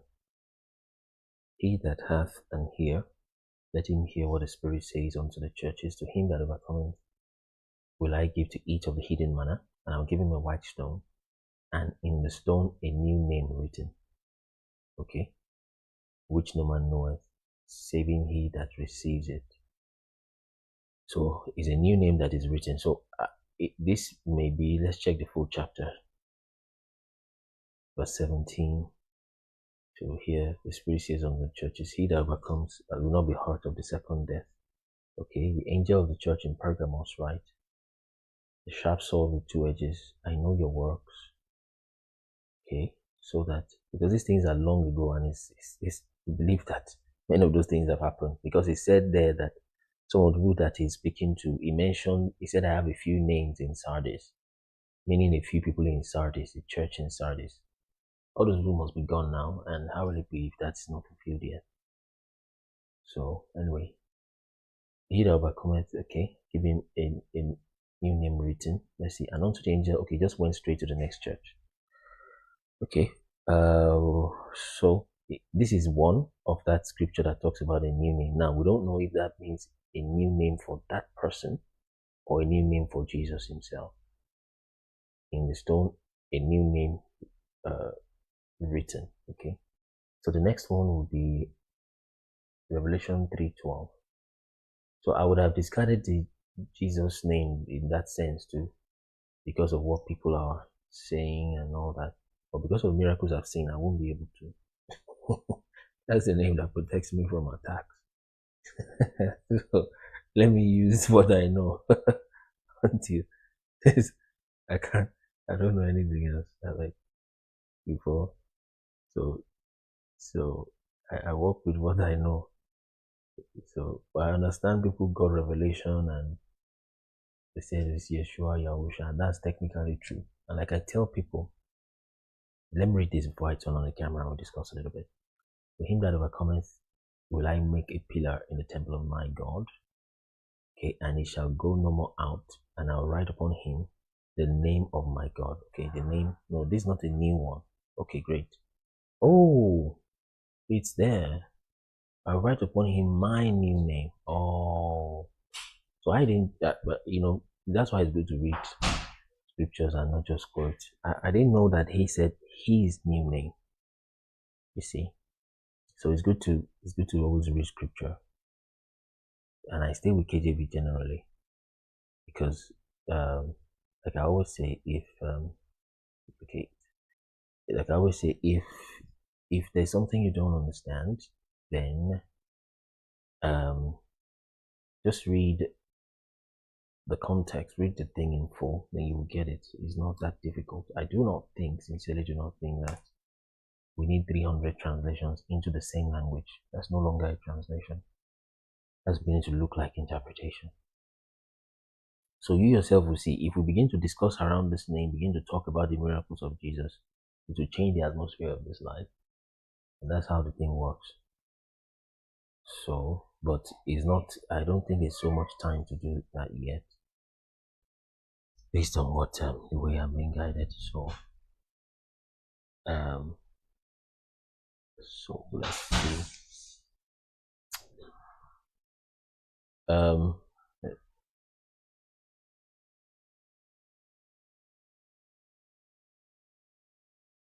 So here he calls it a new name written.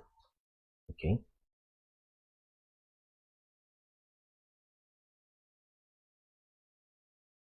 So in Revelation 2:11, he calls it a new name written. Okay, a new name written, which no man knows, saving he that receives it. Of which, by the way, to be fair, they have already started casting out demons in the name of Yeshua or Yahusha before, honestly, to be fair. Because I believe that it's written that we saw another person casting out devils in your name. Okay? So, if he is not against us, then he is for us. Bible verse. So I don't know some of those things by heart, but of course, if you have read the scriptures, you still remember some of those things. Mark 9:40. Just in the beginning, so let's see the text itself. It's also 9:38. So Mark 9:38. Let's try that. Okay, this. So let's try Mark 9:38. 38. And John answered him, Master, we saw one casting out devils in thy name. So it's very possible that that's still the Yahusha they were casting devils out in. Maybe. Okay. So that's already has been happening with the maybe or potentially old name before he was raised from the dead.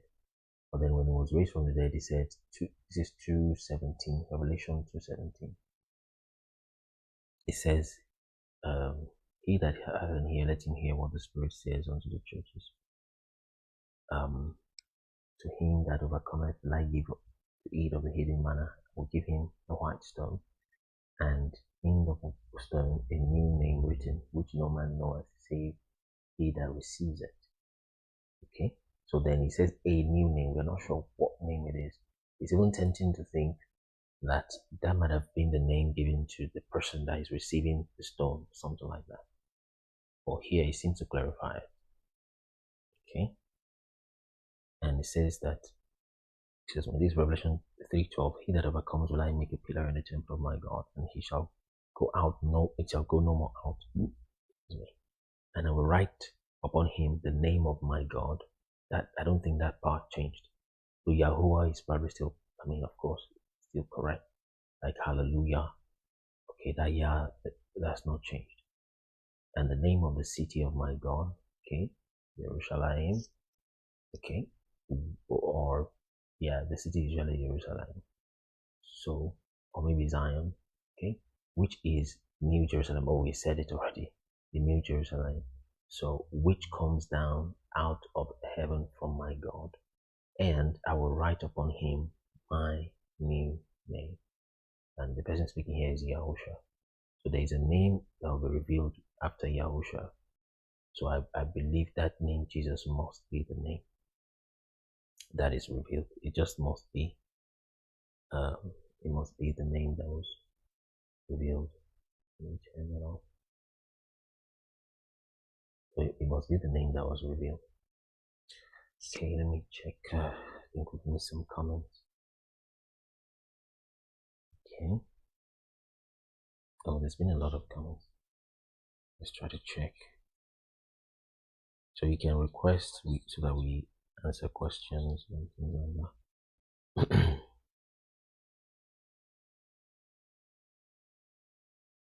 Okay. Okay. Yeah, I think someone is disagreeing with what we're saying. Okay, that's Proud Son Jack. Okay, I think he's disagreeing. Okay, let me check. The common nations are preparing how to defend themselves in this area. Okay. Nations are preparing how to defend themselves. Okay, nations are. Yeah, that's just. Okay, Israel following building. Okay, maybe he's not listened. Maybe he has not gotten some information. So that's why it's good we push these things out there so people can understand. So maybe Proud Son JCK has not, of course, read some things. Yeah, Israel is defending themselves. That's the Middle East Israel.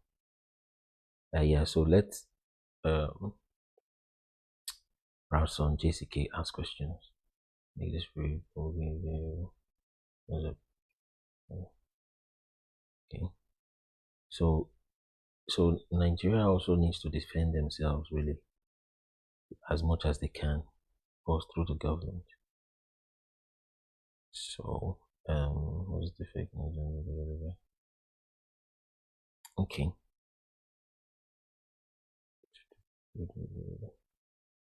Okay, so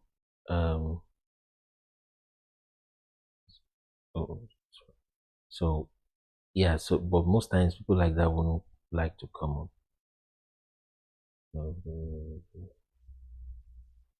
More like they don't like to come up, but if Proud Son can come up, so we can have a conversation. So if he's still there, you can just go check some of the previous videos we have done, so you can understand how this connects to global politics, and how Israel is defending themselves, etc. Yeah, so I think I've answered that brother's question. So yeah, let's have a few more guests so that we can move forward. We probably just read Enoch.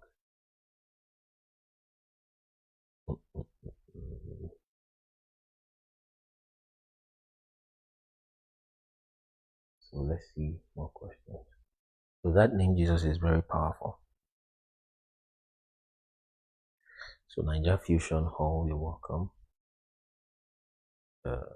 Equezy Alexander, welcome. So let's see those that want to ask questions or just say hi, especially those that have not come up before. I've sent in some invitations, just received invitations, then we get you to just say little greetings, then we proceed.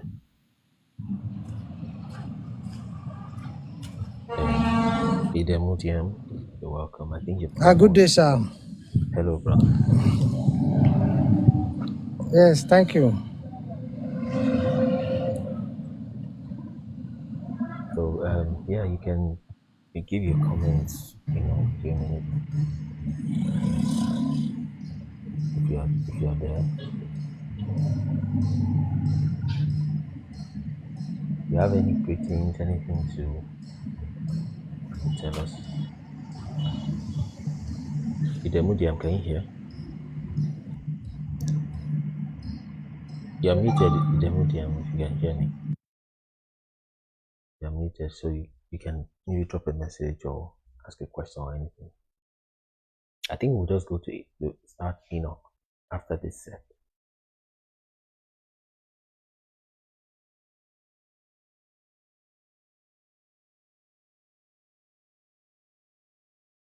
So okay, how about let's have the other person then if Idemudiam does not have. Equezy Alexander. You are muted. Both of you are muted. You can unmute. If you are just joining, follow the account so you know when we go live.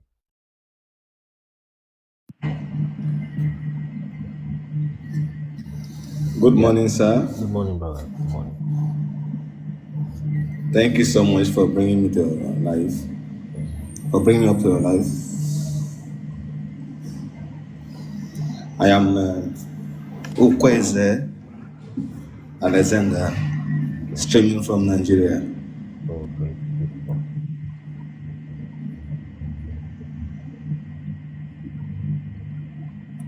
Particularly southeastern Nigeria. Oh, nice. All right. It's good to have you. We just wanted to hear your voice, see people that are there. Okay. Thank you so much. Yeah, I will have some questions for you maybe as time goes by. Okay. All right, that's fine. Thank you very much. So let's have. You're welcome. Yeah, let's have Rome.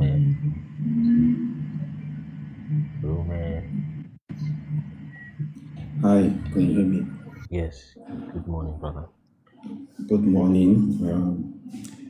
I'm kind of I have an appointment, so I'm somewhere I won't be able to talk so much. Yeah, but I've been following your page for a while, and I find it very interesting, especially for a long time. I was born into church. I grew up, and there were some things I've been thinking about. Things came into my mind from nowhere, and you begin to think about it, and I begin to follow a lot of sequence from when I was young. At some point, I got confused about the God thing and everything I was hearing, and I left it. And when I begin to grow older, these questions begin to come in. And when I bump into some of your snippet of your page, when I hear you saw your TikTok talking, and I find the subject matter that you were speaking about very interesting. When you talk about especially religions, and because I've already got past being a religious person, at some point I had to stop because I find out that everything I was being taught was half truth. I was very upset with my whole background of religion. I was very upset with the church. I tried to speak with my mom, but nobody could understand me because these people I speak with, they are not in my level of thinking. And what I always say to what you are speaking, what you say was not the first time I'm hearing it. These things were inside of me, questions, but I couldn't get people that speak the same language I speak or the things I think about. And when I begin to encounter your page, I was like, oh wow, so I'm not the only one that thinks like this. I'm not the only one that knows something is wrong. And you begin to really equip my understanding. And even to this day, I'm trying to gradually try to let my children to understand this religion. I don't want them to be wrapped around religion because I know it's not a full truth. It's just people trying to use all these things to control us. Because long time ago I know the basics of religion and all those things was to control. So that foundation began to make me question everything that was being given to us. And I visited Rome 2 years ago. And when I saw all their temples, and I saw that none of these things that were related to God was original to God. It was original to their deity. So these things begins to feel like that one actually spin my word as well. Like I said, so what is this thing that we are calling as God, but there's no originality that surrounds this thing? So that's all I have to say. I want to listen more. I'm very happy to be here and to hear what everybody contributes here. Is very interesting to me and very fascinating. I'm growing also in the knowledge as well. So yeah, it's nice to be here. But there are questions I will ask, but much later, because we spoke about the coming of Christ that is actually gone. I heard it in one of your messages, one of your live when you were talking about it, and somebody actually brought that topic here. I would like to understand more because most times when I listen, I'm in and out, so I don't follow through about that part, and I would like to get more insight about that before digest it, before I can even speak or try to know more about it. All right, thank you so much. So yeah, so let me just talk on that already. And let's have more people also request before we start reading and end for the day. So generally for that, people just need to go watch is what we will say. Just take your time to watch, especially someone who might be busy. Like he also was just calling from a place where he has an appointment. So you can, but again, that whole idea is only for Christians. People that are Christian. If you're not a Christian, it won't apply to you. It won't make sense to you. Okay, so it's for Christians. But then, if you want to get more about that, just go watch. There's already stuff that we've put out there, so you watch. And we'll discover that it's a little disruptive, the idea, even though it's what Scripture teaches, but it's a little disruptive, and we don't want to be seen as being unnecessarily controversial. So if the what's the word now? If the facts are already out there, we have done the video out there, then you can go have a look. So it's just there. But then it's what Jesus said in Scripture. He said it that will be coming soon, and to be unfair, amongst other things, to say that to people, and they think he will come in their lifetime, and he did not. And people kept going with that idea for literally 2,000 years. That would be inaccurate. Some say it's because God's time is different from ours. Days like 1,000 years, 1,000 years like a day. But then, how about other things that he spoke about? it would be unfair to leave it that way and not let people know. So just check. It's just there in scripture and then some other things that we have. Okay, let's see. So should we take? Okay, there's 2 guests requesting. Let's have them.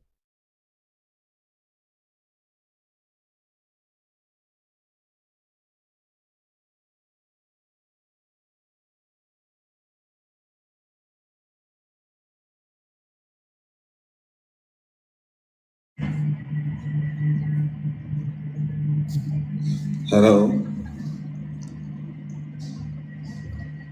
Are you there? Can you hear me?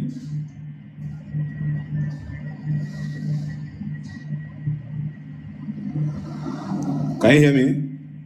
Yes, I can hear you. Okay. I have a simple question I would want to ask. Okay.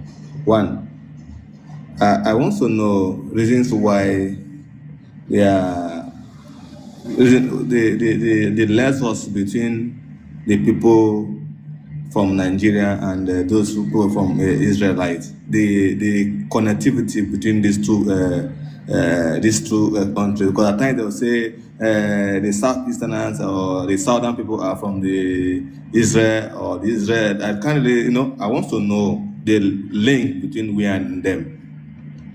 You understand me? If there is any evidence that proves that these people, the Israelites, have a link with the Nigerian people or the Southern Nigerian people, I want to know, one. And two, I also want to know because there are so many things I see. Like me, I'm from Enugu State, precisely in Nsukka. You understand? There are so many things I see in our places, like, for instance, now, like how our forefathers learned how to produce palm wine. So many things they invented, even like this iron smell that is in our side. I was like, this thing that happened far, far back. Who gave them this? Who gave them this knowledge? How did they discover that this is iron? And they started working with it. Yes, the technology that they developed during that time. How did they try to come into like trying to make use of fire, like light, like matches or whatever? You understand me? I really want to know this thing because I can see that our forefathers knows God more than even those people that they call more than even those people that they say they are from the Jews or whatever. You understand me? They knows God because if you times I sit down and I think very well and see that most of all our names it's all about God. You see the white people that came and informed us that this is your name should be this or your name should be that. But our forefathers, our ancient fathers, were able to say, oh, you are this, you are Chukudele, you are Uche Chuku. They were giving those names in time immemorial. I want to know, is it that people are saying they are the one that introduced Christianity to us, meanwhile our forefather knows God, but Islamic, they knows God very well. I want to know why is it that they are saying that the one that introduced Christianity to us, meanwhile our fathers worship the true and living God with sincerity. More like now that there is no sincerity anymore.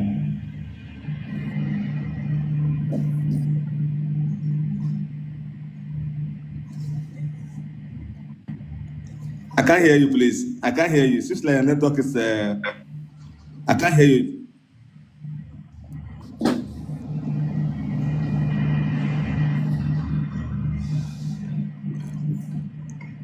Okay, I'm waiting.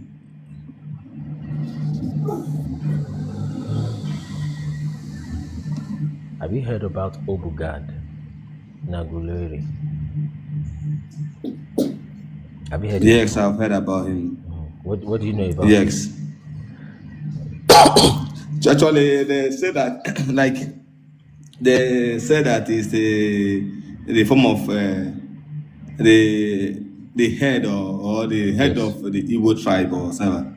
Okay, that's true. That's very true. And but do you know who that God is? Have any idea, sir? I don't know him. I don't know him in person, but I just have heard about him. Okay, let me show you something. I'm not sure where the problem is, why people don't teach. We don't teach our people things. And you're welcome, Easy. So look at this. Are you seeing my screen? Yeah, I can see. So when they say Yes. Obu God, this is the person that is bearing God. He is a son of Jacob. Okay. Okay. He's a son of Jacob. Obu God. For context, let me show you Obu God. Where Obu God is. So this is open image one more time. So this is God. So Obu God means house of God or compound of God. The same way Igbo will say Obodo. What's the meaning of Obodo? Obodo means town. Town. In Yoruba they will say Ibudo. So and there are many Yoruba and Igbo words like that connect. So we are the same people. Yeah. So That's why I say the southern people. So let me see. Just give me a minute. I want to add to a list. I can do that. Just give me a minute.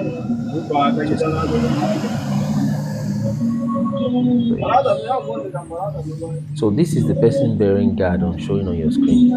He's an African man. He's an Igbo man. And he's a son of Jacob. He's a son of Israel. Have you heard this word before? Chineke umu Israel. Yes, I've heard saying, it. So they say to people when somebody is misbehaving or you do something, Chineke umu Israel. Why are you doing that? That means, my God, child of Israel, why are you doing that? So yes. So they have been saying that thing before colonizers came, and that's because they know who they are. They know who they are. They are children of Israel. Say, Chineke umu Israel. Why are you doing that? Yes. So this person now is their ancestor, is God, and that God, let me show you here, is a son of Jacob. Let me mute you so that they can I'll just mute you. So you can mute. Yeah, I'm muting. So you can mute. Oh, it is easy. Sorry, let me see if it is. If your mic is fine, we shouldn't. Try to unmute Uku, please. I think it was easiest background. Uku, if you can unmute. Because I want to be a dialogue. Okay, still. I've done that. Yeah. So now, this God now, you have shown people the statue. That's the statue of God. He's an Igbo man. Okay. So this is the father of the Igbos generally. So let me save. I don't know if I've saved this before. Because most times finding that picture can be, oh God.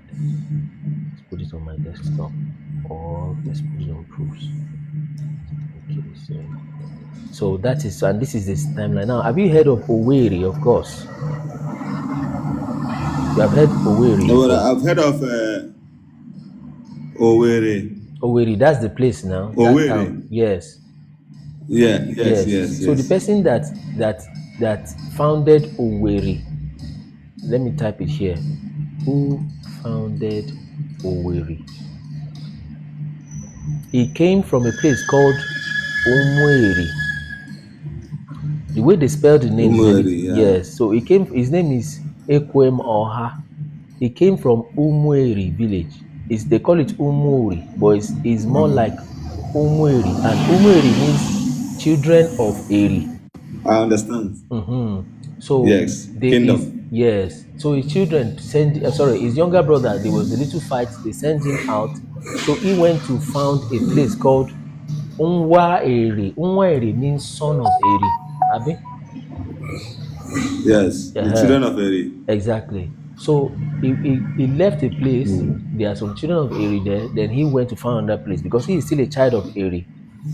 He went to form another place. This is that Eri. He is a son of God. This is Arodi. These are really. Okay. You see, and this is in the Bible, the children of God. You understand? Okay. So we have also seen Yes. that these Yoruba people come from this Ephraim. So that Which is Ephraim. yes, Ephraim. When you check this word Ephraim, the real thing you are Okay. looking at is Epher. Now this Epher they pluralize that made it Okay. Ephraim. So they are the Epher people. It's from here. So and then so you are very correct and very right. The circumcision we do, the way we name our children on the 8th day in Yoruba, for example, the way they pay by bride price. A white man does not do these things. The way they mourn the dead, Yes. the way they do all their Yes. things. Now it might have changed a little. Maybe Yes. they now add some things that the Bible didn't say they should add because it's a long time and there's been many things that has changed their culture. Yes. But they are the real people. Yes. They are the very real people. Yes. So that is what we found out. So that Ubu God you hear of, you have even passed there before. This is that God. He is here. He is a son of Jacob. But so that means all the things they have there in the Middle East that everybody is traveling there to go and check is just fake. It's to get your money, it's to confuse you, to deceive you, etc., etc. Let's let somebody else also ask us. Okay, go ahead. Yes, and I still have something. Like there's a village called Edom.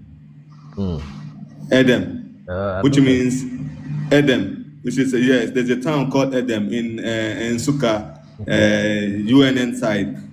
Edom, and whenever I discuss with people from there, they say they are from that garden of Edom they are talking about is here.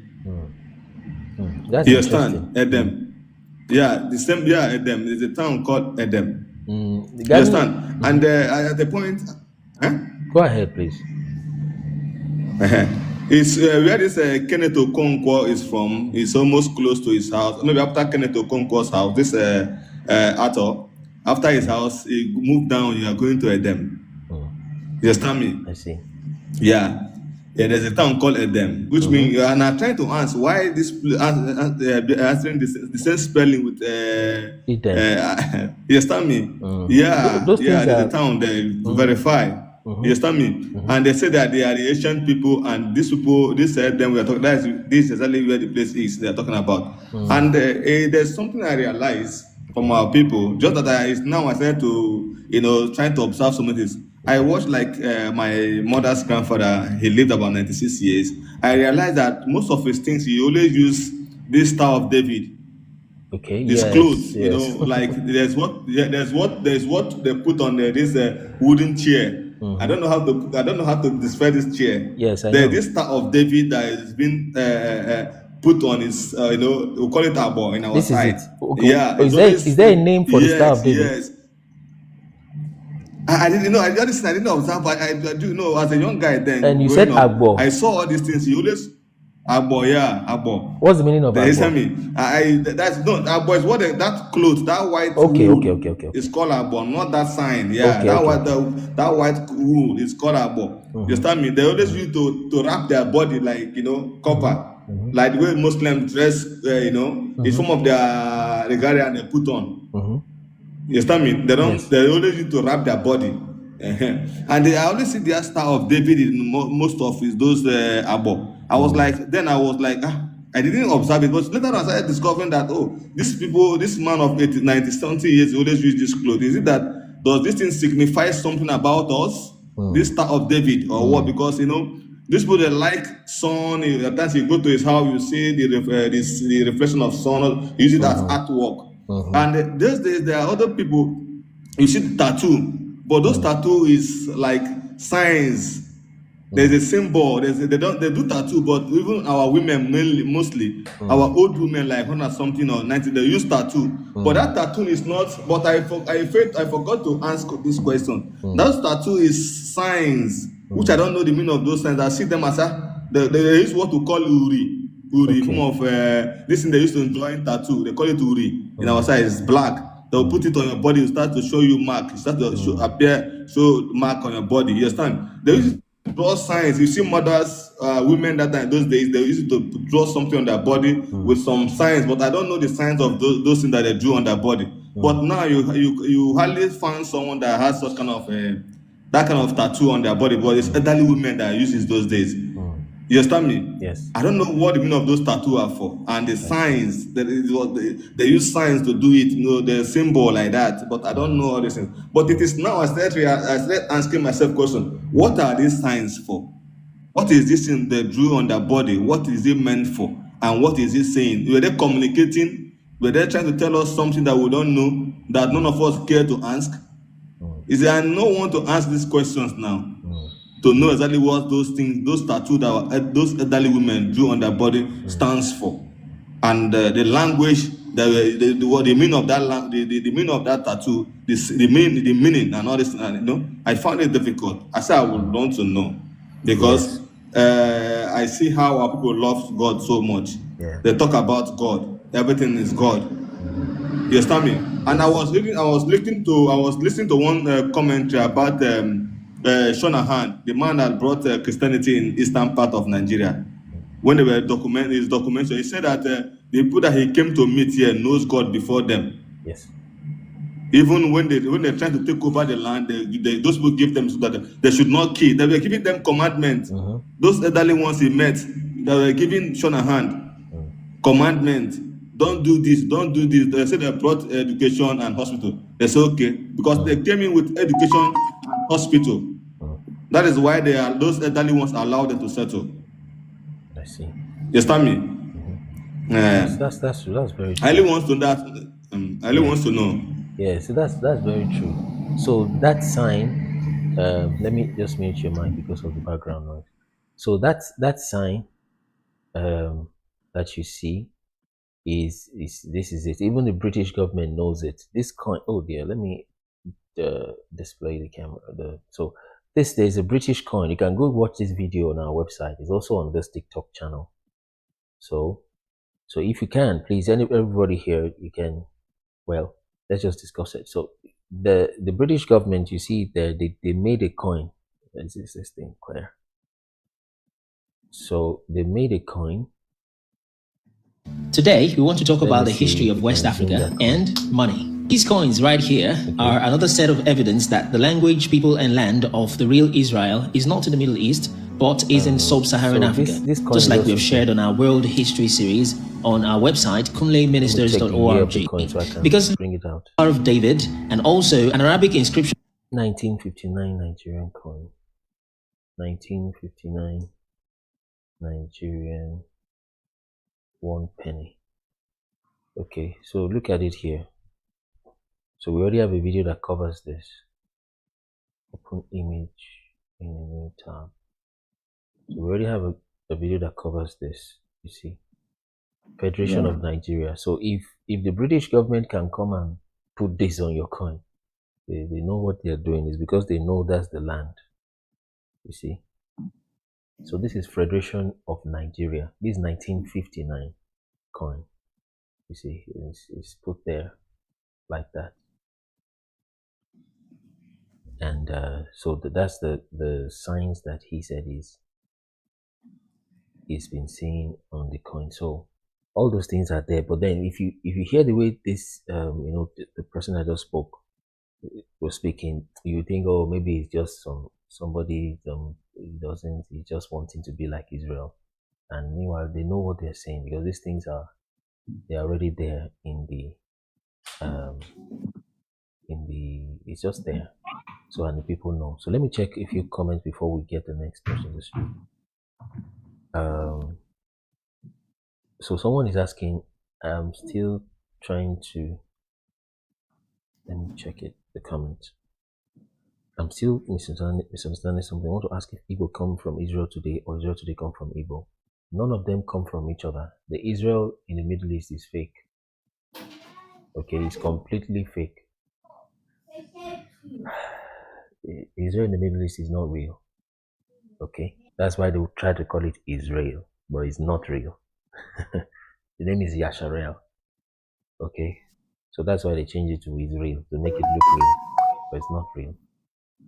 So they didn't come from each other. They are completely disconnected. If you check them, they are different people altogether. So those ones are not. It's not the real one. Ask them what tribe they come from. Ask them if they were taken as slaves. The book of Deuteronomy 28 describes it to the detail. that they will be taken as slaves in ships. Just read Deuteronomy 28. There's no people in the world that applies to. And that's part of the reason why we say the Bible cannot be written by somebody who was just planning a thing. 28. You know, I tell you, even if, now watch this, I'm saying this to some of you are listening to me, have been to atheist groups that are saying they're Africans but they're atheists. And like I said, that's like a contradiction of terminology. I'm expecting a delivery, I don't know. I think I should be able to hear. So it's like contradiction of terminology to say you're an African and you're an atheist. Okay, so some of you might have been to those groups because you have been offended in church and you've gone there, you seem to have a kind of community there. It's not, that's still not the way. That's just halfway where you've gotten to, and they are falling off halfway. Okay, there's still roads ahead. That's why God, it's like He sent us to clear those paths so that people can join and follow without having to go through the hardship, the hardness that we went through when we're going through that road. Yes, good morning, Samson. So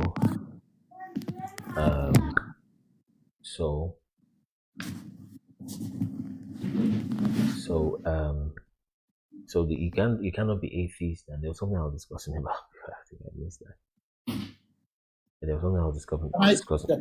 Can I ask a question, please?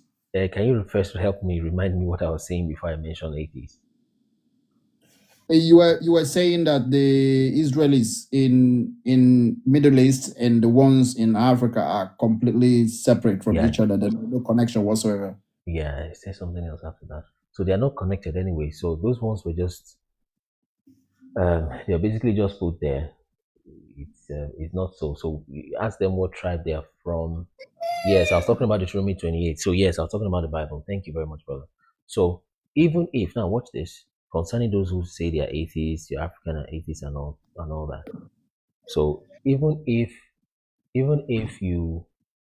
somebody just last year, 2024, even if somebody in just 2024, because people say the Bible was written to deceive people, you just wrote it to deceive people, blah, blah, blah.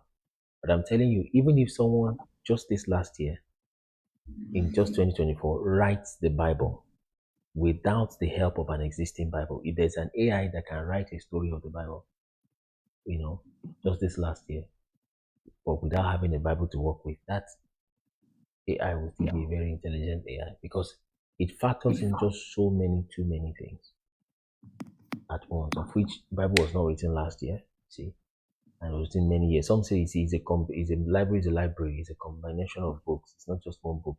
That even supports the case even more. Because if it was written by one person, you can see the person sat down and was trying to play some tricks.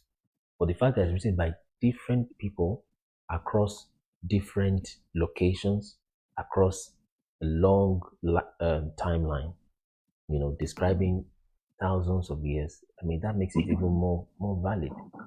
So read Deuteronomy 28. There is no people like that have gone through that. So I think I'll read, after this person wants to speak, I'll read Deuteronomy 28 before, after he speaks. And all. So let's have you, brother. You have another question? I think you've spoken before. So, brother, you can speak. Can you hear me? Can you hear me? Yes. Okay. So my only question is the idea that the letter J came into being. Brother, hold on. I'm hearing something in the background. I don't know where it's coming from.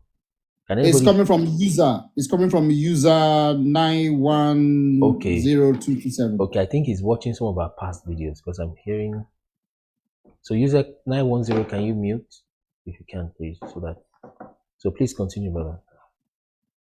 So my what I need clarification for was the name Jesus. Okay. There has been some explanation about the original name, which is Yeshua. Can you share more lights on that? Because what the person actually, while I was listening to online, was saying was the letter J came into being, I think, on the 15th century. And before that, there was an original name called Yeshua. So can you share more light where this Jesus name came into being used by a lot of people? Okay. Yeah. Oh, the brother that spoke about Eden, Al-Kiblan just means Garden of Eden altogether. That's why I opened that, but I forgot. So yes, so the name Jesus, it still has to be relevant. Is what I am being able to gather. Okay, and like I said, it's the first thing we addressed this morning. It's almost as though you were there this morning. So, because now I understand the real name is Yeshua. Okay, Yahusha. It's probably even more accurate. So, so that's the name Yahusha. So, but then because of number one, the miracles that we have seen done in that name, Jesus, like that. Then number two, because of the understanding of timeline that we know, because we have seen in timeline that many of the things that was written in scripture, as especially in Revelation, has happened. Okay, so because of that, he said here in these verses, Revelation 2:17 and Revelation 3:12, that he would have a new name. So we think that name Jesus is the new name that he will receive, and we believe it's because now I don't have full proof like that, but because that name is too powerful to ignore. Okay, if you are someone that follows God, follows the Bible God, okay, and you walk with him in spiritual things, not like you just go to church, dress fine, take pictures, come back home and gist about whatever the preaching or whatever. You're someone that walks with God spiritually, you would know that that name is powerful. Okay, so the name can't be put, you can't, it's too powerful to ignore like it. So I suspect truly, like you said, that the English language started around 500 AD based on conventional history that we know. And then the letter J came around 1600, like you said, 15th century. So, but all those times seems to be a time when Jesus revealed and did many things on the earth through people. But main history is not letting us see that. So we think it was during that time, was part of the times when the new name was revealed. Like he said here, that he will have a new name. He said, which we read it before. We say, him that overcometh, I'll make him a pillar in the temple of my God. He shall go no more out, and I will write upon him the name of my God, and the name of the city of my God, which is New Jerusalem, which comes down out of heaven from my God, and I will write upon him my new name. So we believe that name Jesus just has to be the new name. But then, technically, they are correct. The name is Yahusha. Oh, I was not displaying the screen. So let me just show you that scripture. So that's it there. Revelation 3:12. It's also in Revelation 2:17. Okay. So we believe that Jesus must be the name because of the miracles the name has done. So that's that about that. Okay, let's have some guests that are leaving, so we should have. Okay, easy, good one. Did I answer your question, by the way? I'm not sure who asked, but I think the question is left. Okay, let's have the next question real quick. User 910.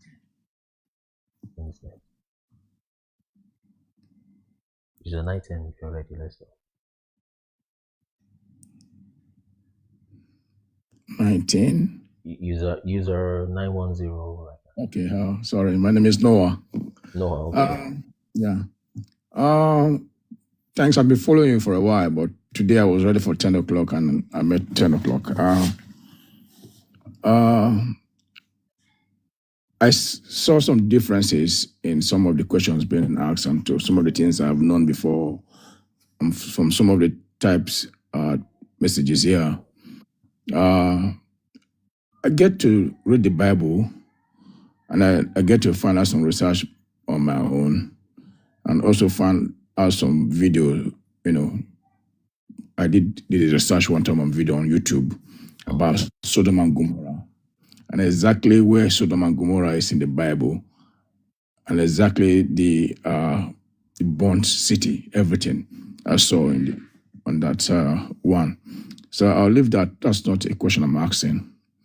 And I watched another video about Christ when he was being persecuted and being buried on the cross, and the rope that was used to cover him was taken to Rome, and they did DNA in that on those rope. 23 chromosomes. Exactly. I don't know if you saw the video as well. So that's two. Now they were able to the scientists, they were scientists themselves, because a lot of things that whatever the things is trying to put, whatever scientists is trying to disprove about the Bible, they now say it is an unknown force.